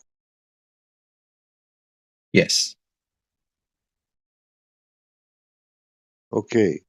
In light propagation, how does that angle changes? Hey, Daz, What what are you can talking change about?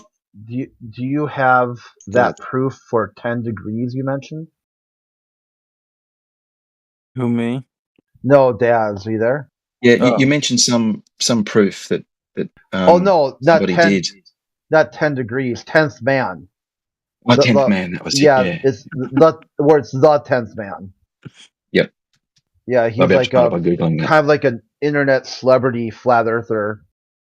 Had done some I don't know, ship's captain. I can't tell you his whole credentials, but he sort of was known as like an expert in some of these things through sailing and in his different career fields. Like I mean, I might get it wrong, so don't quote me on this, but he was like some sort of math teacher, and then had semi-retired, and then went into sailboating, and then got out of sailboating and did some sort of entrepreneur thing. But he's a guy who brought it up. Like he came from out of nowhere and was like, "Hey, I got this proof that you guys can use for flat Earth."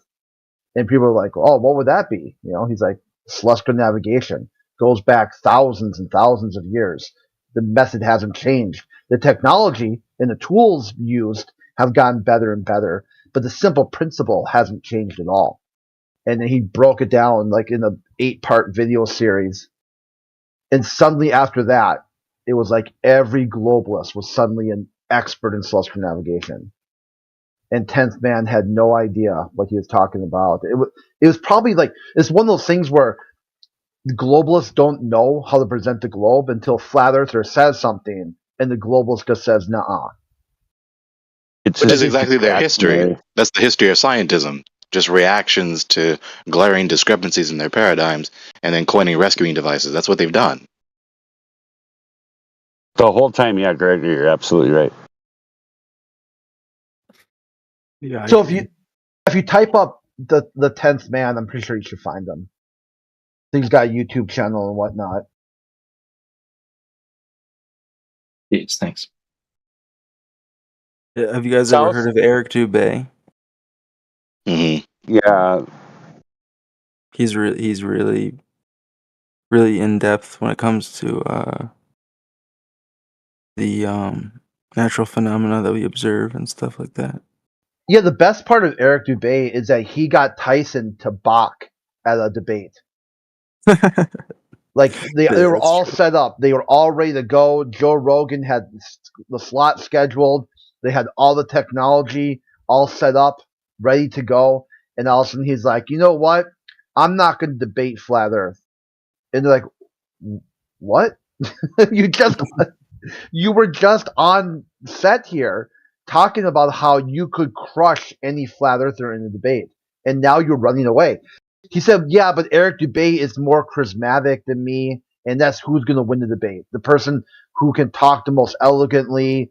And like he gave all these dropped excuse after excuse after excuse about how he can't just debate some yoga instructor from Thailand.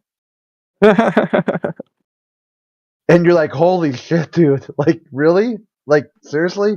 And yeah, then honestly, the New World Order is afraid of people like Eric Dubay, dude. Like, if you know any research, if you know any true forbidden suppressed knowledge, basically, you come to the conclusion that Eric Dubay is one of those people who's like either in on it to some degree. Like he's in on it to some degree. He knows what's gonna happen behind the scenes because like he's studied it for so long, and also they could be using him as like a.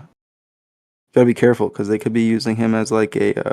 I mean, they have ways of cloning people now. It's crazy, man. You gotta be careful, but you gotta be careful what you trust in this fleshly world.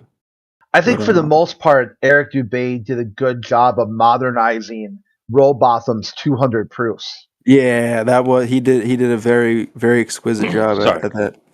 It'll be William Carpenter's 100 Oh, proofs. there we go. Yeah, William you're Carpenter's, right. Yeah, you're right, Carpenter. I don't know why. Some reason I was thinking Rowbotham at the time, and I said that instead of Carpenter. Well, Rowbotham kind of was inspired by a lot of those experiments and a lot of those methodologies of proving cosmological proofs and stuff. But I really like also when he brought up the journals of the railroad, the railroad workers, the engineers that worked on the railroads for so long, for like 200 years or whatever, 250 years, and the railroads, like all the journals, basically imply that they reciprocate the same idea, which is that they never had to use like a curve or measurement for a curve to use it to lay down any of the rails. So yeah. There's a law in their clauses and acts that said that they have to use the same horizontal datum line throughout the whole length of the track. Yep. Just to mention this, Desart didn't finish his supposed answer for how we know that the stars are several million or so miles or whatever away from the Earth. I mean, he was busy contradicting himself about the supposed parallelness and collimation of the light from the stars or not. I mean, so just to mention that.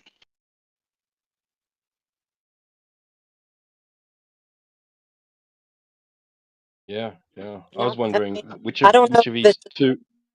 Sorry. Sorry, go on.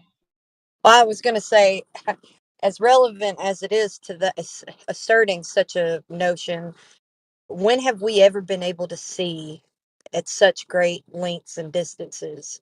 Our eyes are not capable of seeing. Neither are instruments capable of seeing at such a far distance. To even assert it is absurd. It's absurd prima facie. Now, no, it's not, Gregory. Okay, fine. Please show me the device.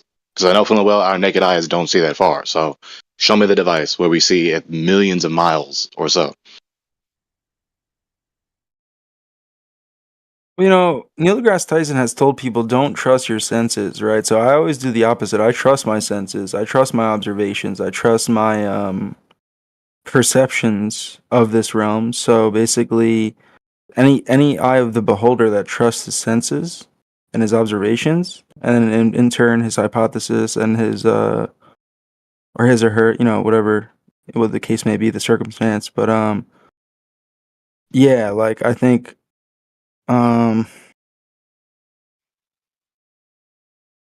there's a lot of truth within following your senses because we are divine in nature, truly deep down inside, that we have amazing power. So I wouldn't doubt our senses. I wouldn't doubt our Hold on. our vision or our To be yeah. able to make Can you see bacteria? to be able to make definitive statements, you need to be able to set your senses. One or two or more senses need to be able to interact with something to be able to make any kind of definitive statement. So just looking at the sky and seeing stars, that's all you can do. So you can't make definitive statements about them. Exactly. Yeah. That's pretty much the conclusion I've came to as well. And then there's too many people making conclusive statements or assumptions, presumptions, precept pretty much about the cosmology of the Earth or the nature of the Earth. It's really just assumptions, accusations, pretty much, that are not really validated with any true evidence, right? I mean, Well, of course, you can make definitive statements about anything. yeah, It's just a matter of can you demonstrate that you know them to be true. exactly. Or do they capitulate with, or do they synchronize with reality itself? Yeah. So, But so what's the best proof for flat Earth? the best proof for flat Earth is you go up in a hot air balloon, you look at the horizon, and since the horizon stays at eye level the entire time, that's more proof that you're not on a spinning ball. Because if you were on a spinning ball, the horizon would seep down beneath you as you rise in altitude. You're mistaken. It doesn't rise directly, like straight up to eye level. It rises to. No, it doesn't rise to eye level. It's always at eye level. The horizon is always set at eye level according No, to it's our not. perspective. So you're setting yourself up for failure with that claim, because no, it's not. Oh, it's not. No. There's a slight sorry. decrease from eye level, but Sorry, I was mistaken. Yeah, I think you're right. I think that's okay. Yeah, I was mistaken. Sorry. Yeah, I thought that was something I was confident about, but I totally forgot what it was about. There is what they call a dip, and then they use that to prove a curve, the same one that would have a geometric horizon, etc. So just I'm just saying, don't let them do that. Yeah, that's more ammo for them. Yeah. I gotta watch out for Do that that. if you go up in the hot air balloon, the air also moves the same speed as the Earth, right? So Yeah. you stay parallel to the whatever you go to. Does One more it? thing. I mean, about how the does it? horizon. Hang on. Well, Does it? Because if the Earth is still, are you saying the wind doesn't Before we move? go into that, though, one more thing about the horizon. So the surface of the Earth, right? It's what apparently meets with the sky to form the horizon. So the surface is below your eye level. So why shouldn't there be a dip, and why should that be hijacked and attributed to Earth curvature? Okay, go ahead with whatever's next. Yes, that's. Yeah, he said the wind that's doesn't what I was move. trying to The get air at. doesn't move with the Earth. Are No. you saying the air doesn't move? They move the same speed. Everything is the same with the Earth. So if you're So the air standing- doesn't move because that's what your premise implies. No, the air moves, but it also moves with the Earth. Okay, what sense does it make to say that? Because the Earth doesn't move, obviously. Yeah, if it's moving, what is it moving with? It's not. It can't be moving with the Earth if the Earth isn't moving. Move. Because when we look at the stars revolve up above us, around us, like a clock. Like all the celestial bodies, when we look above, everything is above us. That's spinning above us, around us, not around us, but Moving above into us in a circle, pretty much. Yeah, that supposition from you implies absurdity. The air No. moves with the Earth. I mean, that implies the air doesn't move because the Earth is Yeah. not moving. Exactly.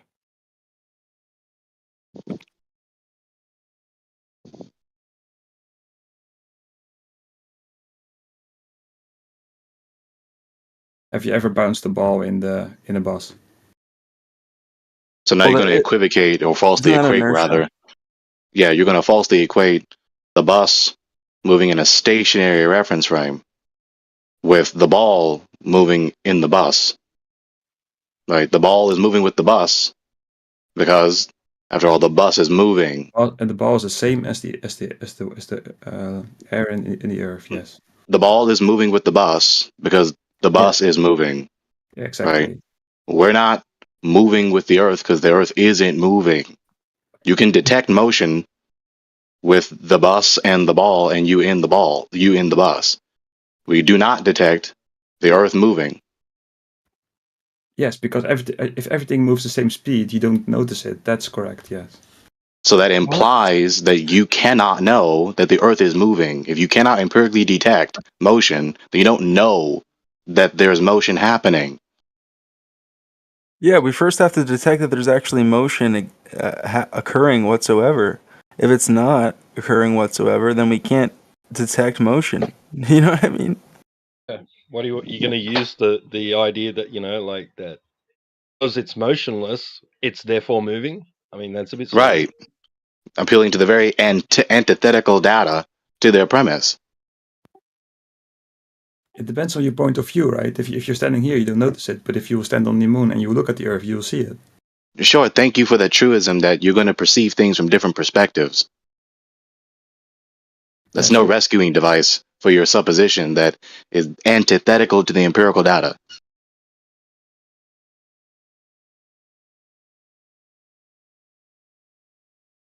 You can't appeal to this a priori truism that you will perceive things differently if you're in a different position, which, of course, in this case, that you cannot be in, notwithstanding a paranormal act of God, in order to see the motion that you don't see, to empirically detect the motion that you don't empirically detect. I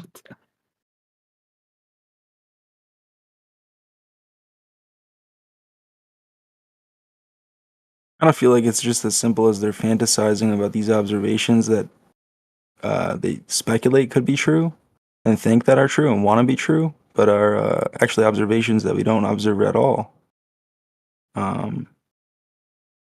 I could be wrong, but yeah. This is the irony with these empiricists. Well, empirical detection, empirical verification, empirical observation, empirical. Yet the vast majority of their cosmic paradigm is an a priori network of presuppositions that they never empirically detected, and, like for instance with this one, cannot empirically detect. More self-contradiction and inconsistency. Well, it's a lot of fancy words, but it's all wrong. Okay, none of that refuted what I just said. Try again. But you're making a giant word salad, and I'm supposed to refute that. Or you just didn't understand. Or you did understand, and you're just derogating me because your pride is cut by the refutation. Yeah, Gaylord, can you show us an experiment that utilizes the analytical data and the results that are conclusive on the irrefutable results that the Earth is spinning right now and that we're on a ball? I don't know. Look at a picture from the ISS or something, maybe. All right, so appeal to an image that is not verified to be an authentic photo. Oh yeah, it's CGI, right? No, even if you do, from the ISS point of view, the ISS is moving, not the Earth. The Earth is flat and stationary. Why are not both moving? What do you mean why? Ask the Lord. What do you mean why? Well, you're saying that only one can move, but why not both? I never said only one can move. So why are you assuming then that only one moves? I didn't assume it. The fuck Yes, are you talking are. about? You are No, I assuming the Earth didn't. doesn't No, move. I didn't. Shut up. Stop. No, you are. Shut up. You are. No, I You are. didn't. You are. You say the Earth doesn't move, right? Shut up with that churlish bullshit. I never assumed it. I never said it. I never implied it. I never insinuated it. So Everyone the Earth who's does move. honest with themselves knows full and well what I just said is true. So the Earth does move. No, that's not an implication of what I just said to you. Okay, Not here let's chant try. again your So cosmic it does not paradigm. move, in your opinion. Okay, no, Galbert. This is what I want you to do, or Gilbert, whatever. Galbert.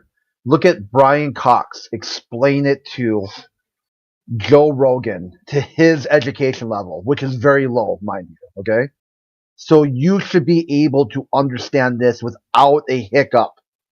Okay, Brian Cox is explaining why you cannot detect the movement of the Earth to somebody with a sub 5th grade education. Now, do you know better than Brian Cox? Is that Just it? send me the link. It's Howard. posted right there in chat. I'm pretty sure you got access, right? I'm asking this question deliberately. Are you going to be consistent, right, with your appeal to these authoritative experts? Blah blah blah blah blah blah blah. Are you going to be consistent, or are you going to just abandon his superior authority and say that you know better than him? Are you going to be consistent? We'll just have him listen to it first and see what he says. I just want him to have that question in his heart. Did you find it, Gilbert? Yeah, there's no sound. I have to find it on the internet. What? There's sound. No. Yeah, there's sound. Just turn up the volume on it. I did. I'm searching on YouTube now.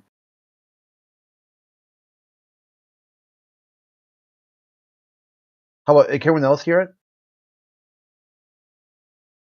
I can't. Let me see. Oh, I hear it. Okay. I'm just troubleshooting. Maybe it was something on my end, but I thought you meant through here. oh no, through like by clicking the play button.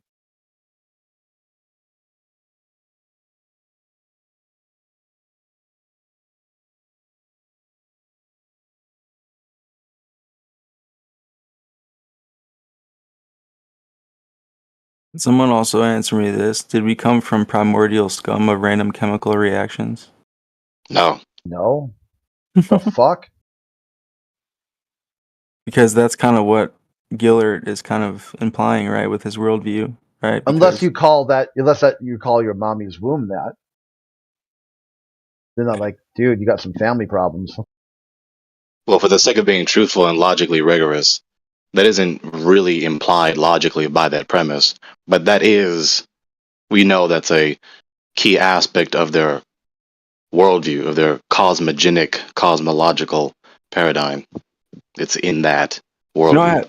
I had somebody try to tell me that abiogenesis somehow and irrefutably proves evolution to some degree, and I thought it was horrendously terrible of a.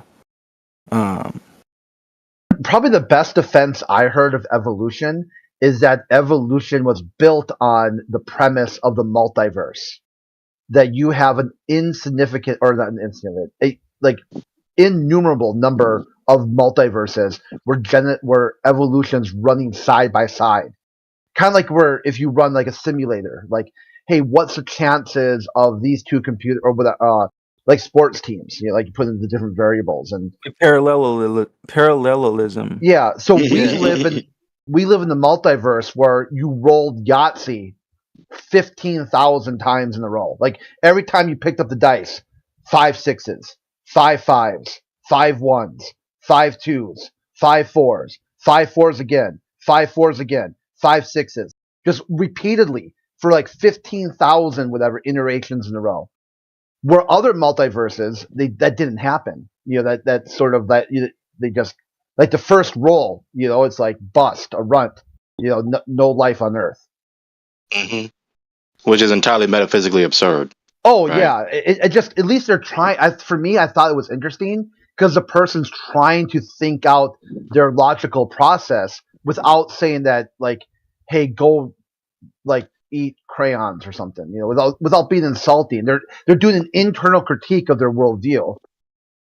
Yeah, I would definitely give they do credit that. you there. They're attempting, again, to have a rescuing device for this worldview that is simultaneously affirming that there is uniformity to nature and that there are no intentional regulators, normalizers, so that there are so-called laws of physics. Again, it's a dialectical tension. They have two premises or more that are antithetical to one another, and they cannot be commensurated. They cannot comport with one another.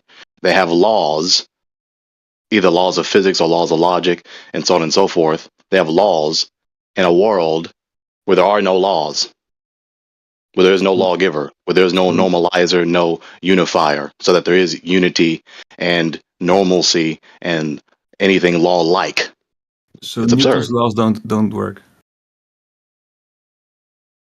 Yeah. In that worldview. Yeah, in that worldview. Newton already said his laws, either his laws work and there's a creator, or his laws don't work and there's no creator. So you'd have to say which one is it?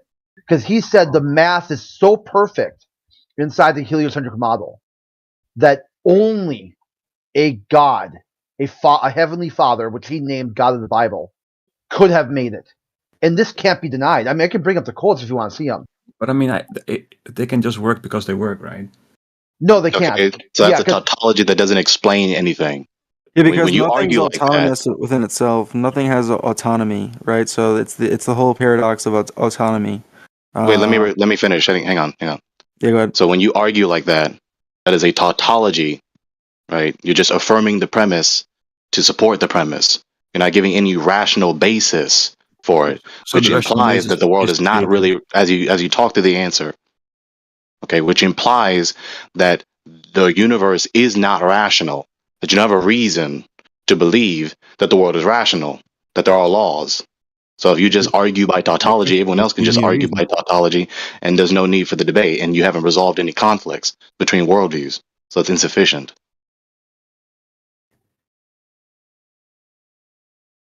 That you're saying that there has to be a creator for the laws to be true. No, incorrect. Who said that? Me? or Newton. Saying that the Yeah, let me just clarify because there's no need for confusion. There would be no laws if there were no personal, deliberate creator to manifest them. You can't have laws without a lawgiver. But that's your claim, but that doesn't mean it's true. Okay, you don't have a reason to deny it. You just deny it. Like, make sense out of this idea that you have laws without lawgivers. There can be universal truths. Dude, so just they are, again, tautology, right? Not sufficient. If it's okay and valid and sound for you to argue by sheer tautology, then everyone else can do the same for everything else that contradicts your worldview. And no one has actually resolved the conflict. No one's actually proved anything. They just reaffirmed their premises to support their premises. And So the fact that there's no other explanation than a lawgiver. That's the only explanation. Out of the two in this dichotomy, of course, either their laws came from lawgivers or non-lawgivers.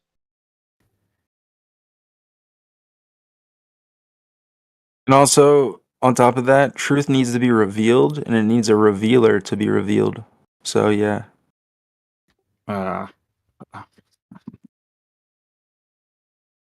there to be absolute truth, that means that it was true well before you, while, like during your time, and well after you. And that is why we always go to natural science, where it completely omits any tampering with something that you could change the course of what nature would do without the person, the intelligence behind tampering with it. So it's true without any intelligent agent acting on it.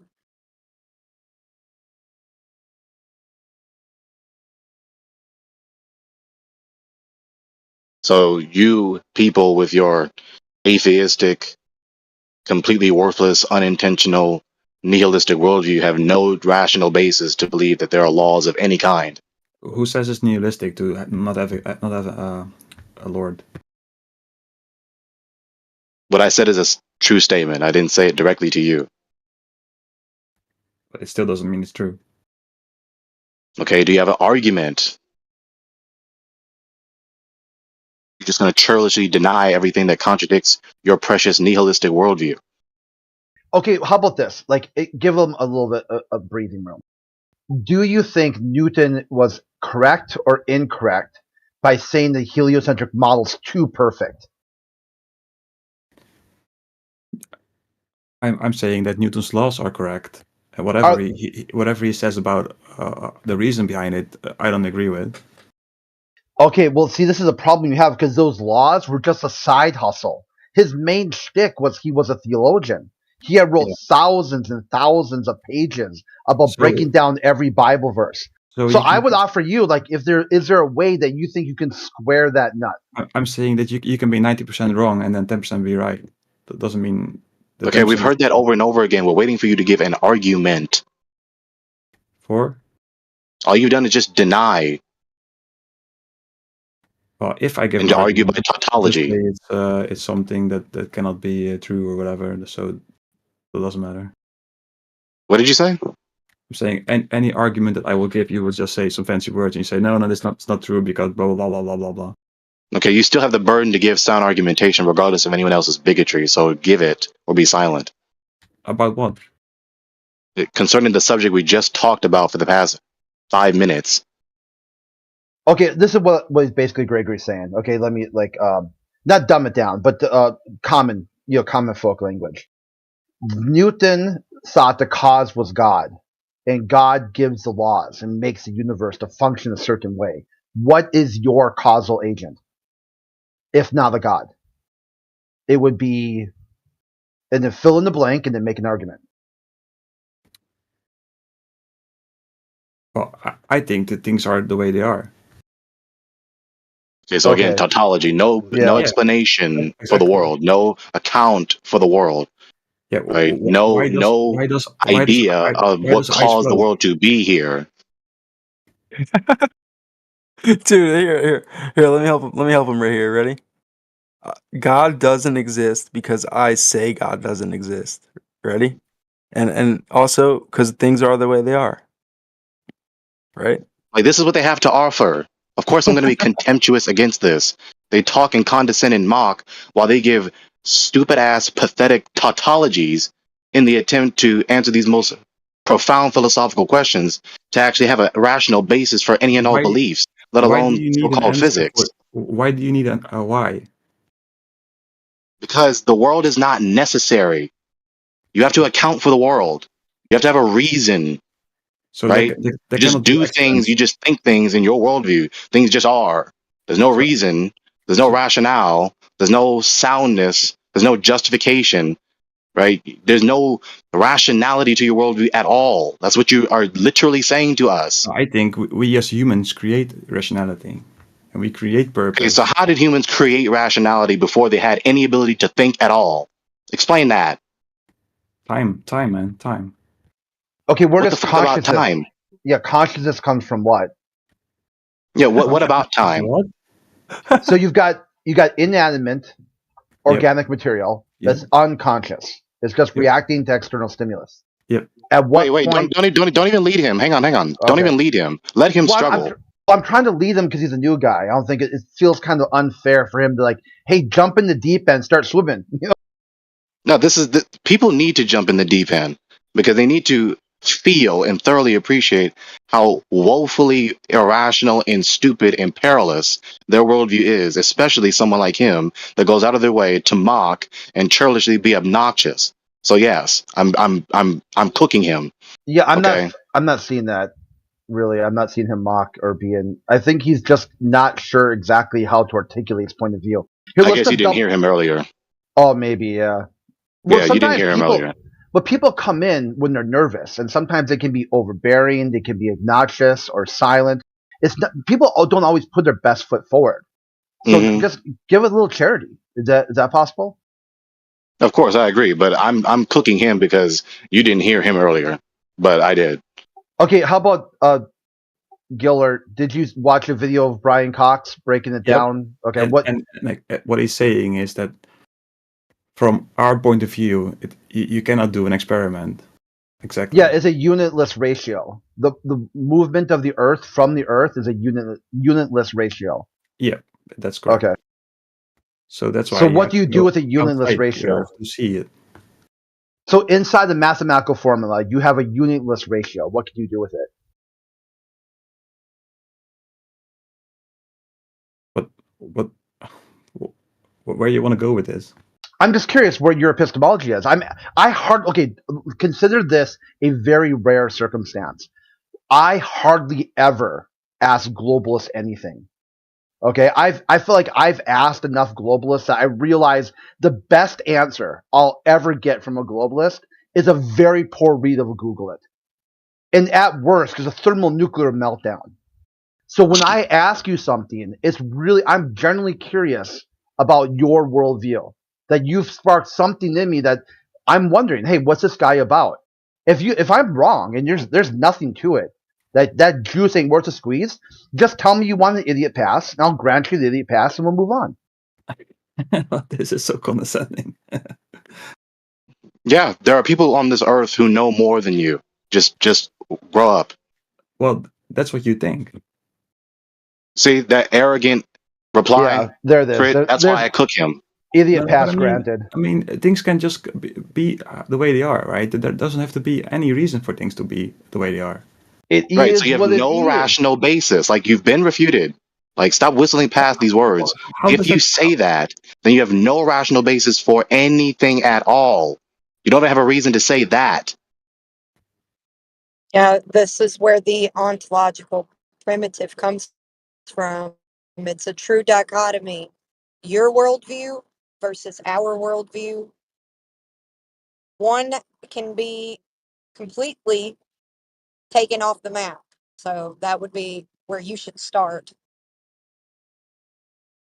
And it's also flagrantly inconsistent with how we all live our lives. No one lives as though things just are.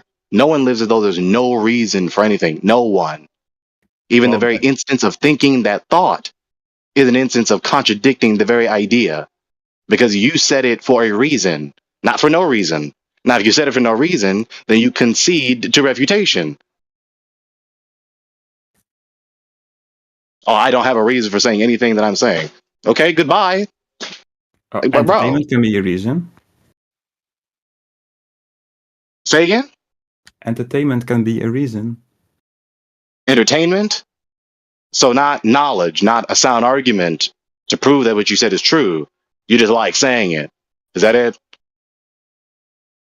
Well, there can be so many reasons. I don't know. Okay, there can be other reasons. Okay, yeah, sure. There can be many So reasons now why you say things what you aren't say. It just doesn't mean you have are, to be, right? have to So be so now creative. things look.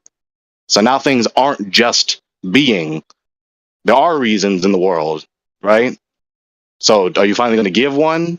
Or are you going to go back and relapse to the things Well, just are? my personal reasons. There's a difference between personal reasons and a reason behind what. As a creator, you We know. We don't need that truism. So you're going to finally give a reason, or you're just going to relapse back into, oh, things just are. Well, things can be. You're making a distinction between this. My personal We reasons. don't need you to tell us this truism again. We heard you the first time. So moving forward, are you going to give a reason, or are you just going to relapse back into things just are? A reason Take your for pick. the things how they are. So Right. So why do you believe, right, anything at all? Like, very simply, if the God has not revealed himself external to us and internal to us, and in a multifaceted, various other ways, then what caused the world to be here in the first place in order for us to have the debate? I don't know, curiosity, humanism. I don't know. Curiosity caused the world to exist. Just curiosity itself, per se, caused matter to begin existing.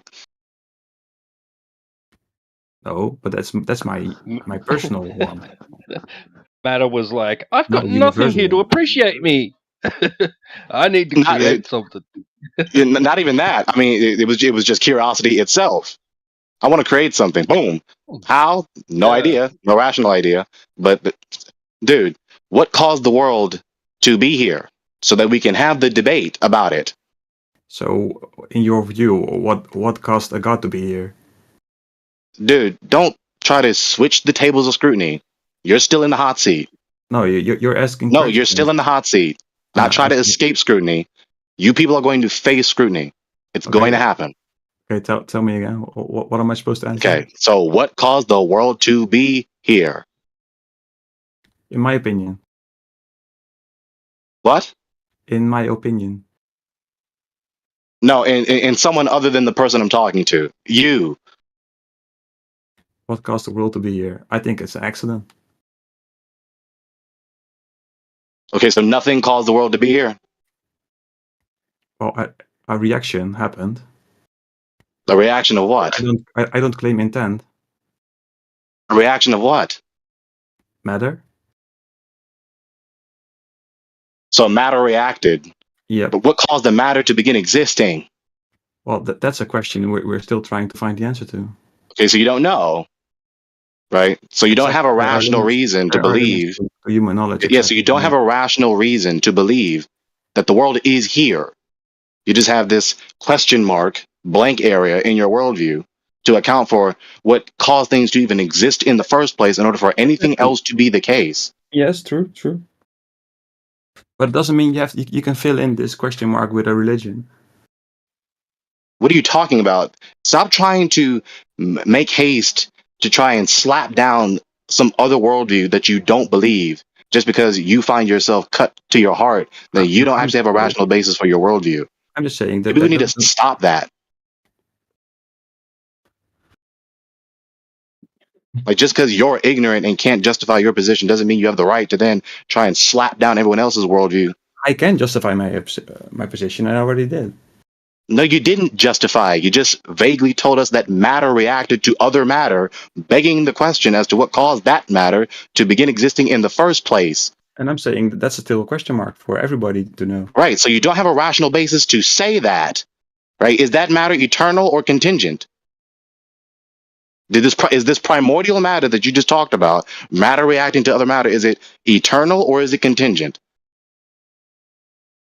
Matter reacting to matter, is it internal or contingent? or both. If you have some sort of like, don't do that. Internal matter, as in what? What if you've got Contingent or contingently eternal? Yeah, like a someone who's a decider. Eternally Like this, contingent. like this matter over here that stays a rock. That matter over there turns into a rabbit. This one over here, turns into an idiot. Okay, is it eternal or contingent? If you say both, that's self-contradictory. So please don't do that. So why do I have to choose between these two and nothing else? Because everything is either one of the two. Absolute. It's an absolute dichotomy. Let me check. Let me type this out because it's not my main language. So internal or contingent? Eternal, not internal. Just in case.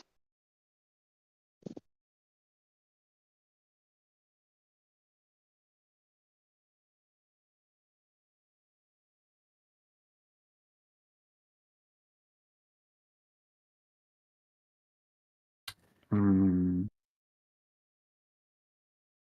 checking what all the meanings of contingents are. Let me check.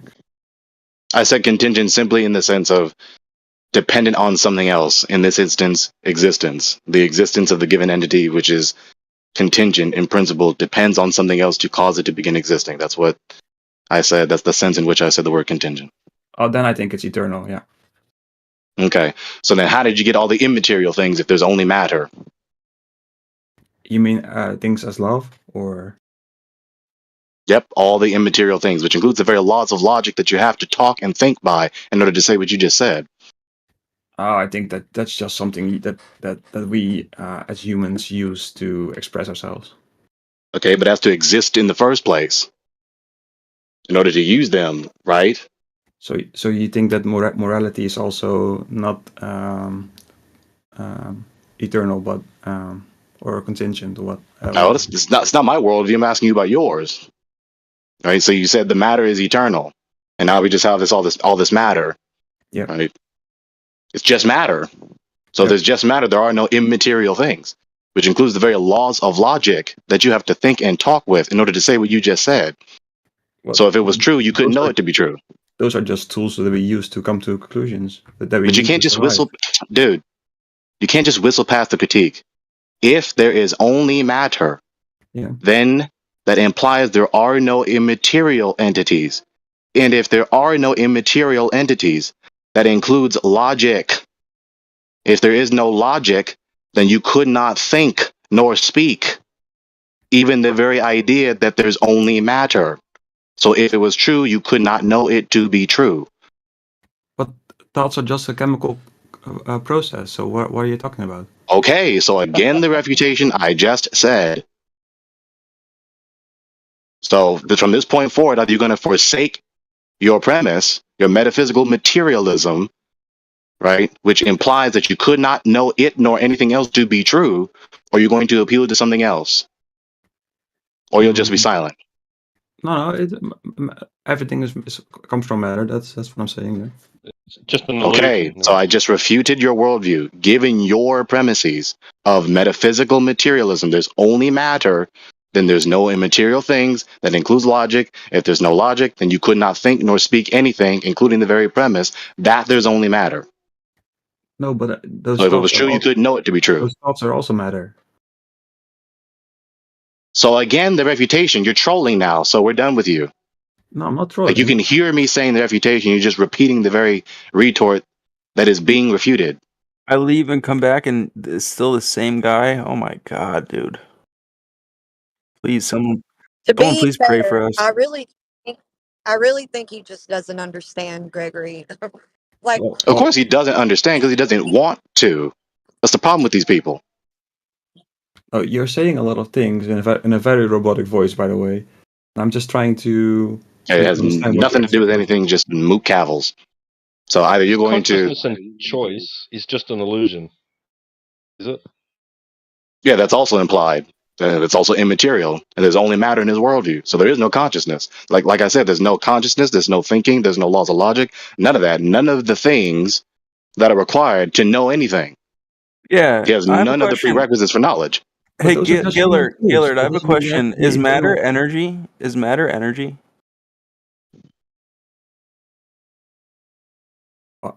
Without matter, there is no energy, right? Yeah. Do you know how that works? Do you know Matter how is energy is not manifested? energy.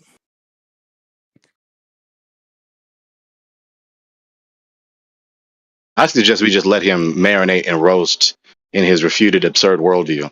These people need to take this to heart. Stop whistling past the critiques.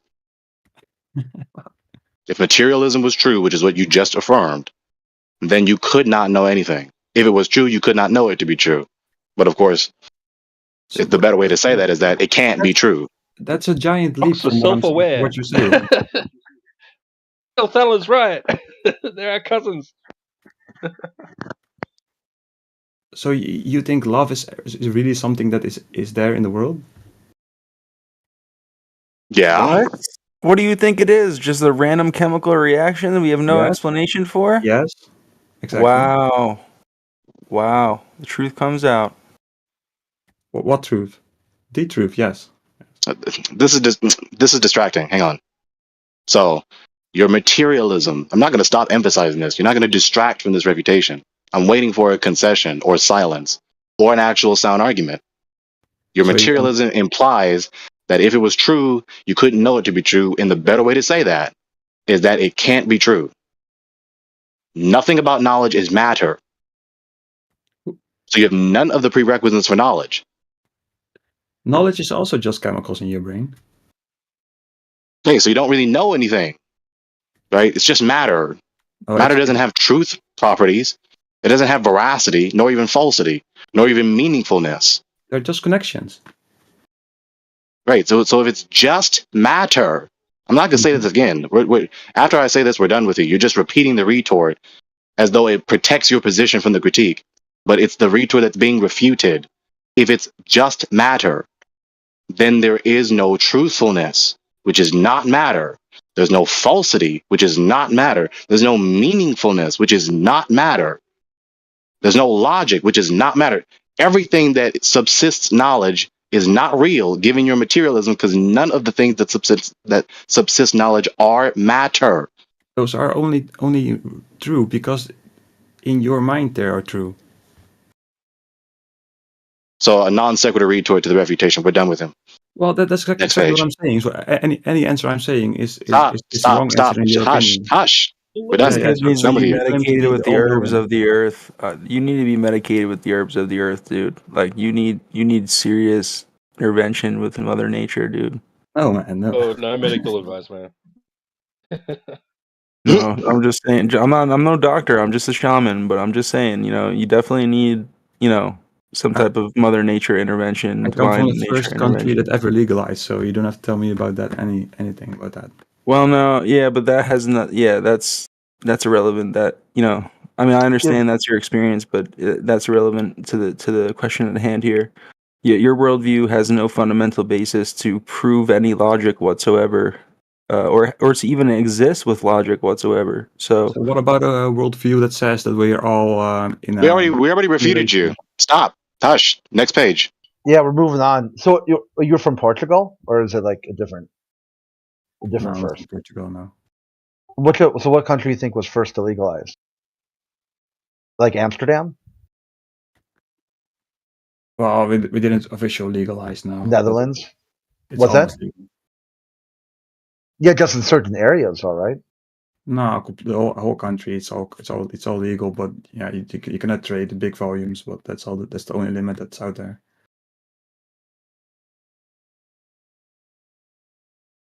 I would do this. Go to a white oak tree, right?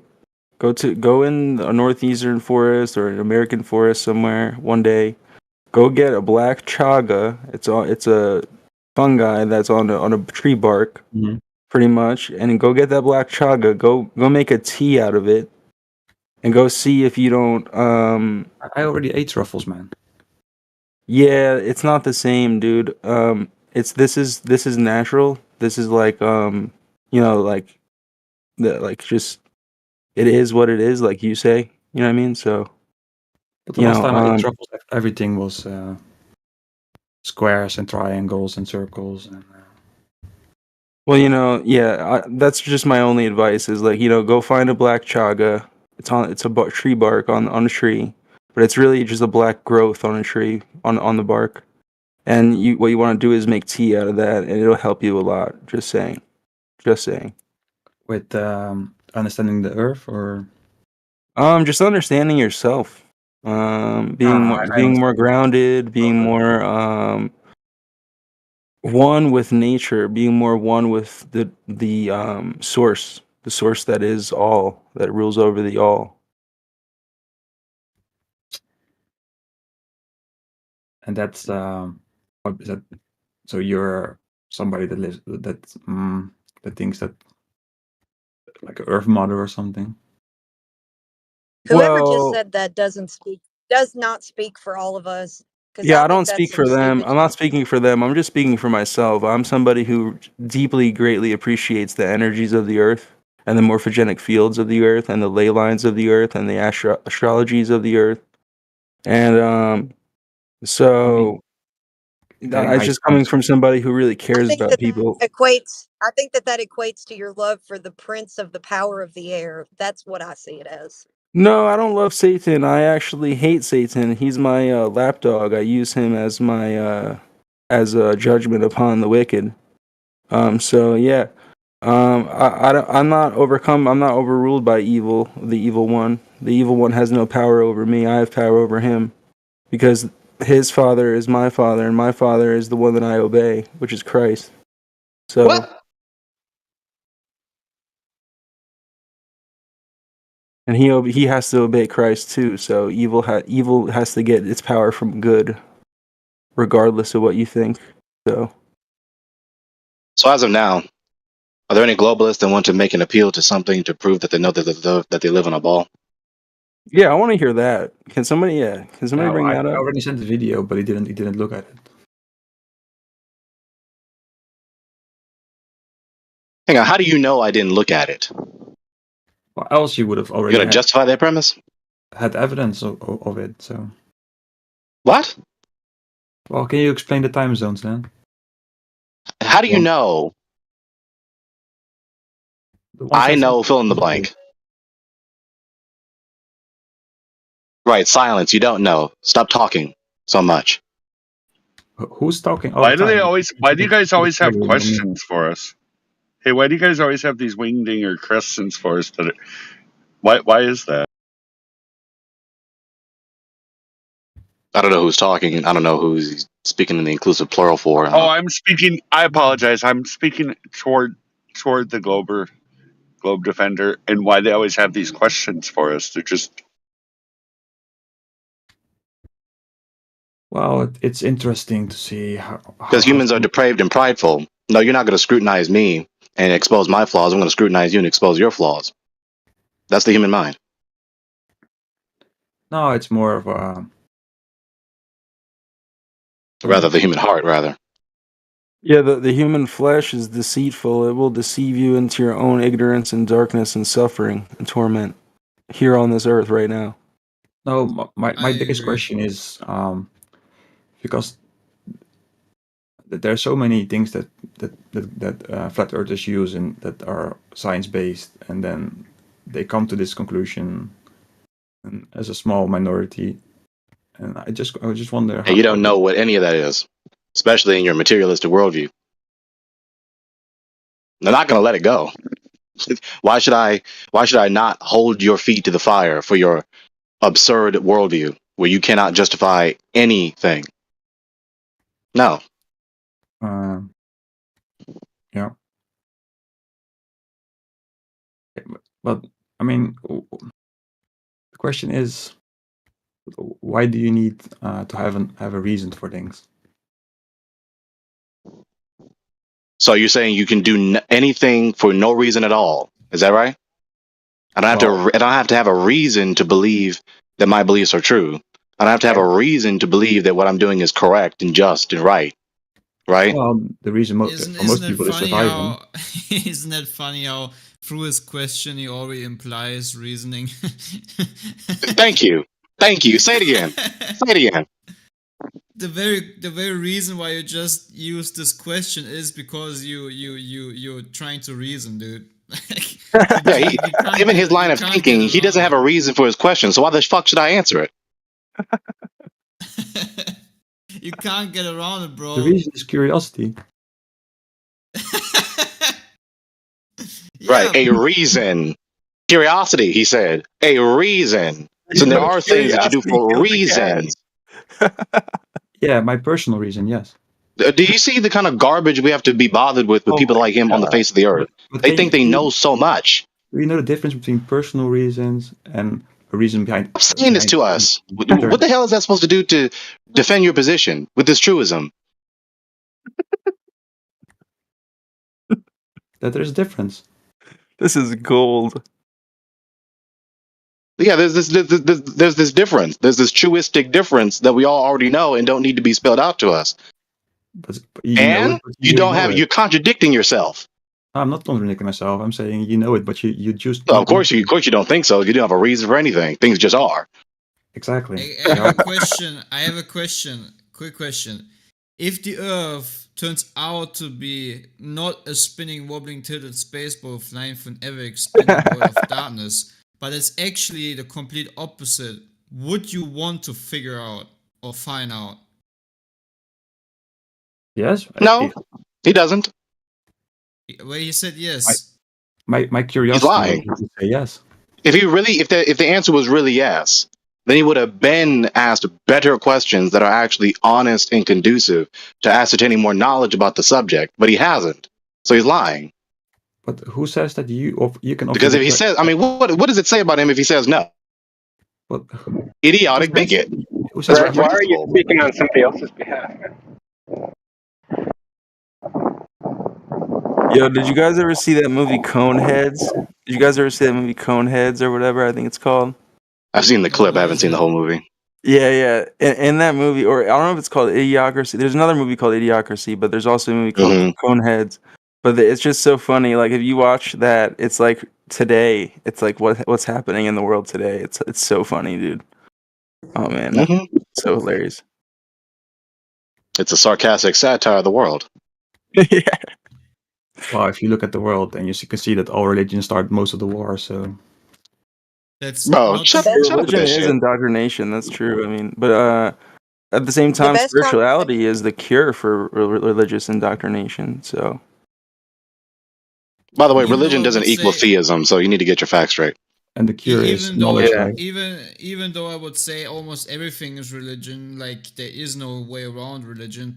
There's no way around it. Thank you. Yeah, everything is religion. So if you look at the deaths and the people that have been imprisoned, slaughtered, and tortured and died, just for example communism, then you're on a wild road, man. Like you really need to figure out what was the biggest reasons for wars, and it was not because someone said the Messiah died 2,000 years ago.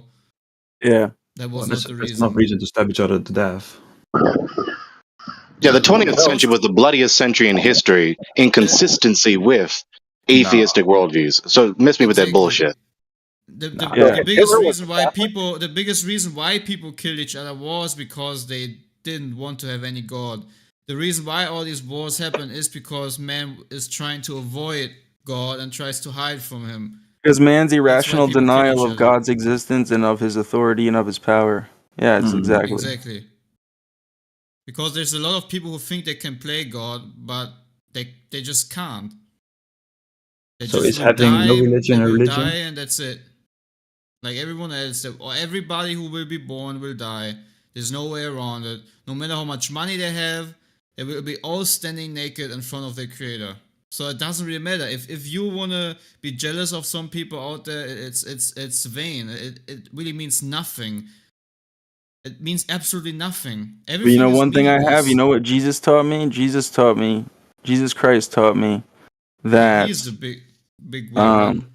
He taught me that, you know, love your neighbor as yourself, love God first, love God always, love God with all your heart.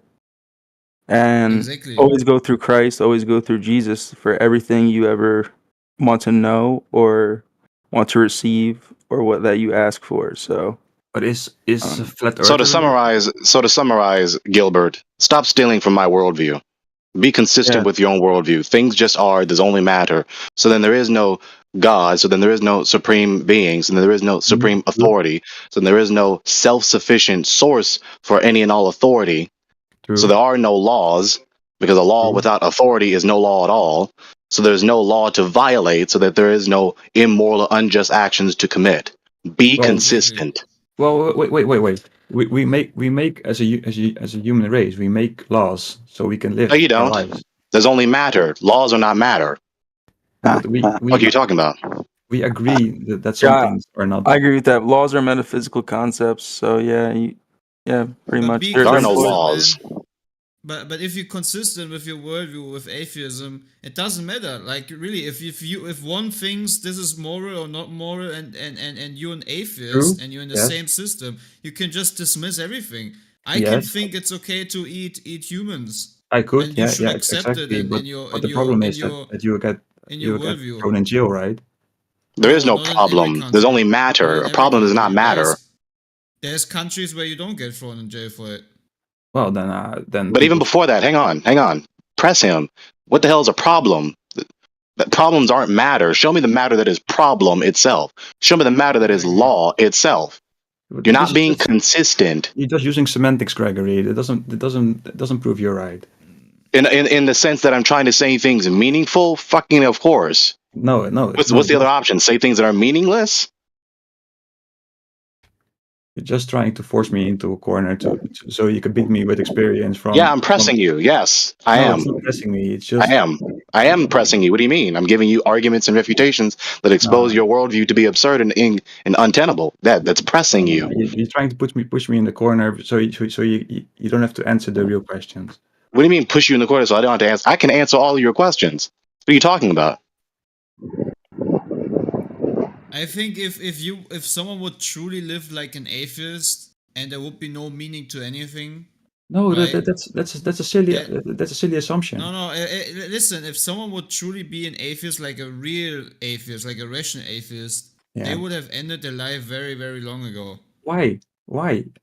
Because we don't even need to entertain that. He wants to press you on that. He's so desperate to press someone else. No, because his worldview is untenable. I'm just questioning. I'm not pressing anybody. That's an ancillary issue. You're just refusing to acknowledge all these perilous and miserable implications of your worldview. So that's why I'm just focusing on the major premise. The major premise being that your materialistic atheism cannot make sense out of anything. Now, you have yet to give a sound argument in defense of it, in spite of all your churlish retorts that you gave earlier, which I slapped down very easily. So unless you have a sound argument in your defense, then stop replying. That's why I said next page. It's your argument that there cannot be any. What was the word?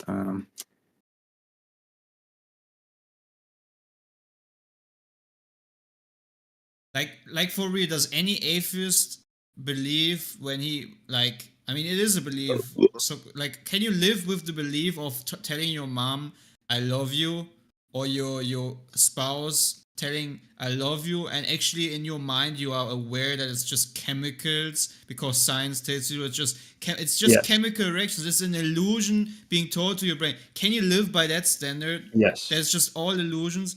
Dude, I would be like... Yeah, they can practice self-deception. Yes, absolutely. That is of course. They can practice self-deception. They do it all the time. So depressing, I would kill myself. I would literally shoot myself in the head because that's the absolute most depressing way of thinking I can imagine. Well... Yeah, they can deceive themselves and practice self-deception. They do it all the time. Have you ever, Clay? Have you ever experienced anger? 100%, man. Okay, that is a chemical response. Exactly. That is, there are chemicals that you can trigger. You can literally inject those chemicals into a person, and they will instantly get angry. Yep. The whole fact of being angry is chemicals. Yep. But okay, it you're feels wrong. real to you, right? Oh, you're wrong. I don't agree with it. Come on. That's wrong. No, anger is not chemicals. Yes, okay? No, it's not. Stop talking to me. Okay? Emotions aren't chemicals. Okay? I want to see. They're not chemicals. You can't find me the matter. Stop talking through my voice. Sorry, Greg. You can't find the matter that is anger itself. You can't find the matter that are any emotions itself. Okay, you're just conflating the two. Furthermore, if you do say that, then you didn't really have an emotion, because emotions are intelligible. Emotions are intelligible. Okay, and they're I don't know thoughts. where you get this information Okay, from, Gregory. so That's wrong. please stop talking through my voice. Okay, I'm not going to allow this ridiculous metaphysical garbage, because if you do say that, emotions which are intelligible and are thoughts, you are aware in your mind that you are angry. Okay, then No. you reduce them to be just matter. So they're not intelligible, because matter doesn't have veracity, nor even falsity, nor even meaningfulness. So Do you know no. that there are people Greg, that have brain Greg, tumors and become angry because of the brain tumor, and no other reason than that? Greg, I just want to check one thing. Do you believe that materialism or naturalism negates the possibility of abstract concepts? Yeah. Okay, so you think no abstractions can occur in a naturalistic worldview? Yeah. Okay, thank you. I just wanted to, I mean, that's I ridiculous. do too. I agree with him. Yeah, it's ridiculous, so you say, so justify it. So in a completely natural world, you think the concept of a perfect circle could not exist? Yeah, because it's not matter. Justify that, please. Because it's not matter. No, it's an idea. Right. Perfect circle, yeah. So in a world that's only matter, where there's no abstracts, no immaterial things, yeah, there is no perfect circle or any other idea. Yeah, Yeah, can you justify that? I just did. Oh, you just I just gave a asserted. series of premises that necessitate the truthfulness of the conclusion. So stop just demanding asserted. the argument as though I haven't given the argument. Yeah, you just asserted it. I'm looking for Yeah, justification. it's a or defense. deductive argument. Okay, can you? I gave set it up in multiple Modus premises to support the concluding premise. Can you set it up in Modus Tollens, please? I already did. No, you come on here and you prevaricate, you obfuscate. This is ridiculous, man. Come on. Why do you do this? Why do you come on here and do this? Just go learn something, dude. Who are you talking to? You know. Now he doesn't even know who he is, but he wants to presume himself to press me about the metaphysical issue. He actually is. I thought you were addressing Greg. It sounded appropriate for him. No. Oh my god, dude. Yeah, he doesn't even have any idea how to correctly identify in context who's speaking to him, who's obviously the one who's out of his depth and doesn't know what he's talking about. I can't believe the world has stooped this low to the point where people are this mentally depraved. We have to be bothered with these people on the face of the earth. They pretend as though they actually are intellectually rigorous and actually want to seek knowledge, and all they do is just pest people with 1,001 questions. You can always just sign off or go hang out in rooms. You could always just stop talking and stop being an obnoxious idiot. But Gregory, aren't you the one asking all the questions all the time? Yeah, because I'm actually being conducive. Hang on, Clay. I'm actually asking these questions with the poignant goal of getting to the bottom of the matter, ascertaining the truth of what someone is saying. Yeah. And that's Unlike why you ridicule. You're repeatedly telling me, can you give the argument? Can you give the argument after it's been given at least twice? That's not sincere, honest, noble efforts to ascertain truth. So it's just being an obnoxious annoyance.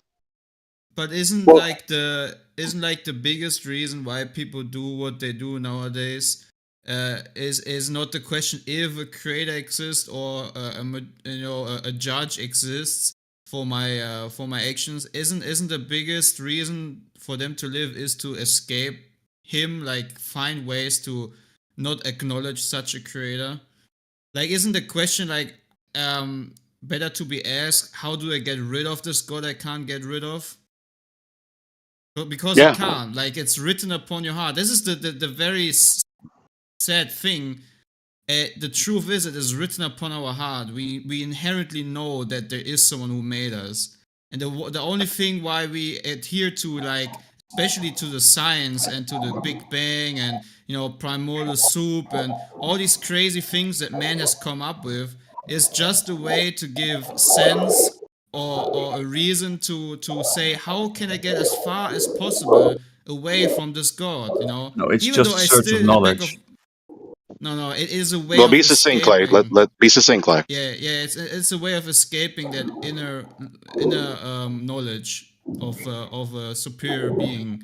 Mm-hmm. So you think people search for the truth because they want to run away from the Lord? That's not what he Yes. just said. Well, that is what he Yes, said in but that's 24 but words instead of that's 2,500. that people don't search for the truth, they search for a bush to hide behind. If you want to call that truth a bush and as an excuse, that's what people search for. They don't search for is there actually a creator, they search for the opposite. They search for an answer that will delete that creator, that will give them a bush to hide behind. That's what they're searching for. They don't want the answer that there is a creator because they already know. They want the answer that is so sophisticated, so complicated, that it gives them an excuse to say at the end of the day when they go to bed, oh, there is no one to pray to, or there is no higher morality. Even though in the very, Yeah. very far back of their mind, they are aware of it. They can't escape it. That's why they Yeah. need to Yeah. build these walls to Right. hide If behind. we, yeah, I we don't didn't have know. an inbuilt moral Totally agree. compass, right? Then it wouldn't even be an issue. It wouldn't be a question. Right. People are searching for truth. That's all, and they're not hiding for anything. They're just searching for what is the real They are reason. afraid, bro. People are so afraid. How do That's you? why they come up with all Well, you don't this have to retort against all that this because I stuff. mean the point has been made by now. The point is made. Of course, they're not going to acknowledge and concede that they are guilty of suppressing the truth and their unrighteousness and preference for their lives because they are cut to the heart and preferring their pride above the God and His law and resent the fact that they are under His jurisdiction and are subject to His wrath. So of course they're not going to concede to that.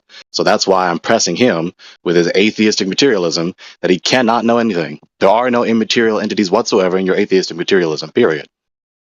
I don't. How can you? You've been how can you refuted several times over think tonight. what people were thinking?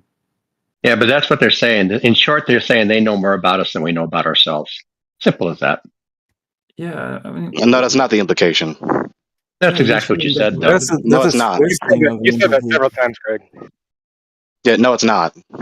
I don't think Never Scott said was that once. listening. This is how bad the world is. They can't even interpret simple sentences like what I just said earlier with like any remote charitableness. Like none. Like what they just said, as though that was a succinct summation of what I just said earlier, is not. It's just Sorry, do you flagrantly believe that different, you were termed vastly Greg? different from what I actually just said. So why even bother trying to reason with these people when no matter how succinct and poignant you try to be in your argumentation and presentation to them, they just flagrantly misinterpret it with something that's not even remotely close to what you said. That's a good Okay, question, so Greg. Gregory, make it succinct. Why do you bother talking to atheists, Greg? Oh, because eventually, by the God's grace and mercy, the God will grant you repentance.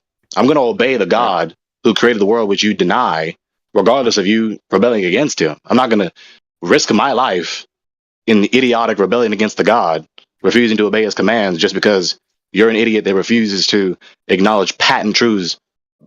So you Of obey all the course. commands. And how do you receive instruction from God? God's revelation. We're not going to get into that right now. We need to get back to the flat earth.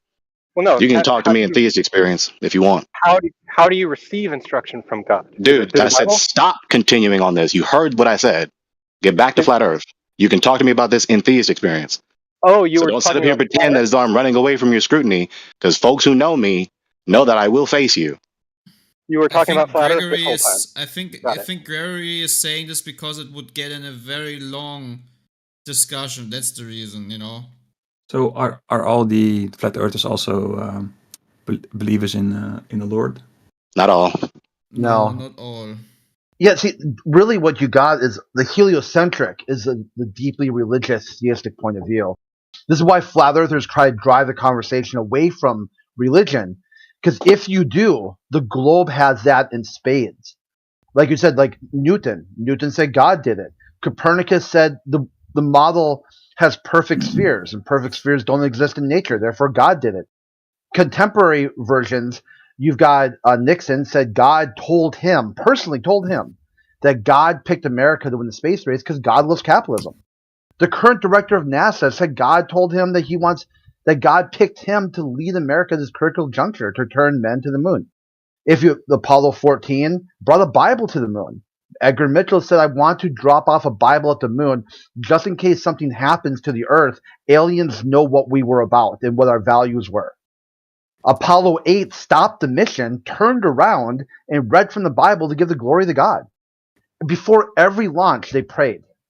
They prayed to God to make for a safe passage. Crit, this is a great fantasy story that you're making up right here. Like, this is awesome. This is a great story. Like, this is all. This Yeah, is so an present awesome sound argumentation. fantasy. Present Yeah, sound argumentation.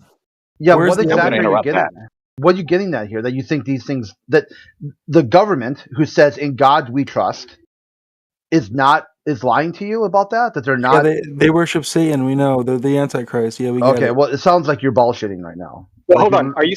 Are you saying we actually went to the moon? Because that would disprove flat Earth. why would that disprove flat That Earth? actually is non sequitur also.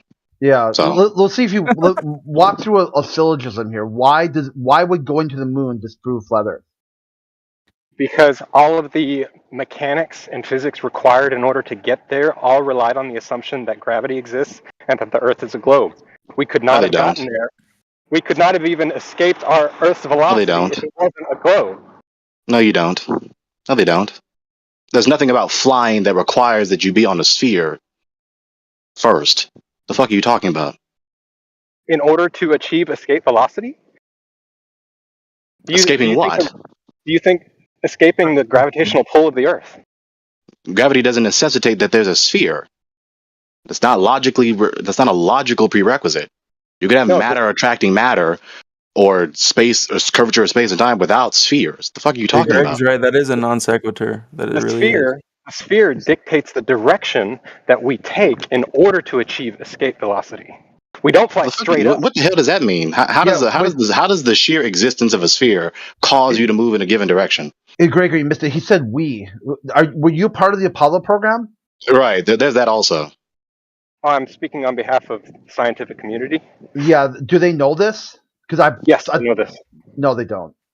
Yeah, that's a DQ. Yeah, so go back to the other question, right? What about the sheer existence of a sphere causes anything to move in a given direction? Speak for a scientific There are community. all sorts of things that exist that don't cause me to move in a given direction. Yeah, the whole thing, as soon as he said that he speaks for the scientific community and they know this, you know it's a gag. He's just running a gag. It's a character he's playing online. Or if he really believes that shit, he's just fucking delusional. You know, like, holy shit, dude. Like, these people are not good philosophers. Like, he just tried to say, like, it's just such a rock solid fact that you must be on a sphere and there must be mass attracting mass or curvy bendy space time in order to fly. What the fuck? Just like that was all a wait. That was like a wait. Like, I interrupt you to say something profound. And you're like, well, certainly I'll yield the mic. Maybe let's see what this guy's got to say. Jack shit. Literally jack shit. And Jack, like, has a day off. But is the moon, in your opinion, round or also flat? Oh my It's a god! round Here we object go. up there. The Round doesn't equal obfuscation sphere. questions. Here we go. The deceptive questions. I heard people that also talked about. I mean, I just answered you. I just answered you. Okay. Hey, If you look at the moon, you see a round object. Round doesn't equal sphere. Okay, like exactly. So it's more Gillard, like a plate then. Here, Gillard. Okay, how about this, right? So the speculation Sunday. So let's speculate. Yeah. If the moon was smaller and local, is that easier or harder to get to? If it was smaller and local. Yeah, would that be easier or harder to get to? You mean smaller and closer by? Yeah, as you could say. Yeah, if it's closer and smaller than what was said, is that easier or harder to get to? I think it's closer. If it's closer, I think it's probably easier. Probably easier, right? So when someone says, on a flat Earth, you can't get to the moon, like, really? Because you said in the globe model, we do these things because it's hard. It's virtually impossible. But on flat Earth, you could do it no problem. I think that the shape of the Earth doesn't have any influence on. I'm glad you said that. At least you have more sense than the other guy. I mean, the sheer shape of an object does not have causal power on a fuck all. But the thing is with the gravity model is that if gravity makes everything round, like all the other planets, then probably Earth is as well. That's my logic. Okay, you've never seen that, and that doesn't actually follow. You can have an object that is not a sphere, that supposedly has mass attracting mass, at least logically in principle. You don't actually have this manifest in the world, but in principle, logically, you can have a non-spherical object with mass attracting mass, or supposed curvature of space time. You know, It I have doesn't my logically follow. non sequitur counter right here, and Okay. we're at like literally. I'm not even joking. We're at over 36 non sequiturs from directly from let's see, who is it? Gillert. Yep, Gillert. And No, yeah, we're I- almost at it's kinda 38. We're almost different. at 38 non sequiturs. So keep going. Go ahead. So, Gillard, the main point I was making before that numpty atheist decided to wait, don't tell me, is that the reason why, the purpose for why flat earthers drive the conversation away from religion is because inside that debate, flat earth loses all the time. Because the people who have the knowledge, supposedly, who have done these deeds, also claim God of the Bible. Like, well, I was getting through Apollo 11. The first thing they did when they landed on the moon was to like some sort of scientific experiment. No, fuck all. They took communion. Okay, their first action was to take communion on the moon. But in those times, there were a lot of religious people, right, in America. Yeah, there's always going to be religious people. That's one thing humanity is like. in those a times and constant now. variable. Yeah. Well, it's getting less and less and less and less. No, it's more. It's getting more and more and more. Actually, It's getting- false. Yeah. More Muslims, but less Christians. No, more everything. Okay, No. atheism is dying on the vine, which is why now you've got, instead of the third wave atheists, we're kind of like the internet neckbeards.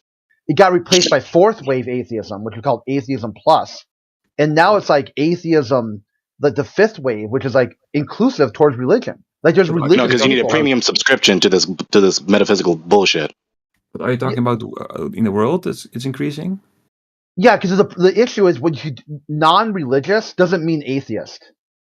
Okay, if you just increase the what atheist means to just include everybody. Like I hear this one guy said, atheist means you're a baby. I'm like, what the fuck, dude? So you're saying every baby in the whole world, they're all atheists? And he's like, yeah. And I'm like, by that metric, yeah, okay, fine. You've got a lot of atheists in the world. And then they grow up and they learn how to articulate themselves and they learn about the world and they become theists. Okay, well done. You know, like, so atheist means ignorant. There's a lot of ignorant people in the world. And the hilarity of the hilarity of that idea when they do that, they're just aping what the God has revealed about them. That humans know from the beginning of their existence, the God, Nontus Ton Theon, when you read the Epistle to the Romans from the Apostle Shaul Paulus. They're just aping that. They're just the antithesis of that in favor of their atheism. They know?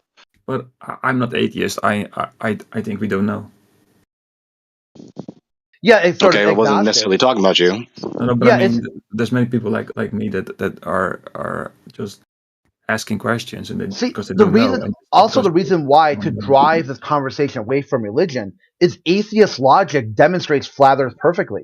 I do not believe in heliocentric models presented by systems of authority that are enshrined with state-sponsored religion. The Catholic Church, NASA, other executive agencies. I lack belief in these divine, endeavors. That they can do things I can't do because God granted them the ability to do so. The world has allowed the atheist intellectuals to define the terms and categories entirely too long, like 1 second too long. This is why people have this erroneous connotation, this erroneous idea that religion is just belief in a god or deity or spirits. That doesn't follow. Okay, when you actually take the time and study the word, this key term in question, religion does not equal theism. We already have a word for that. I just said it. Theism. There are atheists who are just as devout, religiously devout, just as any given theist. And there are theists whose gods are not their religion. The supreme value, which is what a religion is, very succinctly. It's a supreme value. That's what you value above all else.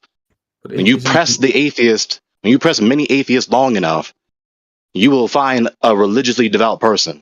They will hold on to atheism no matter what is said. Because when you press them with the situation and the circumstance that everybody is religious to some degree or another, then they're left with no other way other than to scramble on the sides of the cage in which they were imprisoned in of their own ignorance. So people need to just toss out this erroneous misconception about religion. People need to stop using the word religion as though it's some sort of pejorative. Religion itself is not bad. False religion is bad. it's not belief versus lack of belief. It's belief in either the positive or the negative claim.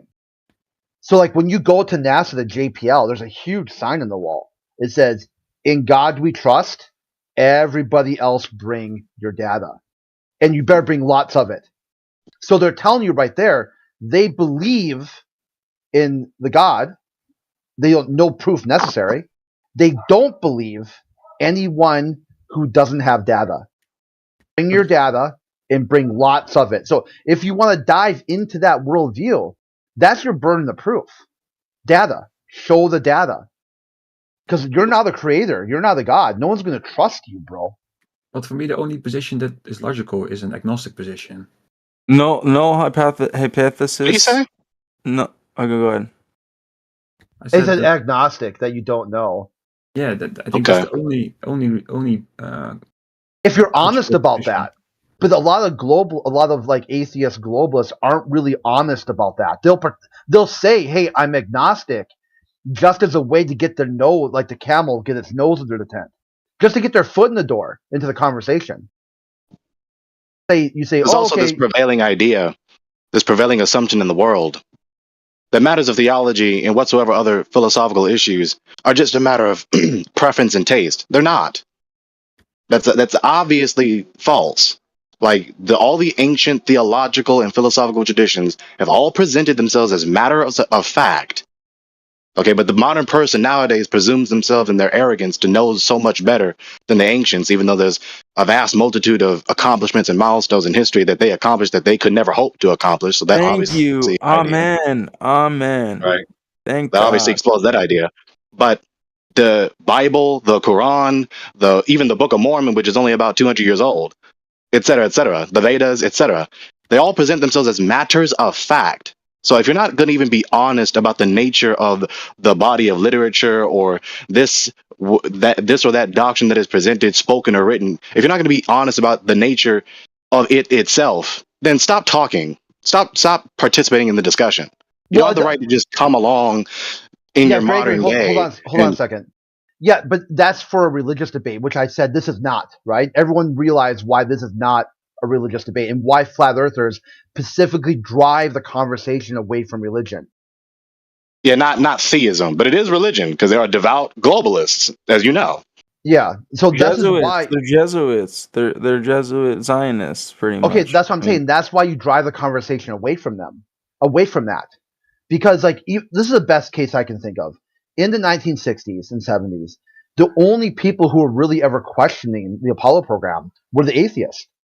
They took the Apollo program and NASA and the astronauts to court repeatedly, over and over and over again, saying, "Prove it, prove it, prove it, prove it, prove it," because they entwined state-sponsored religion into the Apollo program. And it eventually got to the point where the courts just kicked it. They said that people have their rights are endowed by their creator, just like the Constitution says. And is it a coincidence that the origin? Even if they leave the Earth, they still have their rights. See, the atheist position was once you leave America or once you leave Earth, then you're no longer protected. You no longer have First Amendment protections. So that's why quickly trends can change in one generation. Wow. So, Crit, can I ask you something? No, but what I'm saying, go ahead. I'm trying to add on to what he just. Go ahead. Well, like, what if Elon Musk calls you up and he says, "Crit, I got a single trip for you to the moon, and we go around the Earth for what if?" Yeah, I would say, is he sober? What would we say? We say yes or we say no. Like, is he sober? When he called me up, did he butt dial me or something? He says he's do you sober. know? He says how do you know he's sober? Did you conduct a drug test? Is he? He's completely sober. How do you know that? This guy is. Apparently, there's a new whistleblower who said that he abuses ketamine. Would you jump on any rocket with someone who's abused ketamine? Did you guys know that Jack Parsons was friends with Alistair? So you would say no because you don't trust the rocket? No, I'm saying my way of shit testing someone is to, even if I say that's a really good deal, right? This guy's offering me a free trip to the moon. I'm going to say no, okay, to see how they respond. Because if it's bullshit, then they'll ramp on the hard sell. If it's good, it's a good deal. They'll be like, "Oh, well, you're lost. Someone else will take it." Yeah. Okay, so I would say no to that question. I would say no off the bat for many reasons, but number one, just to see what he does next. Okay. Mhm. So Here's my if reply to that question.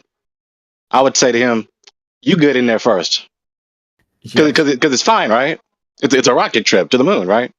So you get in there. I want to see you do it. So Or if not you, then show me someone else. if I he want says to see a demonstration. so, if he says I'll go with my whole You're not going to family, risk my life. I know that for one.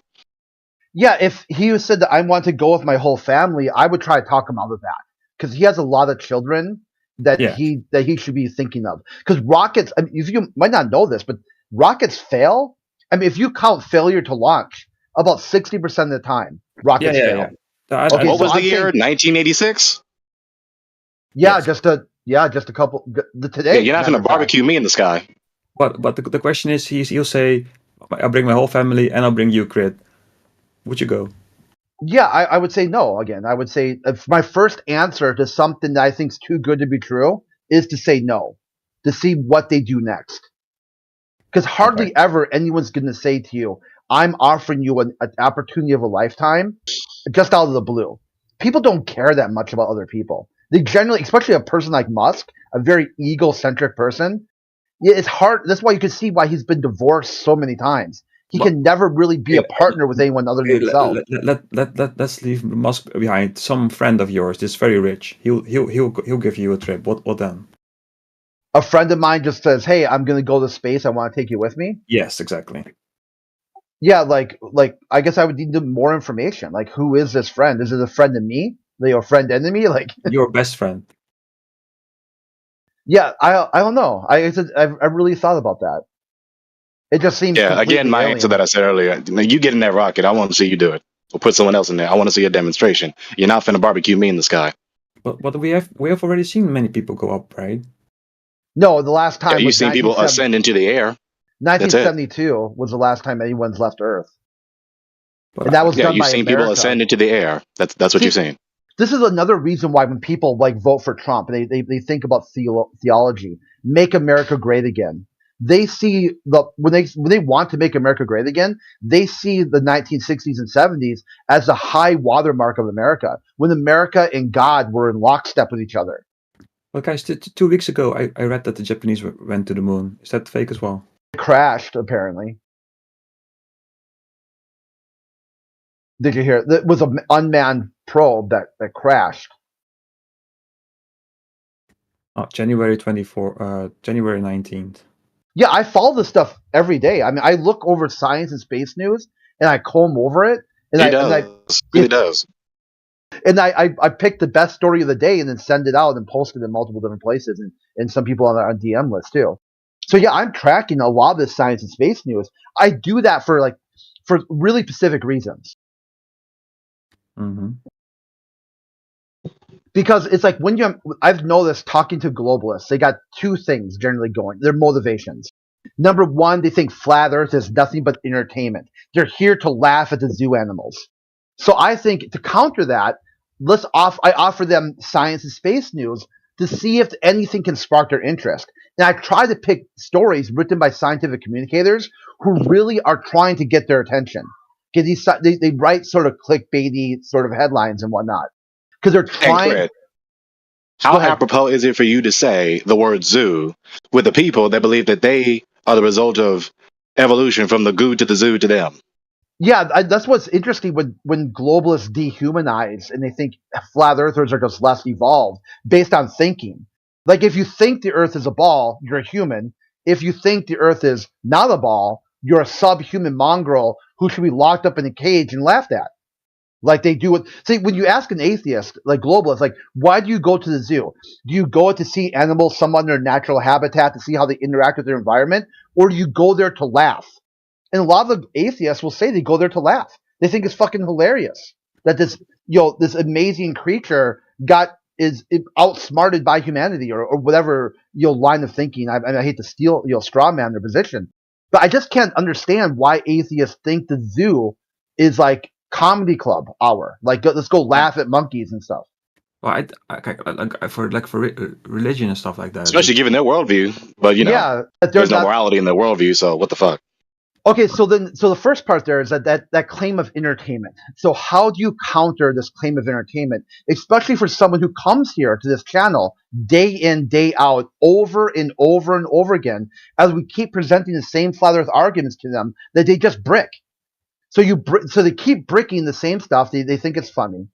And the other thing is that some like globalists find flat Earth just offensive. Okay, they find a moral objection to flat earthers. So they don't really explain this, and a lot of times they have a subjective morality to begin with. So they could just change their subjective morality to something more workable, or I offer them science and space news to give them something else to think about to break that downward spiral they have about flat Earth. A topic really they can't even tell you what it is, but they've made some sort of moral judgment on it anyway. Like you need to be punished. Like when they just did the AMA, with Nathan Oakley and his panel, you saw in the text chat people advocating for the removal of human rights from flat earthers to like send them to North Korea, put them in an internment camp, take their children away from them. These ideas are prefaced on that there's some sort of moral crime, a crime against humanity that flat earthers are guilty of. So the only By the thing way, democracy at work in that instance. That's what you get with democracy. So the only way I can think of that is number one, the two things: either break their idea of what they think entertainment is, or break their idea of what they're offended by. Well, for me, I'm not offended. I'm just curious about what drives people. Yeah, I'm not saying you were. I was just talking in colloquial sense of when I say I really watch the news. I know exactly what happened with the Japanese probe. No, but I'm wondering, like, if flat earthers even believe what the news says. The news? No, you don't need flat earthers for that too. The majority of people who are constantly questioning the news think the Earth is a globe. So I call it like a non-flat Earth talking point. But if you really, I've noticed that flat earthers have a lot of other problems with what you call these conspiracies and stuff like that. Well, not really. The conspiracy theorists out there, like you got Joe Rogan, Alex Jones, these guys hate flat earthers more than you do. So the conspiracy realm isn't even a flat earth topic either. The people inside the conspiracy sort of community think flat earthers are a conspiracy. They think flat earthers are a controlled op, a CIA op to discredit conspiracy. When flat earthers are like, dude, I'm not talking about conspiracy at all. All I'm talking about is that. It's really not a difficult concept to grasp. Here's this circle. The circle is the circle of those who study conspiracies. In this circle are those who study more conspiracies than others. Within that, there are persons who study and or know the truth about the cosmos, so-called flat Earth. And then there are those who are outside that circle. It's very simple.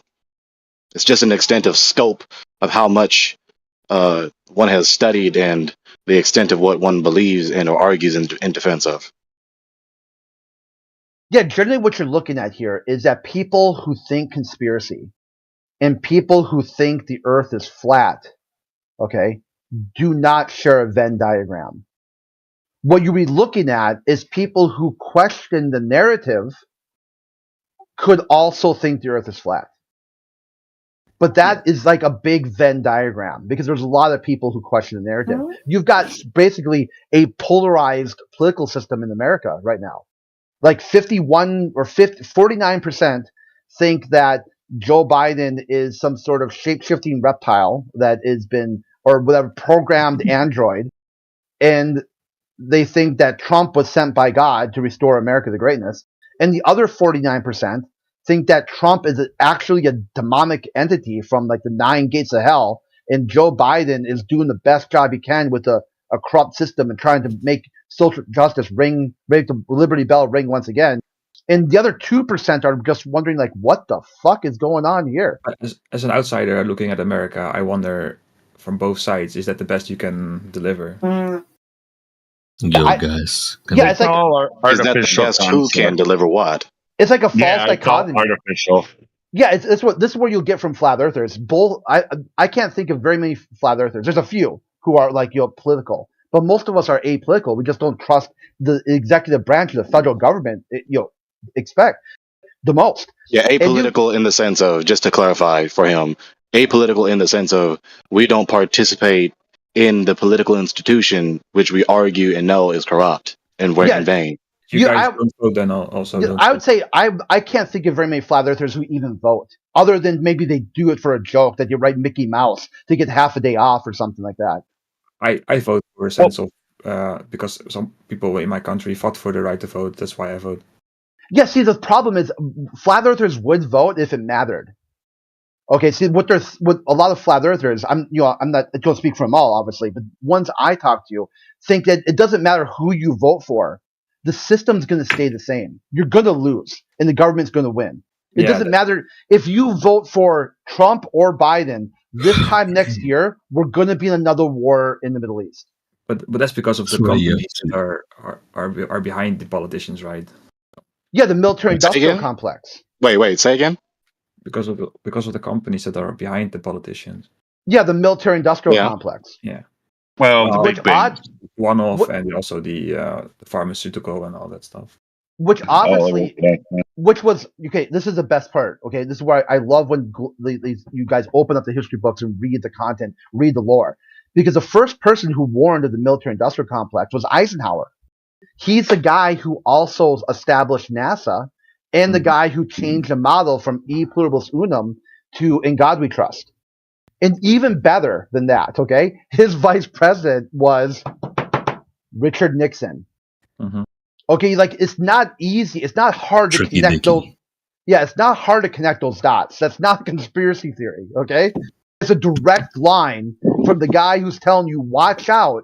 There's people in the federal government who are going to circumvent the systems here to advance an agenda that's going to be against you and for a military-industrial complex." And funny enough, too, Eisenhower refused to endorse Nixon, his own vice president. Yeah. Chris, let me emphasize that point you just made. Those who study conspiracies, remember that circle I was just talking about? That includes law enforcement. That includes investigative journalism. So it's really stupid for people to ridicule those who study conspiracies because that's literally just what law enforcement does or investigative journalists do. And in the best instance of doing that, that's really it. If not law enforcement, it's investigative journalism. But That's what it is. are intriguing, right? On the topic of America, with Americans, I feel bad for a lot of Americans, and I don't blame them for how, I guess, without having a better word, brainwashed some can be. The entire basis of what the US is built upon is on it being the country that controls like the military side of the entire world and what happens military event wise. Military dominance, yeah. But the military complex built upon Freemasonry, etc., right? It's still controlled by those same people, the weirdos, and Europe, the rich families that came over. So people like to divide this shit, but it's controlled by the same people that control Europe before they on that point created the United States. On that point in your favor. Yeah, on that point in your favor, the summarizing question is this. Does the world order really work the way we've been taught it works? Follow-up question. If it is the case that the world order really is a corrupt, wicked institution that lies and deceives and distracts and manipulates and exploits and murders the public, then why the fuck would we trust them to tell us the truth about them? Well, I think we need America as a world, I think. That's the hilarious part with people that ridicule people like Crit or I with this investigative criticism of the world order, not just the United States, so-called, which is really a stupid name for a country, but the world order overall, right? It's actually scrutinizing, being consistent with this virtue that even the people who ridicule us for doing so exhorted us to do so in the first place. The same atheistic, materialistic scientist wannabes talk about critical thinking and skepticism, and then when we actually practice it, especially about the world order, even including politics, they ridicule us for doing so. So we're damned if we do and damned if we don't. It's utter hypocrisy and self-contradiction. So regardless of that, we're not going to just take for granted the worldview taught by the world order, including the worldview concerning the machinations of the world order and its institutions. And lastly, if they, like I just said, just to finish this, if they really are wicked, as we just detailed, have to go elsewhere to find the truth. They're the suspects. Why would you leave it up to the suspect to be the determining factor concerning their guilt or innocence? That's idiocy. If law enforcement actually worked like that, or if investigative journalism actually worked like that, we would never expose any criminal ever at all. It is almost like as if the people or someone who wants to have control over you will try to do as much as possible within his power to keep you from ever questioning things. And even he will try as much as he can do to make it even sound ridiculous to question anything but that is given from him. But let me ask a question about this. Like, why question everything but not religion? Why do you even ask that question when that's not what we do? You say that you don't trust the what's the word? The suspects. We scrutinize everything, including the sources concerning religious traditions and doctrines. At least I do. Clay does. Crit does. Yep.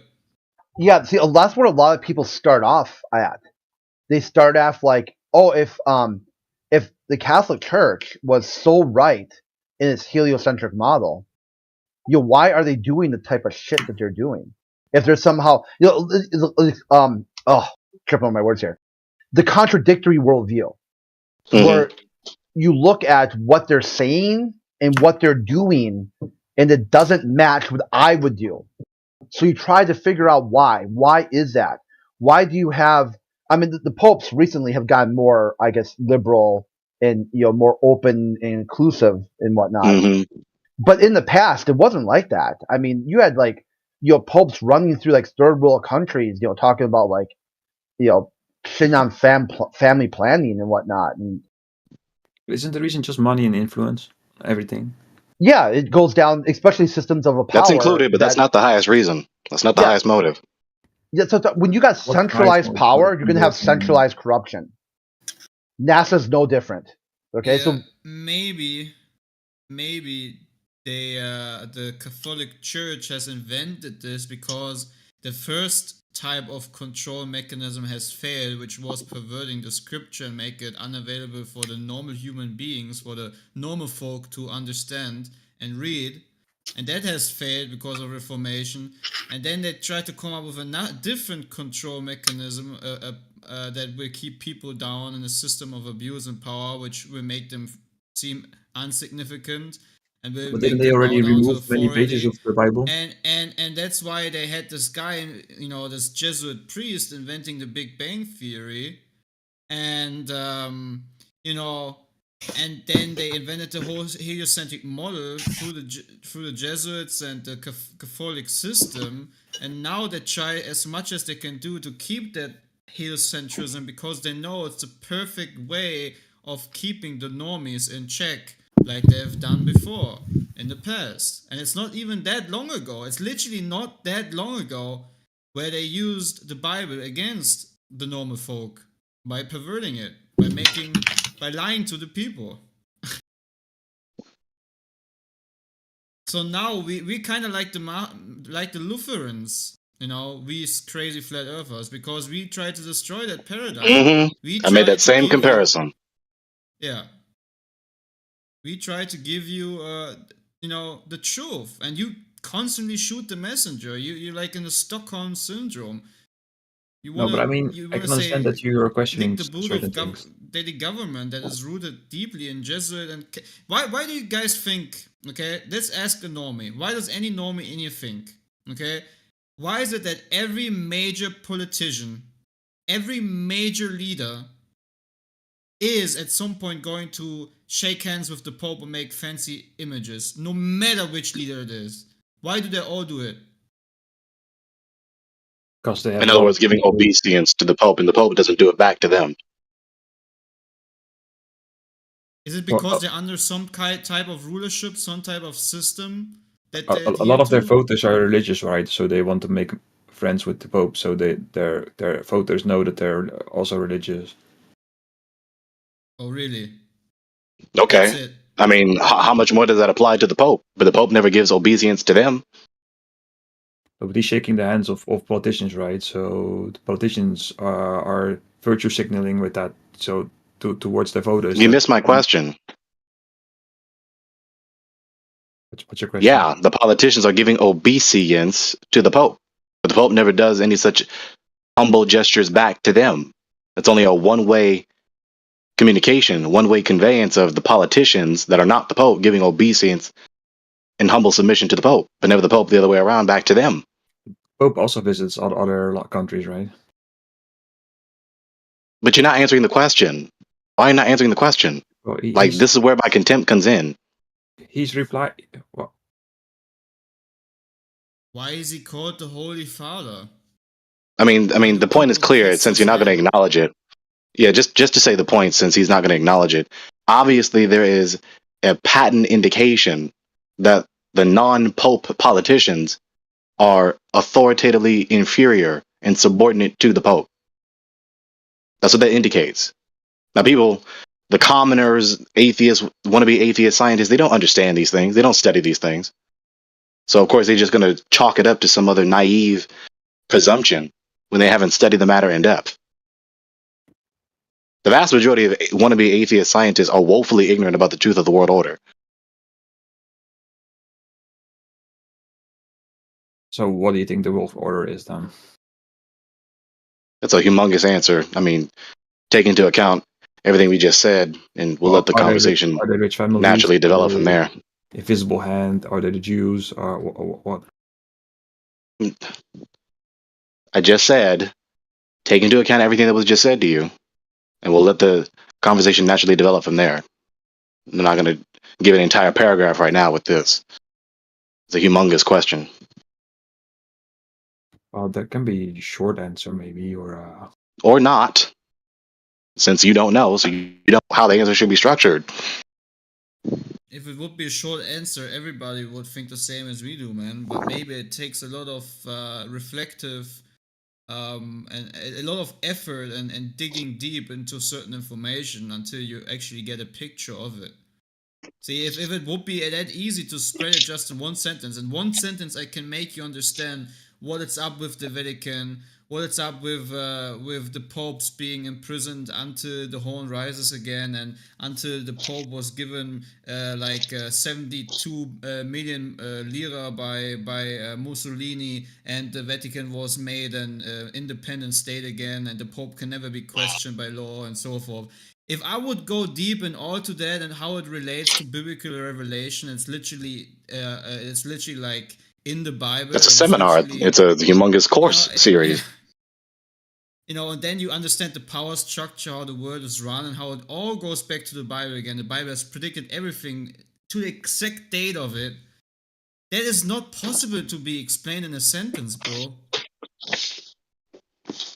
So, with that being said, Revelation in even in a year of study, I bet.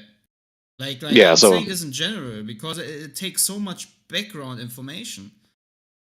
Yeah, so with that being said, there's a lot for the wannabe atheist scientists, especially the commoners, to learn about the world order, especially including history and how it relates to the present situation.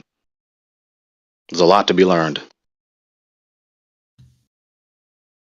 Yeah, I'm not. Now, you would think. I just wanted to say. Very quick.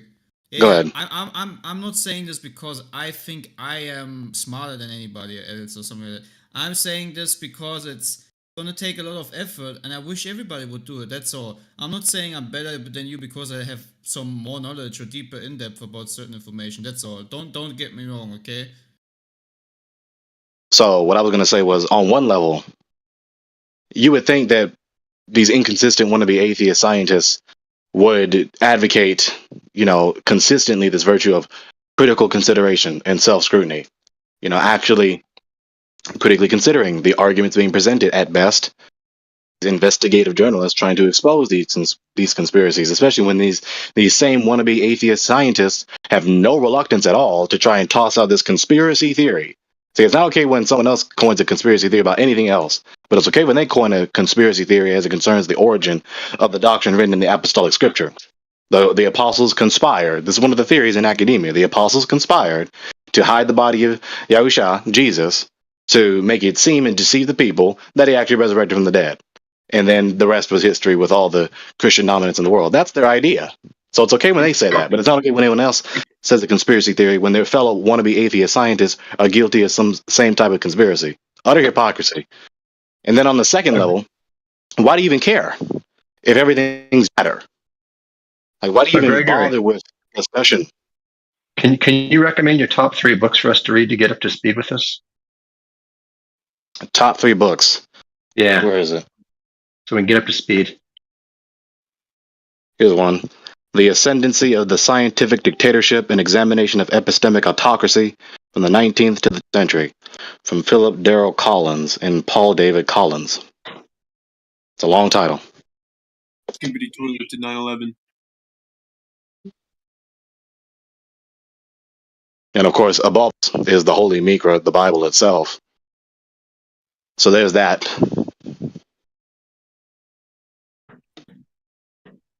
And a lot of information is transmitted by video, even including the officials of the institutions themselves. So, vanish this stupid idea that if it's on YouTube, then it's not valid and not credible. It just doesn't follow. There's a lot of information being passed on YouTube, multi-hour documentaries or multi-hour series being made with in-depth research and analysis and examination and argumentation on the whole 9. So you got some good recommendations for us on those? And one more thing is, and this is the crazy thing, right?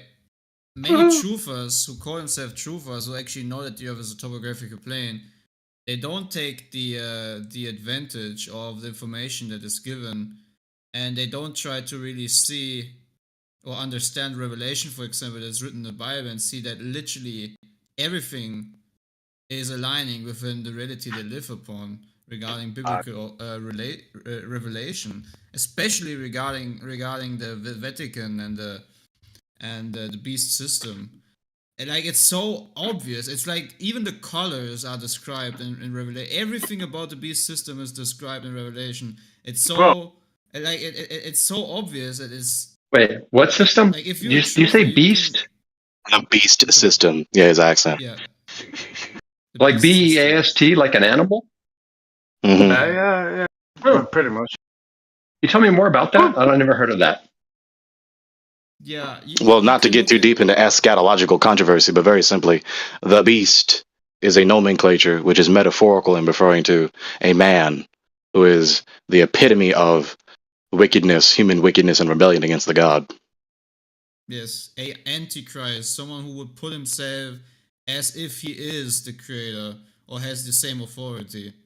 And he has a system that is like But don't get too deep, Clay. Don't get too deep now. Dominion. Yeah, I'm just saying it has the dominion over all other systems.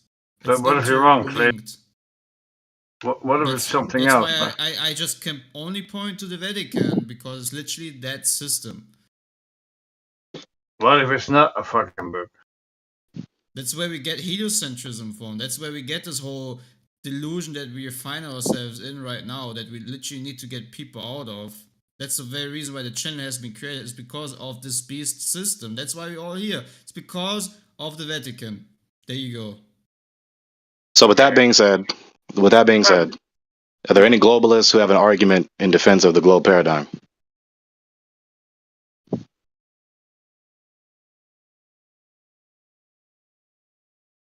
You're a wee bit scared about talking about religion there. Folks are going to do what they want to do. Let's move on to science and other things, and apart from the books I've read and things that the books tell me and that the corners they fucking put me into, them kind of things. Like, that's a wee bit strange. Like, What? Huh? What? Yeah, what? No, What did you say? I said, God, I hope McDonald's is serving burgers. I think the man Was that is intelligible to anyone intoxicated. else? No, the man is intoxicated. Okay. Not at all. What a word. I'm sorry, what? Anyway, is there a globalist in here that wants to present an argument in defense of the globe paradigm?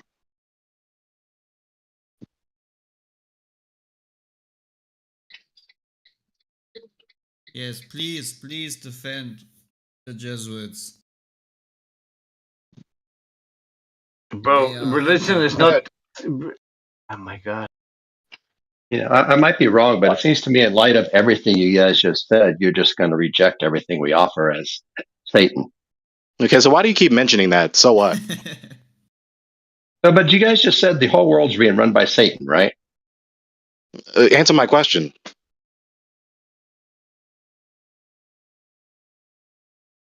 That silence is speaking volumes. You had no reason to say that. Now, I recognize this pattern. You think that you can say, well, you're not going to accept our argument. Therefore, we don't have to argue. Doesn't follow. Well, celestial toss it over your navigation. How shoulder. about that? Celestial navigation only works on a globe. That's it. Okay, give the logic sequence. Give the logic No logic sequence. sequence. It's a For the process. 100,000th time. You're right, dumb. guys? Yeah, I know. Couldn't And this explain this. You're just see- here to troll, dude. I wish we could see- kick you. See, but this is the response, right? You ask for evidence, we give you evidence, you say, That's I mean, where Stop do all this. Stop all this. Where do we go Just from stop. there? Just stop. Just stop. Where Just do we stop. go from there? Just stop. Just stop. And that's what you do. Stop You just say, just talking stop. through the attempt I know. to get order. I know. This is what you do. Stop doing it. Or you're going to cry, right? You appeal to celestial navigation. Give the argument. Not just say the term celestial navigation. What the fuck is wrong with you? Yeah, celestial navigation works off angles of elevation to various stars in relation to the ground points, and it is 69 miles for every degree of angle elevation. That only works on a globe Earth. Okay, There's the non argument. sequitur. You didn't actually connect those premises to how they necessitate a sphere. Well, it assumes you understand math, which apparently you don't. So I don't know what to do from there. Explain it. Premises, specific, objective, preferably true. Logic, valid logic sequence. Go. And now it's time for you to scream over me. Do it or be silent. Well, if you want to understand why we think the Earth is a globe, you're going to Exactly. That's why you get muted. Stupid ass. Yeah, that was me, Greg. Yeah, if Greg's on a point, guys, let Greg take the point, and then if anybody else wants to chime in, they can go ahead. Scott's usually doing this song and dance most of the times that he's in here, so I'm gonna go ahead and kick back. If you want to take the point, Greg, go ahead. I'll unmute him, and then if he keeps interrupting, we'll just keep him muted. But for now, I'll unmute Scott. So yeah, but we're not gonna take much more of it if he's just gonna be belligerent. So let's not do that, Scott. All right.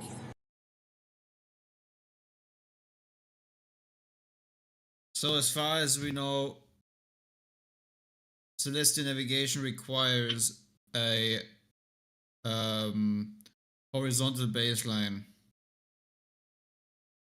Yeah. Before that, just before that, nowhere in those premises, unless you want to actually give the argument now, how those premises you said necessitate that you can only do celestial navigation on a sphere.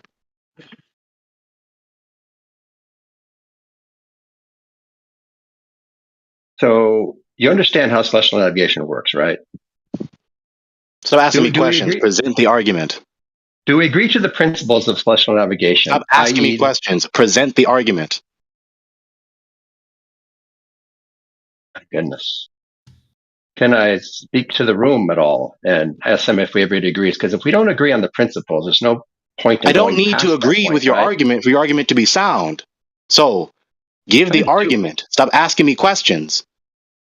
Yes, the argument is that the principles of celestial navigation work on the idea that the light coming from any given star is parallel throughout the Earth, and that if you know the ground position of a star. We know it's 90 degrees above that position. And we know that if we point at that same star from any other position on Earth that can see that star, of course, so it has to be less than about 90 degrees away. If we point to it, what we have is two parallel lines going to in the same direction in the sky. And we know that if we're 45 degrees, for example, we'll just give instead of X, we'll say 45 degrees.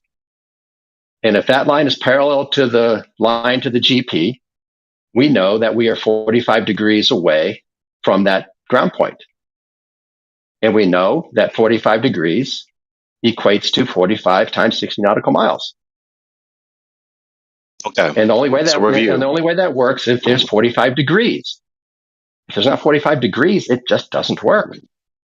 Okay. So review. Premise number 1, parallel light rays. What was the next one after that? That we can point from 2 points on the Earth to that same star, get parallel light rays. And from that, we can determine the degrees of that the degree off we are on from the second point to the GP. And we can calculate the distance based on that degree difference. So if I'm 45 degrees, I'm 45 times 60 nautical miles from the GP. It's a pretty simple concept. Oh, where in all that do you get sphericity? Well, it's the only way it works. If you had a flat Earth, the whole So method you doesn't say. work. So you say. That's the problem with you people. That was not a deductive argument. It doesn't follow from any of the premises that you said. It's Obviously, on its face. Stop talking to my reply. Obviously, Well, on you're its talking face. through his reply, to be fair. Let him just finish what he was trying to say. Thank you, Heretic. But I was done. Thank you. It was though. false. Okay, all right. Yeah, but thanks though. I appreciate it. So, no confusion. So, where in any of these premises do you get sphericity or curvature? You talked about parallel light rays, 2 points on the Earth, degree to GP, calculate degree. Where in all that do you get curvature or sphericity? None of that necessitated curvature or sphericity. The math does require it, though. Okay, are you going to justify that vague premise? Mathematics is not vague. Mathematics is very precise. The premise was vague. Are you going to justify it? I don't understand what that would mean to you, I guess. So you don't know what it means to justify a premise that you affirm to be true, but you want to sit up here and debate. I thought I was justifying it. I thought the math is sufficient justification. Okay, so now at this point, the premise you just said that math requires it to be a sphere or circle. Are you going to justify that? Yes or no? If yes, go. Do you want me to try to do a mathematical proof for you? Heretic, Yeah, what but else you're do I asking need to me? say to make the question clear so that he understands it? Like what? Am I tripping? Because I think the question is rather clear. No, you do. I don't. I don't understand it. No, it was pretty clear, dude. Yeah, I could help you out, Greg. So basically what he's saying is that when you have math and you're going to relate it to reality, you're going to go out into the field and you're going to test the mathematics out in the field to see if they match, if they line up with reality. So when you go out and do your test, that's what he's asking for. How do you justify the fact that the math stands alone as proof or evidence if you can't go out into the field and test for the math to be exactly what you say they are?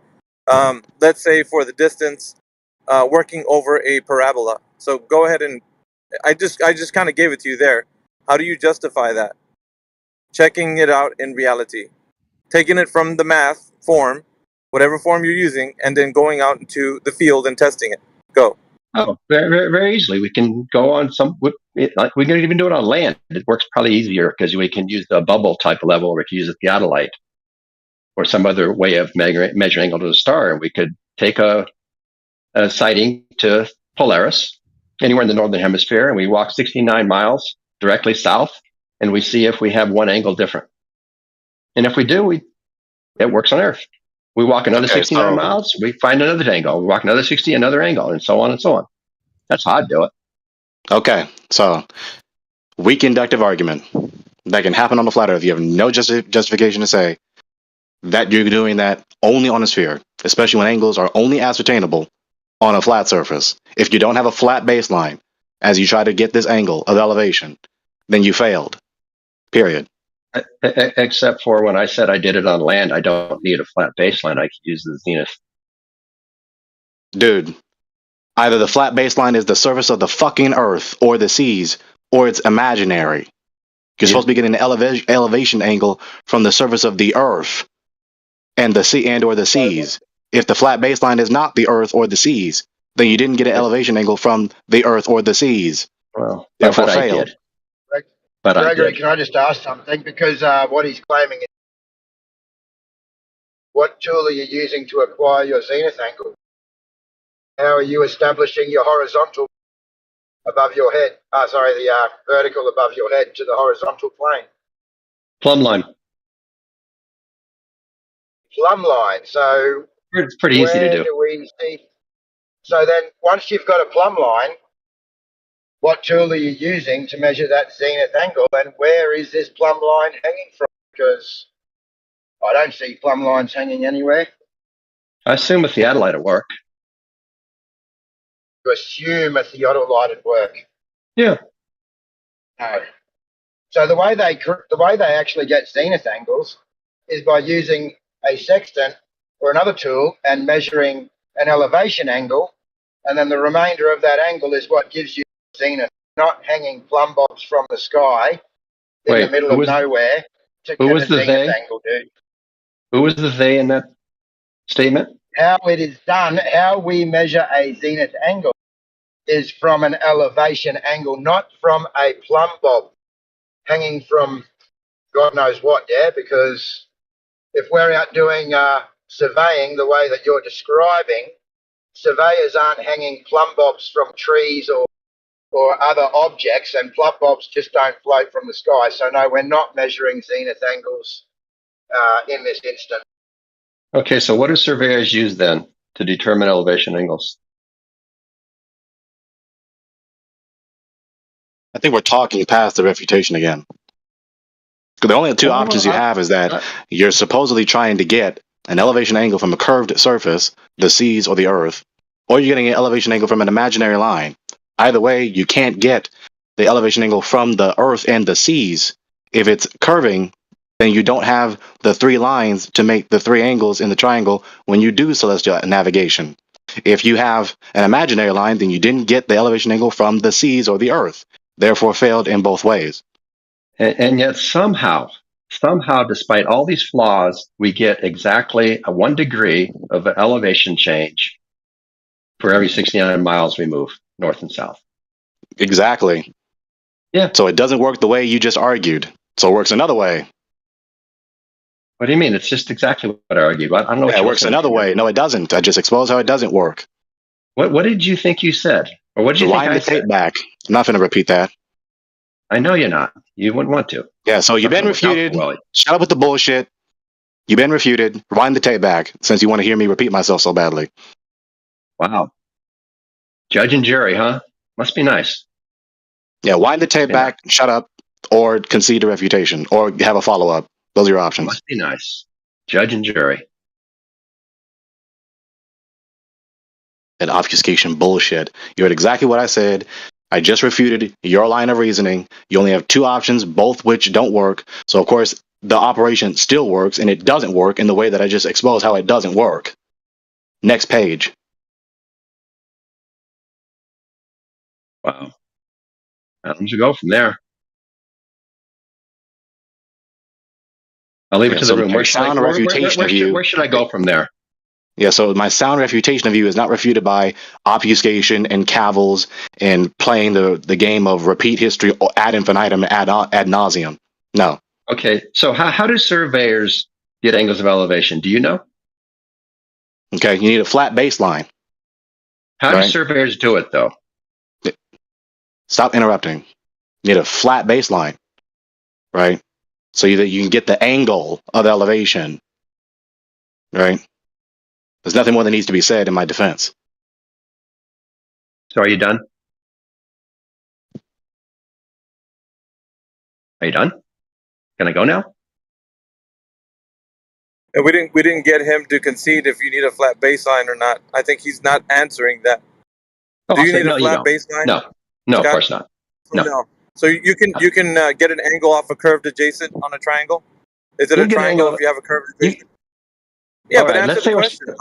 I feel like you're not answering that question, which is the I most just important answered the one. question. No, What you we can't do you not. can't. No. Right. Okay. Right. So then, if that's true, then how is it possible that the Earth is the baseline and it's curving? Earth isn't the baseline. So then you're not what's the getting the baseline? elevation angle from the Earth or the seas, Yeah. therefore have failed to actually do that. Yeah, it was simple. See, that's all we needed to hear, Scott. You just needed to be honest about you're not getting your baseline from the Earth, which is that's what. Listen, when you say ground position, that's what you're talking about. The ground. It's not talking about some imaginary But tangent on from ground. eye level. Yeah. Okay. Some For either imaginary you, tangent from eye level. So so can't for do either that. you two, I'll try to ask this question one more time. Surveyors are standing on the side of a hill. How do they Yeah, get but you just obfuscated right now. This is a red herring away from the point, Scott. See, the thing Yeah, is, we've exactly what. demolished. But it's difficult to talk to you because you want to obfuscate to your point, and the thing is, you don't acknowledge the fact that we've already demonstrated you cannot do an angle from a curved adjacent. You have to have a flat baseline. Everybody knows this, but you're doing it from a tangent, an invisible line. Yeah, that's what I'm saying. We're not doing that here. But nobody knows that. But absolutely nobody knows that. You guys say everybody knows that, but nobody knows that. What do you mean nobody knows that? Yes. Can you clarify that point? What do you mean nobody knows that? Somebody's roboting. Yeah, Robot AJ. heavy. Yeah, just can you let AJ know I muted him? Yeah. Somebody. Because he's go ahead. roboting. Go ahead. Okay, I asked Gregory, how do surveyors get angles of elevation? And I never got an answer to it, did I? Yeah, we're not entertaining your red herrings. Focus on the major premise now. This is my argument. We have to agree how surveyors do their work. And if we can't agree to how surveyors do their work, we can't continue. My argument is not contingent upon you agreeing with it. No, we don't. Neither is yours mine. My position depends on how surveyors do their work. Okay. And so I have to get an agreement before it's worth moving on to how surveyors do their work. No, you don't. What the hell is with this? Why do we have to keep telling you people this?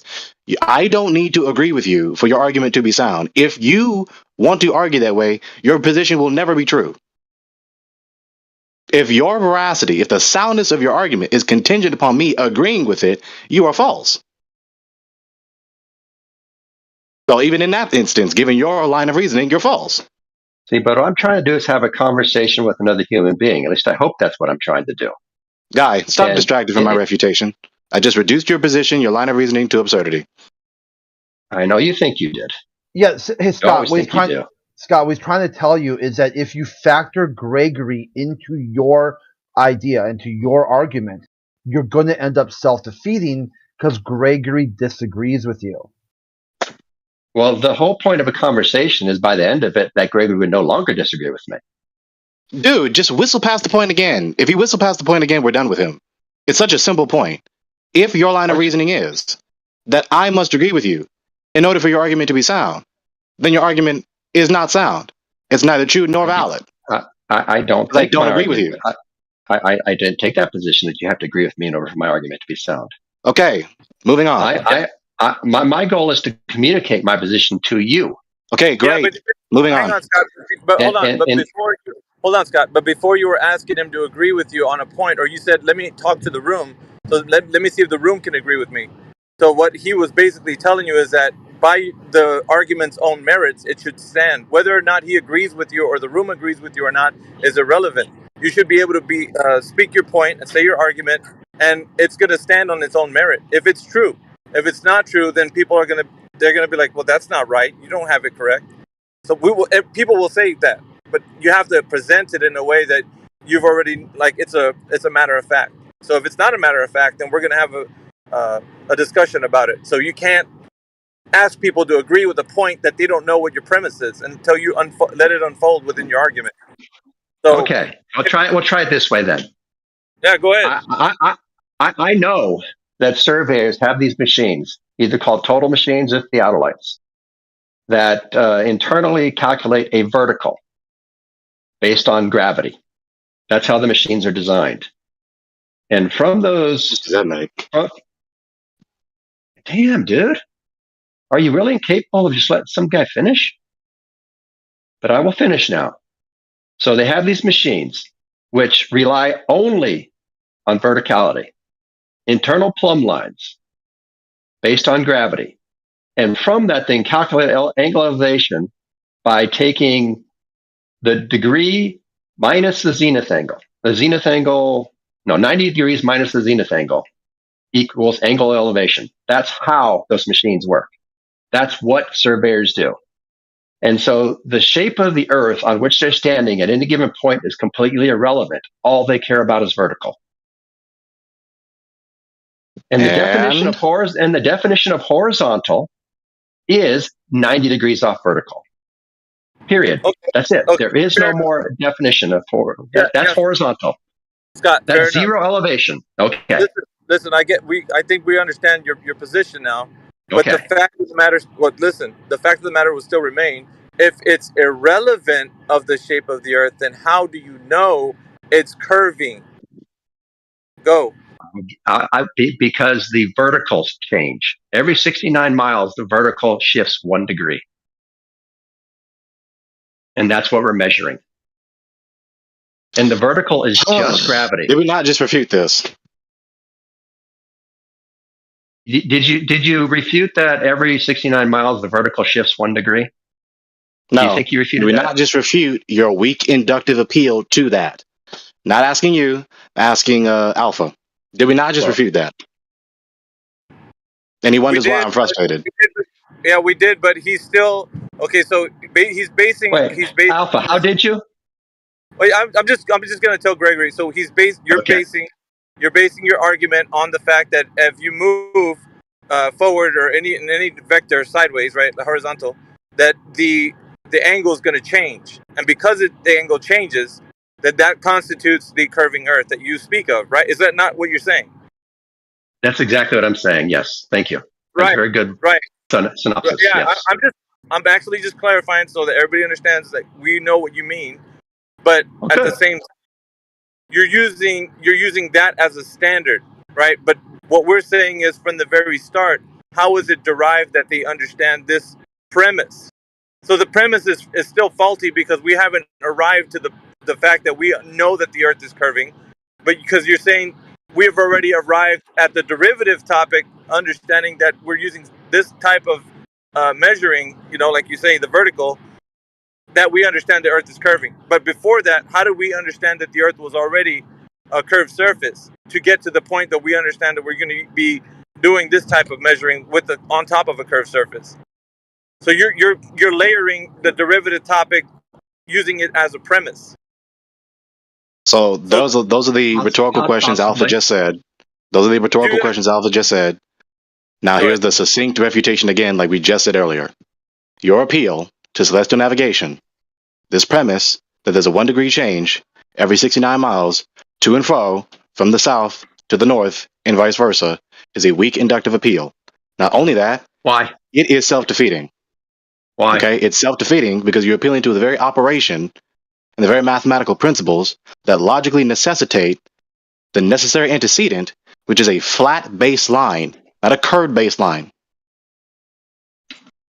But I didn't use a flat baseline. I used verticals.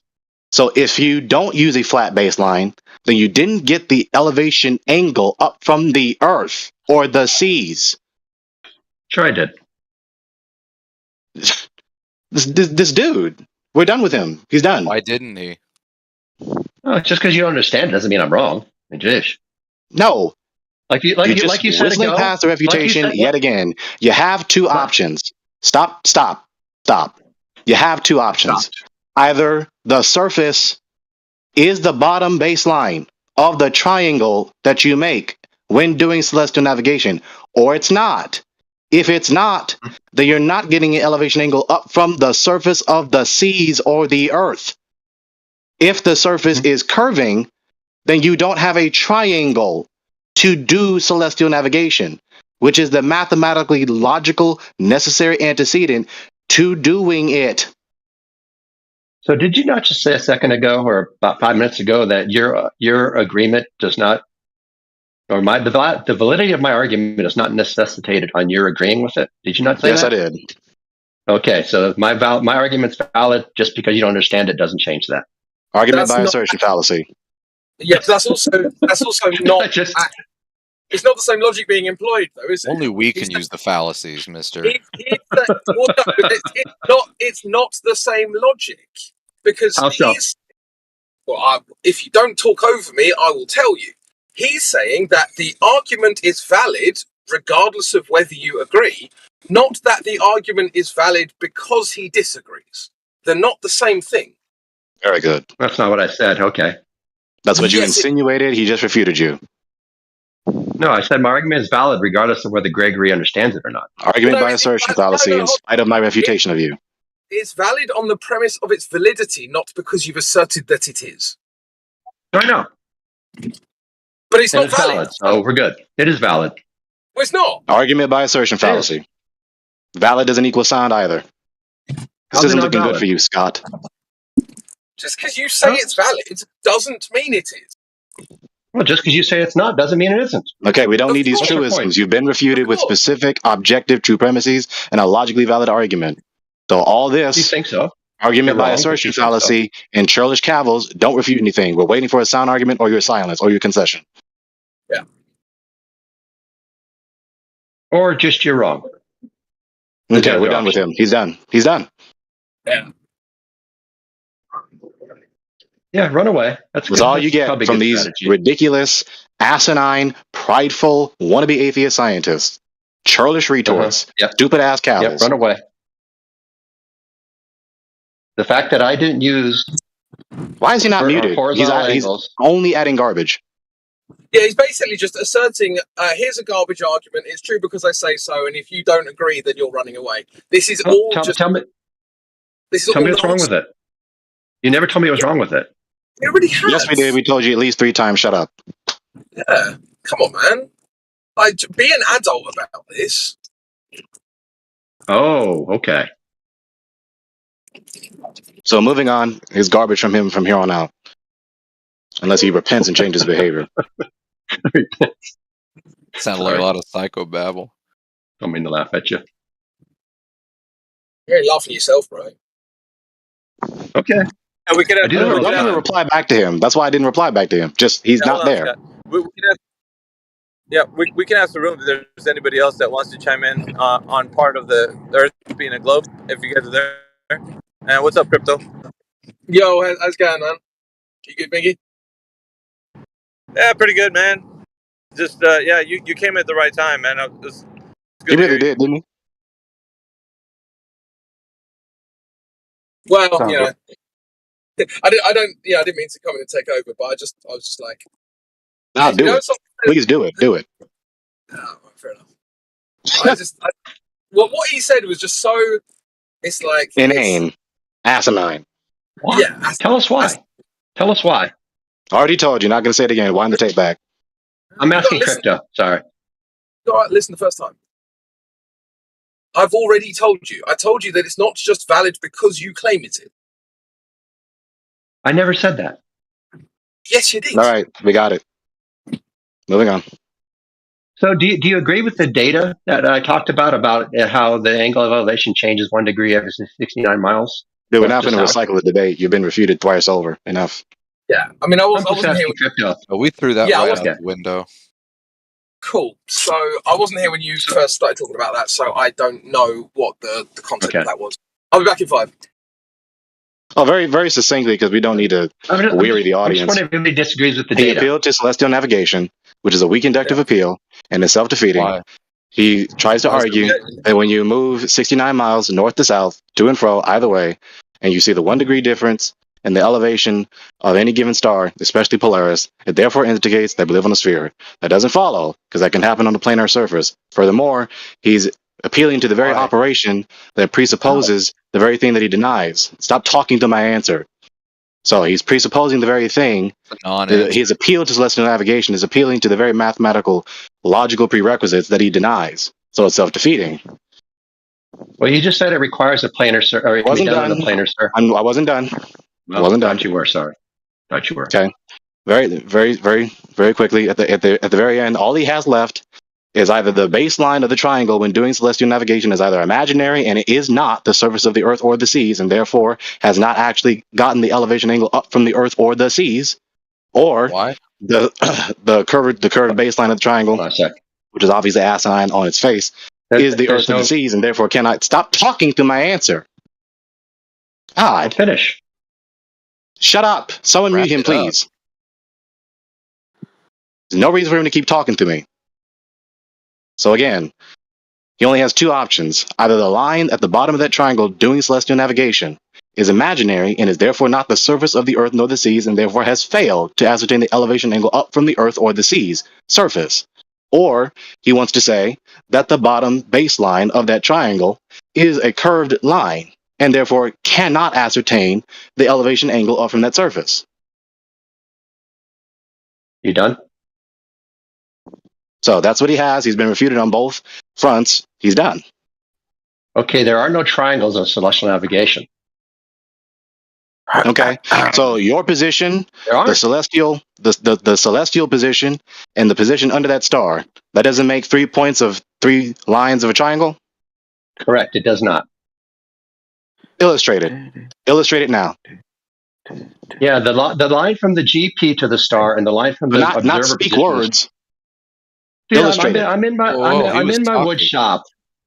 If you want to talk over me because you're afraid of something, fine, keep going. I'm not afraid of anything. It's not speak words. Show the picture. I'm in my wood shop talking on my phone. I can't draw right now. Okay, so all you have is a Just Soul story where you can actually make sense of what you're saying. Because everyone knows that if you have a triangle, if you have this point and that point and that I'm not point, gonna be allowed to finish my the point star, because he's intent we're not on going to allow you talking to over me. obfuscate. Just stop. Just stop. Yeah, I know. You have the celestial body. Whenever You I have the, point out you're wrong. you have stop. Mm-hmm. Like we've already refuted you, so we're doing this very quickly. We don't need to waste time. The position of the star, the position under that star, and your position. That's 3 points of a triangle. No, that's wrong. Gregory. Okay, so show the illustration. Because those two lines, hold on for a sec. The line from the GP and the line from the observer's position to the star are parallel. They do not form a triangle. What's parallel?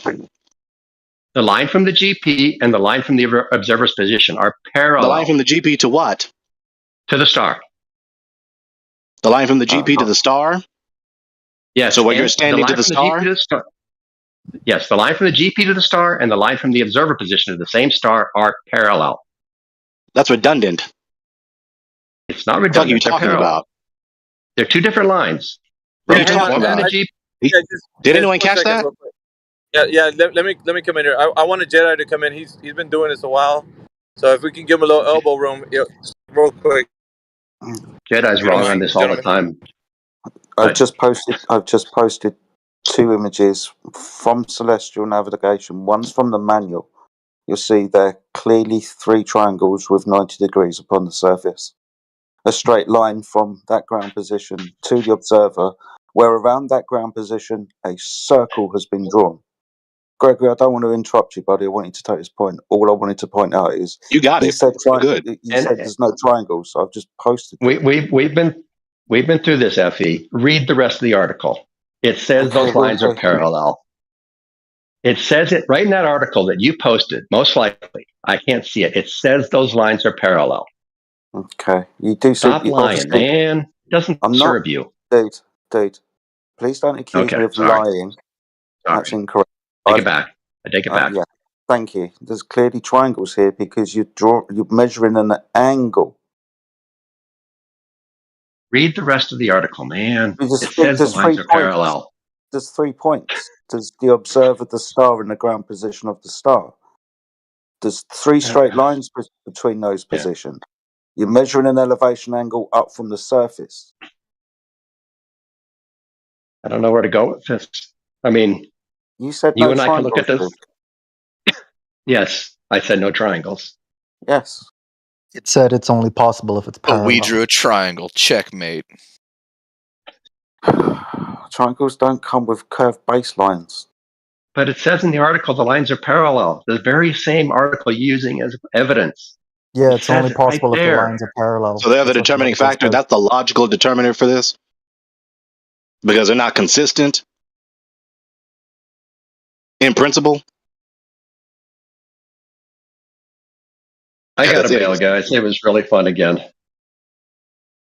Okay, Scott. Someone else. There's other people in the room who are, I think can take this over for me. Okay, so, but the article says they're parallel. But the article says they're parallel. Okay, so they're being inconsistent, logically inconsistent. That's the logical determinant for this. But they said, No, I'm just telling you what the article says. I have no skin in the game. Where's the article at? I'll get it right? for That's you. my question. I'll get it for you. No worries. Did you know that if an article says a thing, then that thing is true? That's No. that's really what he just insinuated. But the article says. But the article says. That's the logical No, determiner. I crazy. just simply said that's what the article says. I didn't say if it was true or not. You're just putting words in my mouth at this point. Then what's the point in him saying that the article says that? Private read anyone, article Scott's gonna all. have to. anyone can write an article that says anything. Now what? So he didn't appeal to the premise. The article says X to actually support his position. So then he again didn't give an argument. So thank you for defeating his position. Of course, non-arguments don't prove your position. The fuck? What? Oh my gosh. What is this? Think of it like That's my debate question. school. What is this non-argument away? Yeah, think of it like debate school where flat earthers teach globers how to debate properly. Jeez. I mean, really? I was just saying what he said in the article. Yeah, you're just saying.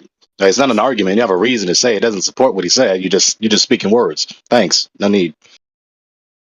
Wow, Now- you must be really popular with the ladies. So what I've done, look, the reason why I picked this article is because specifically it shows you the magic trick. And it's interesting that you're talking about that exactly. So if you were to read through the article, it's Celestial Navigation 101 with regards to circles of equal altitude. As you look through the depictions and the explanations, you'll notice that yes, they draw these lines parallel. But when we actually do it in reality, it's a triangle. So if you can spot the magic trick, I'll give you all 10 quid. Hey, this is not difficult to conceive. 3 points. Where you're standing, where the star is, the point under the star. The line stretching from your eyes to the star, that's one line. The line stretching down from the celestial body to the point under the celestial body, that's another line. The line that is between you and the the zenith under the star is the third line. You can't get a triangle, you can't get an elevation angle without that triangle, with those 3 lines and those 3 points. Period. You guys are not It's going self-defeating to appeal to celestial navigation. You all are not going to let me finish my drawers, are you?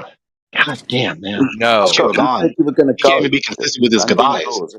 Here's the thing, Gregory. You just drew a triangle, right? Correct? In your own model, you just drew a triangle, correct? Come on, man up. You guys are kind of He's not odd going to because answer me. the last guy. Here's the thing. The last guy. No, Sorry, go I was ahead. talking. I was definitely talking. The I last know, guy sorry. insinuated.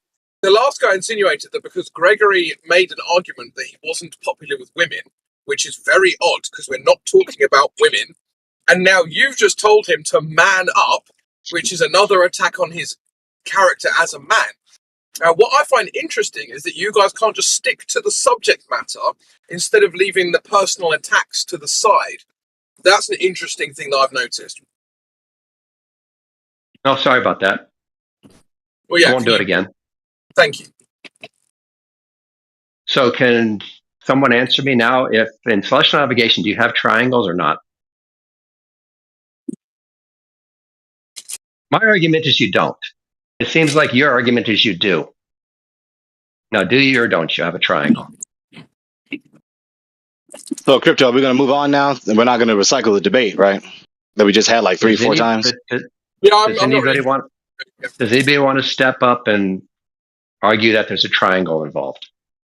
He swapped out man up for step up. Oh. Oh, God, come on, guys. Let's just try to understand something. Can someone please mute him so we can move on? He wants to recycle a debate that has been refuted 4 times over by now. Well, you guys just talked about me. So I'm going to defend myself. Are there triangles involved or not? Well, we're moving on.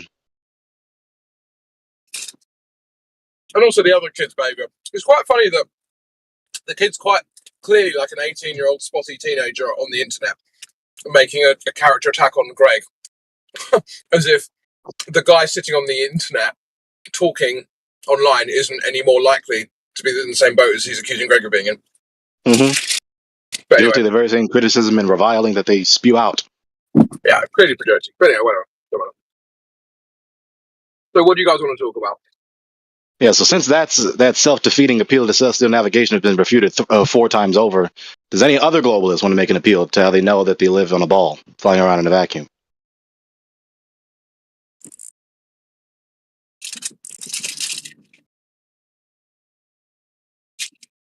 Sounds like they don't. So can we go back to the triangle thing? Nope. No. Try again tomorrow. Do you not want to? That argument is closed for tonight. Do you not want to defend your triangle? The argument is closed for tonight. Stop pressing it. So you don't want to defend your triangles then? Okay, the argument is closed for tonight. Can you hear? I can hear. Okay, so can you interpret? Yes. Okay, so do you understand what I just said? Yes, I interpret that as you don't want to defend your triangle. Okay, so then why are you continuing to press it when it's closed? Yeah, I don't know. Because you are a prideful, churlish person. That's why. Okay. You're a prideful, churlish person that refuses to conduct yourself with any cordiality or amicability in this discourse. Really? Coming from you. Okay. Interesting. Oh, no, you. So we're done. Yeah, he's the one who threw out the insult. My God, this guy just doesn't quit. Just doesn't quit. I'm going to show these flat earthers on the internet. I'm just curious what you guys think. Gregory, this is why I only talk to Globers when I'm traveling somewhere. The time's dead anyway, because the conversation is usually dead. So I might as well use dead time to have a dead conversation. Dead time, dead convo. Right. Perfect match. Because how dare the both of you want to back up what you said? I mean, but like for instance, if I want to talk to Shane or Alan about like the high level stuff, I'll do that in my free time because I find it interesting. But this kind of conversation, it's better done when you're traveling somewhere. Yeah, so Scott is here persevering to refuse to let the voice channel progress forward to something else worthwhile talking about by now. Right. Stop whining. Womp womp. Stop whining.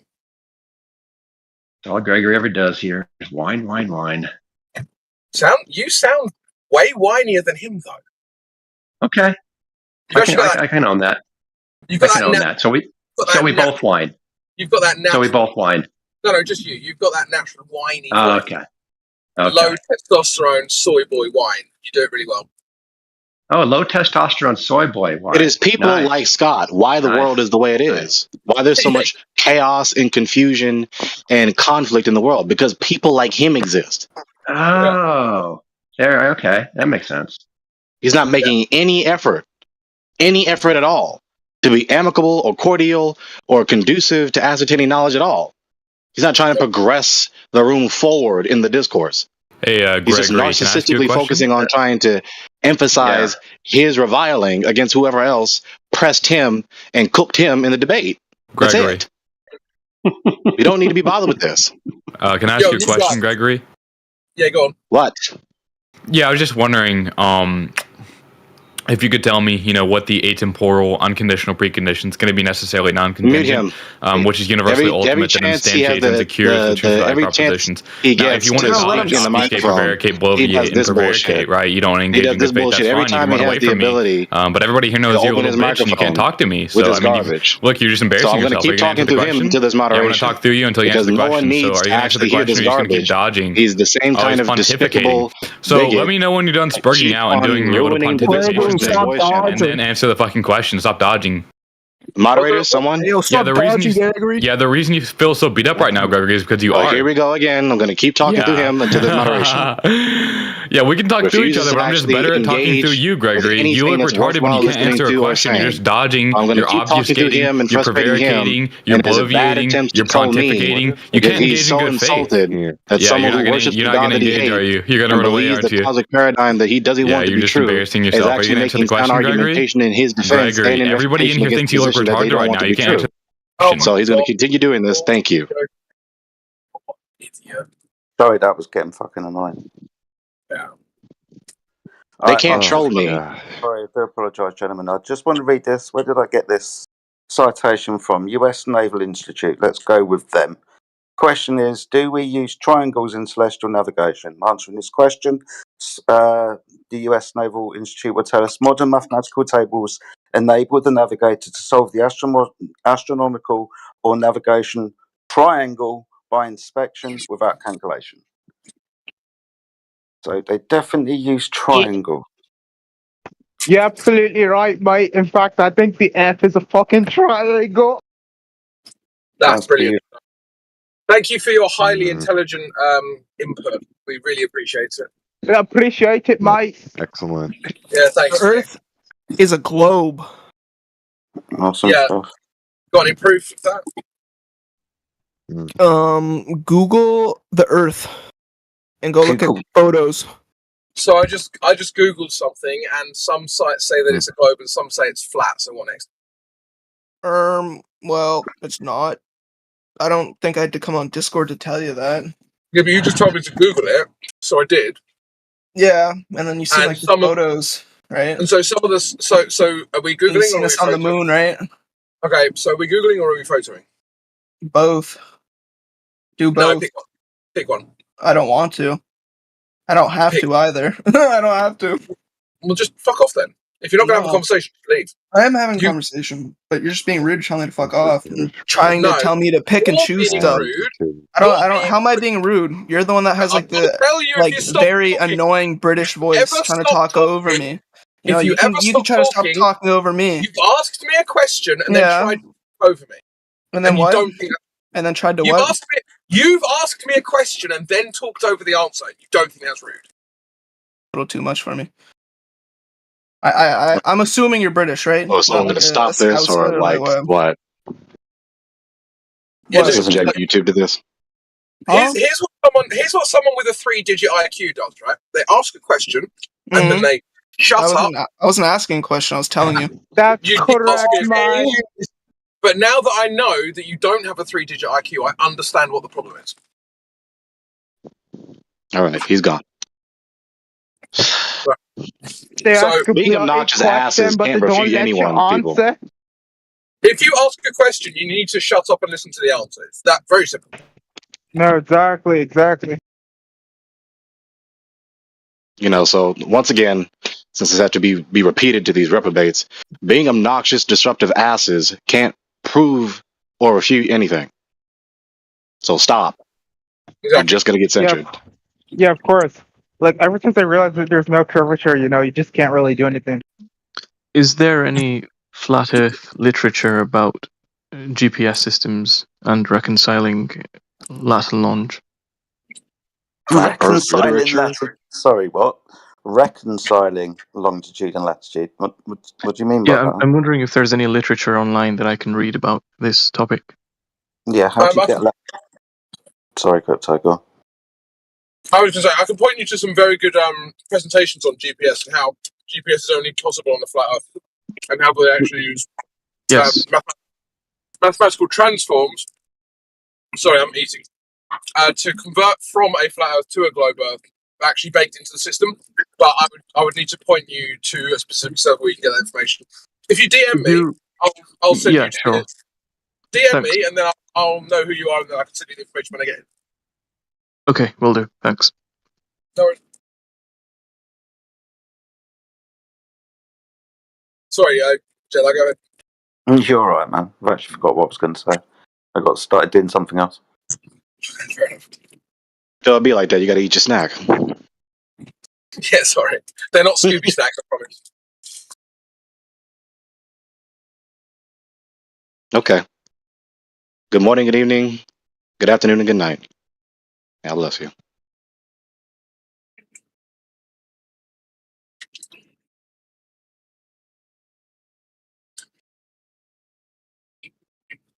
Is there anybody else with any more questions?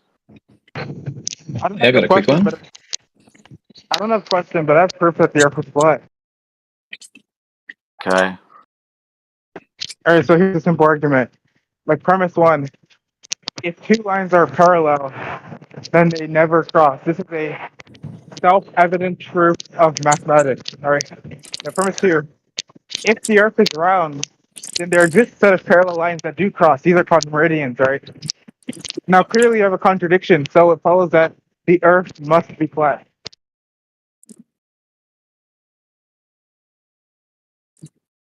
I don't really hear the argument. Sorry. Your mic's a bit. Sorry, what? Your mic's not really all there. I was trying to follow, but I couldn't really hear. Oh, can you hear me right now? You've got. Can anyone else hear that like disruption? Can anybody hear Very me? quiet. You're so quiet, bro. You're so quiet. Speak up. Me or him? No, the other one, dude. It's like he's in the wind. What about now? What about now? A little bit better. All right, yeah, listen. So premise one, right? If there are two parallel lines that can never cross, right? This is obviously like a self-evident mathematical truth. But but premise two, if the Earth isn't flat, sorry, if the Earth is round, then there are parallel lines, which are meridians, that do cross. So clearly, there's a contradiction here. So that means the Earth must be flat. It's like inscrutable proof that the Earth is flat. I would just say that the lines on the Earth aren't parallel. But they are, you fucking dumbass. What? Learn basic science and mathematics, you twat. That's not science. That's geometry, you idiot. You dumb fuck. Read a book. Read a fucking book. Oh, wow. You guys are really, really tragic tonight. Wow. That's crazy. This fucking round earthers can never read. Read. What's going on? Pathetic turnout for the No, I'm not a round earther, homie. Read a fucking book, you bloody nugget. Oh, someone mute this guy. What the fuck's wrong with these?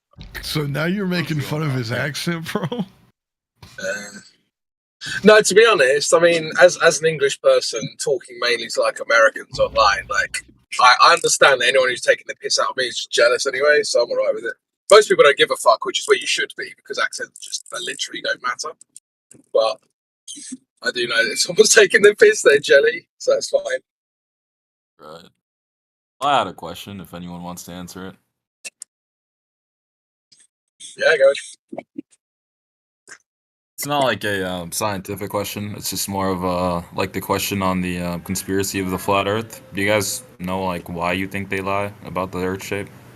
Don't know. Why do liars lie? You tell me. I'll give it, Jeb. So that to promote fanciful thinking, and so you can't come to conclusions on claims of knowledge, so you're stuck not understanding what knowledge is. And it's not necessarily established that most of them are lying in the first place. There'll be some people that know they're lying. Most people probably just believe it already. So, well, think about it this way, right? So, have you ever been to Ukraine? No. Right. So let's just say that it turns out that Ukraine doesn't actually exist, but you told someone that it exists. Are you lying, or did you just believe it to be true? What, Ukraine? Yeah. But I told someone that it existed? Yeah. So let's just say you had a conversation with your friend, right? And you were like, "Oh yeah, the war in Ukraine's like crazy and all this shit, right?" But it turned out Ukraine didn't even exist, right?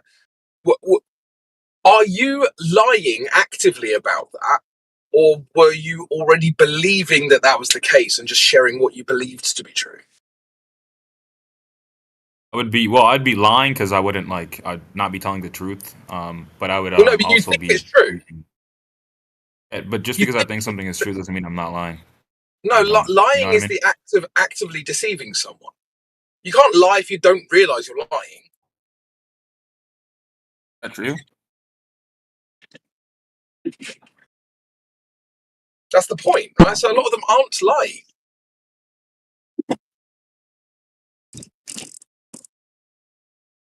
Oh, okay. Well, then I guess if I didn't know, then sure, I wouldn't be lying. I just believe it to be true. Yeah, I mean, So you don't think that you think most people believe bro, the Earth is actually a globe? Well, you think the Earth's a globe, right? But let's just say it turned out to be flat. Are you lying about that, or do you just honestly believe it's a globe? No, I think the Earth is flat. Okay, well, let's put it the other way around then. Let's just say that the Earth actually is a globe, but you're telling people it's flat. Are you lying, or do you just believe that honestly to be the case? I would just honestly believe that to be the case. Right. So then that's my point, right? So it's like, oh, why would they lie? Well, most of them aren't. Most of them think it's actually true. Oh, so basically, you don't think a lot of them are lying. You think a lot of them just believe it to be true. Yeah. Well, it's like a small minority of like the elites. But then the elites lie to you about everything else anyway. So why is that even news? I'm just saying, like a small, because like, how long has the elites like been lying about this? Then has it been like, is it a global policy? Do you think like all like countries unite for this one law? I see what you did there. I don't know, man. Like this is what you're asking us is like some really high-level structural analysis of a structure we have no access to. Yeah, no, because it's something. I mean, to say the Earth is actually flat, right? And they're lying to us about the globe or whatever. Every country would essentially have to be in it. You know, every government, all the NASA, I mean, all the space agencies would have to also be in it somehow. Even if their employees were deceived most of the time, like they'd have to all be in it, and it'd have to be something that's been going on for hundreds of years of deceitfulness. There's about 4 different things that I disagree with in this thing. First of all the countries wouldn't have to be in it. Most countries don't care, and they just go along with it. Like even so there's allegedly 72 different space agencies around the world, which means every single country that doesn't have a space agency doesn't care. There was another thing you said, which was talking about NASA. Yeah, obviously NASA is a vested interest. They're going to tell you it's a globe, even if they know it's not, because of their funding, and lots of them have nice big fat salaries for telling you the Earth's a globe. So again, I mean, like, sure, some of them are lying, but a lot of them believe it's true. I mean, I don't know what to tell you. I mean, even the countries that don't have space agencies, wouldn't they still be having to use, like, say, like, wouldn't they still be assuming that the Earth is a globe because, like, of planes and, like, navigation and everything like that? Well, they might think it, but they still... The practical use of thing X is the practical use of thing X, right? So that doesn't rely on any shape.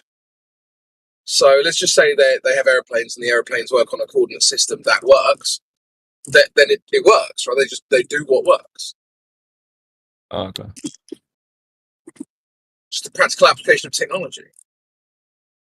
Yeah. So do you think there's like big money on why they lie, or like is it like some other?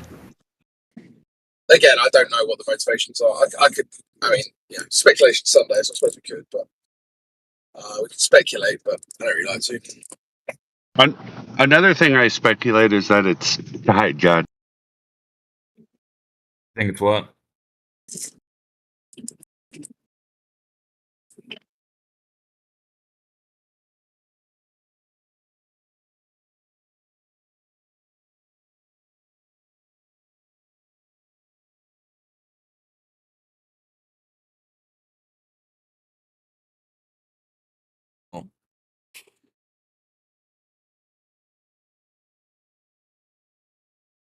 Well, I mean, if the Earth does turn out to be flat, then it has to be like one of the most calculated lies in all of human history. Then, I would agree.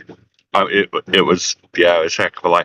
Another thing is all the 666s in it. They really built the model around that in a lot of ways.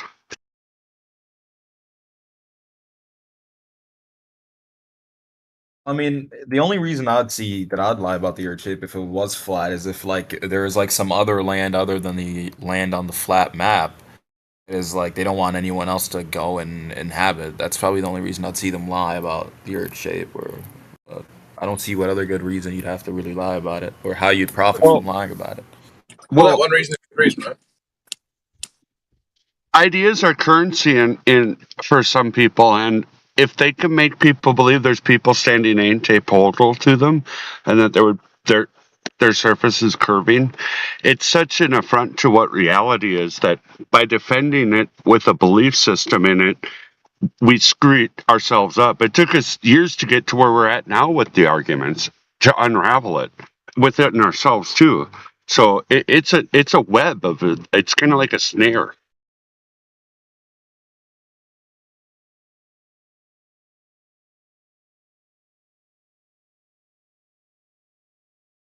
And we're still vulnerable to fanciful thinking. We can see that in some of the people in our that have been able to reconcile that the Earth isn't curving, and then they get into some other things that are not verifiable.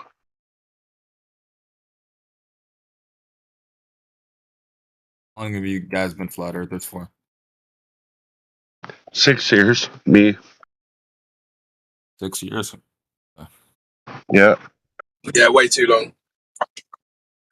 How old are you guys? For me, it's coming up to a decade. Decade? Damn, how old are you, man? I thought you were like 19 or something.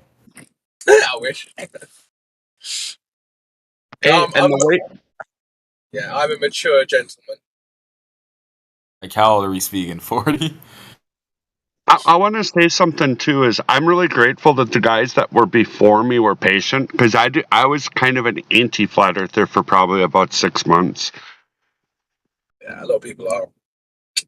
A lot of people think it's the dumbest thing they've ever heard, and it's because they have already got these like pre-programmed responses, like these guys are stupid or idiots, and then there's ego involved, like you've believed this thing your whole life, and if you were wrong, then you're stupid, and so you have to change your mind about this now that you were stupid the whole time, so it's better not to.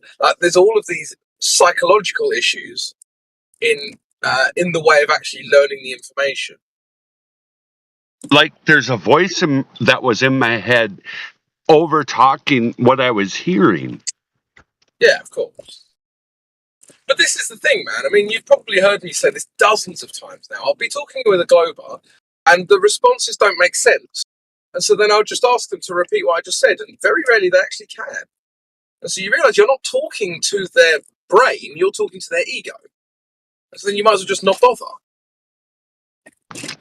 I think a lot of what we encounter is probably co-intel to wear us out, to make us become like apathetic to the truth, possibly to make us feel like it isn't making any progress, or just to wear us down.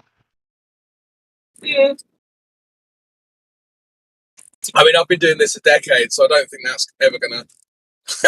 No, not me either. But I think that might be like part orchestrated, maybe even government people doing it. No, it's not the case. It's just. Oh, it might be. The issue is like, just quickly, just to answer that, then you can go. The issue is, of course, is like in the gym or in any other kind of sense, in many other senses. If you keep working at something, you actually get better and stronger at it. So if you like keep on trying to exhaust people, they actually get like a tolerance build up to that, and then the energy levels just rise, and you can just keep going. You know. Yeah, I would agree. Yeah, I would just say that it's these guys are just like fanboys of the lore. So that's all it is. They're just regular people that like the Earth being a globe. So psychologically, it just does like it doesn't work on their mind. That's all. They're not like hired by J-Trig or something like that to thwart the efforts of like the truth. It's nothing like it. That's really diabolical, man. I mean, obviously it could be at some point, but I mean, this right here, Scott, no, I don't think so, too. He's not sent by those guys. It just doesn't. They don't got what it. These guys in here, they don't got what it takes. Yeah, there might be like one or two of them just orchestrating it behind the scenes, because you kind of want it to go in the right direction. If you're, say, like part of an intelligence agency trying to push it in a certain way or whatever, but there's no way they're all hired. It's just they're just mostly just idiots who are being led by, I would say puppet masters. possibly the sort of person that first offered refraction to the group of anti-crowd, the anti of anything we have to say. So that sort of a person, but not all of them. No, I wouldn't say the guy here today is, but it seems to be a pattern that's being followed that was kind of set. Yeah, you're talking about a provocateur, like in the midst of a mob, in the midst of a mob or a crowd, a provocateur will incite the mob to actually go in a direction. So that's exactly. Maybe they're following. Yeah, they're following something like that, probably. But we. Yeah, Scott's just a persistent nut merchant. Like he's not. Hello. Are you guys gonna mute everyone that like basically just like says something to like, because like honestly, no. Honestly, what? I'll answer that. No, we don't. Honestly, I would say right. Like you've asked a question. You want people to. You have asked a question. Now wait for the answer, please. So I wasn't finished, but go ahead. No, you were about to give commentary on the question. I'd rather just answer it. So, here's the answer. The answer is no. We don't just mute people who disagree with us, but what we do is we mute people who behave badly, talk over answers, get loud, get obnoxious, and get in their feelings. If you're not going to do any of those things, if you're just going to ask a question and then shut up while we answer it, you're not going to get muted. Very easy. All right, good. So, like, if I don't do any of those things, like, don't mute me, please, because I got muted like for like fucking 40 minutes in this channel before. Okay. And ask your question, please. Just ask your question. We can just get on with the subject matter. All right, I'll start with something simple. Why? Okay, when it comes to the Antarctic Treaty, right? Because like that's actually no. Let me start with something else because like I know some people don't go with that whole thing. What are the borders of the flat Earth? The hell. The answer is I don't know, but you also here's another thing about being logically consistent is that your model also has an issue, right? So, do you know where the border of the globe universe is? The globe universe?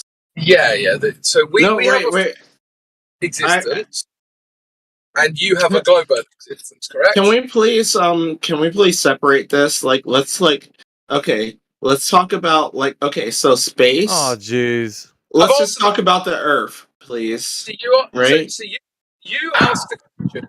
I answered the question. I then asked you a question, and now you don't want to answer it. It's hard to have a conversation.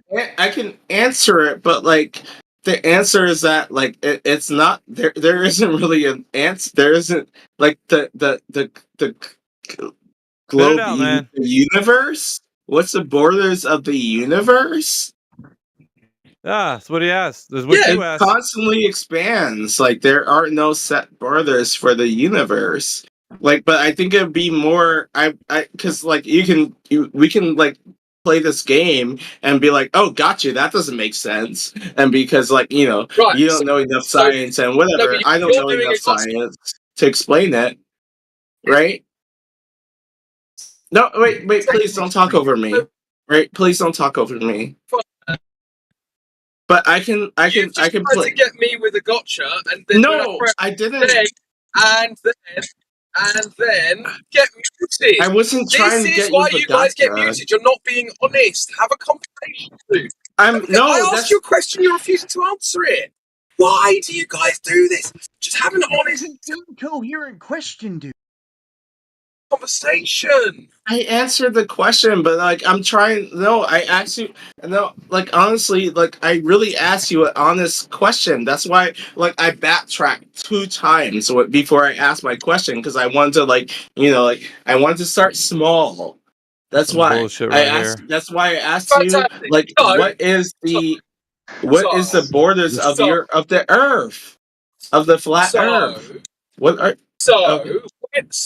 So when you asked me, where are the borders of the flat Earth? And I gave you an answer. And then I said, you have the same issue with your model. And then you called it a gotcha. Do you understand that would necessitate your original question being a gotcha? Okay, no. I didn't call it a gotcha. No. I didn't call it a gotcha. I didn't think you were doing a gotcha. That's not what I thought. I just didn't think it was equivalent because you're comparing the planet to like the entire universe. No, I'm not. What's going on, right, is that you don't understand our cosmology at all. And so you're asking kind of irrelevant questions. That's what I'm asking you questions. And now you're talking over me. You complained about me talking over you. But now you're talking over me. That's the only reason I started talking over you. You're talking over me. So just have a conversation, bro. Right. So we have a... Jesus Christ, man. I'm sorry. Just chill while I'm talking. Just chill out. Okay. So we have a flat Earth, right? In my view of the flat Earth, it's the floor of the universe, and everything you see above the floor of the universe happens above us, correct? So can you explain the floor of the universe concept? I haven't finished. So we've got the floor of the universe. Well, the universe is everything that exists. So but the floor of everything that exists is the Earth, then everything else happens above us, okay? So when you ask me, what is at the edge of existence, which is essentially what you've asked me, it should be equivalent for me to ask you what is at the edge of existence. And then you say to me, which is actually correct. Your answer actually was correct. It was a partial answer, but it was correct in the sense that they say, some of them say it's constantly expanding. Now, there's issues with that because obviously what's it expanding into? That's a logical issue with that. But if you can have that, then so can we. And so there's no issues. Well, both models have an issue at that point. We don't have an issue with that. All right, I don't see why I was muted, but like I do understand that, and like that's actually a great, like honestly to me, like yeah, there isn't like I'm not an astrophysicist. Obviously, like I really go on what I know. I'm not an astrophysicist. No shit. I know What astrophysics. do you mean no shit? I know Yeah, astrophysics. like, no What does that duh. even mean, dude? No, duh. I know astrophysics. I'm not an astrophysicist. I And, know that. We it's all know really that. The whole interesting- room knows that. The world knows that. Move on. Okay, whatever, dude. Really, you could have fought me.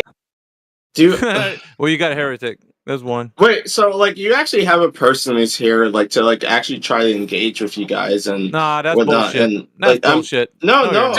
I am. You're fucking Like, around. That's fine. No, That's all right. No, I'm not. Like I believe in.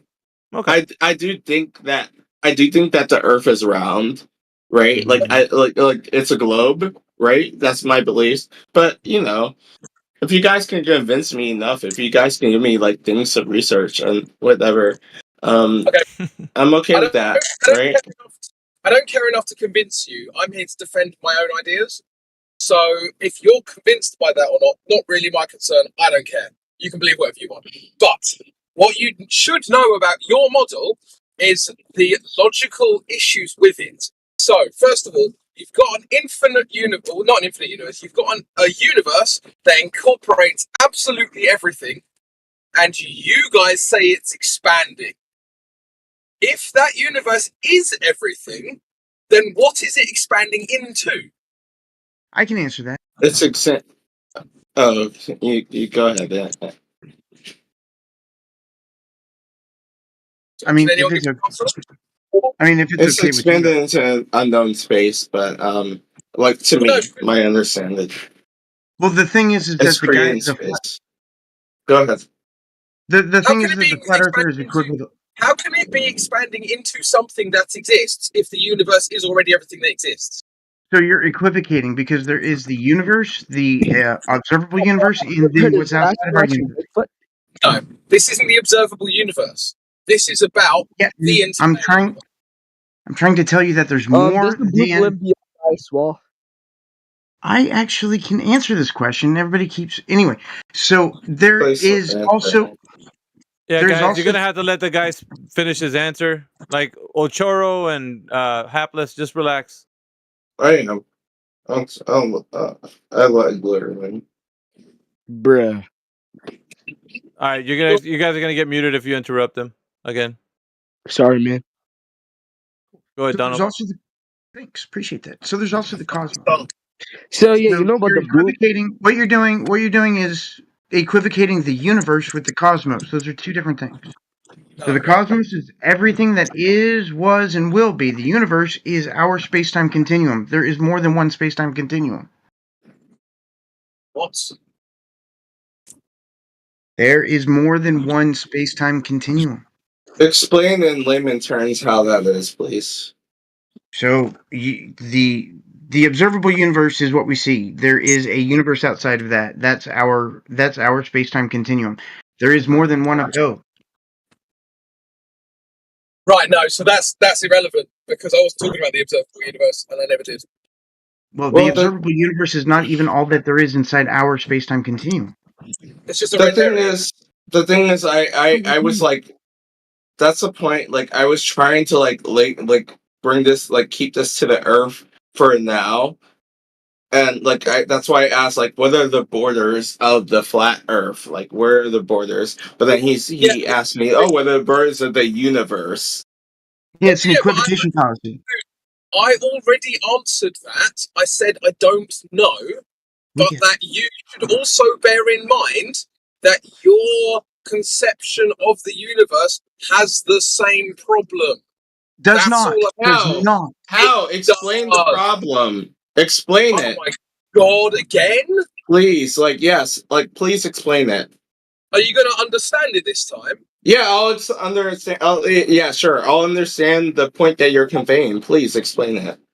Right. So, by the way, Donald is another nut merchant, just to let you know, and he's going to throw terms that he doesn't understand in order to obfuscate the issue. Now, what they talk about... That doesn't care. I care what you understand. I care what individual people understand. What? That's what matters. It's like we let's not just talk about things. Like, we're not gonna do this whole thing where it's like we Google shit and we read shit and we see YouTube videos and blah blah blah and whatever. Let's talk about how we understand. This is why I was trying to simplify it, dude. Like, let's just like go ahead. So you got everything that exists, right? You got everything that exists. You understand that concept? You got everything that exists. They say that the volume of that is increasing. This is the claim. No, that is the claim. Now, the question is, no, it's not. Would you like me to explain how it's not? wrong about this. Do you know what the gauge Do you know the gauge bosons? Higgs boson. Well, no, not just the Higgs boson. That's the first that was discovered. The gauge, the actual gauge bosons, like the force carriers of the fundamental forces. You mean the gay bozos? Wow. If you want to call them that, that's actually like really clever. I haven't actually heard that. That's funny though. But the gay bozos, sure. What are the 4 gay bozos? I guess. That's funny. I'm gonna tell that to like a physics class. Like, that's hilarious. What are the 4 gay bozos though? I couldn't help it. What are they? Onto that. No, I love it. You gave me like a new way of life. All right, so don't apologize for it. Oh god, some bullshit right here. Also, I can answer that question. You Yeah, what question? Hold They're on. talking about nonsense. What question? There wasn't Yeah, any question Donald brought up. Donald, did anyone ask first? If someone shit. asked you, Go ahead, ask. It's an open question. Anyone can answer. no, but Donald said he could answer. So if someone asked Donald, that'd be interesting. That would be interesting. like to- Repeat the question you're going to answer. What are the 4 gauge bosons or the 4 gay Talking to you, bozos? hapless. Relax. Oh. Go ahead, Donald. All right, so it's the photon, graviton, W, and Z. Wait. Photon, graviton, W, and Z? Yeah, W and Z bosons. Wait, can we prove the graviton? Wait. Not yet. What? Wait, W and Z? W, also Z. Oh, okay. Sorry. You said you answered too fast. Apologize. You guys don't know Have what you're they- talking about, have right? they You guys discovered don't know any of shit these- what you're saying. But then you have like the But then you have what? More things that you Okay, don't know? WNZ. What happens? What- No, wait a what- minute. No, now little quiz time, right? Because you guys think that you're so high sounding with this nonsense. What did he explain what he no, Can you let's see, Donald. listen? Let's see if he knows what you just what did he just say, Hapless? He explained to me the 4 fundamental forces. No, he did not. He just told you the names. Well, no, yeah, the names of the 4 fundamental force All right, carrying. so tell me how they work. Tell me each one. bosons. Let's go through each one since he explained it to you. Okay, so like it's really fucking simple. Okay, so go like ahead. the graviton, which we discovered about, we actually did. discovered gravitons like about 4 years ago. Okay. Show me. We actually got we actually recorded gravitational waves from 2 black holes colliding. Waves, yeah. Two Gravimetric black holes waves are collide. different Hold from on, force Donald. Yeah. Let him, Yeah, let, we let him got answer. He wants to talk on what you just said. I want to hear him answer the question. Two black holes colliding. Continue. gravitons. Yeah. So like when it came to photons, it was really tricky. You had to go like deep underground, right? And create like a fucking it was like okay, so you know these like little photoresist sensors, right? Like light sensors. This is informative, isn't it? Yeah, it's very inquiring minds want to know. Okay, Continue. listen. So yeah, you know these little light sensors that we have, and you can get them. You can get them off like Tiger Express or like Amazon and all these other places. Like you can get a light sensor.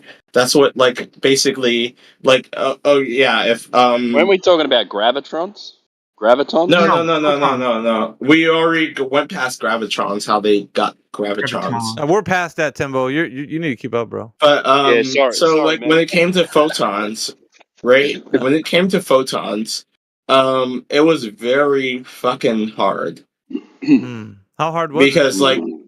Because the whole thing is like we had to get these little like okay, so you know like how you have like these motion sensing devices or light sensitive like photoresistors, right?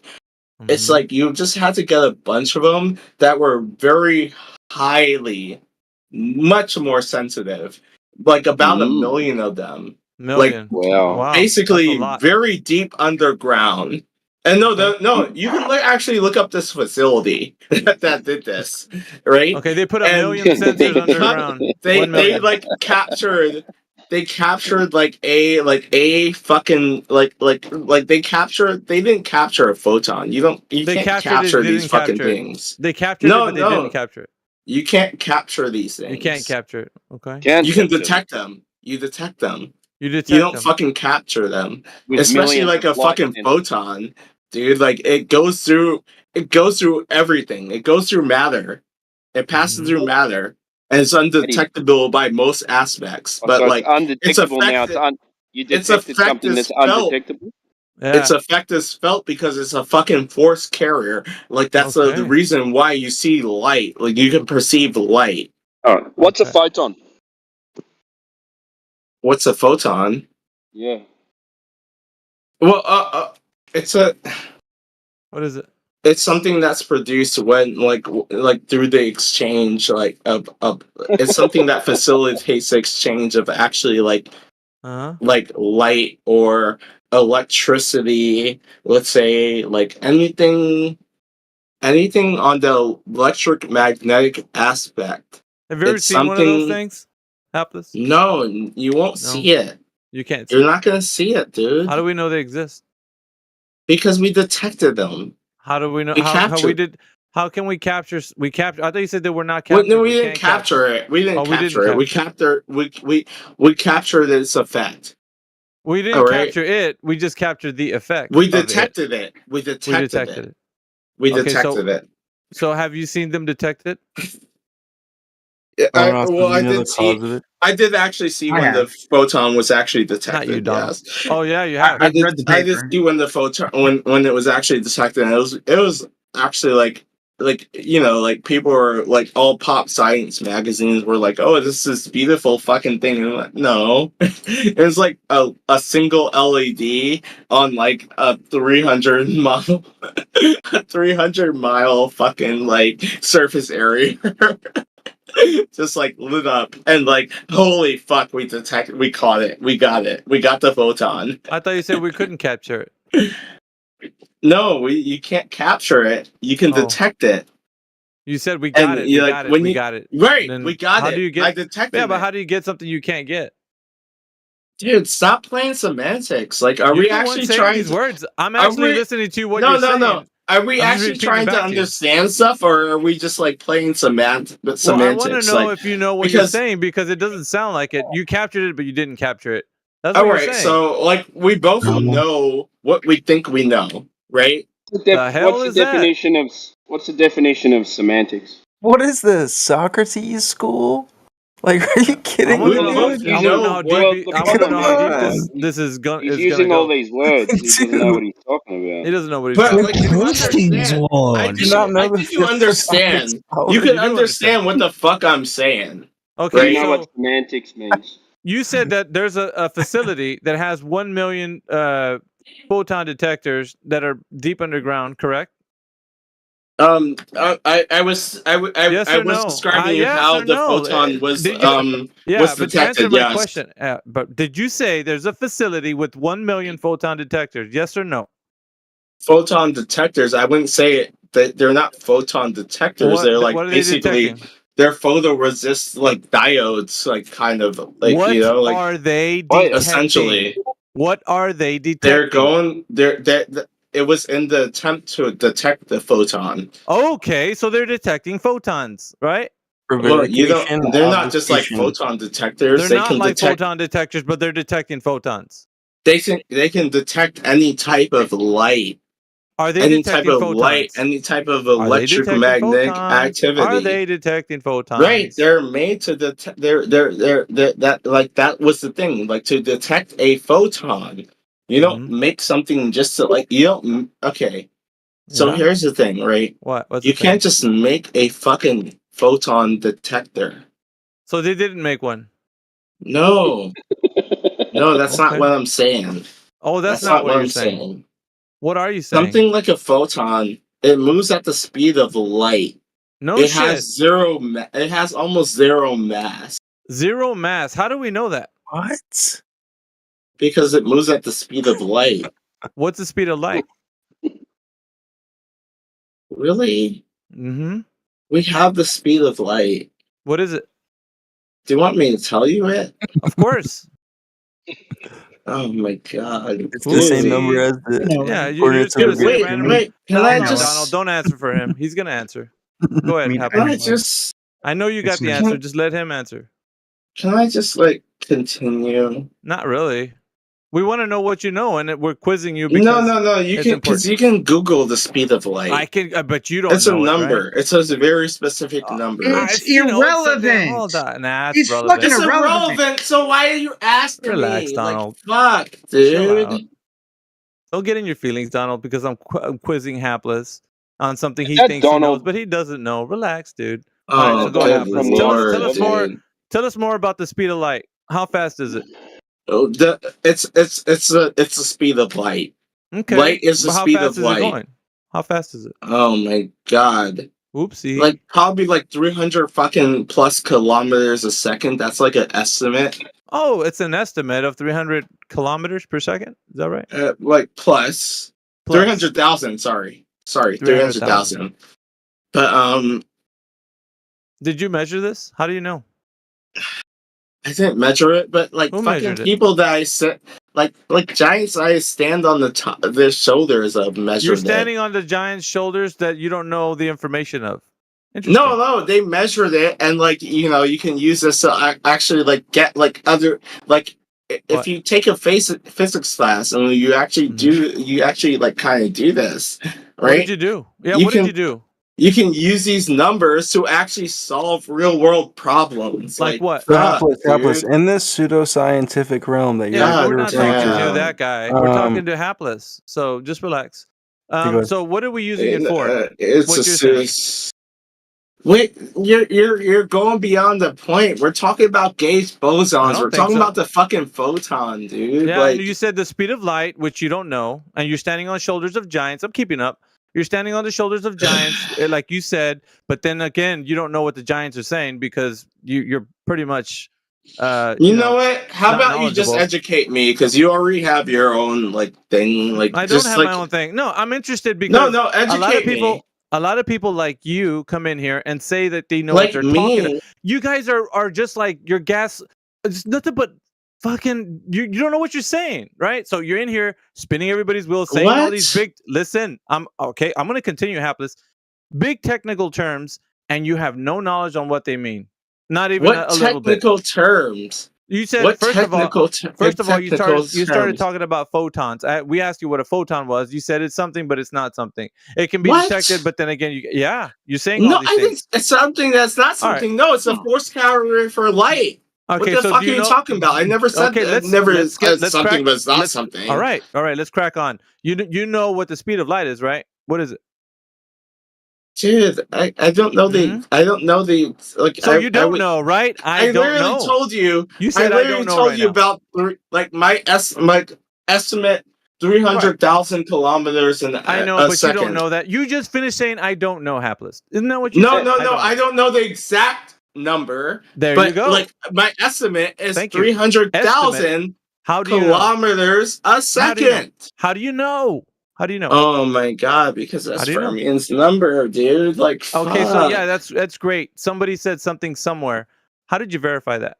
But like you verify it. Like here's how you verify it, right? Mm-hmm. Show me. You have like actual problems in reality. You have actual Like what? physics problems Like what? that Name you one. can solve using those said numbers. Name one But you know physics what? problem Like, that you're using that honestly- for. Go ahead, tell me. Honestly, Mhm. I'm gonna switch. I'm gonna switch this up. Oh, we're gonna Right. switch. So we don't want to talk about things you don't know. What else are we No, gonna talk no, about? because I'm not gonna talk about things that aren't my expertise. Oh, which you don't know. That's basically what you're saying. I'm not gonna talk about things I don't No, know. no, no. Well, yeah, sure. It's not my expertise. Like Okay. I, like It's that's good like that you like conceded. pet I project. like that. Okay, so what else are project. we gonna talk about? I'm not. what I'm is not your conceding that the expertise, world is dude? flat. I'm not saying What is- that. What's your Go ahead, Timbo. expertise, dude?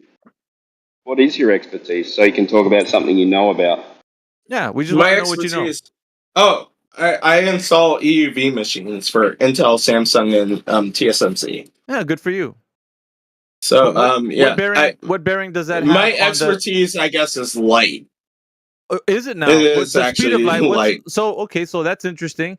Your expertise is light, so you should know the speed, right? Which is Well, I have an estimate an off the estimate. How top did of you my get that? head. Yeah, Because cool. How I'm did you not get that gonna estimate? I'm not gonna go ahead and I'm not a Google person. Like I'm not gonna Google what like in the middle of a like talk. Like my like Why would you have to Google if I know you know? I know Fermi's number, right? But like You sure? I'm not gonna just like be like like it's essentially like 300,000 kilometers a second.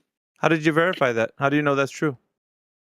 Because we work with flight, and we actually have to have like systems that, like, basically you have to have systems that are able to put like a droplet of tin, like that goes at 50 kilohertz. It drops 50 kilohertz a second, and you have to have a pre-pulse. You have to have a pre-pulse about 100 watts that like hits it, increasing the target surface. Right, and then you have like a main pulse that hits it 25.7 thousand watts. That actually like hits it afterwards. That's like literally that actually produces right, so- 27.5% EUV light Okay, so per that's hit, great. and So you work 50,000 in- times per second. Sorry, but you work in this industry, right? That does work with this. Well, yeah, I actually build the machine, and I actually build the machine. qualify them. Okay. So the thing is, you'd have to know certain things about the machine you're building, right? Like certain. Yeah. Okay, so I would with that- say. Okay, so with that, you would have to know like what the speed of light is, right? Uh-huh. What is it? Dude, do you want me? And how did you? And when I ask the question, what is it? I'm asking really, how did you? I'm just verify like chilling, and like I was know just you're chilling. It's really we're having a relaxed conversation. We're just like talking about things. Yeah, you know, a relaxed right? conversation. When you ask me the exact speed of light. Well, see, you're working in an industry that you're actually doing applications and working on physical things. Well, right? yeah, So- you do need to know the exact speed of light. Correct, But like, correct. honestly, I don't have that number. I don't have Why? to put in that number. That number is Why? actually put in, right? So you don't know how it was derived. Is that true? Wait, no, because what? Do you know like, how the am speed I of light was? programming? Do you know how to this? I know you're working with programs, but do you know how the speed of light was derived? You know how they got it? Yeah. I know the short story. How did they get it? It was like kind of like a light through a medium type of experiment. I never understood it either. I just kind of got the number. You got me there, right? Well, that's not really like a if gotcha, that's your man. whole thing. The th- no. This is the thing. Listen. What we're doing is building a case for you to say that you know what you know. And if it's true that you know what you know, that's fine. Yeah, But and I'm telling you, you got me there. Well, that's what I'm saying is like what we do here in this chat is we get people to be honest with what they know and what they don't know. And if you're Do you saying, think like, I've look, been man, dishonest? no, actually you're being honest right now where you say you don't know. See, this is the point that we want people to understand is that if you're I've being been honest about honest this something entire time. right, so if you're saying that you don't know, then it's understandable. But here's the skinny. You can't go on saying that you want to use these technical terms to say, well, we know things and we know this and we know that because you're working with things that are working off of a derivative knowledge of the thing that you think. Hold on a second. The thing that you think is already known. When I ask you, how do you know? You're like, well, I don't really. You got me, right? That's what you said. So we're going back to like, okay, so you're building this whole mindset that you already have. It's a foregone conclusion. We know the speed of light. Well, I actually build machines that are like that depend on that number, right? that's fine. Like, I'm not. It's like listen, it's predictive analysis. Like it's but predictive and practical. Hapless, check this out, man. That's also called a pragmatic fallacy. When you say it works, therefore the thing that I assumed and as my premise is also true. Oh, I was wrong. I was actually wrong. Well, it's 2009. It's 2009 somebody had to do that. That's fine. 762 458 meters a second. Hapless, it doesn't matter. Somebody handed you that, but listen, it doesn't matter. Well, I was off by a fraction of a that's like fine, 10. dude. Listen to me. What I'm saying, it doesn't matter. What we're saying is in this chat, when you start to speak about things, and it sounds like you know what you're talking about, and then when I quiz you, and then now you don't know. See what happens there is that you can't keep speaking like you know. Because you just already sabotaged your first premise, your position. Wait. You sabotaged your position because you. But what do you know? Speaking to, okay, so because I was asking everybody in here. Because like I came in here asking you guys, right? I came in there asking you guys. I asked you guys like a question: what are the borders of the flat Earth? That was a very simple question. Yeah, that's a classic obfuscation. But here's the point. No. So when you're talking, relax, dude. Take a chill pill. Well, what I'm saying though is when you were talking to Son of Atlantis, when you were talking to Son of Atlantis just a while ago, you guys were having a nice little chat, and it sounded like you were speaking some technical terms to each other, and you were laughing it up. It was a great time. And now it's time to get down to business. We're me laughing it up. Whoa, yeah, with Son of Atlantis just a while ago. So you guys were talking about the gay bosons or whatever. Remember? I just thought that was funny. That was a funny way to put it. But I know, but then you went on to talk about some other information. It sounded like you guys knew what you were saying. Well, the photons are very interesting, and it's like really fun. Right, that's what happened. Yeah, we got it. That's what happened last time. So this conversation with me is talking about, okay, so you were saying some things. Now we're just gonna quiz you. Hapless, it's all right, dude. So all we're doing is just getting down to the knowledge if you have any You're or not. asking me the speed of light. Yeah, I know, and you answered. You're like, got me, man. You got me. And so everybody. Yeah, I said that because I don't know the exact speed, and that's because the only it's thing not like it's. That's the only thing we're asking. The exact speed is not like 300 thousand it meters wasn't a about second. it wasn't about the exact speed. It was how they Dude. derived it. That was more to the point of how you don't know. Don't worry about the speed because Well, it anyone doesn't can matter how Google they that. derive it. I use it every No, day. it I doesn't use matter. it- I use it- Once again, Hapless, that's called a pragmatic fallacy. It works, therefore my premise is correct. That's incorrect. Just well, because I don't you need say, to know how it was Yeah, you derived. I do. just You need really if I do. need to know the number and it No. works. No, Like no. you're See, like, that oh doesn't yeah, matter. pragmatic No. fallacy. Yeah, that yeah, doesn't matter. but listen, Doesn't matter. what are you No, I using? can't listen because here's the No, issue. you can listen It's, because yeah, here. but you need to stop going. Yeah. Just relax. What's happening here is that you're assuming just because something works that it's okay to start off with a faulty What are premise. you using? What are you using to speak to me right now? You're using a faulty premise and then saying that What because are my you- faulty. It doesn't matter, Hapless. Stop focusing on the wrong thing. No, All no, right, no, so no. No, I'm gonna get. I swear, I'm you gonna can't get keep to the saying right thing.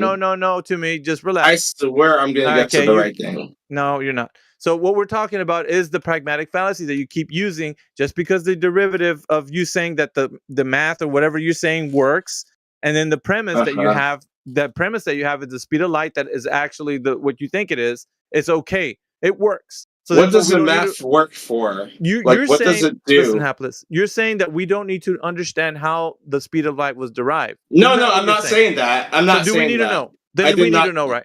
We Do can, we need to know? We can know. Yeah, we should know. Okay, so that's what I was asking also, you. we don't. But like, we should know. It is Yeah, you something should that we know. should know, and I should know. But like, Right. I'm a fucking dumbass. I'm Nah, and I autistic. didn't even say I that. focus I on didn't what even I say am. that. No, Don't- no, I didn't I'm say saying. that. I am saying that. Hapless, the only thing that I'm telling you right now is that Listen. when you start, wait, why do you want to interrupt me, dude? I'm just saying, when you start to speak to other people about Because your you just information, go on when you start to tangent- you speak to just go other on- people, Hapless, when you start to speak to other people about information, if you don't know what you're saying, you're gonna get called out. You can't just say technical terms, speed of light. You can't All say all right. these things. Can you All just right. like stop just going on to all this other like extra Not really, like 'cause that's what I exposition do. and whatnot? This is what I Because, do. Like, I call people out hear on their you. bullshit. I call people out on their bullshit, and I call what you were doing right there is bullshit. Okay, you understand? What you were talking about right now to the other guy, you didn't know what you were saying, right? I did know Be what I honest. was saying. Oh, you Yes, did. I So what's did. the speed of light? It's like 299.75 Okay. meters per second. That's Like, great. fuck. How did they derive that? I did. Is that Those it? are two separate questions, dude. I know Like, that, but fuck. they're all leading to the fact that you don't know what it is. How Do they I got need to go back to the experiment? Like, I can you just need Google to the understand. experiment. Listen, Hapless, when you speak on technical terms, you're sounding like you understand them completely, Listen. as in how they were derived. Why do we use them in What? applications? No, we don't need. So you're telling us in this chat right now, right? Hold on, you're telling us in this chat right now. We don't need to know where things are derived from, so long as we can, as long as it works. That's not what I'm saying. That That's is. literally not. No, Definitely is. you're being disingenuous, dude. Like, How am I and you're being not even disingenuous? letting me. You're not even letting me answer. So like. This is why I asked you a question. Like I asked What? you a simple question. What are you using to speak to me? Like what are you using? The microphone. Why? Microphone. Off of what? What do you mean off of what? Off of what? Yeah. Oh, what Yeah, type what- of microphone is it? Is that No, what you're asking? no. It's not just a microphone. What is it? What are you using? A computer? Yeah. Phone? PC. Right. No, it's a PC. okay. So what I'm trying to tell you is that my machines, like without a doubt, EUV machines, right? Like fucking, like they created, they expose these semiconductors that are in your PC, 100%. Good job. They actually they actually expose the chips that are in your fucking car. Like you have a toaster, they expose that. They expose like every fucking like your phone. All right, I got two every words for you. electronics Hapless. that you have. That's great. I right? got two words for you. And I that's got two all words. based Hold on, off Hapless. of I got that two words for you. number. Hapless. I got two words for you. So what? So what? That's based on they use the speed. Yeah, they yeah, use the speed of light. That's great. You keep saying that. Once again, I'm going to go back to the pragmatic fallacy. If it works, therefore my premise is good. that the speed of light is already Because derived honestly, from us. Hold on a second, brother. yeah, sorry. So I'm from sorry. from deriving the speed of light, we don't need to know that. If that's that, we don't need to know that. The only thing we need to know is that the applications that we use the speed of light for, it makes things work. The applications, right? Like whatever it is we use in industries, like it does. So long as that works, we're good, right? We don't need No, to know how it's we not. derive it. It's just that you can like you have that speed, and you can it has predictive properties where that you've determined that speed. Therefore, that speed What doesn't is it change. predicting? That speed is What a does it predict? constant. It What does it protects it. It predicts a constant speed. This is why I told you. It This is why I predicts went into isn't that circular? Stop. No, I'm not gonna stop, dude. Stop. Let me. You're telling me some. No. Let me keep going. Yeah. You're telling me some bullshit. Let me No. answer. You're Let me telling me answer some your bullshit. question. Nah. Nope. So here's the thing. What you're saying is a circular argument. You're basically saying the speed of light proves the speed of light. That's some bullshit right there. We're not gonna go for that. So you can kind of You're sit on not- mute for now. Yeah. Just sit on mute for a little bit. Because you're going circular and you don't know what you're saying. First of all, you speak in technical terms out of, speaking out your ass, and then talking to other people about them. Like, you guys know what you're talking about. And we're not just going to hear you say those things anymore. Anyways, I'm kind of done taking you for a ride. So you don't know what you're talking about, Hapless. That's all it is. And we're going to get back to the topic because I really wanted to get you out of your loop that you think you know what you're saying. You don't know what you're saying. But if there's anybody else in here that wants to chime in, go ahead. I think Hapless is a few sheets to the wind, though, to be honest. Yeah, I'm kind of sick of just the Yaha merchants. Like, I made a claim, and I'm gonna just stick to it regardless of the evidence. Like, why are you even here, bro? Like, who are you convincing? Yeah, he's just an end user. If he's actually doing things at work, you don't know how they derived any of these things. You're just somebody that works on things and then says, "Well, we have all this information. It must be true because we're using them." It doesn't matter. Yeah, it's like saying I use a computer, therefore I know how microchips are built. Yeah, that's a perfect example. And then you ask the dude, "Well, how do they work?" And they're like, "Well, it doesn't matter because it works." And we're like, "Well, I mean that might be great as an end user, but if you're speaking on the terms like you know what you're saying, well, the chipset works this way," and you're like, well, "How do they work, dude?" Well, it doesn't really matter how they work. Well, yeah, if you're speaking like you know what you're saying, of course you're gonna have to have some answers for the questions. But if you're just somebody that solders things together, then you're just a regular Joe that just got employed. Like, doesn't that? You didn't design the thing. You didn't build it. You don't know how they derived that stuff. So just you getting to be honest.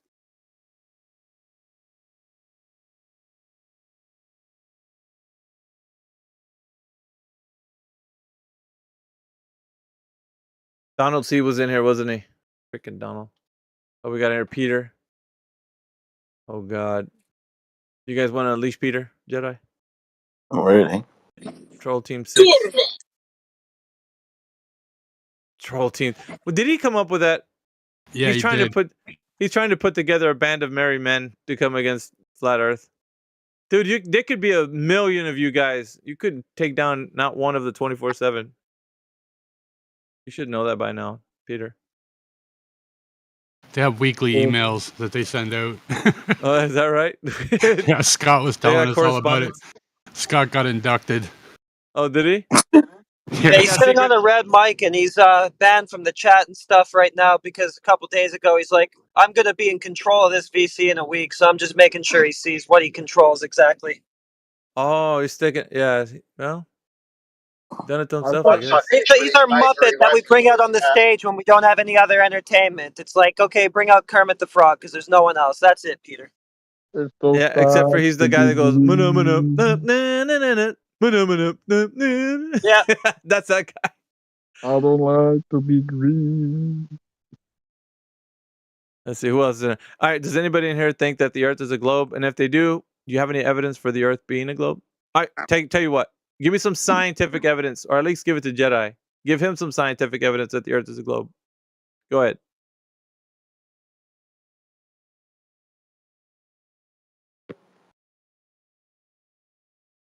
No?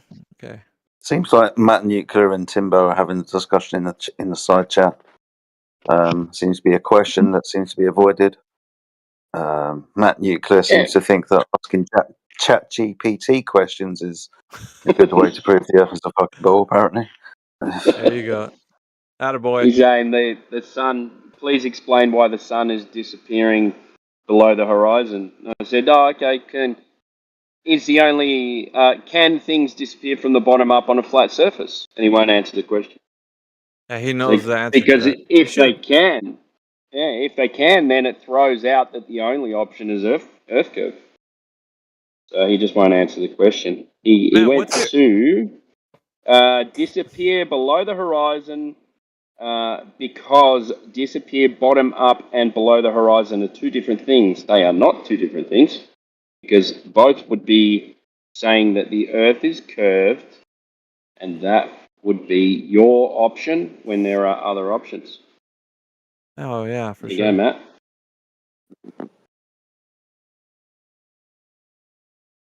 Matt, go ahead, man. Chime in.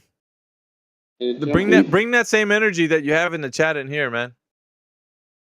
Or you don't have the stones. It's up to you. Here he goes. Bottom up and horizon are two different things. Yeah, but he's only good for a okay. text. He's only good for a text chat. Like, what the fuck, dude?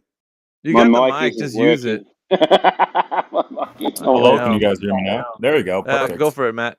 Timbo, What let you me got? just that's what you said earlier, right? What So you glad said tidings something have you about had can for us things today? disappear bottom up. And what I was saying is, why is the sun disappearing below the horizon? I don't know Yeah, where but you why are got you bottom asking up from. us, We're talking dude? about the Shouldn't you horizon. know? Shouldn't That you would know, be Matt? kind of an incoherent argument. All I need to What, say that you know? You would be incoherent that you know. How do you listen? You're asking questions to us. Shouldn't you be presenting truths to us? Shouldn't you be presenting how it is? Matter of fact. Where's all that, Matt? Why do you got to be like, well, what happens on the flat Earth? Why? That's dumb, dude. You should be like, look, I'm gonna defend the globe. Let me tell you how. I know exactly how things work. Bottom up disappearance. It's over a curvature. Like you would say that way. Why do you got to come at it the other way? Well, how does this work? How do doorknobs work on a flat Earth? Like, dude, come on. Let's get with the program. Bring your evidence for the Earth being a globe, Matt. Go ahead. What do you got? Anything? Jeez. You got the floor, dude. Like, use it. No energy, huh? Took the wind out of your sails. Maybe his mic's broke again. Yeah. Conveniently. It's intermittent. We'll give it to him once, but twice, I don't know, man. He's trying to Yeah, he's unmute it like complaining. Yeah, he's got mic go ahead, issues. man. Sounds Fix your mic. defeated. Usually he's a lot yappier. Yeah, I was just saying, like, if he's got something to say, you know, I hop out and hop back in. It worked that last time, Matt. Maybe it'll work again. Jump out, jump back in. Yeah.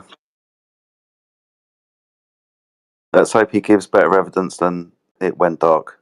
Let's hope the evidence is better than that. Did he use that for his answer? Like whenever anybody starts talking about fucking sunsets and shit, it's just like, oh, it's going dark. Wow, that must be a ball. Brilliant. Look at Turquoise Dragon. He joined Troll Team 6. He's joined him, has he? Yeah, wasn't he a flat earther at one time? At one point, He was He was a gold and 24/7. I made him a flat earther in denial instead.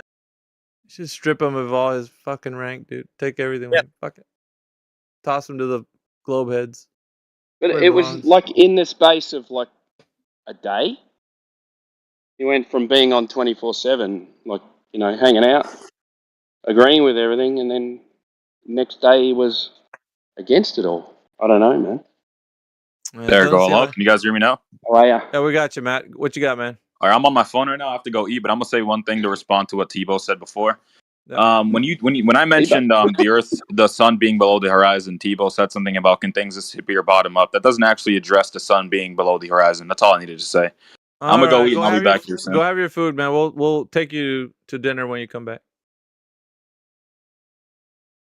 All right. Does anybody How in is here? things disappearing bottom up and going on the horizon different? He's making stuff up, man. He just doesn't want to answer anything. He's like he's doing pigeon chess right now. He wants to lay a turd on the board and flap his wings, knock all the pieces down, and take off. That's what he tried doing right now. Does anybody in here have any evidence that the Earth is a globe? Go ahead. You have the floor. Gentlemen, present your evidence. Go for it. I found that comment